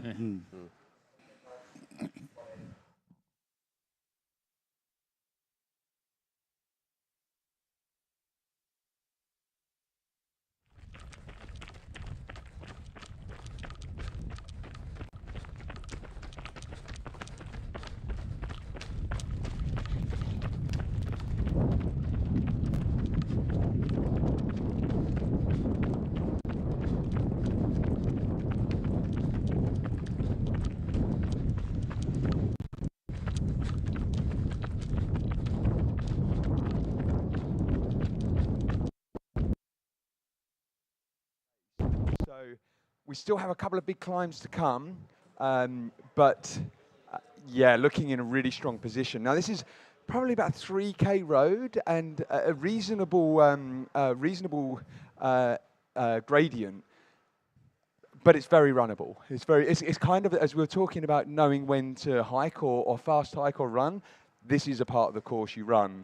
Yeah, really a good part of the race to see how the runner's form is looking. You're close enough to the finish that if a runner's still feeling strong, they're going to be running that uphill quite fast, not doing any switching back between power hiking and running. And it looked like Yu Pei Kwan was really in good form there. So there wasn't any sign of struggling. He looked like he was ready to really keep the hammer down for the last 20K. Yeah, it would be great to go back to that footage and. This isn't Yo Pei Chan. Yeah, sorry, it's Yo Pei Chan still on the summer road. Yeah. He's like, okay, so he's already come to the top of it. He's crested over the top of the hill. So he's gonna continue down here for another few hundred meters. And then he'll swing right and then back onto the trail before we get to Chemin Reservoir. And he'll be climbing up Needle Hill from here. So yeah, tough signal here, but his downhill form looked quite strong, carrying the poles. Now this is a good example of someone being really familiar with the course. He's going to be taking that right-hand turn up to Needle Hill, which is a very steep climb. So he's not putting away the poles. He's keeping them in his hands, and he's going to use that, pull them back out, and be back to a climb. He knows this part of the course very well. Yeah, it's actually a little bit before that. So there's so when he hits this right turn coming down here, and then he'll climb over to he'll come to the reservoir, and it's a beautiful view. You cross the reservoir, and then you start the climb up Needle Hill, which is one of the one of the steep, most challenging parts. It's called Needle Hill for a reason. It is like it is a sharp, and you can see it from a distance. You know it's coming. It's a very decent climb. So just a quick update on what's happening with the top three. So Meng Guangfu came through to the Beacon Hill checkpoint. That was at like the summit. So a big coming up and at 7:39, 7 hours 39, and just after him, we had Tyler Green come through 10 minutes after at 7:49. So actually, although Tyler caught up, Meng Guangfu actually on that climb up to checkpoint 7 has also put a couple of minutes in again. But then I'm getting the feeling that Tyler's much stronger in the downhill. So I think that he will catch him again on this section before then that climb up again that we've just seen Yo Pei Chan go. Yeah, and Meng Guangfu is a world-class runner. He's going to have a strong finish. I think we can expect. But a lot of his race experience is at a little bit of the shorter distances, and Tyler Green's really good at the long stuff. So if he could hold that speed, then it's going to be a real tight battle for that second place spot. Yeah. And who knows? I mean, Yu Peng Chao seems so strong up at the front, but there's no guarantee in trail running. So we'll see. Do we have Angie? I understand that she's close to Sha Tin Pass. It'd be great to see some live shots of the course if she's ready to go. And just before we get Angie back up, Yeah. so you mentioned Meng Guangfu being better at the shorter distance. He actually came top 10 at OCC, like one of the best performing mainland Chinese athletes in the that was out in Europe this year. It was top 5 Hong Kong 100 last year, and so this is he's putting in a really, really strong performance today. Yeah, and you can see with some of those short distance specialists, they can bring that I same can hear pace you to like very, very brokenly. That could be they can bring that speed to the longer distances, but sometimes the speed endurance isn't there or not with the same consistency. So I think that just adds a little bit of variability in terms of the finish. Do we have Angie on the course? Angie, can you hear us?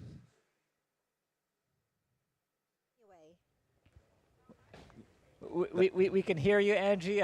We're just not getting the video. There we go. Okay, so Angie coming in? Yeah. So you're on live. Tell us where you are on the course. I am still at this 71-kilometer point. Coming back to Angie, of course, this is a session that's who is the better looking on trail today. So we have around 10, 15 male leader passing by. The best looking, the best, happiest face definitely have to go to our local darling, John Stingray. He was coming down very smoothly with his footwork, absolutely flawless, a big smile as always, and then he was basically just wobbling a tiny little bit down like he was doing a tiny little bit of footwork, running drill. And on top of that, Yo Pei Chen, of course, in a very, very strong moves. I would say that Tyler Green, who came in third place, was in a very good mood. He must have passed Deng Guomin just before here a tiny little bit. So he was in a very good mood. He was looking strong. He was looking happy. That didn't look like he did 71 kilometers.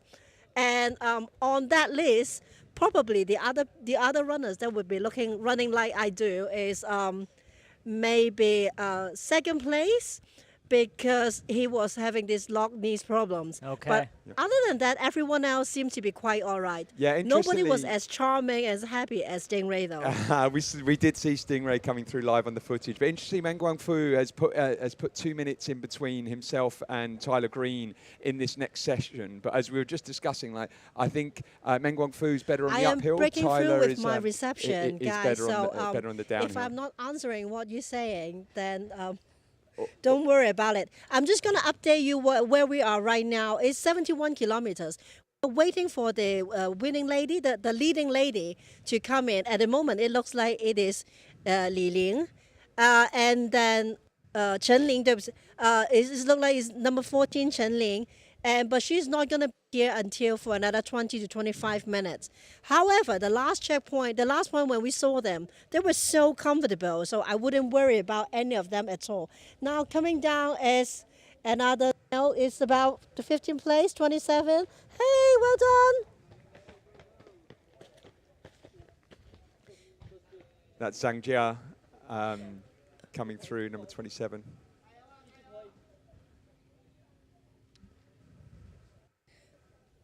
So this is what we would call a typical, very nice posture, don't we?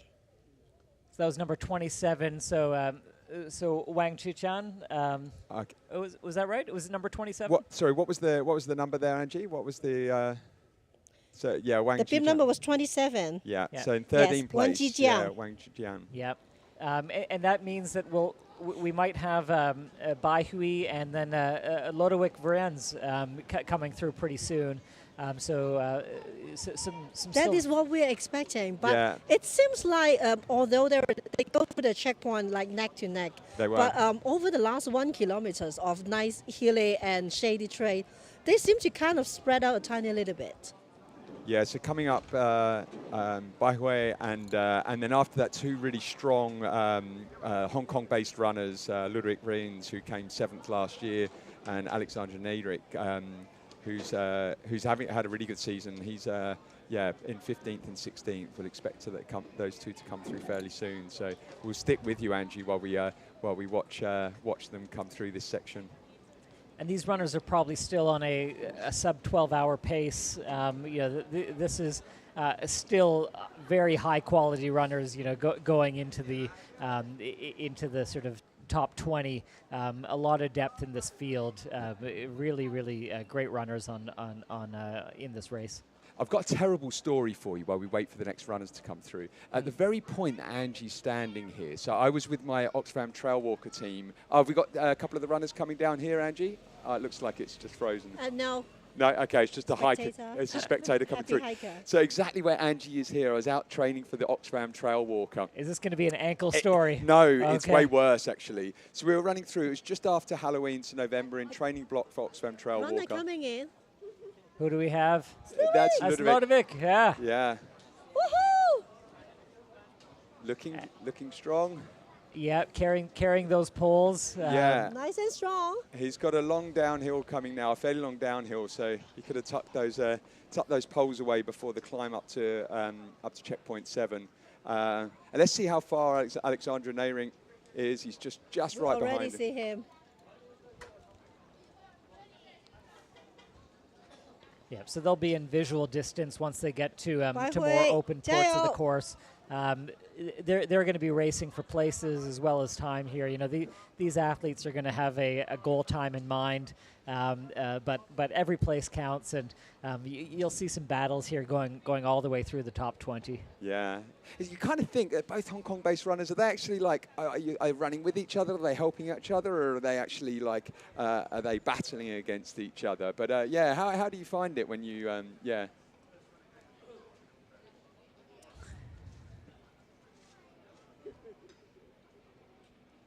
Yeah. Well, so I think it really it depends on exactly where you are, in the race, and possibly also what your relationship is with that runner. But we still have about 20 kilometers plus to go here. So if you end up just being a little bit too friendly with another runner and running together, you might get pipped by some others behind. So I think probably at this stage, if you are running with someone else, you're probably pushing each other to keep the speed up. So running together versus competing with each other is at this stage, there's still a lot of trail ahead, and you don't know sort of whether you're still going to finish together or you're just running a little bit together.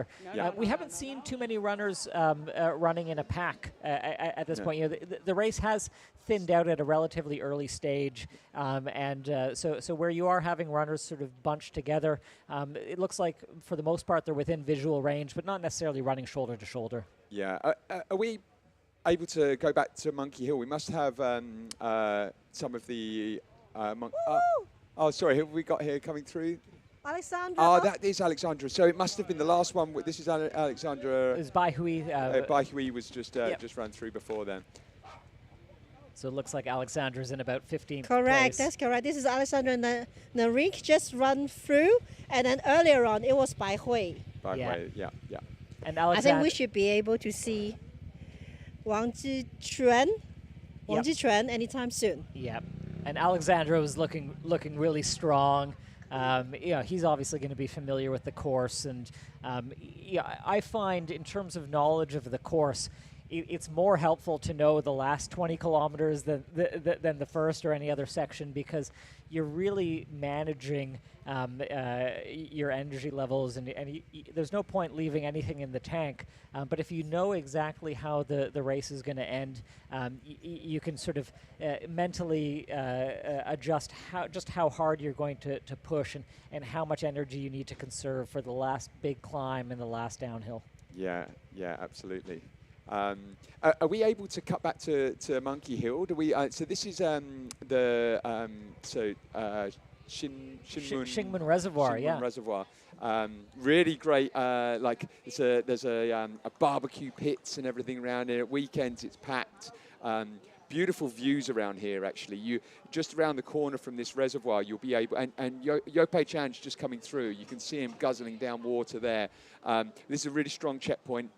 I'm sure he's got his support crew here. This is a point in the race where earlier in the race you might fly through. This is probably a point where you would really focus on sort of stocking up and resupplying. And although he looks like he's moving through pretty quick. That being said, yeah, but also quite relaxed. You know, he's not he's not getting, you know, emotional, not insisting to his team or panicking. He looks very under control, and getting what he needs, moving through the checkpoint quickly, but not using any unnecessary energy. Very smooth. Yeah, it would have been good if we could have run along with him there, because as you run, there's a dam there where you cross the reservoir, and if you look up to the left, you see Taimo Shan on your left. And it's really quite daunting, because at the point you're probably only around 300 meters or so, and you're looking up at a mountain, 968 meters, and then you can see then all of the hills that you've got to get round to it. And it's, finish line is in sight, but you can also see the hills you've got to get over to get there. Yeah, Shingmen Reservoir, that's CP8, so the runners are 86 kilometers into the race, but by this point. They've climbed 4,000 meters, but they still have two of the toughest climbs of the race ahead in those last 14 kilometers, or 15 or 16 kilometers. So it's really some hard running ahead, but these runners have the finish line in sight. Yeah, absolutely. And so the section coming there, it's up to a point called Needle Hill. In fact, I can probably just come and share my screen in a moment. And it's trail, but very steep. And stairs. And lots of stairs. But once you get over that point of Needle Hill, you drop down, drop down to a road, at which point it's a pretty much road trail. It's a road all the way to the summit of Taimo Shan. There's a little bit of trail, but it's a lot of it's road up to Taimo Shan, so it's very fast. And to your point, you know at that point, if you know that last section of the race, actually they can probably go, okay, I know I've got 15K to go here, let me hammer this section. Yeah, and also once you're done with Needle Hill, really most of the stairs are behind you. So, you know, for someone like Tyler Green, who's gotten this far, once he gets over that Needle Hill, he's going to be able to have probably more familiar type of terrain that he's used to, and that could make for a strong finish for him. So it's going to be really interesting to see how the runners progress through those last two stages. Yeah, so we're back at Golden Hill Road here. This is like a Monkey Hill, as many people know it. Yeah. And I'm expecting to be able to see Guangfu Meng and Tyler Green come through this section pretty soon. So hopefully we've got a camera and runner on course there to be able to capture that. Yes, as I said, coming into the last section. Whilst Tyler Green had called out, and sorry, if we could go full screen on the camera there, please. This is Guangfu Meng coming through. Let me just take that out, and we can, if we can go full screen on the runner, perfect. Thank you. Yeah. Let's see how he's doing. The form's not bad. It doesn't look like he has a smile on his face. So he's working hard here. That's to be expected, obviously, but. It'd be difficult to tell whether he's struggling to maintain this pace, or if this is just game time for him. Yeah, it looks like the cameraman running alongside him struggling to maintain the pace. He's going to drop him soon. But no, looking pretty smooth. And so at this point, it's crossing a dam, and then we hit a road which, as you said, it's like it's a certain incline where you can do a pretty good pace, right? You can you can hammer it up this hill. Yeah, so you'll take a right-hand turn here, and then you can see the grade coming up, and this winds up for maybe about a kilometer climb. So couple of kilometers, but you can see he's running that hill. I think most of the runners by this stage of the race, because there is, they know exactly how much distance is left. They'll mostly be running this hill if they have enough in the tank, but yeah, it looks like he is feeling it in the legs a little bit. It wouldn't surprise me to see him break into a power hike to maybe conserve a little bit of energy. Yeah, so once again, he was 7 minutes ahead of Tyler Green at the last checkpoint, and I'd put a couple of minutes into to Tyler as well. But sorry, he was 10 minutes ahead. So private checkpoint is 7, and he's gone to 10 minutes. But you got to remember that there's been like a pretty much downhill and then flat from there. So we should definitely take a time check on that and see how far Tyler is behind Guangfu Meng at that point of the course. This is like we're through the crux of it, the tough point, but now this is just who can hold on and for these last few climbs. Yeah, absolutely, and familiarity with the course, familiarity with the distance. Most of these elites are going to be quite comfortable with the 100K distance, but it can be tough to keep the intensity going as we are sort of how many hours into the race now? It's almost 8 hours into the race. 8 hours 20. Yeah, 8 hours 20 into the race. So these guys are digging deep, and there's no point leaving anything in the tank. They want to cross the line empty. Interestingly, he's obviously got poles on him, but he's and neither Yopei Chan as well going up this was just running, didn't try running with the poles. Yeah. Do you think at this kind of gradient, it's almost like a bit more of a distraction in the poles? It definitely doesn't. It's not like you're not taking weight off your legs, really, are you? There can be a few things going on. One, because it is hard tarmac, the poles don't dig in as much as if it was soft ground. So some athletes might not find the benefit of using the poles on the asphalt or tarmac surface as much. Also, at this stage in the race, you are fatigued. So just the action of having to pull out the poles to extend them, that can be a bit of faffing about for some of these runners. And if they're already in a rhythm, they've crossed the dam running flat, then they might just like to that they might not want to just worry about the poles and just keep in the form. And we have some. So this is actually Meng Guangfu here, actually, and Xiangfu Zhao, which is one of the elite female runners from China. She's a women's record holder of Hong Kong 100. She also ran with you on the Oxfam Trail Walk, right?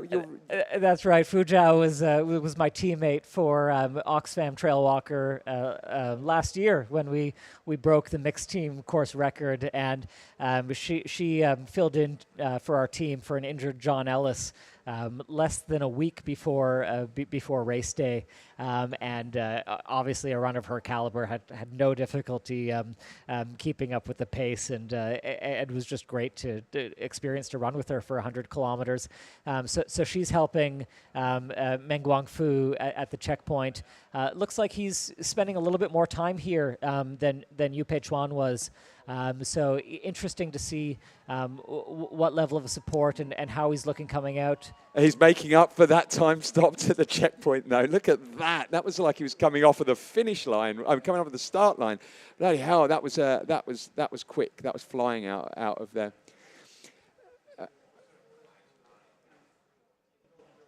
We've got Zhao Jiaju, who is in, this is coming back to the Golden Hill Road. So he is in 5th spot right now. So the runner before that we were talking about that was running without the poles going up this hill was Deng Guomin And so in between that is Tyler Green. So it's really interesting at the moment. We've got this Shunman Reservoir and where we've got the Golden Hill Road here. We've got 5 athletes, pretty reasonably close to each other. And so, yeah, it would be good if we can get back to Shunmin Reservoir to see Tyler Green come through as well. But we do actually also have the lead female coming through at the Sha Tin Pass, the same point where Angie was waiting before. So, Angie, how are we doing up there? We can see Angie. We can't hear the audio coming through. Angie, can you hear us? Can be a tough part of the course for signal, but we're expecting Chen Lin to come in as the first female through that point. And it'll be really interesting. Every time we've seen her on the course, she's looked so solid. Not expecting that to change, but it'd be great to see how she's looking coming past Sha Tin.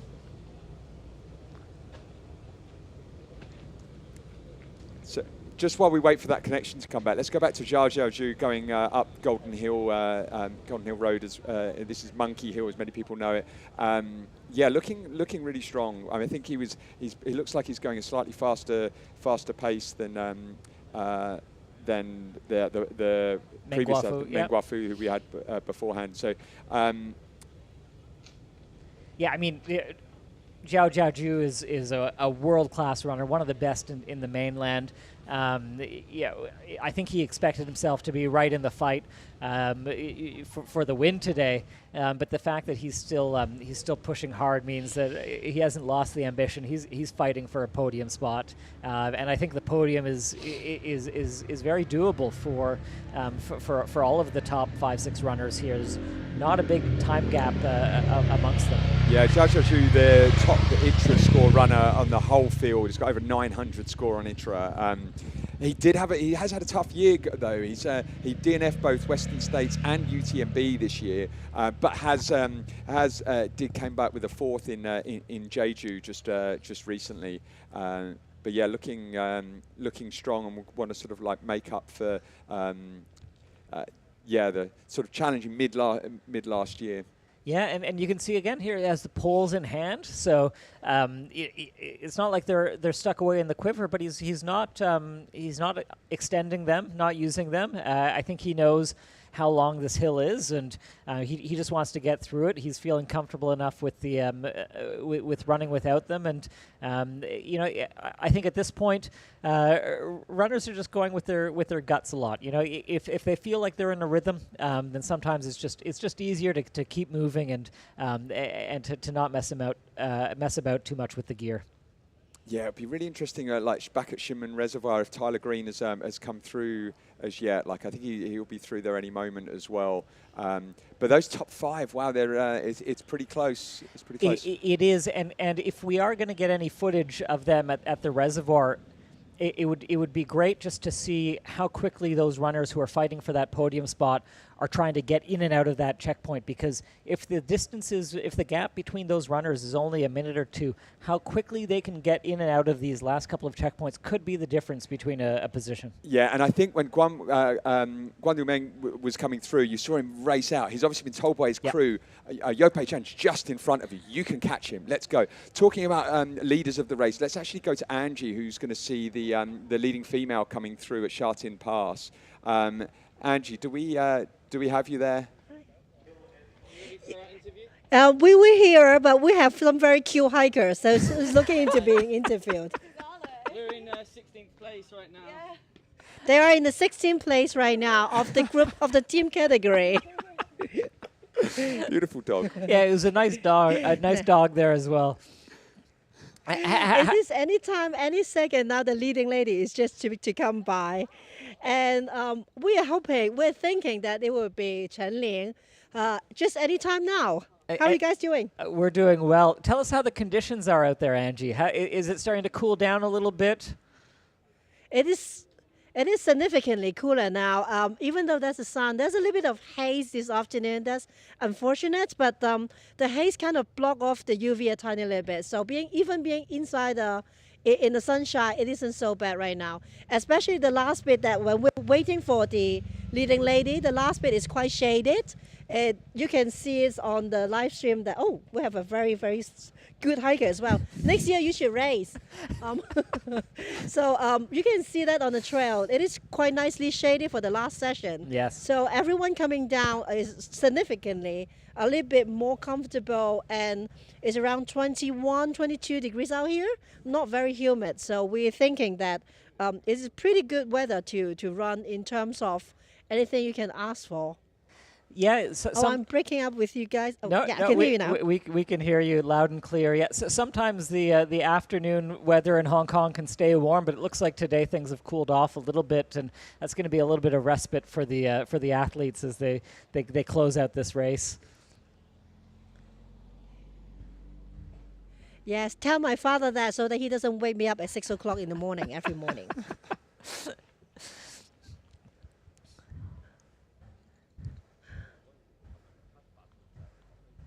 So we're just waiting here for Chen Lin, the leading of the female race, to come through. She passed through Gilwell Camp fairly recently. Okay, we're back to Shinmen Reservoir. Have we got Tyler Green coming through here? I believe he should be coming through any second now, or he's in the checkpoint.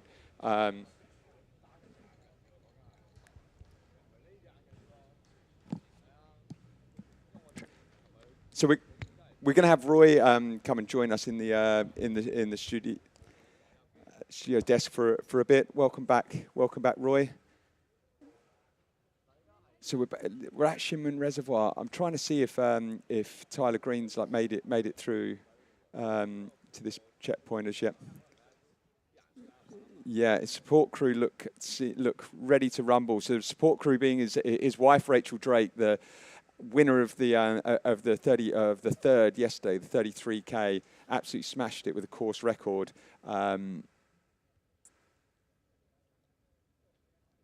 Yeah, I think we're going to see him coming down the steps any moment now. This is a top international runner on the course. I'll just share my screen to show you where how we're tracking on the leaderboard. If we can bring that in as well. I've got the men's 100K showing here. So we've got. If you could just share my screen, please. Just zoom in here. So we've got Yupei Chan, who came through Shinmen Reservoir, as you can see here, after 8 hours and 10 minutes. Meng Guangfu just 9 minutes after that, and we're waiting on Tyler to come through now. We'll really understand sort of he was 10 minutes behind at checkpoint 7. So let's see. It's been a let's see if he's been able to either catch up or Meng Guangfu's put some time in between. We saw Meng Guangfu. Did you see him leave Shinmen Reservoir then? Did you see the footage then? He absolutely hammered out of that checkpoint so quick. So we saw the race leader, Yupei Chan, passing CP8 Shengu. Coming in hot. Oh, we've got Angie here. In fact, sorry, let's just jump back to Angie, who's going to be at Shatin Pass. Yes, coming in hot, Chen Ling, Can we skip to Shatin Pass, please? Guai. There we go. Coming in hot on 71 kilometers on the course, Shatin Pass, Shatin Arrow, and she is Chen Ling, bib number 14. She just come through, and she's heading down to the Shatin Pass Road into checkpoint number 7. She's looking in really good forms, guys. She looked good there, didn't she? Heading down to the famous noodle shop on Shatin Pass, a point at which the Macklehose crosses with the Wilson Trail, like one of the other long trails in Hong Kong, which is actually one of the reasons this is such a busy area of hikers around this area. Two of the main trails in Hong Kong connect at this point. Right, so we saw Chen Ning in the last checkpoint. She has a 19 minutes lead, which is a pretty comfortable, not a massive cushion, but still a pretty comfortable lead over second female racer, Li Ying. So let's see if Dominica is going to catch Li Ying. Dominica is currently on third spot, just 9 minutes behind Li Ying. Okay, there was back to Golden Hill Road there, and here we go. We've got Tyler Green running down into Shinmun Reservoir, and timing-wise, he is lost a little bit time on Meng Guangfu. He's about 12, 13 minutes behind Meng Guangfu. Cruising through. He'll have his wife there, taking his bottles out, getting someone to fill up his bottles. They've already filled them up. We've got bottles ready to go. Let's see how quickly he goes through. Whether he sort of has a little break, has a little stop. These international trail races, their pit stop is like F1 style. You know, I still remember the Solomon athlete Matteo Blanchard last year in UTMB. I think in one pit stop he stopped less than 1 minute. Very efficient. I think himself and the crew just practiced this many times, what he needs in each aid station, what to grab him, what to take out from his racing vest, and then off he go again. You'll see he just had like around his neck, like a buff around his neck. What they'll be doing there is actually filling that up with ice, I think, no doubt, and putting it back round his neck. It's cooled down in Hong Kong now, though. Like the main part of the day is done. A bit of water over the back of the neck, but the main part of the really hot part of the day is gone. But you'll see she's filled it up with ice. She's about to loop that back around his neck, so that will continue to cool him as he heads up to Needle Hill, which is one of the other sort of big climbs of the race. Do you reckon he's drinking coconut water here? It looked like it. Yeah. You know, Tyler is now in the Shangmun Reservoirs checkpoint. From an amateur racer's point of view, once we arrive at Taipo Road, i.e. before we enter the Kamishan Country Park, we know we can finish the race because from Kamishan Country Park onwards, we know there aren't a lot of runnable parts left. So it will mostly be walking and power hiking. And from an amateur's perspective, we know we can finish the race if we can make it to Taipo Road. Yeah, exactly. And I think as Jeff was saying before, like this is the time where they hammer down and there's like 15K to go. They know they can just they can leave it all out there now. You can see Rachel Drake, Tyler's wife, there supporting him. I think such a big thing about the support crew for like both the amateurs but like very elites is that just I'm just go back to Meng Guangfu. You saw him sprint out of that checkpoint like he was sprinting off the start line. He's just had a rallying cry from his support crew. How did he stop? It was pretty quick. I mean, we didn't see him come in, but it looked like he was going through pretty good. But it was more just he's gone out of there with just an absolute fire in his belly. He's just 9 minutes behind Yu Pei Chan. With only 2 hours of the race to go, it's going to be very difficult to make that up, but it's not insurmountable. Correct. So it was actually my question for you, Scott. Do you think this race is now Yu Pei Chan's to lose? Or do you think this is only a race for the second place? Or do you think Meng Guangfu still stands a chance to win the race? 9 minute gap. It's very hard to say, but I'm pretty. I think this is Yu Pei Kwan's race to lose with that gap. With 9 minutes, I think it's just too challenging to make up.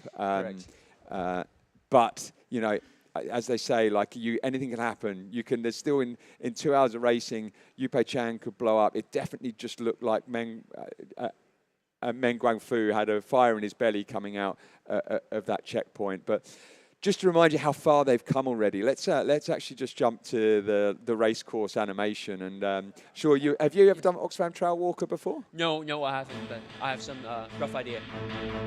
But yeah, starting from Sai Kung Park, you see coming over to crossing around the reservoir. Climbing over to the beaches, the drone footage that we had earlier today, you should skip the music video back just to see some of the drone footage of going across those beaches. Absolutely stunning. Past Patangao, east of the Mackerel Trail, Taitan, this is the Taitan Country Trail. So this part of the trail is actually like, it's flat, but it's actually fairly technical, very rocky. That's what I said earlier, it's the most demoralizing part of the trail. Yeah, most demoralizing part of the course. It's pretty challenging to run through. You think, we've got a flat bit here, but it's like, you've got very stony and rocky underfoot. You can't navigate fast and it's rather exposed to under the sun. You know, So normally it's like 10, 11 a.m. the time you arrive there. So if you warm, you start sweating a lot.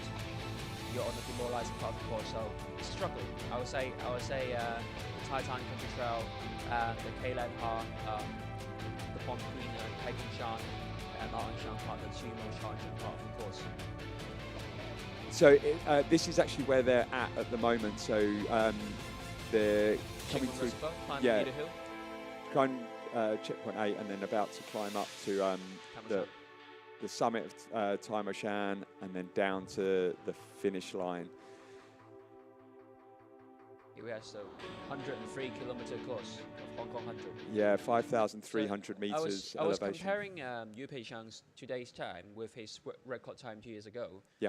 I think it was 4 years ago actually, 2020. He arrived at Shengmun 8 hours 10 minutes. It was actually 20 minutes slower than his course record time.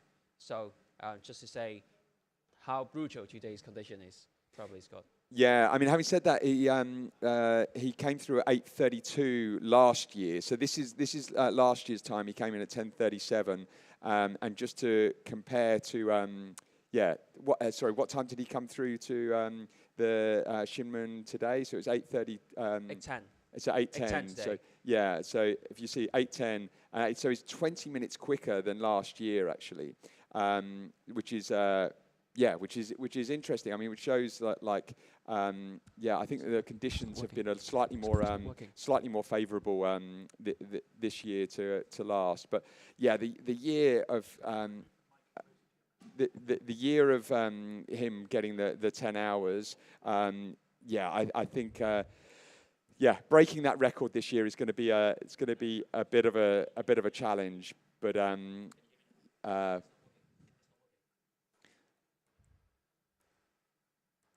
it's not working. It's not working. We can hear you, Ray. Yeah. But if we could cut back to the course profile. So as you see, we've come through the Shinmun Dam.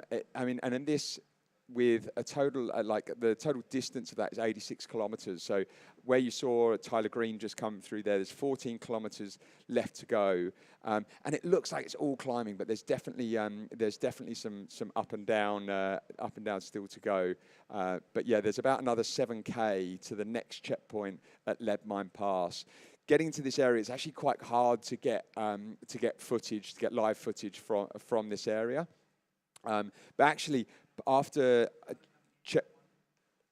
checkpoint 9, okay. Well, here we've got Deng Mongquin coming through to Shunmin Reservoir. So coming through in fourth place currently after Tyler Green. So Deng Guomin about a few minutes behind. Let's see how he fares at the checkpoint. Once again, this is a really easy spot for crew to get to. So I think every one of the runners will have, certainly the elites will have a good support crew at this point.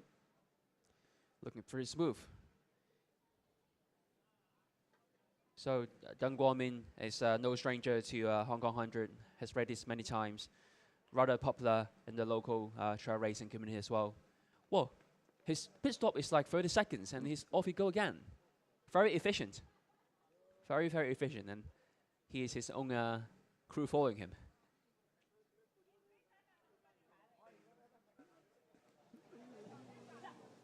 Yeah, so I think what we'll do actually now, which we'll just go to, we've got Yopo Chan absolutely smashing it once again.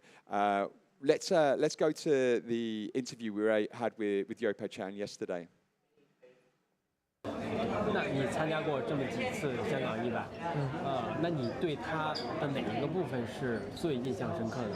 或许是氛围，或许是赛道，你可以描述一下对这几方面的一些印象，还有他的一个速度过于快，然后男子这个层面是不是竞争非常激烈？就这些层面给你什么印象？首先竞争从速度上来说，印象就是前面的20、30速度特别快。 然后我经常虽然觉得自己也很快，但是并不是在第一位，然后赛道给我印象最深刻的，我觉得是青矿澳的那一段，学生，非常热情，印象非常深刻，非常热情。对。你在来这个香港100之前，那你对他的看法或者是期待有吗？就2017年之前。就是2017年之前呢，我们觉得这个比赛，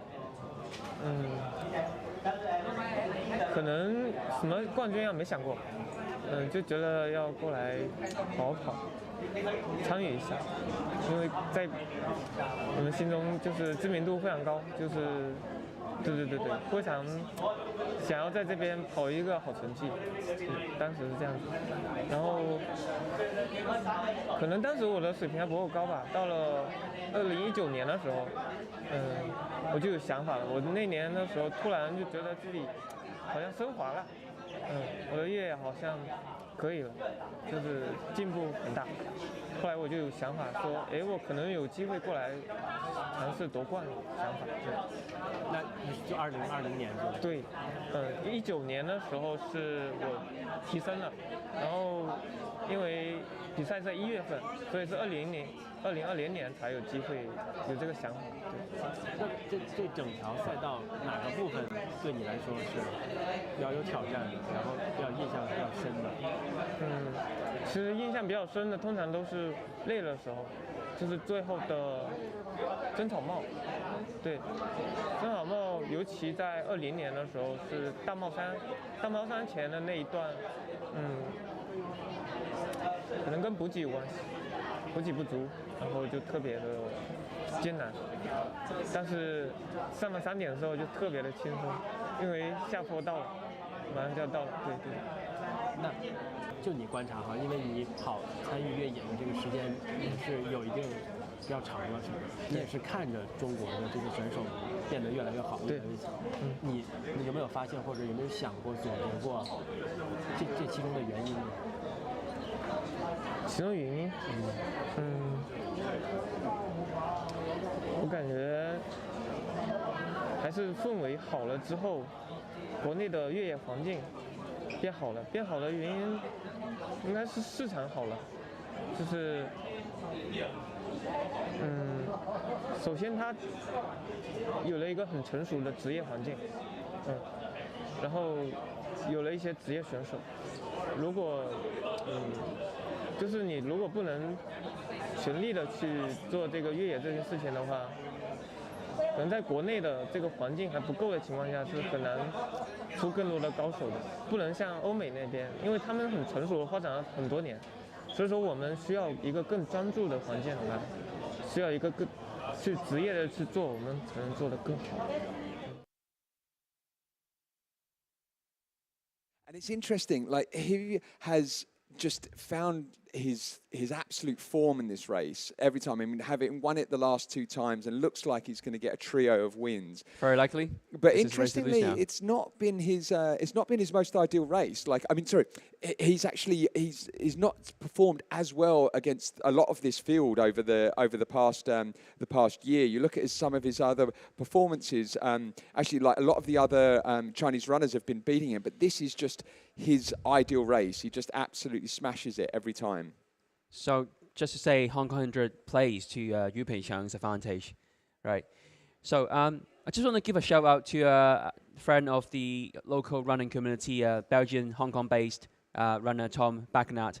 We understand that he has a very bad clamp starting from the 12th kilometer in his calf, shins and quads and hamstring. But he made it very clear that DNF is not an option, and he will walk, if not crawl, to the finish line for wherever it takes. So just want to give you a shout there, Tom. I know you can't listen to it, but I'll see you in the finish line, Tom. Yeah, no, that's always like just being able to push on through, like death before DNF, as they say. But yeah, I'm just bringing up the ITRA score for Yu Peiqiang. So a really impressive score. But as you see, he actually is overseas running earlier in the year. He had a few challenges like DNFing 3 races on the bounce.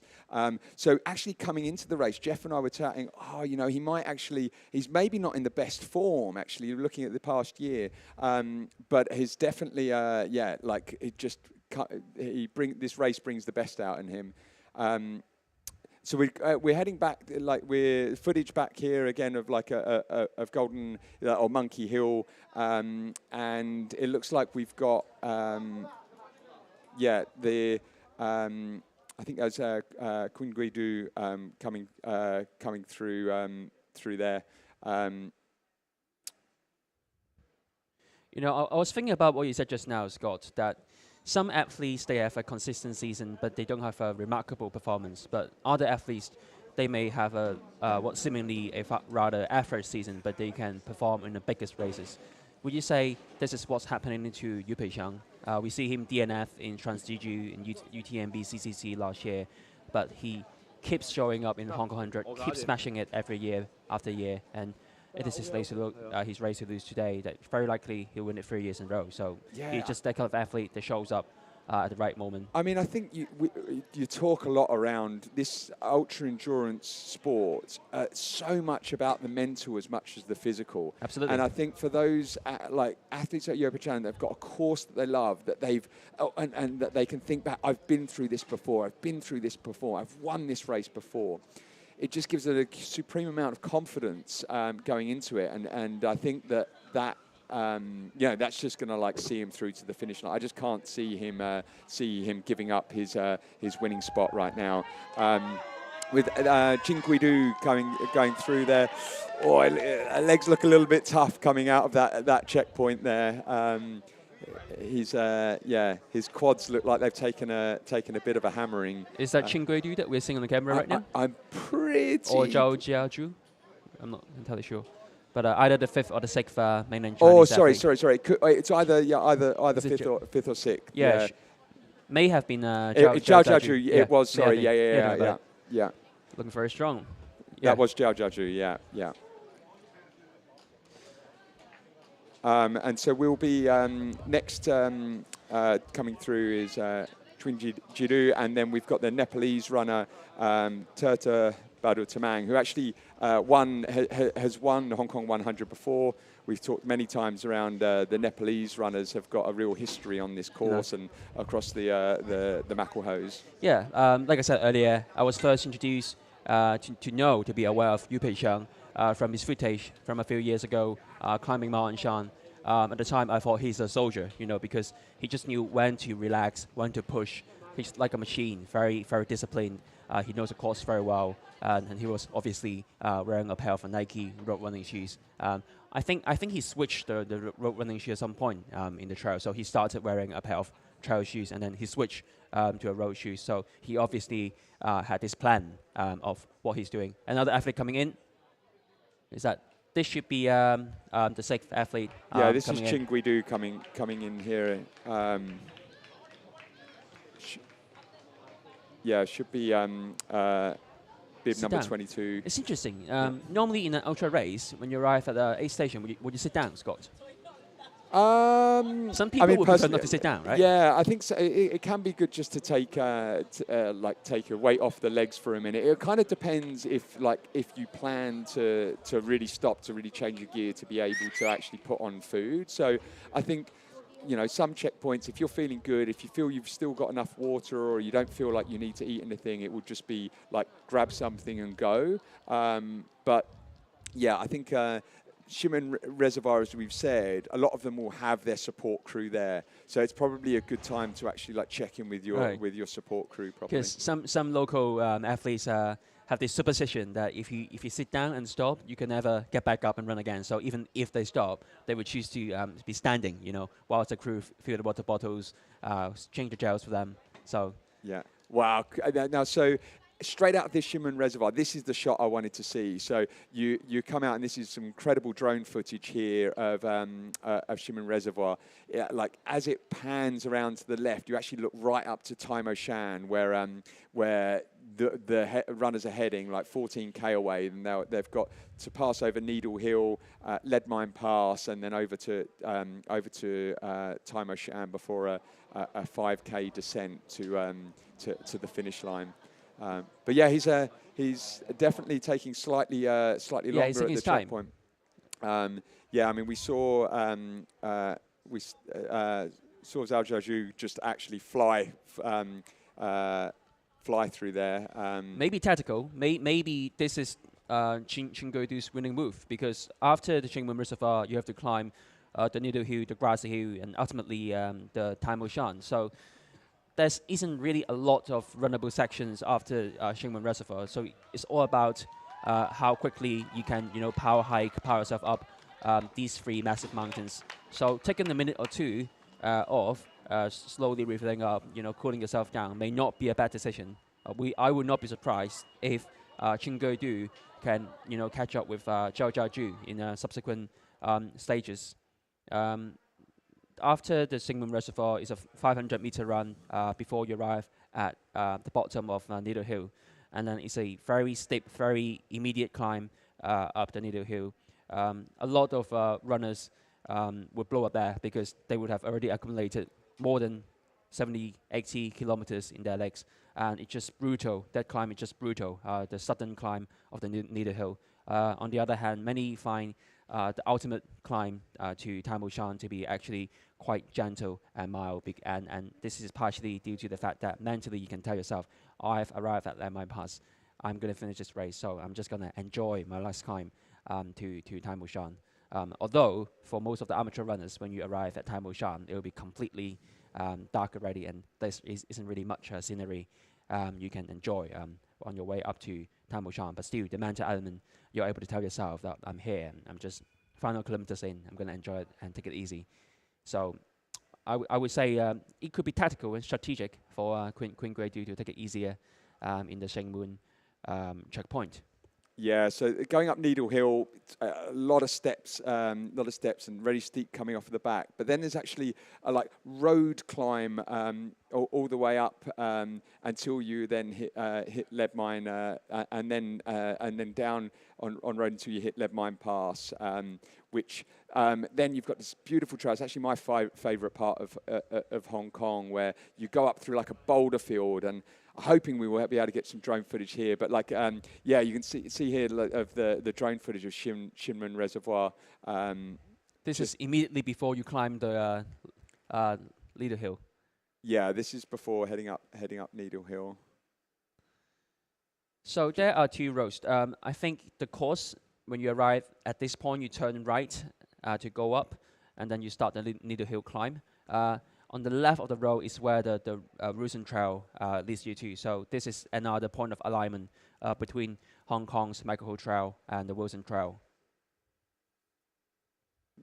Yeah, exactly. So this is I think this is who we just saw come out of Qingwen Reservoir, and we can see Qin Guidu. He's looking very strong, very smooth. So safe to say he took it a bit longer in the Shengmun checkpoint, not because he was struggling, but I think it was really tactical. He was prepared to charge and power forward after he left Shengmun. So I'm expecting him to do big things in the massive mountains to climb, the 3 massive mountains. Yeah, very big tourist spot around here. Lots of hikers coming that hang around this spot. There's yeah, as we say, this is a point where the two major trails join up.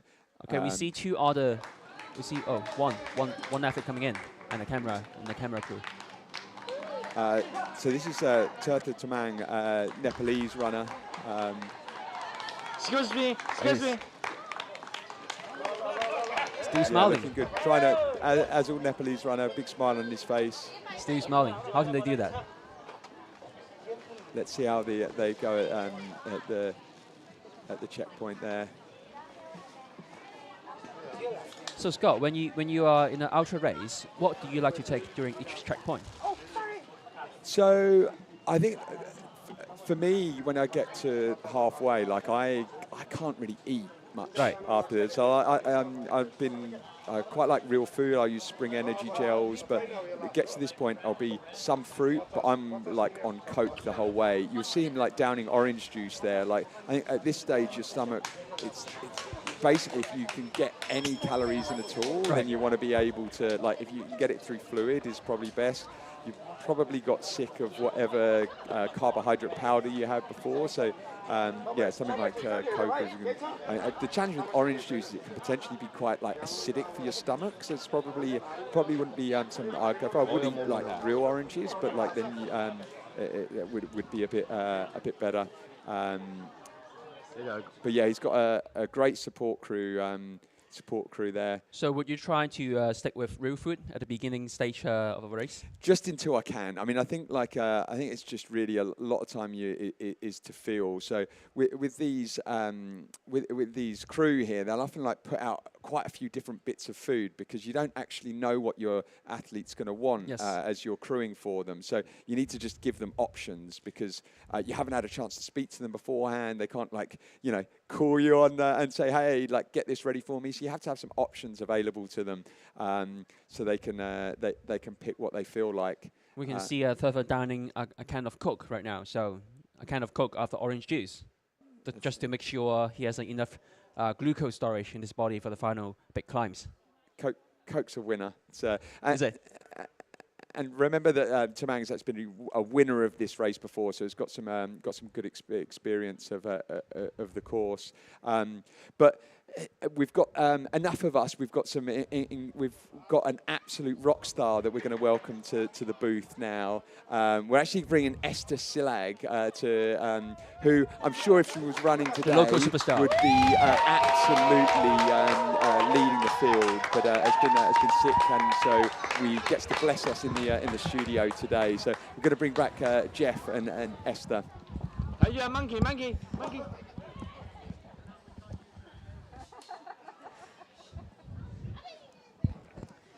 Yeah, we're really lucky to have some amazing runners joining us in the studio throughout today's race. It's a 100-kilometer race, so lots of time to talk to some of our best runners who are here in the city. And the guest that we have joining us now, I think, is second to none in terms of Hong Kong-based runners. Esther Silag, a Hungarian national team member who has just had an incredible year on the trails. She finished off 2023 winning the Izu Trail Journey in Japan, and was on the start list for today's race for the Hong Kong 100. Probably would have been the race favorite. I understand that an illness kind of kept her from being at the start line today. But welcome, Esther. How are you doing today? Thank you. I'm doing great. Have a lot of FOMO not being out on the course and not racing. What can I say? But still, being here feels me like being part of it. well, you and me both with the FOMO. It looks like just such beautiful conditions out there, and you can always expect for the Hong Kong 100, the race to be well organized and have lots of volunteers. But we've really seen that on the live footage today. A lot of energy at the checkpoints. And what a strong field in both the men's and women's races. Just some amazing performances by some of the top runners there. Have you been following the race today? Yeah, I have been. Yeah, I did my training, but sometimes I stopped. I checked the race and then continued running. And also on my way here, I was looking at the live coverage, which is really great. Yeah, and any performances that have stood out to you so far? For any of the runners. I think the whole race, it's really amazing to see. First of all, the Chinese runners. I think it's really a race for Chinese runners in a way that they can show their strengths, and very often Westerners or people who are not used to Hong Kong condition can go really bad, but it's not always the case, and we can see both things are happening today, and I find it very interesting. I have to say that the conditions, and based on my running today, it's hot, but it's not humid. I think it's bearable. It could be much worse. I don't know about the air pollution, or it's a bit kind of foggy at the moment. It's not nice. So let's see how it evolves. But the morning was beautiful. Absolutely, yeah. And you mentioned that some of the mainland runners with strong performances. We've seen over the years this has been an absolute showcase for the mainland talent, and so many runners from the mainland who come down and make this their A race. This is a race that has a lot of exposure in the mainland. We actually we have an interview with one of the female elites, Wu Yuanwan from China, who spoke to us earlier in the week. 你对香港100有什么印象？包括它的赛事氛围，或者是它的一个赛道的特点，包括还有它是否有足够的竞争性，对你来说是否喜欢？因为去年跑的是大满贯，连续3天的比赛，所以自己在每个组别里面的竞争感并不是特别的强。但是呢，整个香港100的赛道给我的就是第一印象就是特别的美。虽然公路也会比较多，然后很多的基本上呢石头的硬化台阶也会很多，但是呢整个赛道都是特别的漂亮，然后氛围也特别的好。无论是我们会路过很多的徒步的爱好者，还有就是参赛的选手，整体的水平也很高，所以整体港100给我感觉就是一个竞技性很高，同时呢氛围又很好的一个高速的越野跑赛道。氛围好，主要体现在哪个方面呢？首先是你会看到世界各地不同的面孔。对于我们平时在大陆生活的选手来说，哇塞，这是一个很 international、很国际化的一个比赛。首先在这一点就会让我们有一定的兴奋的感。然后其次呢，就是在补给站你会看到会有更多的亲属或者是亲友团啊，或者是一些赞助方品牌的一些支持的这种氛围会很浓厚。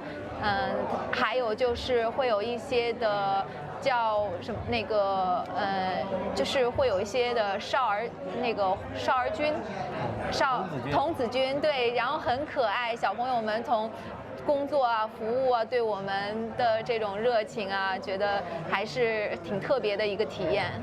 你刚才提到说香港的比赛更国际化一点，对，那它除了这一点之外，跟大陆的比赛还有什么不一样的点？赛道的路标啊，可能会更规范一点，从有岔口啊，或者是什么。当然，现在国内我们也会有，就是我们的在组织啊、布标方面也会越来越严谨。香港这一点，我觉得做的就是相当的清晰，基本上不会跑错路。那其实现在大陆的一些越野跑运动员在国际上的一些比赛，都是越来越能够跑到很好的成绩的这么一个状态。对。那你可能是作为这个大陆的精英运动员之一，你是不是也想在不同的国家、不同的比赛去拿到一些好成绩，去更把这个中国的越野跑运动员的这个形象去亮出来？对的，这是肯定的。因为对于我个人来说的话呢，其实从去年开始，我才慢慢的出国参加比赛。就是整体的话，可能出去以后会给自己慢慢的就会给自己一个定位，我想走到国际，会让更多的不同国家的人知道我们中国越野跑，包括中国越野跑整体的水平的提升和大众爱好者对这项运动的热爱。And that was Yuan Wen, who's currently running 8th in the women's race. Looks like she's having a good day out there. Just another one of the mainland athletes who's really looking strong today. We could take a look at the leaderboard for the women's race. Chen Lin is really looking strong and extending that lead, and then Li Ying followed by Ma Ting. Esther, you've raced a lot with some of these mainland athletes. Is it a surprise to you that they're performing well today? They are doing great, and as we said before, like for them is really a moment when they can show off, they can get their sponsorship. So it's really an important race. It's not one of the race that among many others. So in that sense, for Lin Chen, she had a great year last year, and she was coming here with a great focus. And usually a lot of Chinese runners, they stay in Shenzhen. You know, they have 7 days visa to enter Hong Kong. And so they come train here, and then in the evening they go back to Shenzhen. And Lin Chin, she was doing that. She was posting about her trainings, and it seemed they were doing well.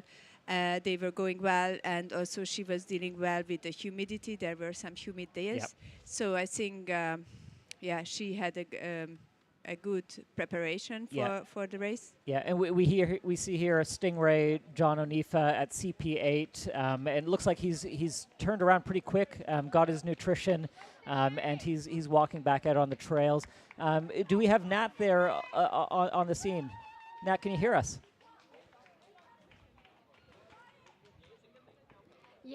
Yes, I can hear you. Can you hear me? Yes, we can. So tell us what's going on at CP8. We just saw Stingray go through. Oh.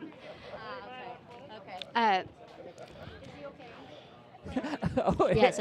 So, hi everyone. We are in Shangmun Reservoir, and I've got here Rachel Drake. Congratulations, because Rachel just finished her first race in Hong Kong, and she won the third about 2 days ago. So first, can you please tell us how was the race? It was amazing. I had a lot of fun. It's very different to the trails that we have back home. So a lot more stairs and sand and just a bit of everything. But the volunteers were amazing. The community is incredible. And I just had a wonderful day. Can you ask her how so, did she find the trails? If you have to say one thing about your experience on this race, what would it be? Just really how incredible the community is. I think it's really special because, I mean, the trail running community around the world is wonderful, but I think the Hong Kong trail running community is so close and so kind and generous, and it almost makes me want to cry. And there are monkeys here, so we have to watch our backs at all times.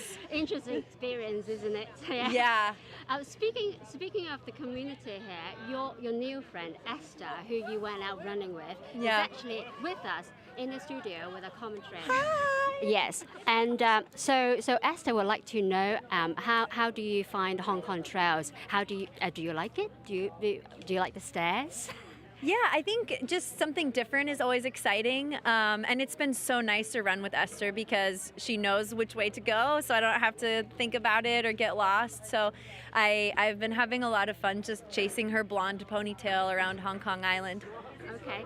Just 1 second. I think Esther would like to ask you a few questions directly. So can you just please put this on? Yes. And you should be able to hear her just a few seconds. Hi, Rachel. Can you hear me? Nice talking to you. Okay, Esther. Can you? Hi, I can. Hi. Can you tell us a bit about the meetings you had during? I hope your daughter is feeling better.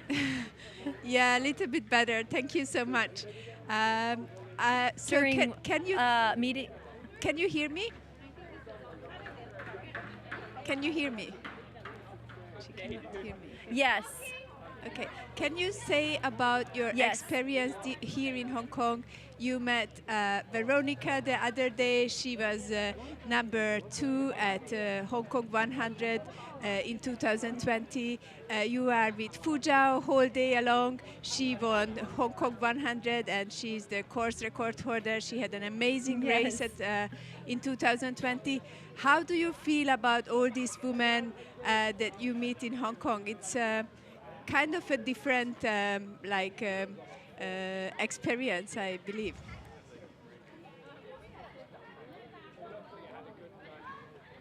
Yeah, it's been so fun. I was running with you yesterday, actually, and I was waiting for my bus, and Veronica ran past, and she stopped and said, "Hi, I'm a runner and a mom too," and we just connected, and yeah, it was really nice to meet her. And then today met Fu Zhao. She shared some bread with me at checkpoint 2, I think. Just really, really kind, wonderful women that are doing amazing things, and it's so nice to connect with everyone. Will you come back to Hong Kong to race again?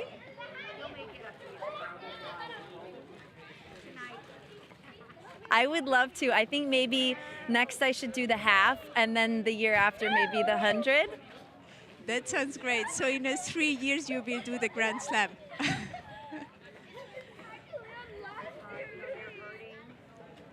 Oh boy, I don't know about that. Francesca's She says it's very hard, so Can you we tell, will see. Can you tell a bit, because Francesca Canepa, she's a great ultra trail runner based in Courmayeur, just next to Mont Blanc, and she's doing the third, the Grand Slam, and you are in the same hotel, so you have been talking to her about the experience. Can you tell about a bit?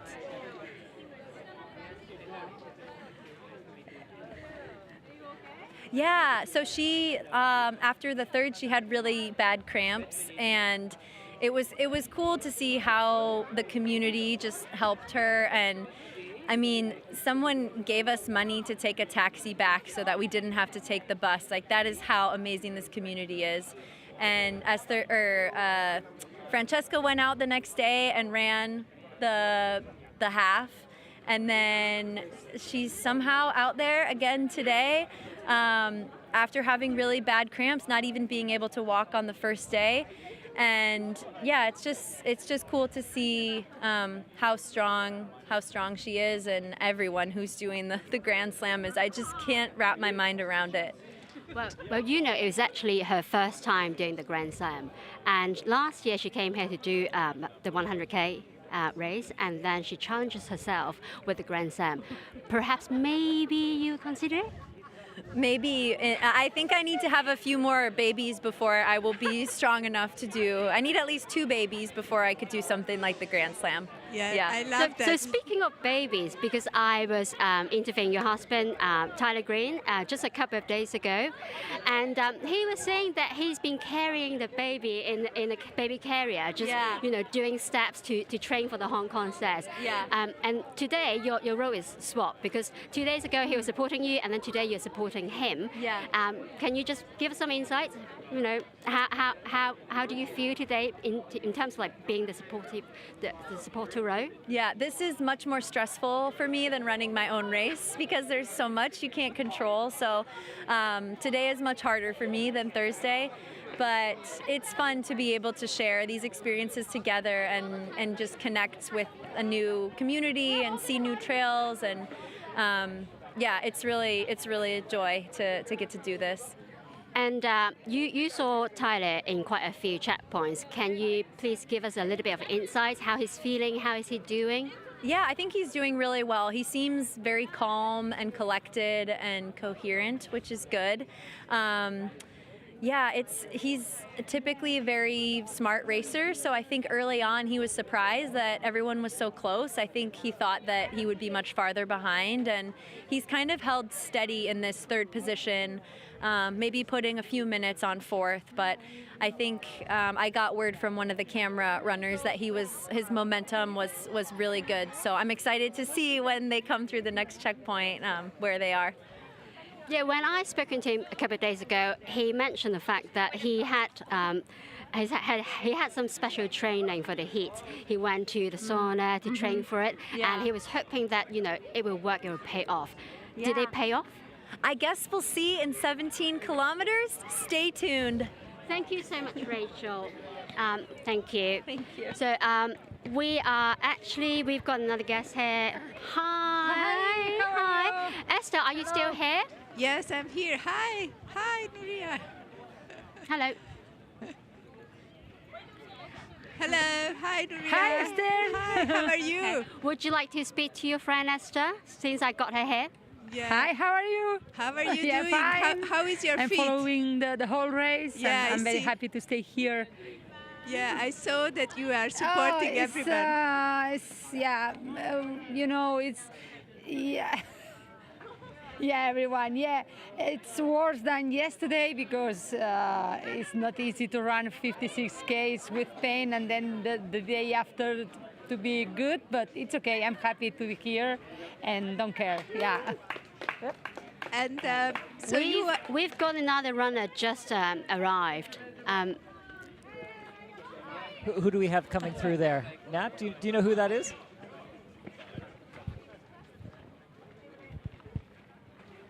Yeah, we are going to get closer so that we can get a better visual.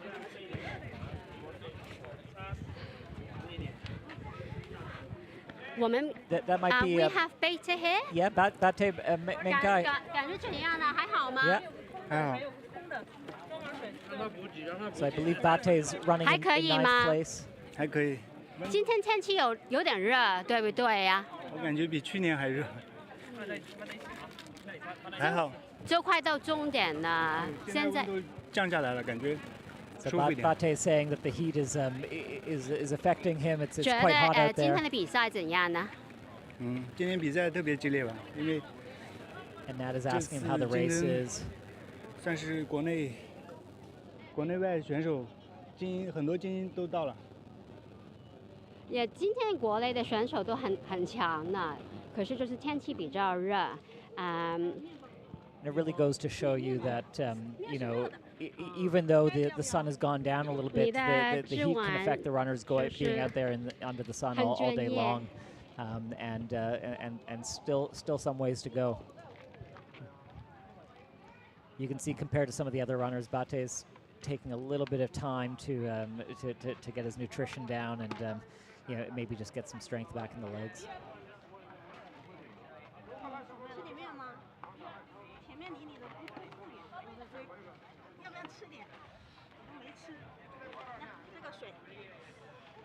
And you can see his checkpoint support team working hard to get him everything he needs. But he seems calm and smiling. Yeah. Almost not like in a race. No, you know, it's important to get your nutrition down, to get those calories in, and you know, these athletes have been fighting hard all day long. So you know, Bate is a veteran runner. He knows what he needs to do at this point in the race, and I expect him to finish strong.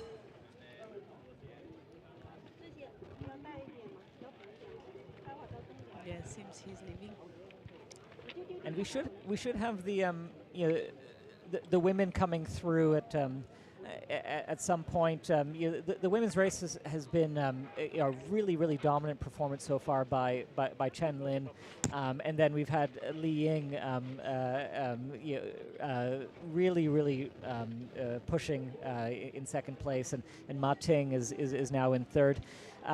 Any surprises to you, Esther, in terms of the women's race? You know, I think a lot was expected of Dominika Stalmach from Poland. It looks like it's been a bit of a tough day for her. But what have been your impressions of the women's race? So today we just saw the interview with Wu Yuanyuan a few minutes before, and we were expecting a very good performance from her, but she's currently sitting at which position? At fifth position. So she's coming up. Let's see how it ends. But maybe we were waiting her to be in the podium positions already from the beginning. Lin Chen for me doesn't come as a surprise. If you ask me to put a name down on the table before the race, for sure it was her name. Dominika is a great runner and she has great performances, but if you listen to her interviews, she likes runnable stuff. She doesn't like technical downhills, and you know better than me that Hong Kong, and especially Hong Kong 100 course, has some runnable parts, but there are some really technical terrain, and it's not only the stairs. There are some technical downhills where are a lot of stones and you need to be just used to running on those trails. So for me, her performance doesn't come as a surprise, and I have to say that I really like when someone who is coming out from her comfort zone and doing a race that it's not really suiting her skills. So I admire her being here and just doing the race. And for the Chinese runners, I think Li Ying, she had also a great 2023. She mainly raced in China. She ran also marathons. She just won at the end of the year, 30th December, the 50-kilometer race in Shenzhen, the 100 trail race. So she finished the year very well. She was prepared for Hong Kong conditions. So I think it's really for the Chinese runners, the preparation, that it matters, and they they do their best when they are coming to Hong Kong by like coming to train over from Shenzhen, going back every evening, and they do that for two weeks leading up to the race, and that gives them so much confidence. And just, I think Tyler Green, I ran with him. Also for him, it was kind of new to run on the course. Yep. But just knowing already, it makes such a big difference on race day. So just as I can see on his performance, I think also for all these women who already ran on the course and they know, when the stairs are coming, when the technical downhill are coming, and they know when they need to fuel a little bit more to make sure that they have energy to push through the difficult sessions. That's really important. It's a really good point. Here in Hong Kong, we're just across the border from mainland China, and a lot of these Chinese elites, it's easier for them to come over and train in Hong Kong, maybe arrive a few weeks earlier before the race, and get used to the conditions and also the trail types.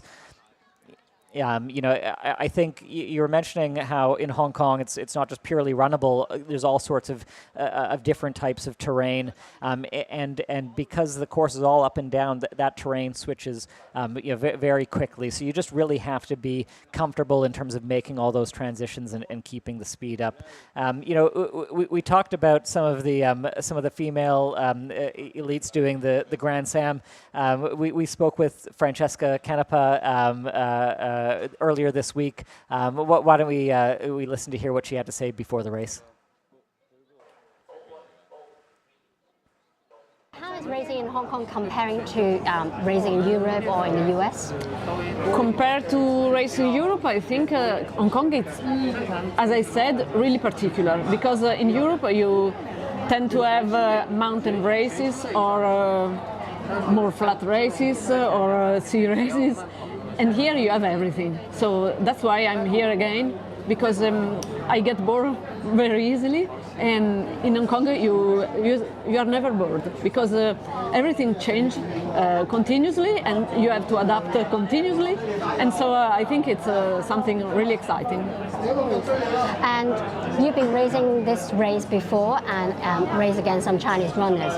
How do you assess their progress? Because they really improved so much, and now they're actually racing, competing so much on the international level. Well, I don't know exactly what they are doing, but what I know is that normally Chinese people are really fast to improve. And I think they are doing exactly this in racing too, because on the previous year you never heard about Chinese, and now you have a Chinese everywhere. So I think they are doing great. And now this year, Hong Kong 100 is actually being the first race for the World Trail Majors. And what do you think about the whole series? I think that series are really good, because they include some different races in all the world, and it's a concept I appreciate a lot, because you can choose something that is better to you, and you can discover some different places. And overall, and most important, I think that they will be well organized, and it's a bonus. As you are preparing for the Grand Slam, so what strategies do you have this year? I think it's a very big challenge, and I think that the only strategy actually is to take it one step at a time, because I never did a stage race before, so I don't know. But I think that if I manage myself, and so I don't push too much in the first one and try to manage the second, I will get to the finish line on the third. But I'm not so sure. I hope to achieve this goal. But anyway, I think that the main strategy is just to focus on the moment and stay here and not think about the next race, because if not, it's too scaring. Well, it's quite interesting. So you actually never done anything like this before. You came to Hong Kong last year to do the race, but this year you challenged yourself with something really big. What attracted you? What motivated you to do this? Exactly the fact that it's something I never did before, And maybe the fact that it is in Hong Kong, because I like Hong Kong. I think that if you have to do something really hard, it's better if you do it in a place you love, you like at least. And so I feel good here, and so I think it's the best place to try it, and I hope to get there. So, do you have any tips to give to anyone who's trying to basically challenge themselves like you do? Exactly the same thing, to stay focused on the moment and not to scare too much about the whole event, because it's not useful. We just have to take everything step by step. In the races as in the life, it's the same. So say little steps. And that was Francesca Canapé, and she's running 9th in the women's Grand Slam. So that is a huge achievement to be doing the 33, the 56, and then a 100K race, 3 in 3 days. Amazing performance. Yeah, absolutely. Especially because she is from Italy. As far as I know, she lives in Courmayeur, and there is winter time now. So preparing for a race which is in early January is really tough. They have snow from maybe like late October, and getting the conditions that you have in Hong Kong and training for that, it's really a big respect for doing that. Unbelievable, and some updates just from the headline races. We have the first 2 men's runners past Lead Mine Pass. That's the last checkpoint before the big climb on Tai Mo Shan. So Yu Pei Chuan is in the lead. 5 minutes behind, we have Meng Guofu. So he's really closed the gap, and it'll be really interesting to see who gets to the top of Tai Mo Shan first, and it's going to be a tighter finish than we expected. Tyler Green looks like he's in 3rd, but Xing Moon is a little while ago, so we'll see how Deng Guomin and Zhao Jiju are doing behind them in that battle for third position. In the women's race, we have Chen Lin, who's we expect to be holding her lead, and looks like she's the first lady into Beacon Hill, and then Li Ying and Ma Ting behind. So yeah. So and we see Cao Zhou on the screen. What checkpoint is that? He's at Xing Moon there. Yeah, so he's in 10th place, and you can see he's taking advantage of some of the checkpoint food. Some of the runners will be a bit picky about their nutrition and only want to be taking what they themselves have brought. But a lot of the runners will want to take a little bit of hot food at this point in the race, especially if their stomach has not been agreeable to eating gels all day. So it looks like he's having some soup or some congee. Esther, what are your thoughts in terms of race nutrition at this point in a race? Yeah, I find interesting that he's number 10 in the men race, and he's using the checkpoint food. As per I see the brand of the T-shirt, what is the brand he's running with? Can we see that? Because that Watopia is the brand that Peach and you ran last year with. Yeah. And but it seems he does have no crew. He doesn't have crew, so that's why he's taking the checkpoint fruit. For my experience, you just can better control if you have your own crew and you eat what you know that you prepared for those checkpoints. So it's much more manageable in terms of knowing how many calories you are getting in terms of no surprises. But for Hong Kong 100, I run also without crew, and what I loved always that they have the sushi, and I think that's a kind of Asian thing to have more rice rather than bread, and the sushi felt always really good, and I think they just put some seaweed on it. It makes it a bit salty, but still it's a lot of carbohydrate. Here he seems that he's drinking some soup. Yep. So he's taking some time. And also having a sit down. You saw he was drinking standing up and then taking a little bit of load off of the legs there. This is this is well into the race, and these athletes have had a lot of mileage and elevation in their legs already. But he's moving out pretty quickly. There's about a 13-14 minute gap between Zukao and Bate Menkai. So it'll be a lot of work for him to move up the field into 9th place. But he'll also be worried about who's behind him. You know, he's running in 10th place right now, and I'm sure it's a big point of pride to try to crack that top 10 in a really competitive field. And it looks like he's leaving the checkpoint with some purpose. But again, like talking about Chinese runners, for him is a big show off probably. Like it's an important performance, and just keeping the 10th position will be still like a very positive race for him.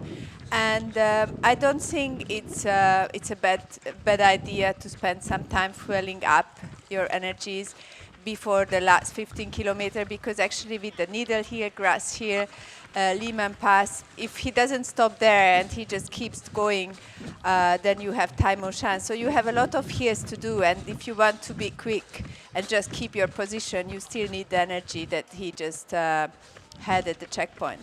And if you look at Zhao moving up that hill, you know, he looked like he got a little bit of energy from that pit stop. You know, he was looking a little bit ragged there, just trying to have a seat, and wasn't sure what the energy levels looked like. But he really had some spring on his step once he was back onto the course. So you know, it looks like he knows exactly what he's doing, and he might have a strong finish ahead. I have to say that I like knowing a few Chinese runners. Like I knew quite of them who prefer to eat real food rather than rely on energy gels. And what they train actually is more to eat fast and quick, the real food at the checkpoints. So you might see this kind of fueling like with quite a few runners from China. And that's way of doing it. Probably it is going to change over the next couple of years as many things are changing, as they have more and more like access. They have more access to everything that is going around and happening and developing in the other parts of the world. But yeah. Yeah, no, that's a fantastic point, and you know, as we're waiting for some of the ladies to come through Xingmun, you know, this is a really competitive race for the women, and you know, we've seen some remarkable performances over the years. So, Esther, in terms of yes, some of the amazing runners who've done this, any standout past female performances? So we have been trying to have Nuria Pikas back, but she has been moving from Shimala to the finish line, so we might have her later on. But actually, she was Hong Kong 100 winner in 2017, and she ran an amazing time. It was 11 hours 18 minutes and 57 seconds. But we have to say that was an old course, which means, can you go back? Sorry. Which was 96 kilometers with 4,840 meter elevation. So just right after that year, right after 2017, the course changed, and now is a bit longer and there is more elevation in it, which happens to be before Kailing Ha. So before checkpoint 5, you have to do a little bit more elevation and a little bit more of technical terrain, because that that trail that you have along the beach is it's quite technical with all the stones that you have to run. So that is an old course record. And then in 2020, we had Fu Zhao Xiang, who is now out there supporting her teammates on the course. She ran an amazing performance in 2020 with 11 hours, 28 minutes and 59 seconds. So 10 minutes more than the old course record by Nuria, but on a longer and on a course that has more elevation. So that was a really, really amazing and impressive performance. And about Fuzhou connection to Hong Kong 100, basically what happened that she was running Hong Kong 100 every year, and she started as in fourth position, then she got third, and she got second, and finally she won it in 2020. So that was really just showing her perseverance and keep showing up. And her example shows how important this race is for Chinese runner, because immediately after she got the contact with Hoka, and since then, like, she became one of the main faces in China for Hoka. One of the top runners in the world. Absolutely. Fuzhou is just an amazing talent and really experienced running here in Hong Kong. She won the Oxfam Trail Walker, setting a mixed record with you and I, and Ryan Whelan. And then later this year, or last year I should say, winning the Trans-Lantau 140 race. So very experienced on the trails. And we have Jicheng Wang, who's making his way through the Xingmun checkpoint right now. He's in 11th place, looking pretty good. It looks like he's leaving the checkpoint now, so he had a quick turnaround. So he might be in the hunt for a top 10 spot. Still enough time in the race to move up the pack. But yeah, going back to Fuzhou, yeah, we saw her at CP8 earlier. She's here supporting some of her teammates and friends. And yeah, for the mainland runners, I think this has really become a real sort of a race on the calendar. They train for this race, and I think that there's a reason why we see so much mainland talent here each year. It looks like we have Angie at the checkpoint. Hey Angie, it looks like you're getting ready to feed some hungry runners coming through. How's everything at CP8? The CPAs is such a very good spirit, because you can imagine they are Boy Scouts here. So, well, I'm just going to quickly show you through the nice buffet, 5-star buffets here. Are you with me? Let's eat. Okay, well, let's eat. This is some rice, there's some plain steamed rice, and together with some, how will you call that? 杂菜. 杂菜 is already preserved vegetables. So in mainland China, you eat that a lot with congee, and here's a pot of very hot congee that is always available. It's got salt in that and carbohydrates. And Angie, can you explain to maybe some of the non-Hong Kong-based runners or watchers, what is congee? Congee is basically a porridge. We would say it in porridge in UK, that is made by plain jasmine rice. So you boil it long enough so it kind of comes in very soft and marshmallowish. But it's not sweet. It's got some salt in it. Sometimes we put in protein. We put in extra bit of like seafood, a tiny little bit of seaweed in that, just to add into the taste. But consider it's a very diluted carbohydrates, very diluted rice. Hold on, we have a runner coming in, and looks like he's not even going to stop. Let's have a look at him first. Oh, thanks, Angie. We have a runner coming through, and then we also have a shot on Xingmun Reservoir with one of the runners coming through on the drone. Let's see who we have here. This is Jicheng Wang, who just left the checkpoint. He's in 11th place.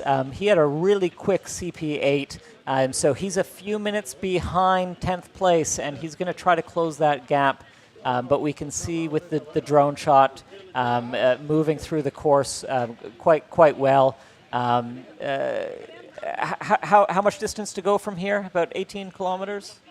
15? 15 kilometers. 15 kilometers. But I think in his case, like we are talking about 11th and 10th position, is like also the question whether they tell you the information, how many minutes you are behind. And, if you don't have crew, people at the checkpoint won't necessarily even know or tell you whatever they know. So this is a big question, and that is also why it's very good to have a crew, because they can push you and they can tell you, no, it's worth pushing because you can get that position that puts you on the podium. What a beautiful shot of Wang Jichan moving across that reservoir dam with the sun setting. Really nice part of the course here. And it looks like lots of action at CP8. We have the split screen going. More runners coming through that checkpoint. It's a busy checkpoint. It's accessible to the city, so most of the runners are going to have their full crew here at this checkpoint. And we have, it looks like the 12th place male there, I believe. And we should have the women coming through shortly as well. So lots of action at CP. Yeah, that's Arjun Rai from Nepal. So one of several Nepalese elites here competing in Hong Kong. The Nepalese have so much history competing on the Mackelhose here in Hong Kong, and Arjun looks like he's having a good race, getting a little bit of fuel before those last couple of climbs. And it looks like he does have a crew there to help him.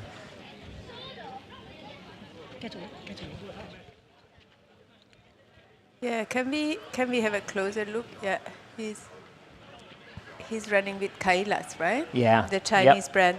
So I think there was a bit of turnover in the last couple of months. Some of the runners who were with the North Face team that dissolved at the end of last year. Now some of them moved to Kailas, which is one of the strongest brands in China. Not necessarily outside of China, but in China they are quite strong. Yeah, we're looking at Zhao Hu here, who's tied for 12th with Arjun, sitting down, taking some calories, and yeah, it looks like he's feeling some of the hard work in his legs right now with the head down, but getting fuel in, and really helpful to have some familiar faces there to help you just get over the line. Yeah, he had a tough race last year. He DNF'd. I think for some of us, if you DNF a race and you come back, you don't want to do that 2 years in a row. So it looks like. As hard as his race has been so far, I have no doubt that he'll push himself to get over the line. It looks like that he's eating the baby food. I'm not sure if that is prepared by them and then just put in the, in this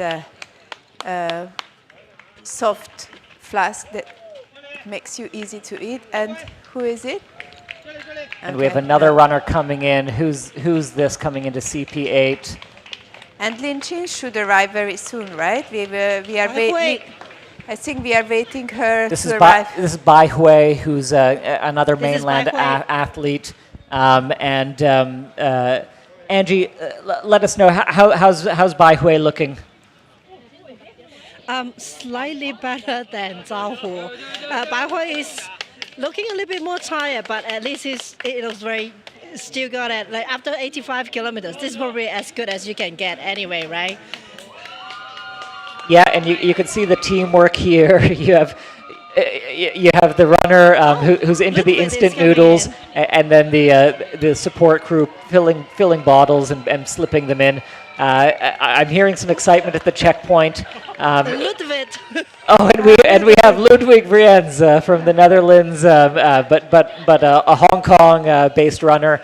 And look at him; he is looking great. He looks very focused. I think because he was number 7 last year, so he wanted to, I think, do that performance again. He has to work on that. That's why he's that focused, I can tell you. Yeah, well, I think the field this year, with the COVID restrictions fully behind us, probably a bit of a stronger field this year. Ludwig is really downing some instant noodles there. He probably doesn't know that he's on camera, so and throwing down some Coke. But you can see the smile on his face there, and a lot of intention.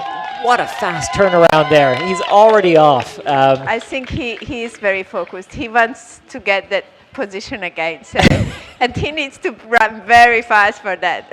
I think repeating 7th place might be tough, but even top 10, I think he would be happy because he knows that the race is much more competitive this year. So probably even with the top 10, he would be very happy. But even for that, he needs to work very hard. Yeah, he was looking at aiming for a sub 12 time. He's going to go under sub 12, but I think he just wants to put in his strongest performance. And with the caliber of runners here, he will take a few scalps. He's going to finish ahead of a few very highly rated runners, and it's really just I think a statement of intent from a runner like Ludwig, who can show that he can run with some of the world's best.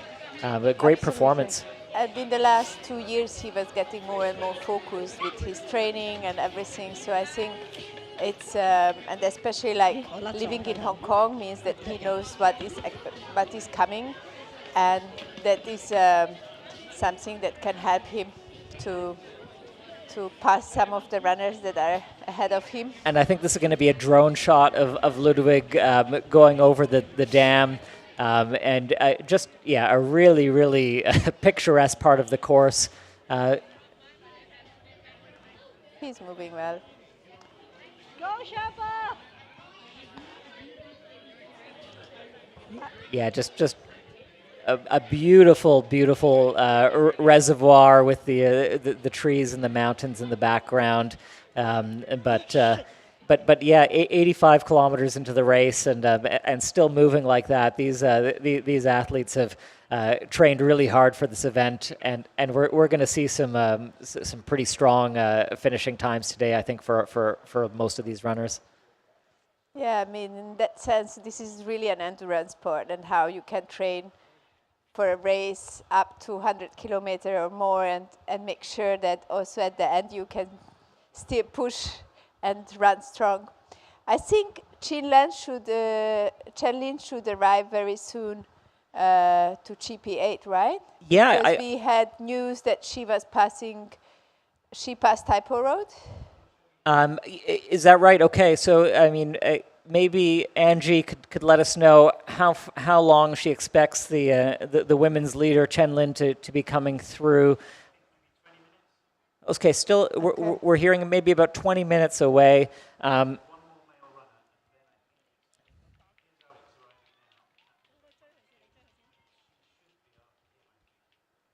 Okay. I think this is Ludovic, and the one before was the Chinese runner. Yeah. Yeah, we had Bai Hui going across the dam before, and then this is Ludwig Vriens, the Hong Kong-based Dutch runner, and then we have Alex Nayrink there, another Hong Kong-based runner who is also looking strong. He's in 16th place right now. Why he's doing that? But you can that's so much losing time. Filling some nutrition powder into the flask there. I mean, maybe losing a little bit of time, but he shouldn't be doing that. Sorry, he has the crew. It should be the crew. but I think the body language there, you can see he's really looking to get everything done and to be moving through. He's not wanting to sit down. The clock is ticking. And to me, that's a really good indication that he's paced this well, that he's not having just to drag himself over the line for these last 15 kilometers. He's looking in good form, and the body language is really positive. Yeah, he looks calm. So also Ludovic and also Alex are T8 runners, which is a local brand very much loved by the Hong Kong community. And he's based in Discovery Bay.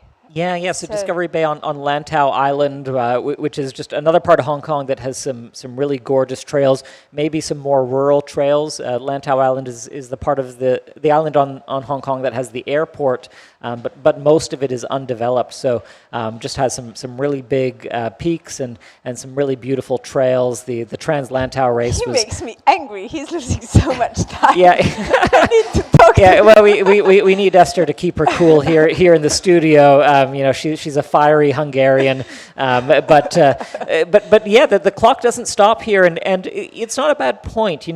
these athletes, you can see Alex putting on his head torch. The sun is going down, but with the body language looking positive, he could be moving here. So chasing positions, these extra couple of minutes could mean a spot or two. It doesn't look like he's fussed about it. So there's nothing wrong with having a good time out on the course as well. I cannot find any excuses. It's just way too much. Esther thinks the smiles and fun can wait for the finish line, but that's what happens when you're an international elite like Esther. But no, Alex looking really strong at CP8, and really great to see some of the Hong Kong-based elites holding their own against some of these top mainland runners and some of the overseas runners. I think it goes to show that training on the course, training in these conditions, being really familiar, really gives a bit of a home field advantage. Yeah, absolutely. So going back to what we have been saying about Shenzhen, because I just talked about it without explaining in detail, and maybe people who are not based in Hong Kong don't know. But Shenzhen is really just next door to Hong Kong. It's like 50 minutes by train or by car. And the Chinese usually have a 7 days access to enter Hong Kong. That's why they prefer to stay in China, where they can have their own food and things that they are used to have, because it's similar to what you can have in Hong Kong, but it's more expensive and it's a little bit or slightly different.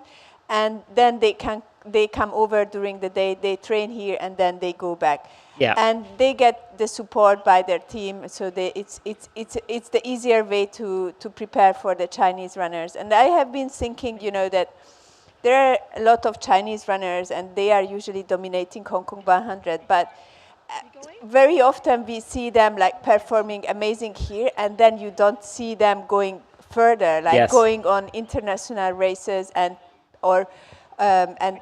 you don't see their names over there. And I think this trend has been changing over the last 1 year or since COVID. Just for example, the leading woman, Lin Chen, who has been racing in Thailand, she has been racing in Korea. So her great performances in 2023 were not made in China, that people don't necessarily know, or it's very difficult to have information about it, because it's very often what you get is all in Chinese. But so she's a great example how they start to leave the country and create or build their career outside of China.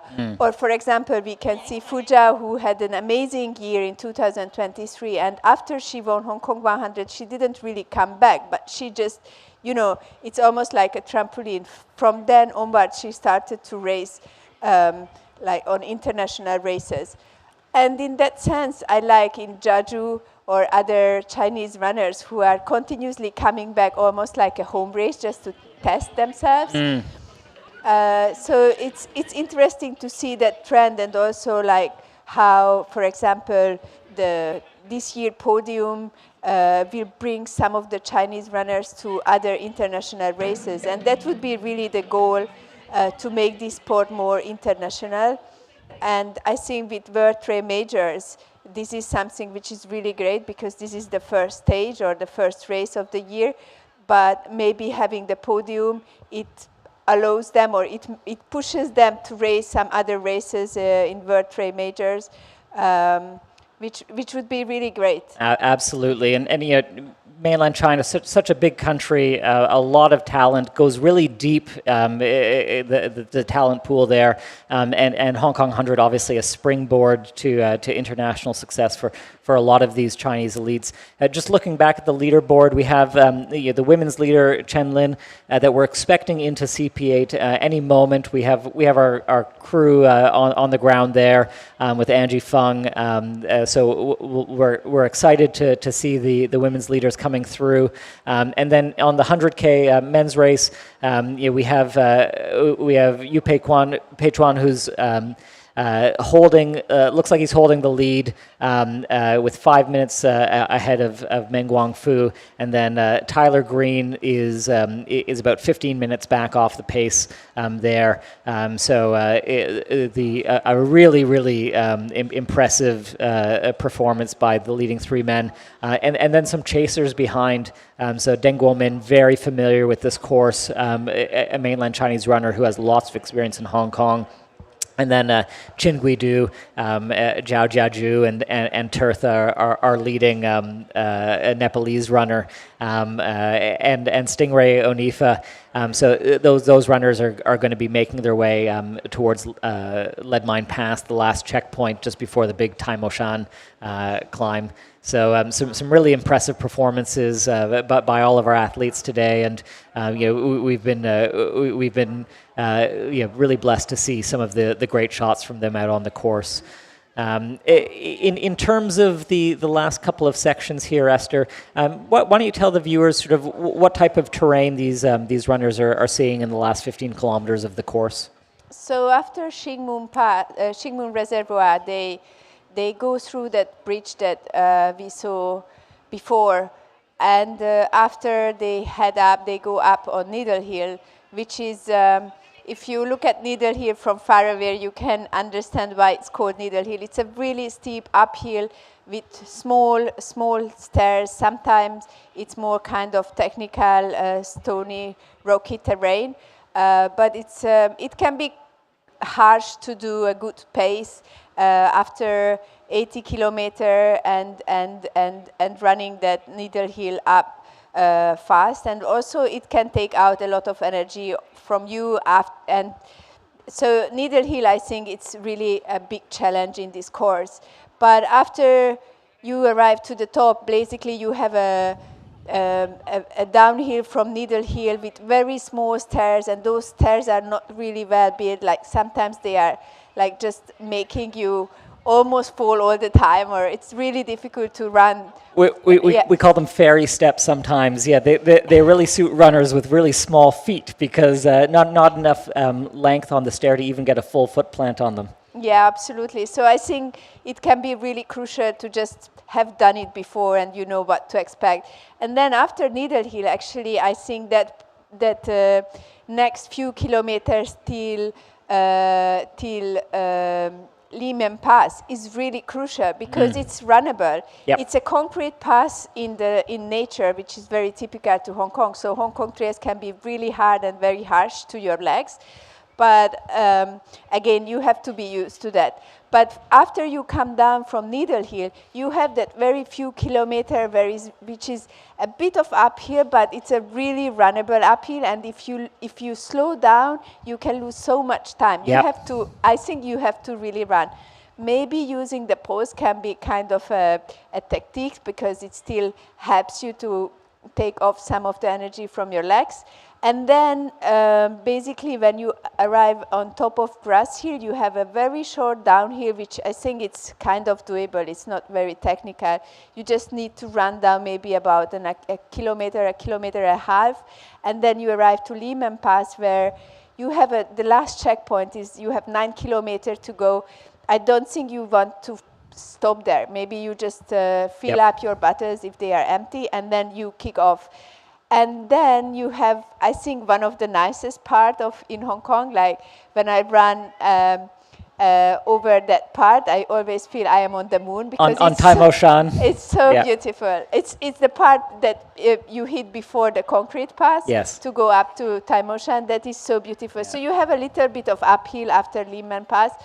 But after you have this kind of rocky, almost technical terrain, but you have this single track, which is at the end doesn't have much technicality. Yep. So you can really still run. You can really run on that. Yeah. But you are surrounded by all these beautiful brownish stones, and you are at the end on top of the mountains. That can be really, really beautiful. But I think most of the runners won't really see it because it will be already dark.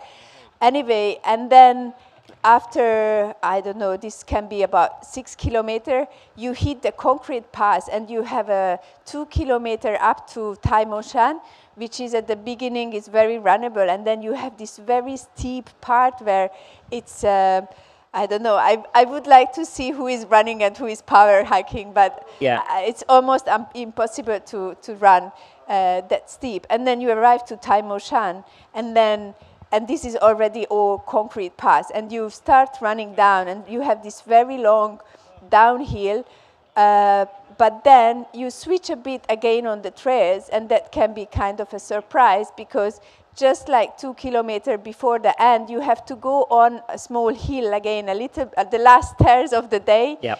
You go up and then down, and then once you get off from that trail. We can see the finish line here on the screen. So this is a barbecue site at the bottom of Tai Mo Shan. So on the other side of the Lead Mine Pass checkpoint. So the runners by this point have climbed Hong Kong's highest peak, Tai Mo Shan, at around 950 meters, and then they've done that long descent that Esther was talking about, which is mostly on the concrete road, and then going in and out of some technical trail, and then finishing up at that iconic Hong Kong 100 finishing chute, and those runners will have imagined their finish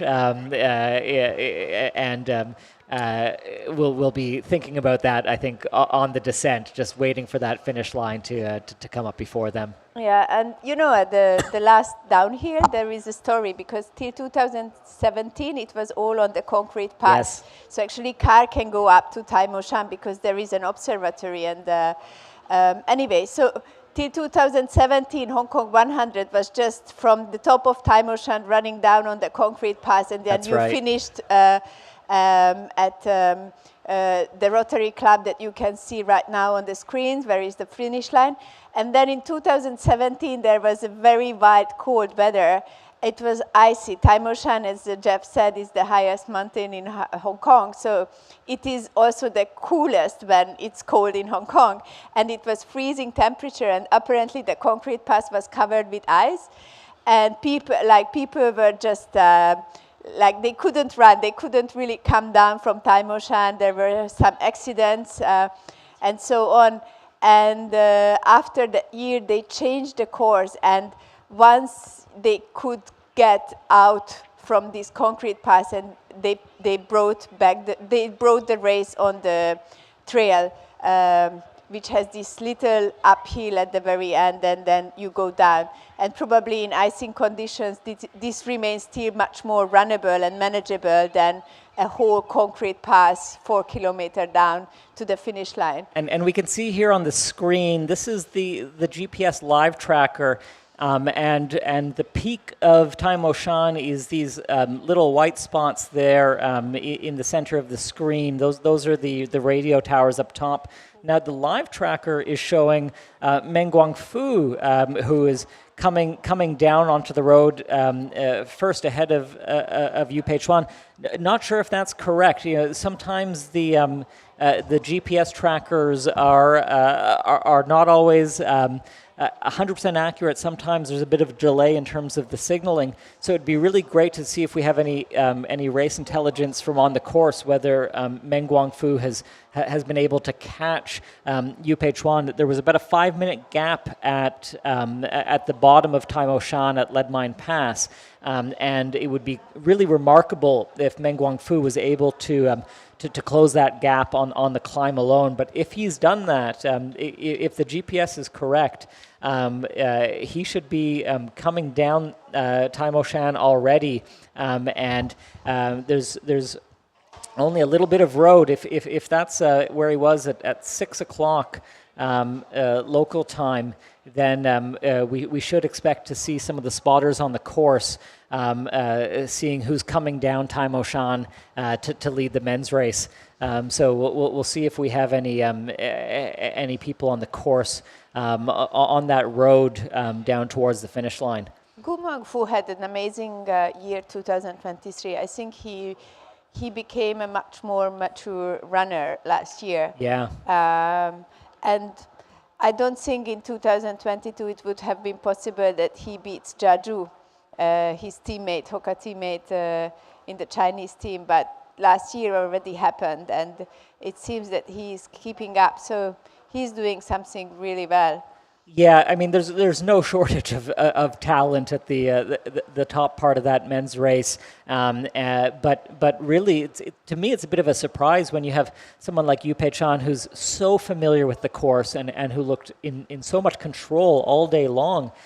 Didn't look like he had a rough patch, but you never underestimate the strength of the folks who are chasing, and we're still going to wait confirmation about which runners coming down Time O'Shan first.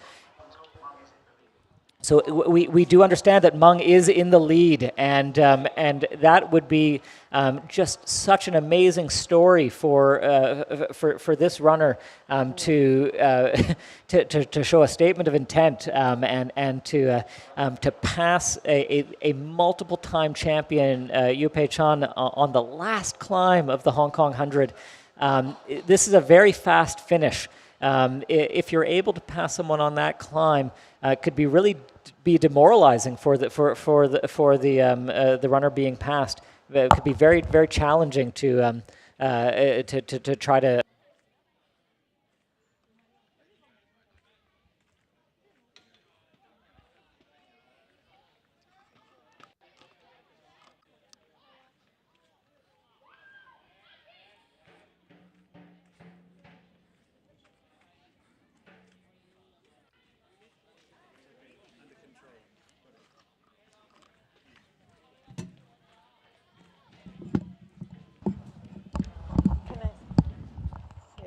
I think, if he's going to win the race, I can explain with all the experience he was building up over the last couple of years, and it comes back that he was racing internationally, overseas races, that gives him so much experience, even just what you said, like passing someone at the very last bit of a race. So that makes a big difference, and yeah, let's see how it goes. Yeah, but I think it's amazing. Shinmen Reservoir, Yu Pei Chan came through around 10 minutes ahead, and you saw Meng Guangfu come through, and his crew were just obviously said, you're close, you can catch up. He went out of that checkpoint as though he was going off the start line. He absolutely flew out of there. He made up 5 minutes up until Lead Mine Pass, and we're waiting to see, but apparently he's taken over Yu Pei Chan coming up the climb from Lead Man Pass up to the top of Time O'Shan and is leading this race, which would just be such an incredible run to be able to make up 10 minutes with only 15K to go. Like, we thought Yu Pei Chan had this absolutely in the bag, so we're just waiting to see them come down off Time O'Shan now. Yeah, the gap at CP9, the last checkpoint at Lead Mine Pass was only 5 minutes, but 5 minutes to make up on that single climb really, especially when Yu Pei Chan was looking strong, it really shows you. Oh, and here we have on the screen. No, no, that looks like a supporter, but yeah, I would expect that we're going to see Meng Guangfu on the screen very shortly. 25-year-old athlete, really young for an ultra runner. This could be a real statement race for Meng, and we'll see if he can hold off Yu Pei Chan to the finish line. It's a very fast finish here, all downhill now that they've crested the top of Time O'Shan. And we are trying to get some of the female runners who ran Hong Kong 100 before, and they are at the finish line, to get on an interview. So Fu Zhao, who have been supporting Meng during the race, and also Nuria is getting to the finish line. So hopefully we can do an interview with them, but for sure now they are focusing on what's going on. And in the meantime, I think we should have Chen Lin coming to the checkpoint. Yeah, right? Yeah. This is her. She's coming to the checkpoint 8. She is looking great. She's looking strong. This is a technical downhill with a bit of stairs that brings you to the Xingmun Reservoir. So we have Chen Lin, bib number 14, the leader of the women's race, and she's moving well there. she's looked strong and composed all day long, and you could see her moving very well through this section. Yeah, your fellow teammate as the running cameraman here, Ryan Whelan's following her down, but she will be coming down here, about to go into the checkpoint, waiting for her crew. Like her crew will be waiting for her. She's got a good distance between her and second, but still she will want to push as hard as she can to put in a fantastic time for Hong Kong 100 this year. Okay. And Jeff was questioning whether Ryan can follow her. I hope Ryan's not taking too many, or I hope Ryan is taking some notes on downhill form. He could take some tips. I think we all could, looking at her moving very smoothly. Now we're hearing from the men's race that the gap is only about 10 seconds. They are neck and neck. It's unclear to us who's in the lead, but we have Yu Pei-chan and Meng Guangfu battling each other on the downhill. So hopefully we'll have some footage coming up soon from that. But it looks like it's going to be a sprint finish for the men's 100 here at the Hong Kong 100. But on the other hand, it's also good to look at the women's race because it has to be followed as well. And it's an important moment because she will have 15 kilometers to go. And it will be good to see where is the second woman and the third woman, but for sure just having a camera following the first woman is really important. Absolutely, yeah, and we're seeing some impressive camera work to keep up with Chen Lin. It's not easy to keep up with an elite who's moving that quickly down technical stairs. So she's looking super strong this far into a race. But she is the winner of Duathlon in 2023. That was a really technical race. Absolutely. We heard crazy stories about the race. So for sure, even though stairs means a different technicality, but it still means that she has the skills to handle them very well. And I believe if she's keeping up with the energy level, she should be doing great in the last 15 kilometers. Here she'll be able to hear the cheering of Xinmen Reservoir. It's a busy checkpoint here. She's coming through. She looks very, very composed, and she's in control of this race. We'll see her sit down with her crew, taking some calories. She'll probably put on a head torch. The sun is coming down. Some of the runners might have already put theirs on, but she might have had hers waiting for her at the checkpoint, or maybe one of her crew will help take it out of her pack and help put it on. It's so helpful to have the support crew help you do all those things while you get your nutrition and hydration in. Yeah, absolutely. And the second woman is Li Ying, right? Yeah, Li Ying has also looked strong throughout. She hasn't been able to quite keep the pace that Chen Lin has been setting up at the front. So we'll see what the gap is, but it looks like the gap in the women's race is a little bit bigger than in the men, where we have a really close battle with Meng Guangfu and Yu Pei-chan up at the front. Chen Lin in more control of the women's race. You see the head torch is on her. She's getting just that last nutrition that she needs for the last few sections.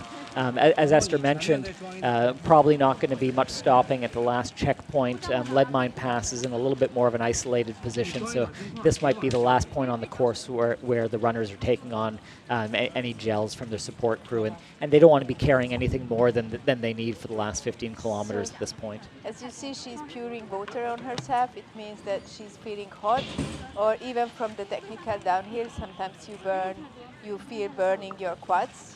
She's having still some ice, which is not very typical of Chinese runners. Very often they don't want to have very cold thing like an ice on themselves. So it's an interesting move, I have to say.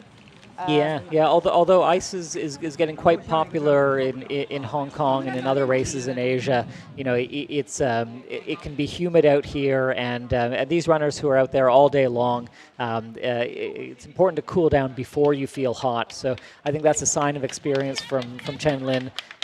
She's obviously a really experienced elite, and she knows what she's doing out there, and she's looking really strong leaving that checkpoint. Look at her running out of this checkpoint.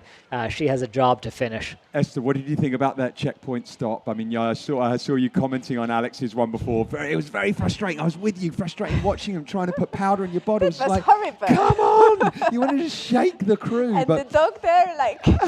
But what do you think? That was pretty... She took on a lot of calories there. You would have noticed she ate a lot there. She consumed a lot. Some athletes don't like actually eating while they're running. Others will like at the checkpoints will want to load on food and eat at that point. But she's very focused. I can see that she's very focused. She had the team on. Everyone knew what they have to do.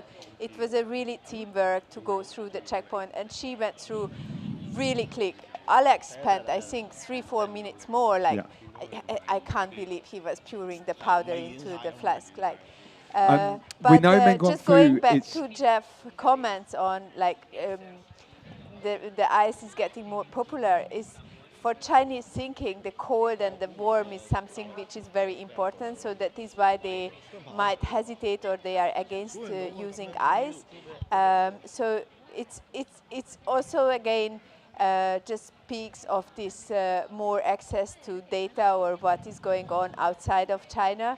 And they start using like techniques or fueling techniques as well that are not necessarily coming from China itself. And probably she had a good training in Thailand dealing with the hot weather. So for her, I don't think this is too hot. She just needs to keep it under control. So a bit of water on her quads that I did also in Lantau earlier, like in November. When I was coming down and my quads were burning, I would put some water at the checkpoint on my quads, and then it was good again. Yeah. Okay, here we go to the men's descent. We've got Amang Chong Fu coming right into the finish line. This is the finish. This is coming to the finish line. Oh, wow. Wow. And we have Meng Guangfu, who has held on, and he is going to be the winner of the 2024 Hong Kong 100. What an amazing performance. Amazing. I can't put into words what an incredible climb out of Lead Mine Pass. He was 10 minutes behind coming out of Shin Mun. He raced out of that last checkpoint like his life depended on it. He caught in 5 minutes in the next 7K up to Lead Mine Pass. And then that final climb, up to Tai Mo Shan. He's done it. He's absolutely sped What an through. amazing moment for this young man. What a run. He finishes in 10 hours, 17 minutes, the second fastest time on record for this course. Meng Guangfu, 25 years old, from mainland China, and he has really had an epic performance today, running behind the leader the entire day up until Tai Mo Shan, the final climb of the race. He made his move, and he put a little bit of distance on one of the race's biggest names, Yo Pei Chan, we're still waiting to see the finish, but of Yo Pei Chan. But to pass such a veteran in the last segment of this race is just remarkable. Yeah, Meng Guangfu, top 10 in OCC last year. He came 5th in Hong Kong 100 last year, but he's come back the following year and absolutely smashed it. Just what an absolute killer run. It begs the question, Jeff and Esther, do you think he's paced himself throughout? He's obviously come out of Shin Mun with just so much fire in his belly. You can see Tai Mo Shan coming out of there, and he knew what he had left to do. So in the meantime, we see the woman leader, Chen Lin, going up to Needle Hill, I think, right? This is the Needle Hill climb. I think here we go back to what I mentioned to Jeff before, having the crew and telling you who is where. Yeah. It makes a huge difference because they pushed him, like they told him how many minutes behind he can do it. They saw he has the energy, so they just need to give that extra fire to push him and to make this happen. And then probably you need that 25 years old boldness that you know you can do it. Like as Jeff was saying, like in 15 minutes, like run like close a gap of 10 minutes is not easy, but he did it. So that in that sense, having the crew is so crucial. But also shows a lot of maturity for a young runner to pace that type of distance that effectively, you know, stalking the leader all day long, but not getting too excited and you know, exerting yourself too early in the race. He really paced that like an absolute veteran, and you know, this has got to be one of the most remarkable finishes to have the defending champion passed on the last climb of the race, and we have a new champion of the Hong Kong 100 men's race. He's been on. He's been on incredible form of late. He's won his last three races in China, and so he was coming into this with an incredible form. He had a podium in Transjeju, and yeah, but interestingly, his crew was also your teammate at Oxfam Trail Walker, where you guys put in the mixed record ever, right? And she was there crewing him in that last checkpoint. Yeah. And Fuzhou, she has given him a major kick up the arse. And wow, like for him to put that run in that last 15 kilometers is just out of this world. A really impressive performance. We're still waiting for Yu Pei-chuan to make his way to the finish line. Really shows that there was a bit of a gap that was put on in this last section. You know, we thought it would be neck and neck coming down the finishing chute, but it looks like Meng really laid down the hammer. Yeah. Yeah, I am curious, like with the other majors that he is going to run at this point, because winning Hong Kong 100 for sure is just the first step, and he needs to continue and go and run another race really well at the World Trail Majors. Yeah, but you could only imagine the relief on this young man's face after pushing himself all day long, and probably a little bit of self-doubt about whether you can close the gap. I mean, all these runners are going to be confident in their own abilities, but when you're chasing a multiple-time champion like Yu Pei-chuan, it's difficult to really have that confidence to push yourself and know that you have a chance to catch such a strong runner on the very last section. I believe that it's also just being in the moment and just keep working till the very end. Like for me, when it happens, it's when I'm just focused and I'm not focusing on anything else, because that means you are wasting energy for something that you can't control. But it seems also that Yu Pei-chuan, it's a bit slowed down, or I don't know, but it has been like 2-3 minutes that he came in. It's almost closing on 5 minutes since he's finished. That's very interesting. So yeah, I don't know whether Yu Pei-chuan is injured or what's happened, but yeah, it's quite surprising that he was managed. So he's taken 15 minutes out of him so far in that last 15K. Yeah, it can be that when you're passed late in a race, and if you don't feel like you have the speed to match, you might take it down a gear and just cruise into the finishing chute. Especially if you know that the third place, the next runner behind is well behind. But I can tell you, I'm surprised at the size of this gap. I was expecting that it would be a matter of seconds, if not 1 or 2 minutes.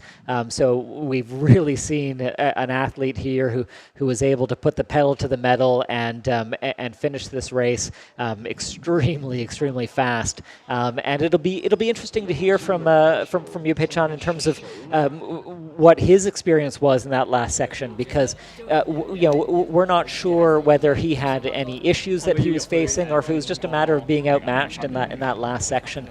Certainly no shame in that, but it could also be the fact that cramping or other injuries can happen at any point in a 100K race, but especially near the end. Or he was not expecting that someone is going to pass him, and that broke him down. So you never know. Like, they are very controlled, but sometimes all those emotions can play a role. But it will be really interesting to talk to Fuzhou later on, when we can have her on an interview and ask, like, what did you tell him at Shimun Reservoir? We want to know. those secret words, right? Absolutely. I mean, Yeah. this just goes to show how important crew is in a race. Not just, I mean, we talk about it at the checkpoints, about changing your bottles, but it's more from that morale piece as well. Just reminding them, hey, you've trained for this, you've got this, and just letting you know how far in front, how far behind. It can just give the pump up in the tyres that you need to just roll on through for the next section. And absolutely. We often think of trail running as an individual sport, and there might only be one name on the bib, but all these elites have teams with them, or if not with them physically, support teams that help them with training and all the other issues that they need help with as runners. So it always takes more than just the runner that you see. There's always people behind the scenes helping out, and with a lot of these athletes, they have veteran support runners like Fu Zhao and other elites who help them. So they are always trading tips and tactics, and it really helps the people push the performance of the sport. Can we just take a moment to talk about finish lines? It's one of the things I love around ultra running is just that I get quite emotional by seeing people cross the finish line, and I think anyone that's finished one, you get it yourself. But I think Hong Kong 100 has one of the best finish lines that I've been to. It's just like a really great vibe, just the views and everything. But I mean, obviously it's dark now, but just the run down off into this area here, the Rotary Park. It's just got a fantastic atmosphere around it. Yeah, and also because it's a downhill finish, you'll often see runners who are pushing the pace and still running at a pretty good speed. It's really amazing that the race finishes just over the biggest mountain that we have on the course and in all of Hong Kong. So it's really a sort of a great way to close this race, and a beautiful finishing chute that we see on the screen there.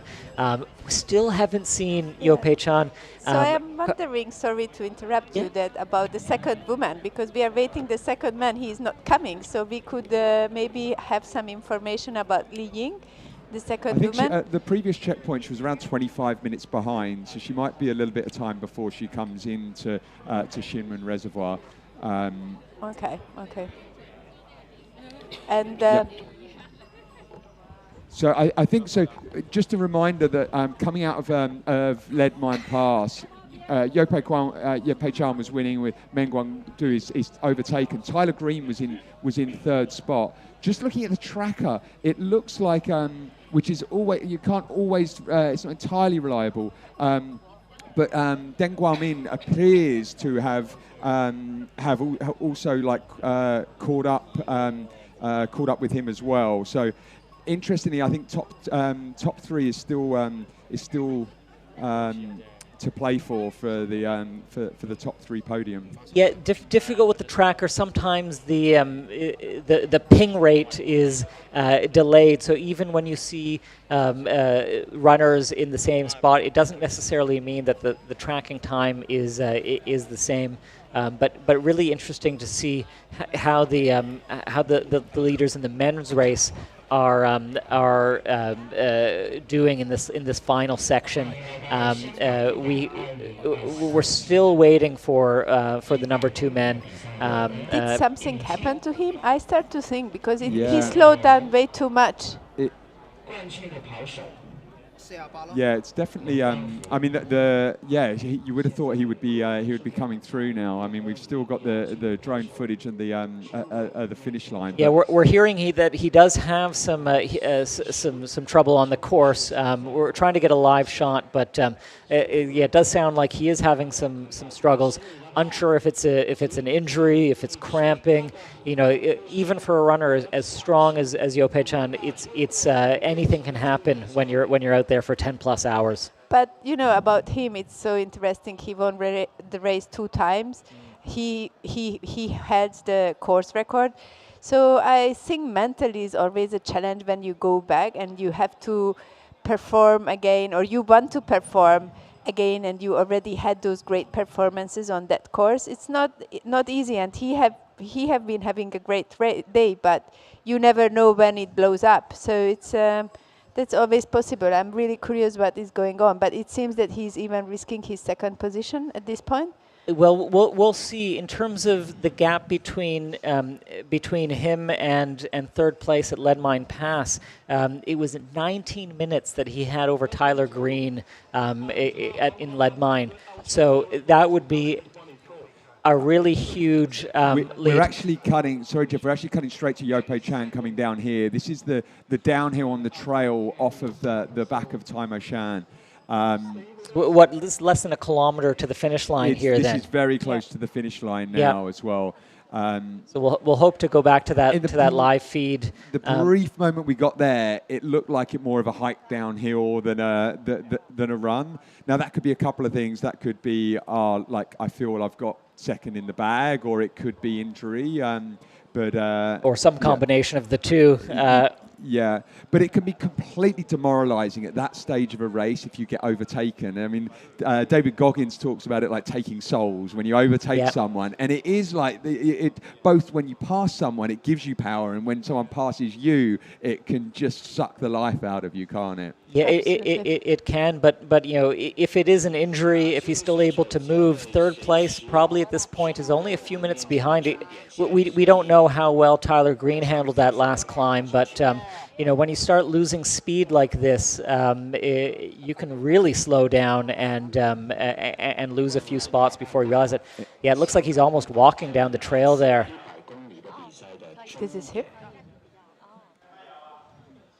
I don't know whether he's looking back to make sure no one's going to be following him. I think that's exactly what was happening. So we had the defending champion, Yope Chan, looking behind over his shoulder just to see if there's anyone coming. You can, at this point in the race, with the sun down, see if there's a light coming down. So from this point, he can probably see back 100 or 200 meters, depending on exactly where he is on the trail, just to see if there's any other lights coming down the hill. But that's not a good sign when you're looking over your shoulder. He's just trying to get over the finish line here.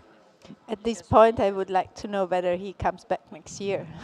Well, let's hope that he has an okay finish here, because it looks like this last section of the race is not what he had in mind. We'll find out at the finish line what the issue was, whether it was cramping or injury or perhaps stomach issues. Who knows? He was looking quite strong and in control for most of the day, but this is not the Yope Chan who we normally see attacking downhills and springing down towards finish lines. We were discussing before, though, Jeff, that actually he's had a pretty challenging season in 2023. Yeah, that's DNF right. Triple C, he DNF Tran Jeju, and so we looked at it form-wise, and we're like, actually, we're discussing last night, he's probably not like he probably won't win it. But then, honestly, I was sitting here when we went through Shinmun, and I was just like, there's no way this is going to catch him now. Like 10 minutes at that stage with 14K to go, having won the race before, having been through it before, he's going to hold on. But yeah, I mean, as like it doesn't look like injury. I mean, because he's still moving, but I mean, it's just really hard to say, isn't it? I mean, I'm sure we'll get to hear from him at the finish line and exactly what happened. But maybe yeah. at this point he just wants to finish it, but actually we will know what happened. But this is why I think ultra trail races are really interesting, because it's not only about what is happening to him, but it's also what is happening to others. And just maybe for Gang Fu was enough to push harder to pass him, and he seems to walk it in. Yeah, he's mailing it in from here. But I mean, it's we've the finish. I think he's almost there. Yeah, he almost there. But Meng Guangfu finished 15 minutes ago now. So he's taken 25 minutes out of him in that last 15K. So 300 meters to go. So Yope Chan he still got the second place, making his way to the finish line, and there is nothing to be ashamed about for a second place position. This is a remarkable performance, and it's still going to be a good time. He's going to beat his time from last year as well. Very styler, very styler. Yeah, well, I think there was some risk of maybe Tyler might be coming in fairly soon after, but we haven't seen any updates from Tyler, so we're going to see. Cannot you see a light behind him? No. So Donggo Min and Tyler, we don't know who's in third spot at the moment, but here comes Yope Chan taking to the finish line, this iconic finish line on the Hong Kong trail running race scene. Yeah, we'll probably switch to a stationary camera and see him from a different perspective soon. But this will be better. More lights. Yeah. Let's see if he does put a little run in. I reckon he's just going to sort of walk it in from here. But I mean, he can crawl in for all he likes on here. Like he's putting in a fantastic run there today. He really has. He's given it his all, and beat his time from last year. A second place finish in the Hong Kong 100 with just a brilliant field that they've had out there today. He's really suffering. Can you see how he's running? Yeah, it looks like almost his quads have blown up, or he does run it in. And looking over his shoulder, making sure that no one's coming into surprise. Bib number 1, Yope Chan, second place, the 2024 Hong Kong 100, last year's champion, course record holder, and still an amazing performance today. Second place, 37-year-old athlete from mainland China. Congratulations. And getting a hug from the winner, Meng Guangfu. Those two were battling all day, and Meng had him in the last section. But these are athletes who have a huge amount of respect for each other. Can we hear what he's saying? Yeah, we'd love to hear what he has to say, and we can get Nat to translate after. Gosh, I feel underdressed. Looking very sharp, our interviewer at the checkpoint. I think we need to get some tuxes like that in the studio for next year. But yeah, hopefully Nat or Angie at the finish line can give us some updates, because I'd love to hear what Yu's perspective was in that last section. We talk about emotion at finish lines, like seeing him come over there, I was sort of feeling for him for sure. 所以你觉得今天自己的发挥受天气的影响很大，对吧？ 对，今天的天气比，因为那天发布会的时候，天气挺凉快的。突然今天好像是最近几天温度最高的，我当时也意识到今天温度高，当时我还是对自己的耐热能力太过自信。虽然路上小溪我有进行脱水，但是那个。 高区你像之前那个小溪，我就直接跳进去。整个100公里在沿途跟光伏的互动多吗？你们有互相超前吗？那个冰袋融化了以后就刚好。主要观众还是很热情的，因为挺多人认识我的，因为我也跑了好几届了。对。So for international, third runner is coming in very soon. 很累。 It sounds like we have the third place runner, Tyler Green, who's ready to come in soon.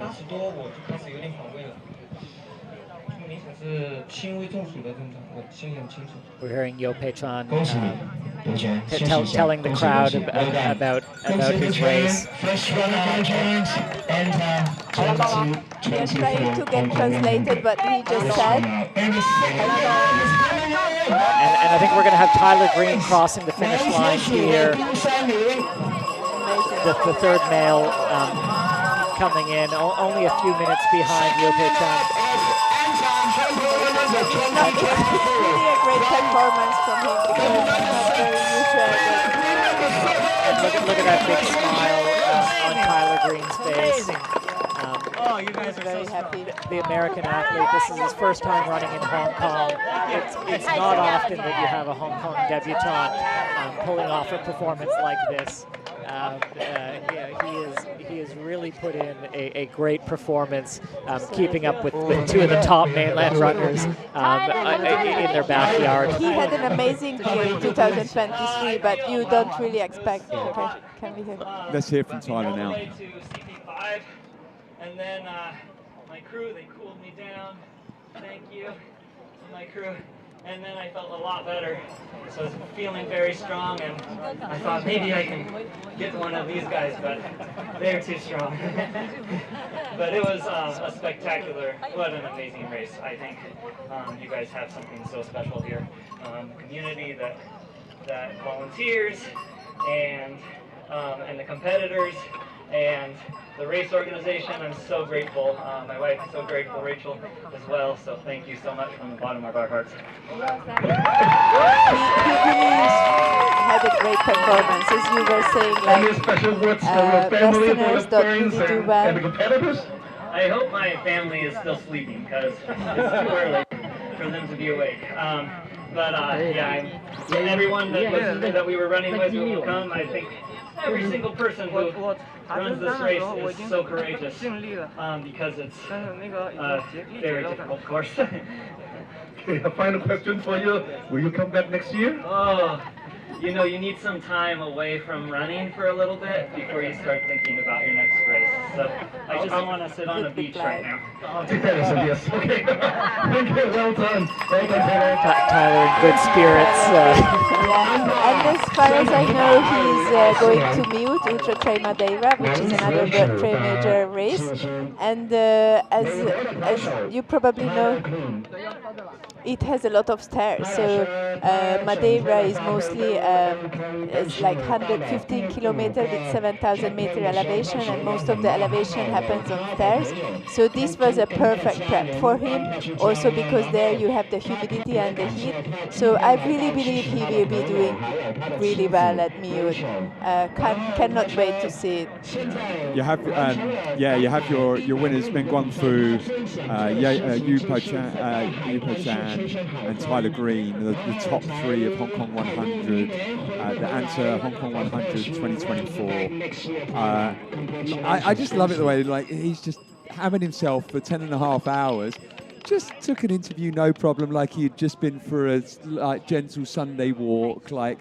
Gosh, you athletes just blow my mind sometimes. What a great run. Some remarkable performances. Tyler Green crossed the line at 10 hours 38 minutes, about almost 3 minutes exactly behind Yu Pei Chan, who had that tough last section, and Meng Guangfu, our winner today in the men's race, 10 hours 16 minutes.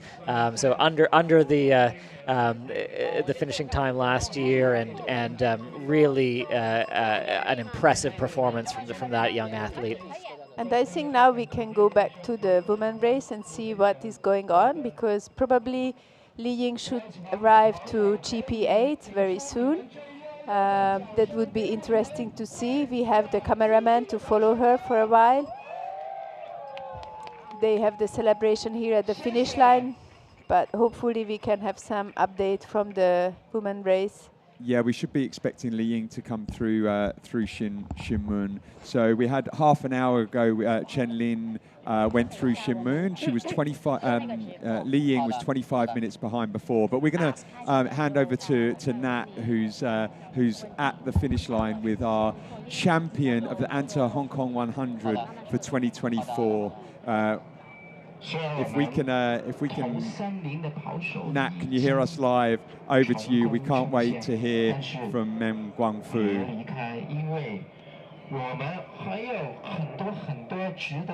Can you hear us there, Nat? Yes, I can hear you. So please, let's hear from the men's champion today. Yes, so this Natalie, we are at the finish line with the champion here. 恭喜你们光复！谢谢。我想问一下，今天比赛你的感受怎样？总体来说就是整个比赛，整个10个小时，然后整个人一直处于一个精神紧绷的状态。你不仅要专注的在跑，然后要看脚下的路。然后你还要顾补给，然后还要分析对手，然后与对手前后的差距，所以说还是蛮累的，不仅是身体上的累，还有精神上的累，对。I was just asking Meng Guangfu how did he feel about the race overall. He was saying that it's not only about the 10 hours running, but it's and also it's actually quite mentally tired, because not only that you have to keep running, you have to mind your feet because the trail is quite technical, and also you have to bear in mind that where your position are and where your competitors are. So he's actually quite mentally drained. 那今天的时候，一直在领先的就是尤培全嘛，然后你就在后段的时候超过了他，可以说一下吗？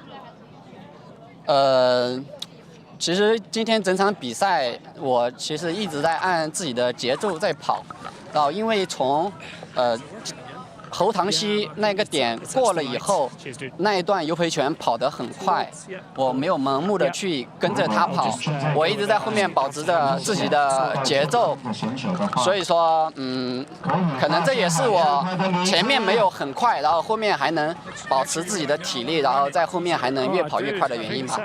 张家军，是吧？ I was just asking the fact that Yo Pei Chuan was leading most of the races, so what was Meng Guangfu's insight in this?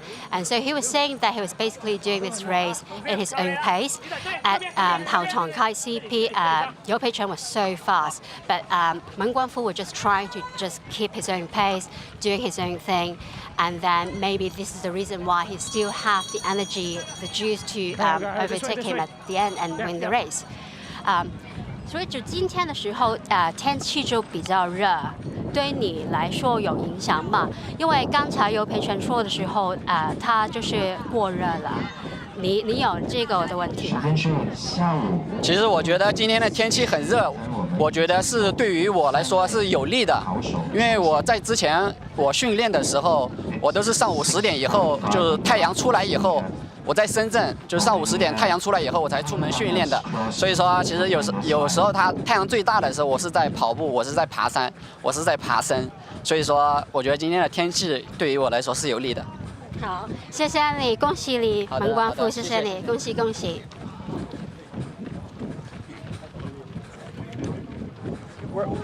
We're going to go back to Xingmun, the second to last checkpoint, to watch the women's number 2 coming through, Ying Li, and she's running about 30 minutes behind behind Chen Lin, who's really in control of the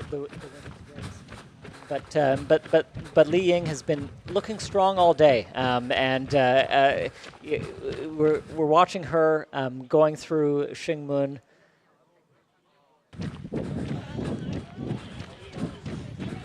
Angie, ready?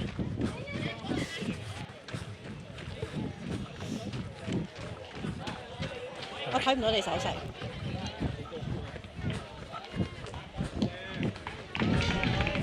Angie, ready? Yang! Hello. 影佢先，影佢先，影佢先，影先。Yeah. And we have Angie out there on the course. It looks like Angie was at Xingmun as well, and she might have seen Li Ying come through. It'd be great to hear from Angie how Li was looking and how the women's race might end up looking. We had some excitement in the men's race in those last few sections. Be interesting to see how the women's race develops.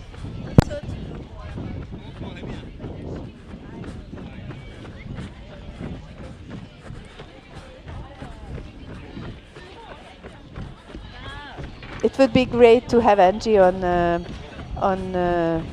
an interview and know more about healing transition at Xingmun Reservoir.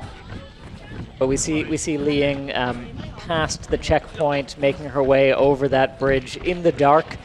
We saw some of the runners going past this part with the sunset. A little bit different running at night. The temperatures get a little bit cooler, but you're having to run under the head torch. Already.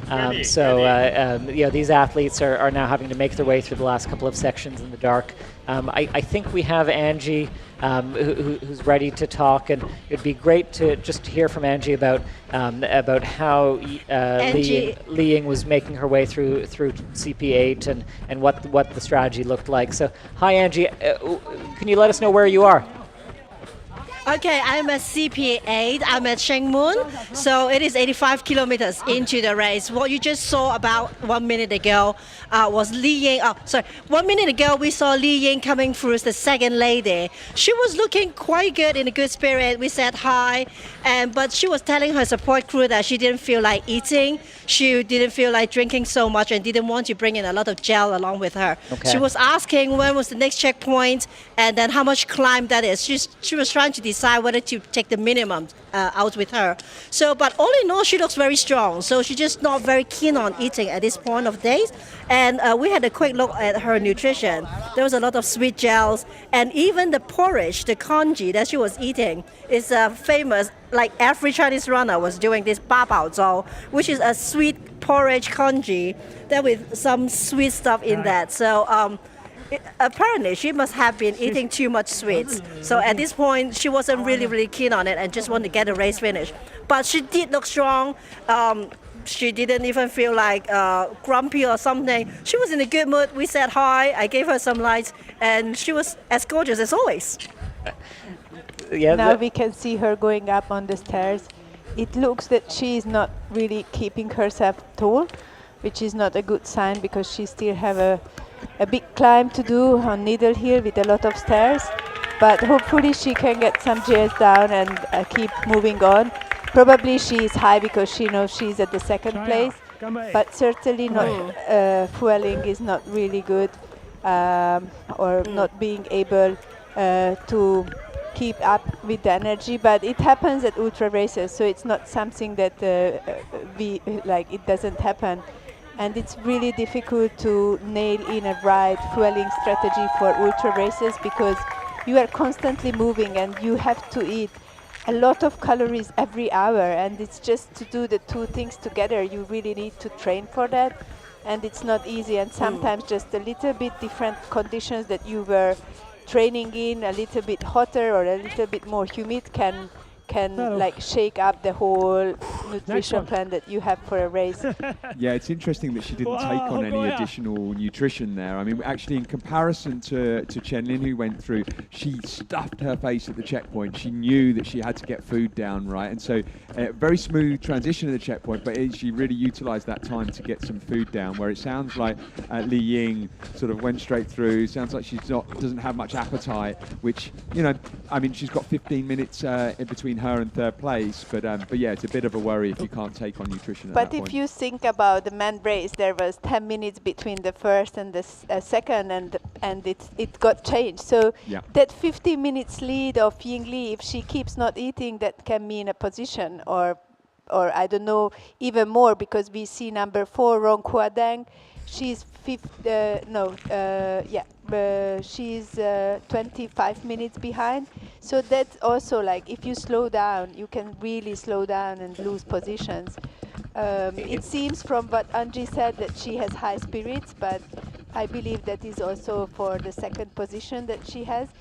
But the last 15 kilometers is really a challenging part of the course, and you need energy to keep pushing. It's a really good point, Esther. In these last 15 kilometers of a race, if your stomach turns or if you lose some energy, we've seen in the men's race just how quickly some of those big gaps can close.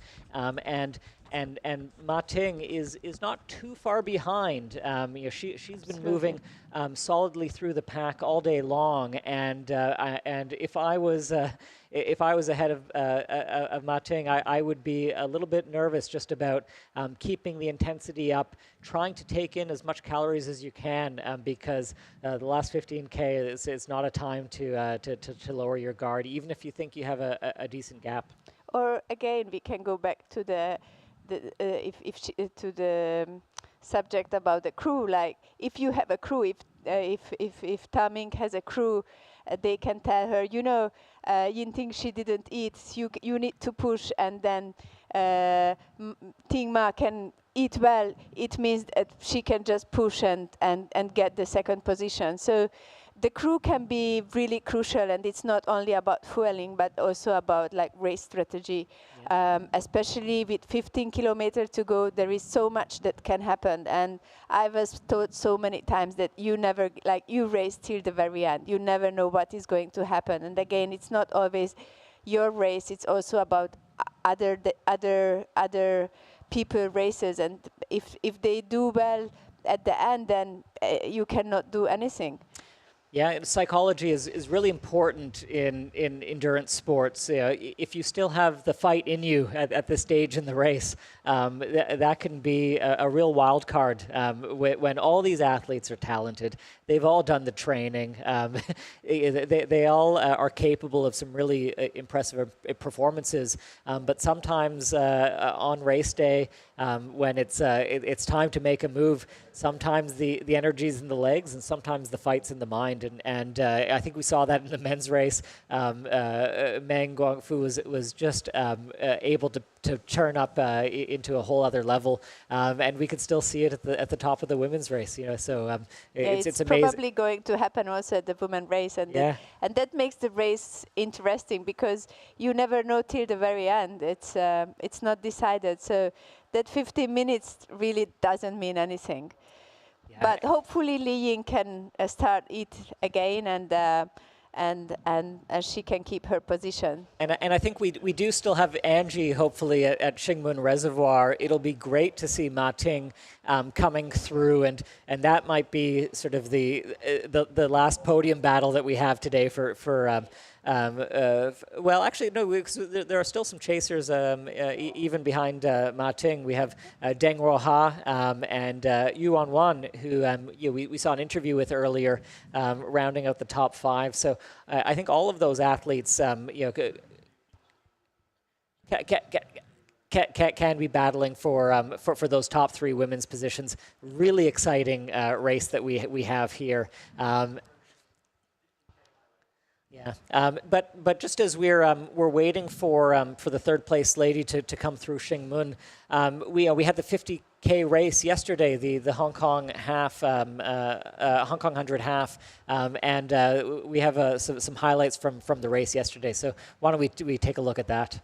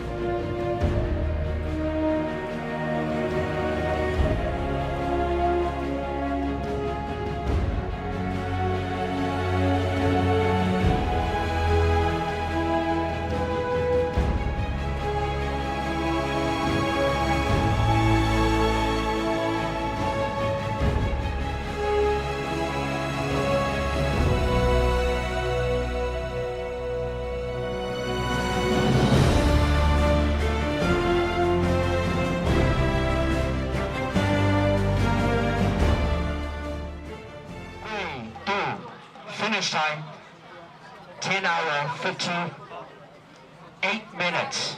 Congratulations.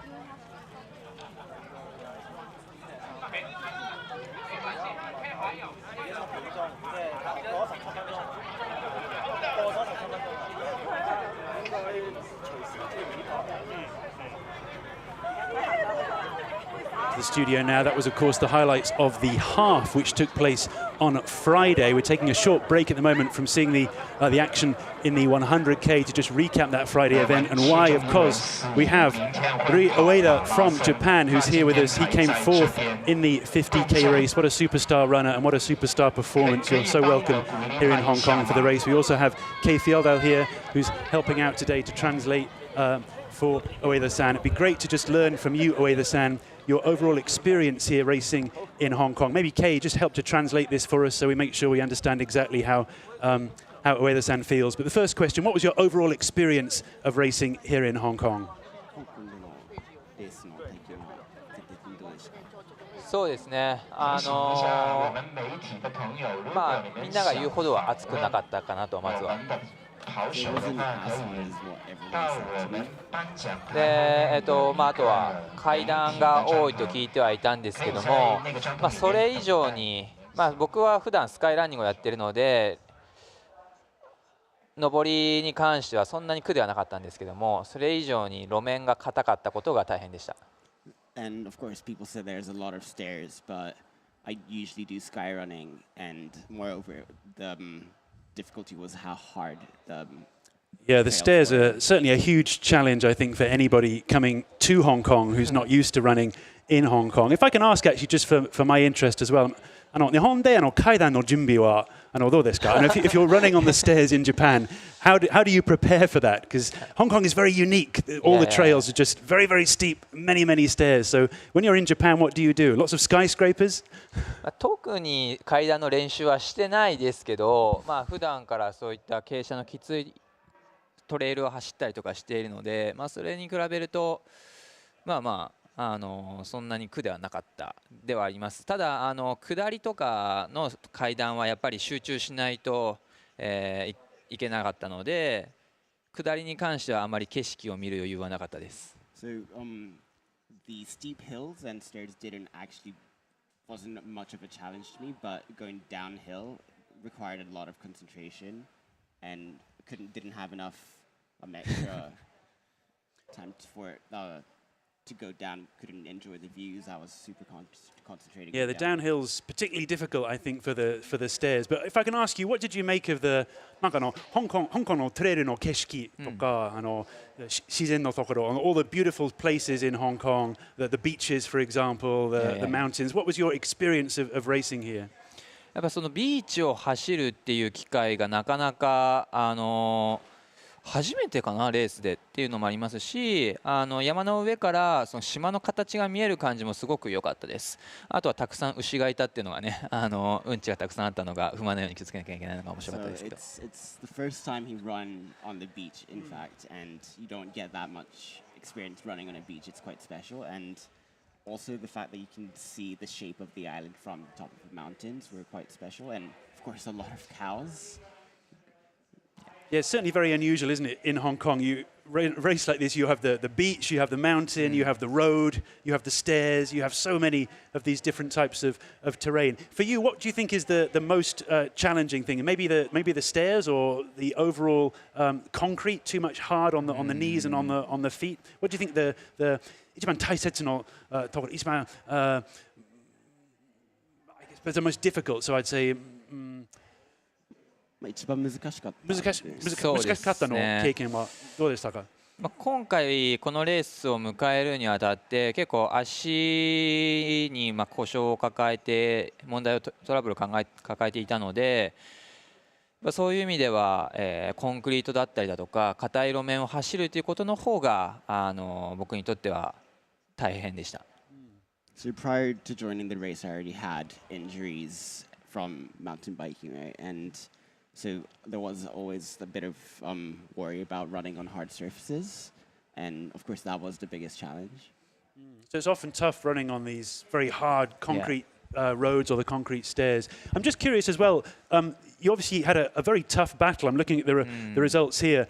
The 3 runners ahead of you all from the Chinese mainland, the 2 runners after you also from the Chinese mainland. When you're racing in Asia, it feels like it's very competitive now, racing here, particularly with so many strong Chinese runners. Have you noticed that the standard has really leveled up from runners in China over recent years when you've been racing? レースが今回のレースも順位1位から3位と後ろからも中国の選手が迫ってきてたと思いますけど、競技人口とその質が上がってきたような印象はありますかね。そうですね、今回の、リザルトもそうですし、これまでの他の国際大会のリザルトを見てもやっぱり中国の選手っていうのはすごい、活躍が目覚ましいので、そういう意味では日本人も負けられないなとは思います。で、聞いた話だと今回優勝した方は初めてトレイルランニングレース出たっていうので、これからの活躍がとても楽しみです。So, like noticeably from the other international competition too, there's increase in Chinese runners and heard that the person who came first in this race is actually his first time joining the trail running competition. So, of course, as a Japanese, we can't lose with that, and hopefully we can win too. But it's certainly getting tougher, isn't it? But there's also some big races taking place in Japan. We have in this the World Trail Majors. We have also this Mount Fuji 100 coming up in April in Shigatsu. This is coming up in just a couple of months. Will you be racing in the Mount Fuji race as well, likely? 僕は出たことなくて、で、今年も出る予定ないんですけれども、やはり僕も注目していますね。日本のトップウルトラランナーも出場しますし、そういった、日本のトップ選手が海外の We're just seeing here, if I can briefly interrupt, this is of course Deng Guomin coming in 4th place in the men's 100-kilometer race, these 3-race series that we're discussing here for the Hong Kong 100.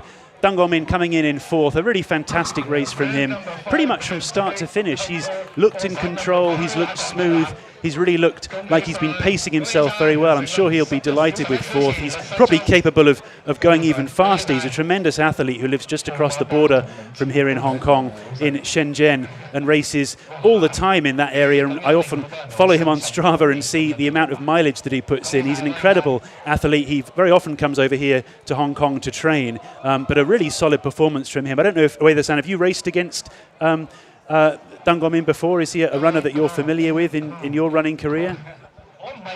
彼と一緒にレースをしたことはありますか？いや、ないと思います。あまり記憶にないですけど。Don't think he's ever. Yeah, maybe not yet, but I'm sure we'll see more of these Chinese runners traveling overseas. Perhaps they'll be coming to Japan. It's becoming more and more straightforward for them to do that. There's more sponsorship and so on. If I can ask you, from your experience as a professional athlete, now you're starting to have potential sponsorship opportunities. Is it changing your experience as a runner? It's becoming maybe more pressure, but also more opportunities. Maybe you can explain that one, Kay. プロの選手としてスポンサーシップとかをいただける機会があると思うんですけど、それは自分の選手生命としてにプラスなのかマイナスなのかいろいろあると思うんですけど、もちろんスポンサー、いろんなスポンサーがね、ついて応援してもらえるってことはありがたいことではあるんですけども、もちろんプレッシャーにもなります。ただ僕としてはそのプレッシャーがあるからこそより頑張ろうだったりとか、いい成績残そうっていうモチベーションになるので、それはあまりネガティブなことは全くないかなとメンタル的には。はい。So of course that sponsorship opportunities very grateful for, and of course there is certain pressure to it, but that pressure is the motivation to always leave better results in races, and yeah, overall it's a positive thing to his mental, like athlete mentality. And how do you assess the sort of trail running industry in Japan these days? Because here in Hong Kong we've often seen some really successful performances from Japanese runners. I remember filming Doi Takashi over here in Hong Kong a few times. He's quite regularly coming over to race here. But we don't see a lot of Japanese runners. Maybe there's one or two who live here, but not often traveling over here. Do you think in the future we'll see more and more runners coming over, especially for races like the Hong Kong 100, where there's opportunities for publicity, opportunities for global recognition? Do you think the industry is growing in Japan? 日本のトレイランの業界において多分あまり国外とか香港のレースに出る選手はあんまりなかなか見かけなかったと思うんですけど、そういう機会が増えてくると思いますか？それともそうですね、まず一つは気候ですよね、日本に比べてこの時期とても暖かいので、この時期にどこかレース出たいっていう方考えている方はすごいおすすめなんじゃないかなと思います。So, firstly, the weather is greatly different from Japan, and actually it's quite warm, so he does recommend participating in races in Hong Kong.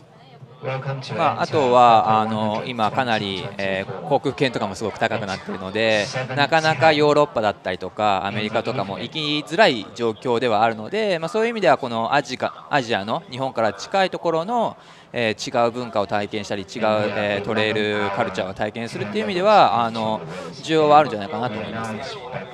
And of course, the flights to Europe and America from Japan is quite expensive. So, in that sense, Hong Kong and Asia is a great opportunity for Japanese runners to get in touch with different culture and different climate. And if I could just ask UK as well, somebody who I'm sure has experience of living in Hong Kong and in Japan, you've probably seen through your family as well, who I know are very keen on ultra running and running in the mountains. Have you seen this grow up among your generation, maybe slightly younger than me, but it's becoming more popular, more recognized as a sport? I think there is a certain demographics that, of course, they love to partake in trail running, but I don't really see a younger generations coming in yet. But I mean, I'm sure soon they will discover, because Japan has a lot of great trails. And for Hong Kong, I think it's quite embedded in their culture to go out for trail run and go in the mountain hiking in between work or anything as leisure. Certainly getting more popular. We're just seeing Zhao Jiaju come through the finish line in 5th place here in the 100-kilometer race. Another standout performance from him. I've raced against him myself a number of times. He's the kind of person who somehow seems to manage to do 10 or more big races every year. It's amazing just how much racing some of these Chinese runners and any international runner now is seeming to cram into their schedule. But he's somebody who I've seen just repeatedly do 100-kilometer races and often more. I was actually running with him in Thailand just a couple of months ago when he did the 160-kilometer ultra race while I was just doing the 100. And just 2 months later, here he is in Hong Kong casually arriving at the finish line. He still looks pretty fresh there. Yeah. It's really impressive the way that some of these runners can do these races and then just, a month or two later they do another one. Do you think that's partly in your experience? Is there more pressure to race very often? Do you feel you need to do a race every month just to sort of keep your cachet, keep your name in the game, so to speak? Is that something you feel as a runner these days? Do you have to race much more often than sometimes you want to? 成績とかを残すという意味で、大会に出続ける意欲とかそういうことに関してプレッシャーとかはありますか？そうですね、自分のコンディションというか怪我がなければそのモチベーションっていうのはすごい高いというか全く苦ではないんですけど、昨年マウンテンバイクで大きな事故をしてしばらく走れない時期が続いたり、その影響で、トレーニングがうまく積めず、海外のレベルの高いレースに出るレベルまでは回復できてないときはとてもプレッシャーには感じました。So since the injury last year with the mountain bike, it kind of interrupted with his performance and his training plan, and the motivation to race is always there, and he's never been pressure. Well, it is a pressure, but it's a positive pressure. It's a driving thing, but since the injury, he hasn't been able to recover from it, and so that kind of interrupted with his motivation to join high-level races around the world. Naruhodo, understood. It must be very tough, but we wish you all the very best in the future, and we'd love to see you back here in Hong Kong, maybe for the Hong Kong 100 next year. You tempted? I hope. I hope so. We hope to see you here next year. We'll say a big, big thank you to Rei Ueda-san, who came, of course, 4th in the 50K, the half race on Friday, and tremendous to see him here in the studio. Thank you so much. If we go back to the race course and just find out what the latest is on course now, we'll try and pick up with whatever images we have on course, and we'll just explain to you what we can see, probably either from Xingmen, where we've got the women's race still unfolding. We've seen the first 3 women come through checkpoint 8 in Xingmen, or at the finish line, where we've now seen the first 5 men come through to the finish line in Taimou-shan. It's been a really exciting 3 days of racing. I wonder how long are you staying in Hong Kong? When do you need to go back to Japan? Tomorrow I go back to Japan. Okay, tomorrow, of course. So, because of the weather in Tokyo, he may not be able to go back tomorrow. And I see, maybe a weather problem. Well, if you have a weather problem, you can go for another run. Maybe go and check out the Hong Kong 100 course. More of the men's finishers. This, of course, being the top Nepalese runner now coming through the course. We've been talking all day about the strength of the Nepalese running community, both here in Hong Kong and, of course, in Nepal itself. Many of them come over here to race. They've had a tremendous history of racing in Hong Kong. Many of them have had success both in the trail walker race in recent years, where teams of Nepalese runners have dominated that race for many years, and here they are now as individuals coming and really setting the standard for men's individual racing, and indeed for women's racing as well. We've seen Nepalese female runners such as Samaya taking the racing scene by storm here. If we can go back to the finish line just to see the celebrations there from our Nepalese finisher, it'd be nice just to capture that. If we can go back to that finish line shot, and we'll try and find a way to transition into the next section of our race coverage. We've still got lots of great guests to come, I must say. We've got Vlad Ixel, the Australian international runner who did so well in the 3rd.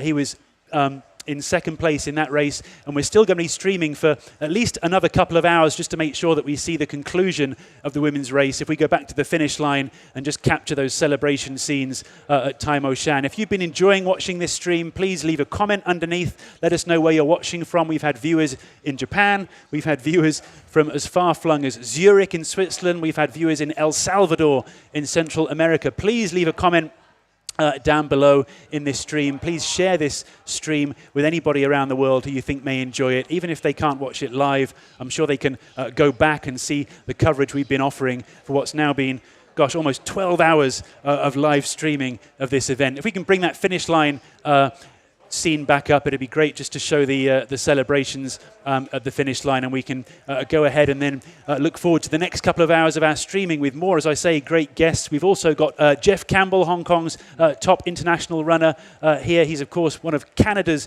international competitors on the world stage. We've got Esther Zilag from Hungary, who's based here in Hong Kong, another great international runner. She's also going to be back in the commentary seat. Let's go back to Taimou-shan now and see the finish line shots if we can. Thanks, Michael. And just see the preparations for what will be a really exciting next couple of hours as we see more of the finishers come in, and say thanks so much to our guests who have joined us so far. We're going to welcome back Scott into the hot seat, going to welcome back Jeff into the hot seat, and of course welcome back Esther into the commentary seat as we just take a chance to switch positions and show you the finish line as more of these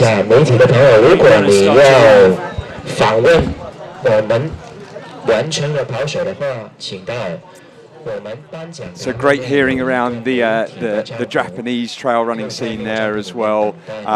Just while the interview was going ahead there, we had the 4th, 5th, and 4th to 7th finishers in the men's the men's category with Qin Guidu, Deng Guoming, Zhao Jiaju, and the Nepalese runner Tamang, previous winner of the Hong Kong 100. Next up, to the finish of the men's race will be Stingray. We were commenting earlier on in the race, Jeff, that he looked like he was having a tough day, didn't he? But and he was around sort of like 12th position, but pulled it back into the top 10, 8th, currently sitting in 8th position, and we'll be expecting him to come down to Rotary Park soon. I think a really impressive display of mental toughness by Stingray, Philippines' strongest runner probably, and an athlete who's really made an impression on the world stage. He's someone who goes out really aggressively, and we were expecting him to be fighting right at the front of the field, and he was doing so, and then it looked like he was struggling early on. I thought maybe he would be doubtful to continue on, and he really pulled it back together, and to take that rough patch and still turn this into a top 10 finish at one of the most competitive races in the world. Really credit to Stingray, and hopefully he finishes strong. Again, talking about Stingray. He's from the Philippines, as you said, but he lived and he comes to Hong Kong quite a lot. And he grew and he matured as a runner last year, because before that, in 2022, I remember when we were talking about him, it was always like a jolly joker. You never know if he has a good race or he blows up and he stops at, 10, 20 kilometers into the race. And last year, what we saw that he matured and he was able to hold on all the races, and he was having a crazy race schedule. Like, he was racing every weekend, and he never blew up. So I think he really grew as a runner, and that is also what we could see here today. As you said, like, he had some issues probably in halfway through, but he still held on and he kept running and he came back strong. I was talking to him last weekend, and he had some issues with his Achilles, so he went to to do some acupuncture.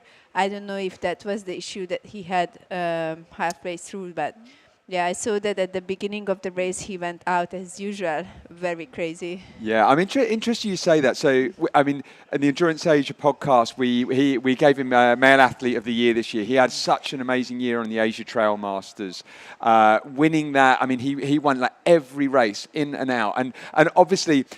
The Hong Kong 100 is probably the most competitive field I think you would have, like one of the most competitive fields you'd have across Asia. But put in a fantastic performance. But it was that consistency of just running, like racing every few weeks. And Esther, you had a big year last year. The Western States performance was just out of this world, a big world stage event. Came in with a podium, just phenomenal. But I remember speaking, you were our winner of the Female Athlete of the Year on Endurance Asia Awards. And I remember you telling me, you've got a spot in Western States because of your UTMB finish in 2022. But then you also go back to UTMB as well. And they're so close together. So like, how do you feel? And albeit Stingray would have been running in a shorter distances, like 50 to 80K, and we're talking with Western States and UTMB like they're milers. It's different. So how often do you think these elites like yourself can race within a season? Well, I think like in Stingray case, we are talking about racing every weekend. And even though it's short distance, it's just, the mental power that you need to race. And he was traveling throughout Southeast Asia from one country to another just to go and race, and every weekend. So I found it fascinating how he was keeping to hold that momentum for so long.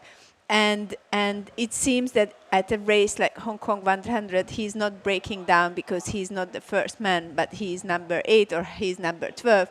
But he still keeps pushing because he wants to see himself how he's doing among the other strong runners, if they are Chinese or international, no matter what. So I think for him is almost like a Kilian journey at his young age when he was racing every weekend, and then the week was more about recovery and just having some rest and doing some easy runs. So this is how I see Stingray's performances. but still, I think he matured a lot last year, and he's such a happy runner, which is so important, I think, in his case. For a 100-miler, like the Western States UTMB double, it's slightly different. I don't race that much, or I prefer to race less than more. I think there were many things or many mistakes that I did leading up to UTMB, and for sure there was such an excitement after the third place of Western States, and no one was telling me, hey, are you doing mistake? You shouldn't go and do the UTMB, because there were like signs leading up, or there were events like my daughter starting the school mid-August, I had to come back to Hong Kong. Like, you don't do these things when you have a big race coming up. So anyway, but no one ever told me, and I was so excited. So I was kind of blind. It was a big lesson, and I think that is also why, like, the whole trail running is a process. You know, you learn. It's not always that it goes well. Sometimes you have to learn. It was a big lesson, and I hope that, you know, probably my decision not running Hong Kong 100 was coming also from the lesson I learned at UTMB, that if I don't have ticked some of the boxes, then I'm not going to the start line. It might hurt, it might be very difficult not to be there, like I have a big FOMO whole day as Jeff is having next to me, but probably it's still just smarter. So yeah, I think it's more the whole path and the process and what you become. But also, like, every runner is so different, and every runner has a different way of training or have a different way of racing. But I have a huge respect for John Stingray, for his background, and I'm so happy that he won the award. It's amazing. Yeah. Together with Hua, who had an amazing race year, so I was so happy for her. Yeah, absolutely deserved it. Yeah, Ha-Ho Vietnam put in another incredible year. But I'm interested in your perspective on that as well, Jeff, in terms of how often racing. I remember seeing you at VMM, Vietnam Mountain Marathon, when you were coming there, you were turning up with a bit of an injury. You're like on the side, my calf's not quite right. How do you think about it? Like, similar to Esther seems to have learned now that if not quite right, I'm just going to DNS. I'm just not going to take myself to the start line. Like, have you learned in this past season that that's probably the right move as well? Yeah, it's always a balance. You know, you want to go into every race 100% fit and feeling good. Sometimes that doesn't actually line up with reality. You might have a niggle. I think that once you've been running long enough, you can make an educated guess whether you're in good enough form, and also look at the race calendar and look at what you might be jeopardizing if it doesn't go quite right. But as Esther said, I think you need to be flexible, listen to your body, work it into to what you have on the calendar, and then adjust accordingly. There's so many races out there, you can't race everything. Now, looking at the race, we have an update in the women's race.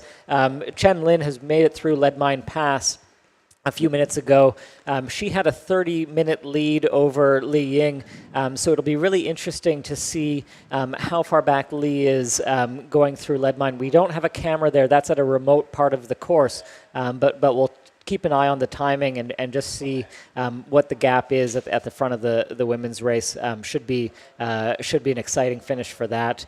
And then back to Stingray, he's running with Bate Meng Kai, one of the mainland Chinese runners. They went across Lead Mine Pass about an hour and 10 minutes ago, and they were running together at that point. So they should be crossing the finish line at any point, and it'll be interesting to see, are they running together, are they going to cross that together, or is there going to be a battle going down that last downhill? I'm guessing a battle. I don't see John Stingray running in to the finish line. Well, we'll see. You know, it could be that he had a tough day out there, and he's happy to have some camaraderie with one of the fellow runners, or maybe they'll be battling to see who can take that eighth space. It really depends on sort of the psychology of the runners involved, but we'll see. So we have. He's a kind of Zach Miller, you know. I don't see it, but let's see. Yeah. Yeah. Who knows? But yes, I think really impressive performance by Stingray to put things back together and to put out what looks like it's going to be a top 10 performance. And we were trying to have an interview with Fu Zhao, who was crewing today, Meng. Meng Guangfu, the winner. Is that Bate coming across the finish line? Yeah. I think we have Bate Meng Kai, bib number 23 from mainland China, and he's crossed the finish line in 8th position. A great performance by him. We saw him at Xingmun Reservoir, and he had a bit of a sit down and was trying to take in the calories, but it looks like he had a really strong last section of the race. Really strong finish. Yeah, he was he came like 45th in Triple C earlier in the year, and then followed that up with following that up with a fantastic run at the Hong Kong 100 for sure. And he ate a lot at Xingmun Reservoir, so maybe that was the secret, of his. Interestingly, he DNF'd Hong Kong 100 last year. He's coming back with a top 10 finish. So he's obviously overtaken Stingray on that. They went in neck and neck going into Xinmen Reservoir. So for him to be able to push through and would to take 8th spot for the Anta Hong Kong 100 in 2024. Yeah, and speaking of Anta athletes, we have Yu Pei Chuan, who's had a 2nd place finish today, and a real icon in the Hong Kong 100 history. Let's have a look at him in action.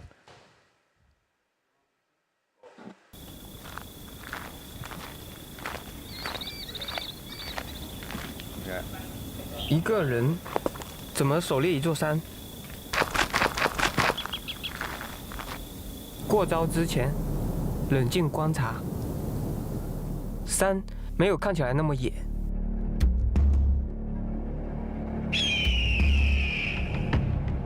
紧抓每一寸阵地，留下松土的痕迹。你无法撼动山，但你有足够的灵活去和它周旋。任山咆哮。 不过是耳畔风声，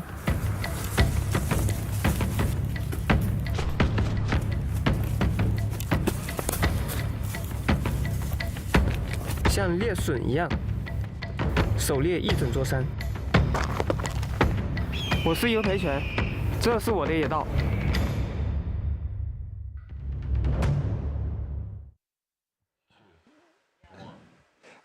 We actually have the opportunity to go down to the finish line. We've got Natalie, our roaming reporter, that's going to get an interview live with Yu Pei Chan. Yeah, it'd be lovely to hear his perspective on that final section. So we'll hand it off to Natalie. Please, Natalie, go ahead. He's cold. Finish and with Yu Pei Chuan. 有培全，恭喜你现在觉得怎样呢？现在头还有点晕，好多了。I was just asking how he's doing at the moment, because when he crossed the finish, he was a bit overwhelmed. And he mentioned earlier that today was a little bit too hot for him, and so earlier he actually felt a little bit dizzy, but he's feeling much better now. 所以你可以就是分享一下今天比赛的时候你的就是过程吗？今天前面还是想破纪录，所以前面略快了一点。我也在小溪遇到有那个溪水，我也会泼一下水。但是，后面居然还中暑了，就是有点反胃，我知道中暑了。还是有点意外的，其实，可能，还是应该更谨慎一些。I was just asking him to basically summarize his race today. He was saying that at the beginning he perhaps were going a little bit too fast and got a little bit overheated, even though that he was trying to basically cool himself down whenever he sees a stream, but he was still struggling. So he will have to just, trying to rethink his strategy next time, because he was still trying to, of course, defend his title. 那另外的就是今天最深刻、就是难受的时候是那个情况呢？今天我在城门水塘之后，因为我还领先挺多的，当时我已经中暑症状有点严重了，中暑的症状有点严重，然后我可能手和脚都略微有点麻，就是使不上力，很艰难的爬那个真山，觉得坡尤其的陡，其实之前2年没有觉得那么难的，所以今年真的很艰难，最后的真草帽，但是你还是第2名，就是很厉害。So I was just asking him what was the toughest moment in the race for him, and he was saying that actually when he got to Shangmun, he was almost getting heat stroked. He got pins and needles in his hands, and it was really tough for him. And so it's really just inspiring to just see him still persevere and actually came second. It's really just inspiring. 这个比赛你已经就是来参加过很多次，我之前都问过你了。然后就是你今年还在来，其实你就是觉得那个比赛有什么特别的原因来吸引你每一年都来了？我觉得这个赛事办得特别好，然后我去年拿了冠军之后，我就觉得我特别喜欢这个比赛，我希望每年都来，最好是每年都能拿冠军。我这个就是有点突发奇想，所以当我觉得我的目标我的冠军被中断了，我其实还是有点难受的，但是我觉得我只要坚持到底，有一个冠军的心，我觉得就可以了。明白。I was asking. Liu Peichuan has been doing this race for quite a few times, and then this year he's coming back again. And so I was just asking him how special this race was to him, and he was saying that he won it last year, and he really wanted to defend his title because this race has become very, very special for him. So he's actually really gutted that he came second this time, even though it's such a great achievement, and he was still going to come back again to do it next year. 然后我想问一下啦，你们中国的运动员就是在国内的时候有比赛，然后在香港的时候也会一起比赛，有什么就是特别的可以分享一下吗？你是说区别吗？就是你们都比较就是像朋友一样吧，每一次比赛都是就是同样的，对呀。那你在这一边有什么特别的可以分享吗？你们像是比较像，等一下 ，I'm sorry 你们这一边就是比较像是朋友嘛，对不对？你可以就是在这一个方面的说一下嘛，谢谢。我们接下来迎接我们安特香港120/24 100公里比赛第9位冲线的跑手。我觉得我们很多选手都是比较友好，然后至于谁能拿前几名，谁拿冠军，我觉得都是在于每个人练得好不好，发挥得好不好。我觉得挺和谐的。I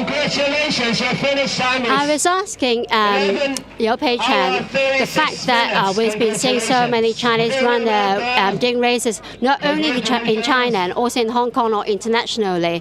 I was just asking about the relationship and the community, and he was saying that because you always see the same few faces, and it's almost like a really tight friendship, a really tight community. It doesn't really matter who's coming first, second or third, because it's all due to the fact that on the day like today, how do you perform? So happy for each other. 刘培成可以说一下，就是现在国内的运动员，就是发挥都很好，进步也很大，就是在一个非常短的时间就有很大的进步。有什么就是因素吗？可以分享一下吗？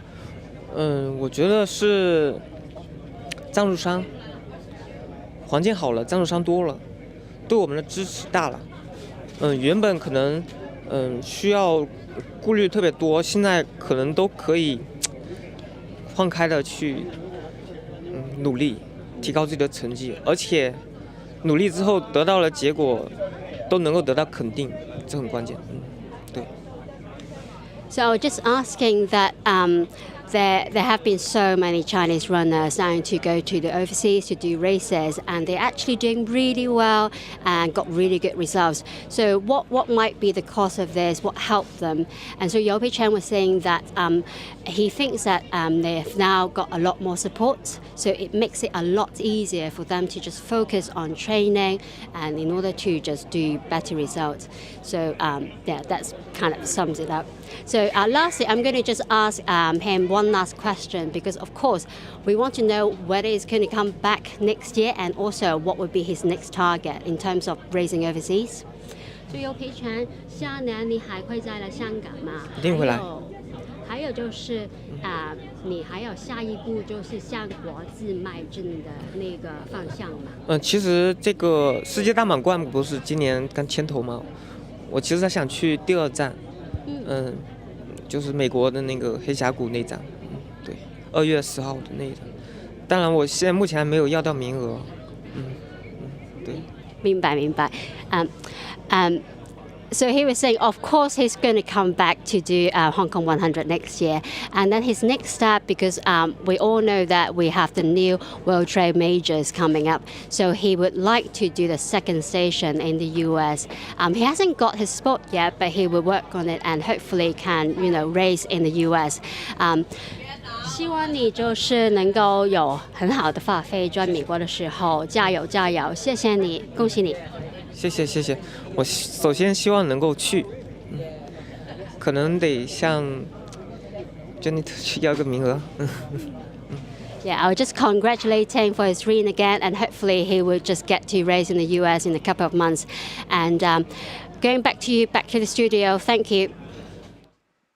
Thank you, Nat. And you could see in the body language, Yu Pei Chuan, the defending champion, maybe a little bit disappointed that the race didn't finish exactly how he wanted. But second place, 10 hours, 35 minutes, an amazing performance by Yu Pei Chuan. And I would be surprised if we don't see him again at future editions. We do have some footage about on the part of the course where the overtaking happened. It was on the climb to up Tai Mo Shan just before they crested the top of the hill, we can really see Meng Guangfu, the ultimate winner, really pushing hard, and then Yu Pei Chuan going a little bit slower up. I believe this is... This would have been the exact point of taking over. So this is going up Tai Mo Shan. You see him looking over his shoulder, and Yu Pei Chuan just behind, and we talked before, and when you get overtaken at that point, it's like the taking souls. That would absolutely destroy you going up. And he knows, he can see the summit of Tai Mo Shan coming up here.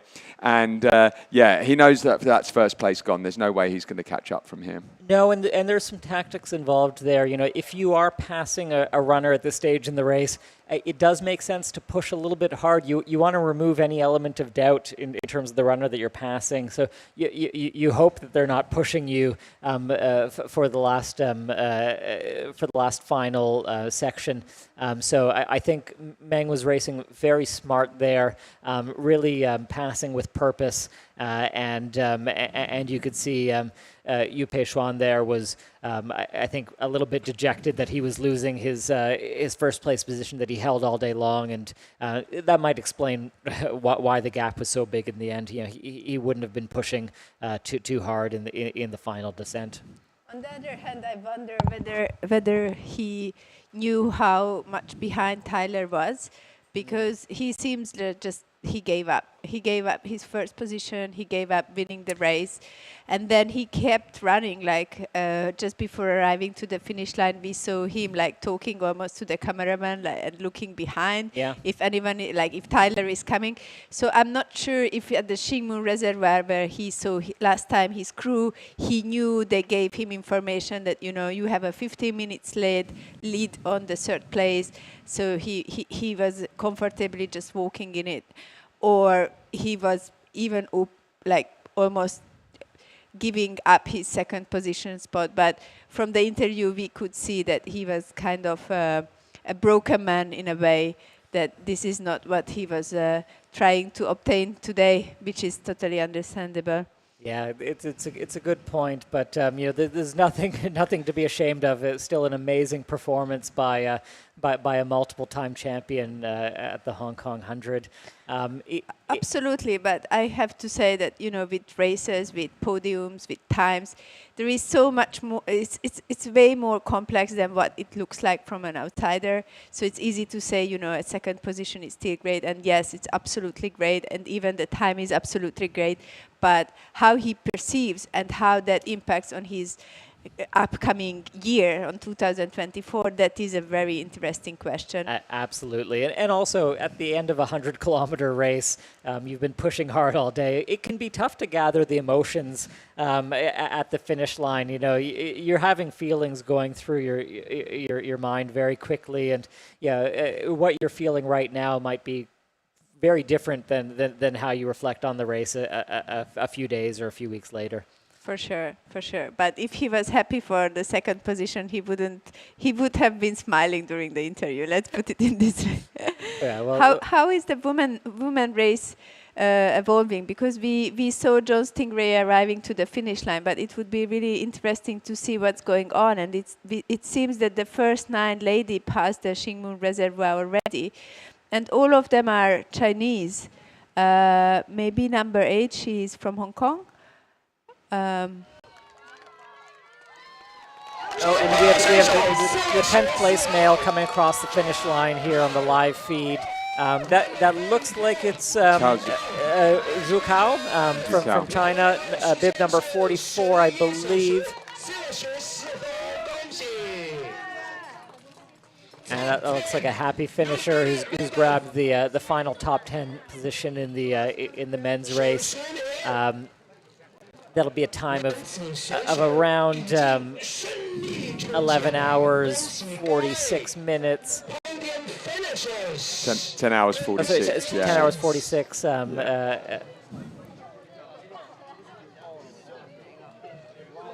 Still a very respectable time. And in the women's race, Chen Lin passed Lead Mine Pass about 26 minutes ago. The gap with between her and Li Ying was around 30 minutes. So it'll be really interesting just to see what that gap is when Li Ying comes through Lead Mine Pass.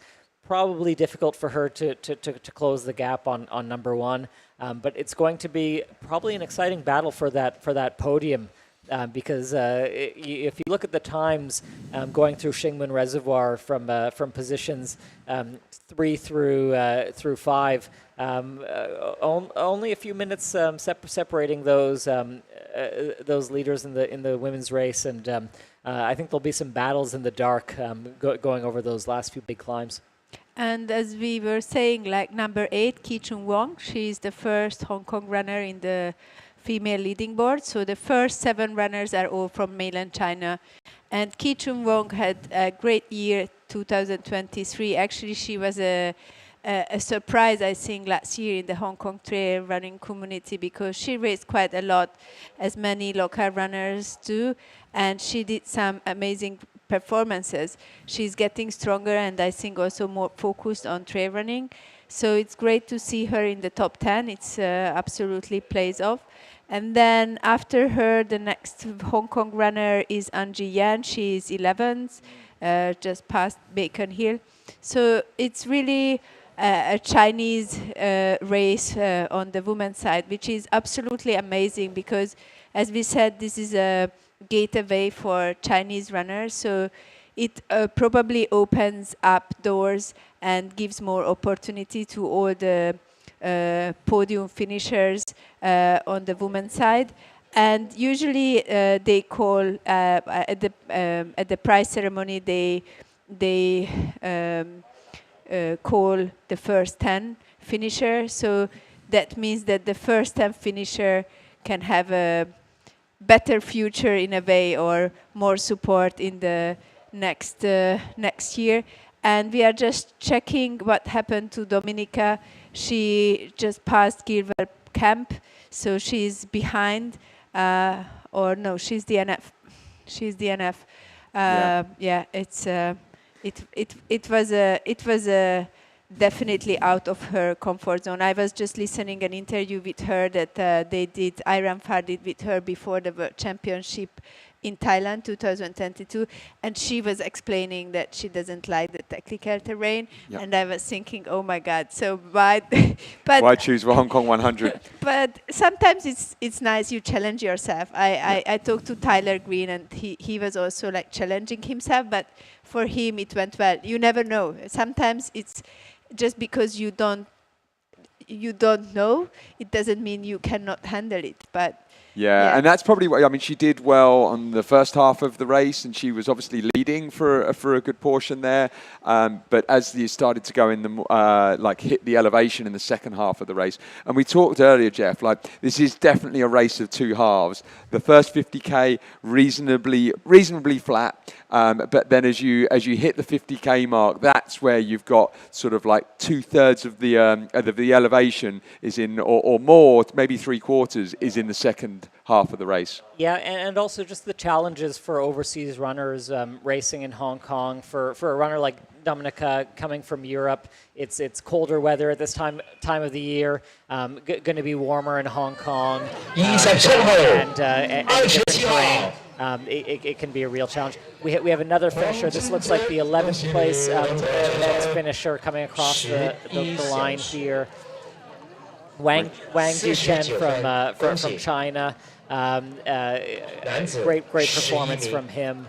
So really some strong runners still on the course. The depth of the field is such that these runners finishing in the 10th to 20th positions, these are still some world-class runners. Yeah, world-class for sure. I mean, Wang Qichen has like an 830 ITRA score, like is a really great runner. Came sort of like top 40 at UTMB. Hasn't raced since that, was coming in with fresh legs. So I think we're going to actually go back to the finish line and see Nat on the finish line. Yes. Hi guys. Can you hear me? Hi Nat. Yeah, please go ahead. It looks like you have a tourist with you. Very yes, I do. A very, very strong tourist, and also a tourist with a really, really strong wife as well, who actually beat him because she came first, right? Yeah, that's true. That always happens. So everyone we have here, Tyler Green. Actually, Tyler's wearing earpiece too, so if you guys have any question, you can actually ask him directly as well. So I'm going to ask first question to Tyler. Congratulations. Thank you so much. Yeah, good job. Can you just summarize the race for us? Give us a little bit of an oversight. Yeah, I mean, I was warned many times that I should not go out with the leaders, and then I found myself 20 seconds behind them. I was like, oh, this is kind of going out with the leaders. So I was a little concerned about that I was not, but I felt good. And then once we started the first climb out of East Dam, I could feel how hot it was, and that it was going to be hot for a long time, especially the climbs. Like you would go down, like the descents in the shade, they felt pretty good, but it was oppressive how hot it felt. And I don't feel like I was prepared for that, and I started to worry because I know that many of the people racing, they know this type of climate much better than me. but I could also see that other people were struggling, so I just kind of like stayed as relaxed and kept my effort easy as best as possible. And I felt really bad until CP5, so 56 or 7K. And then my crew, they got me very cold. I was using an ice bandana, and that was very helpful, and getting water on me at all the checkpoints and in the creeks and stuff, like dipping my hat and putting it over my head to get cold.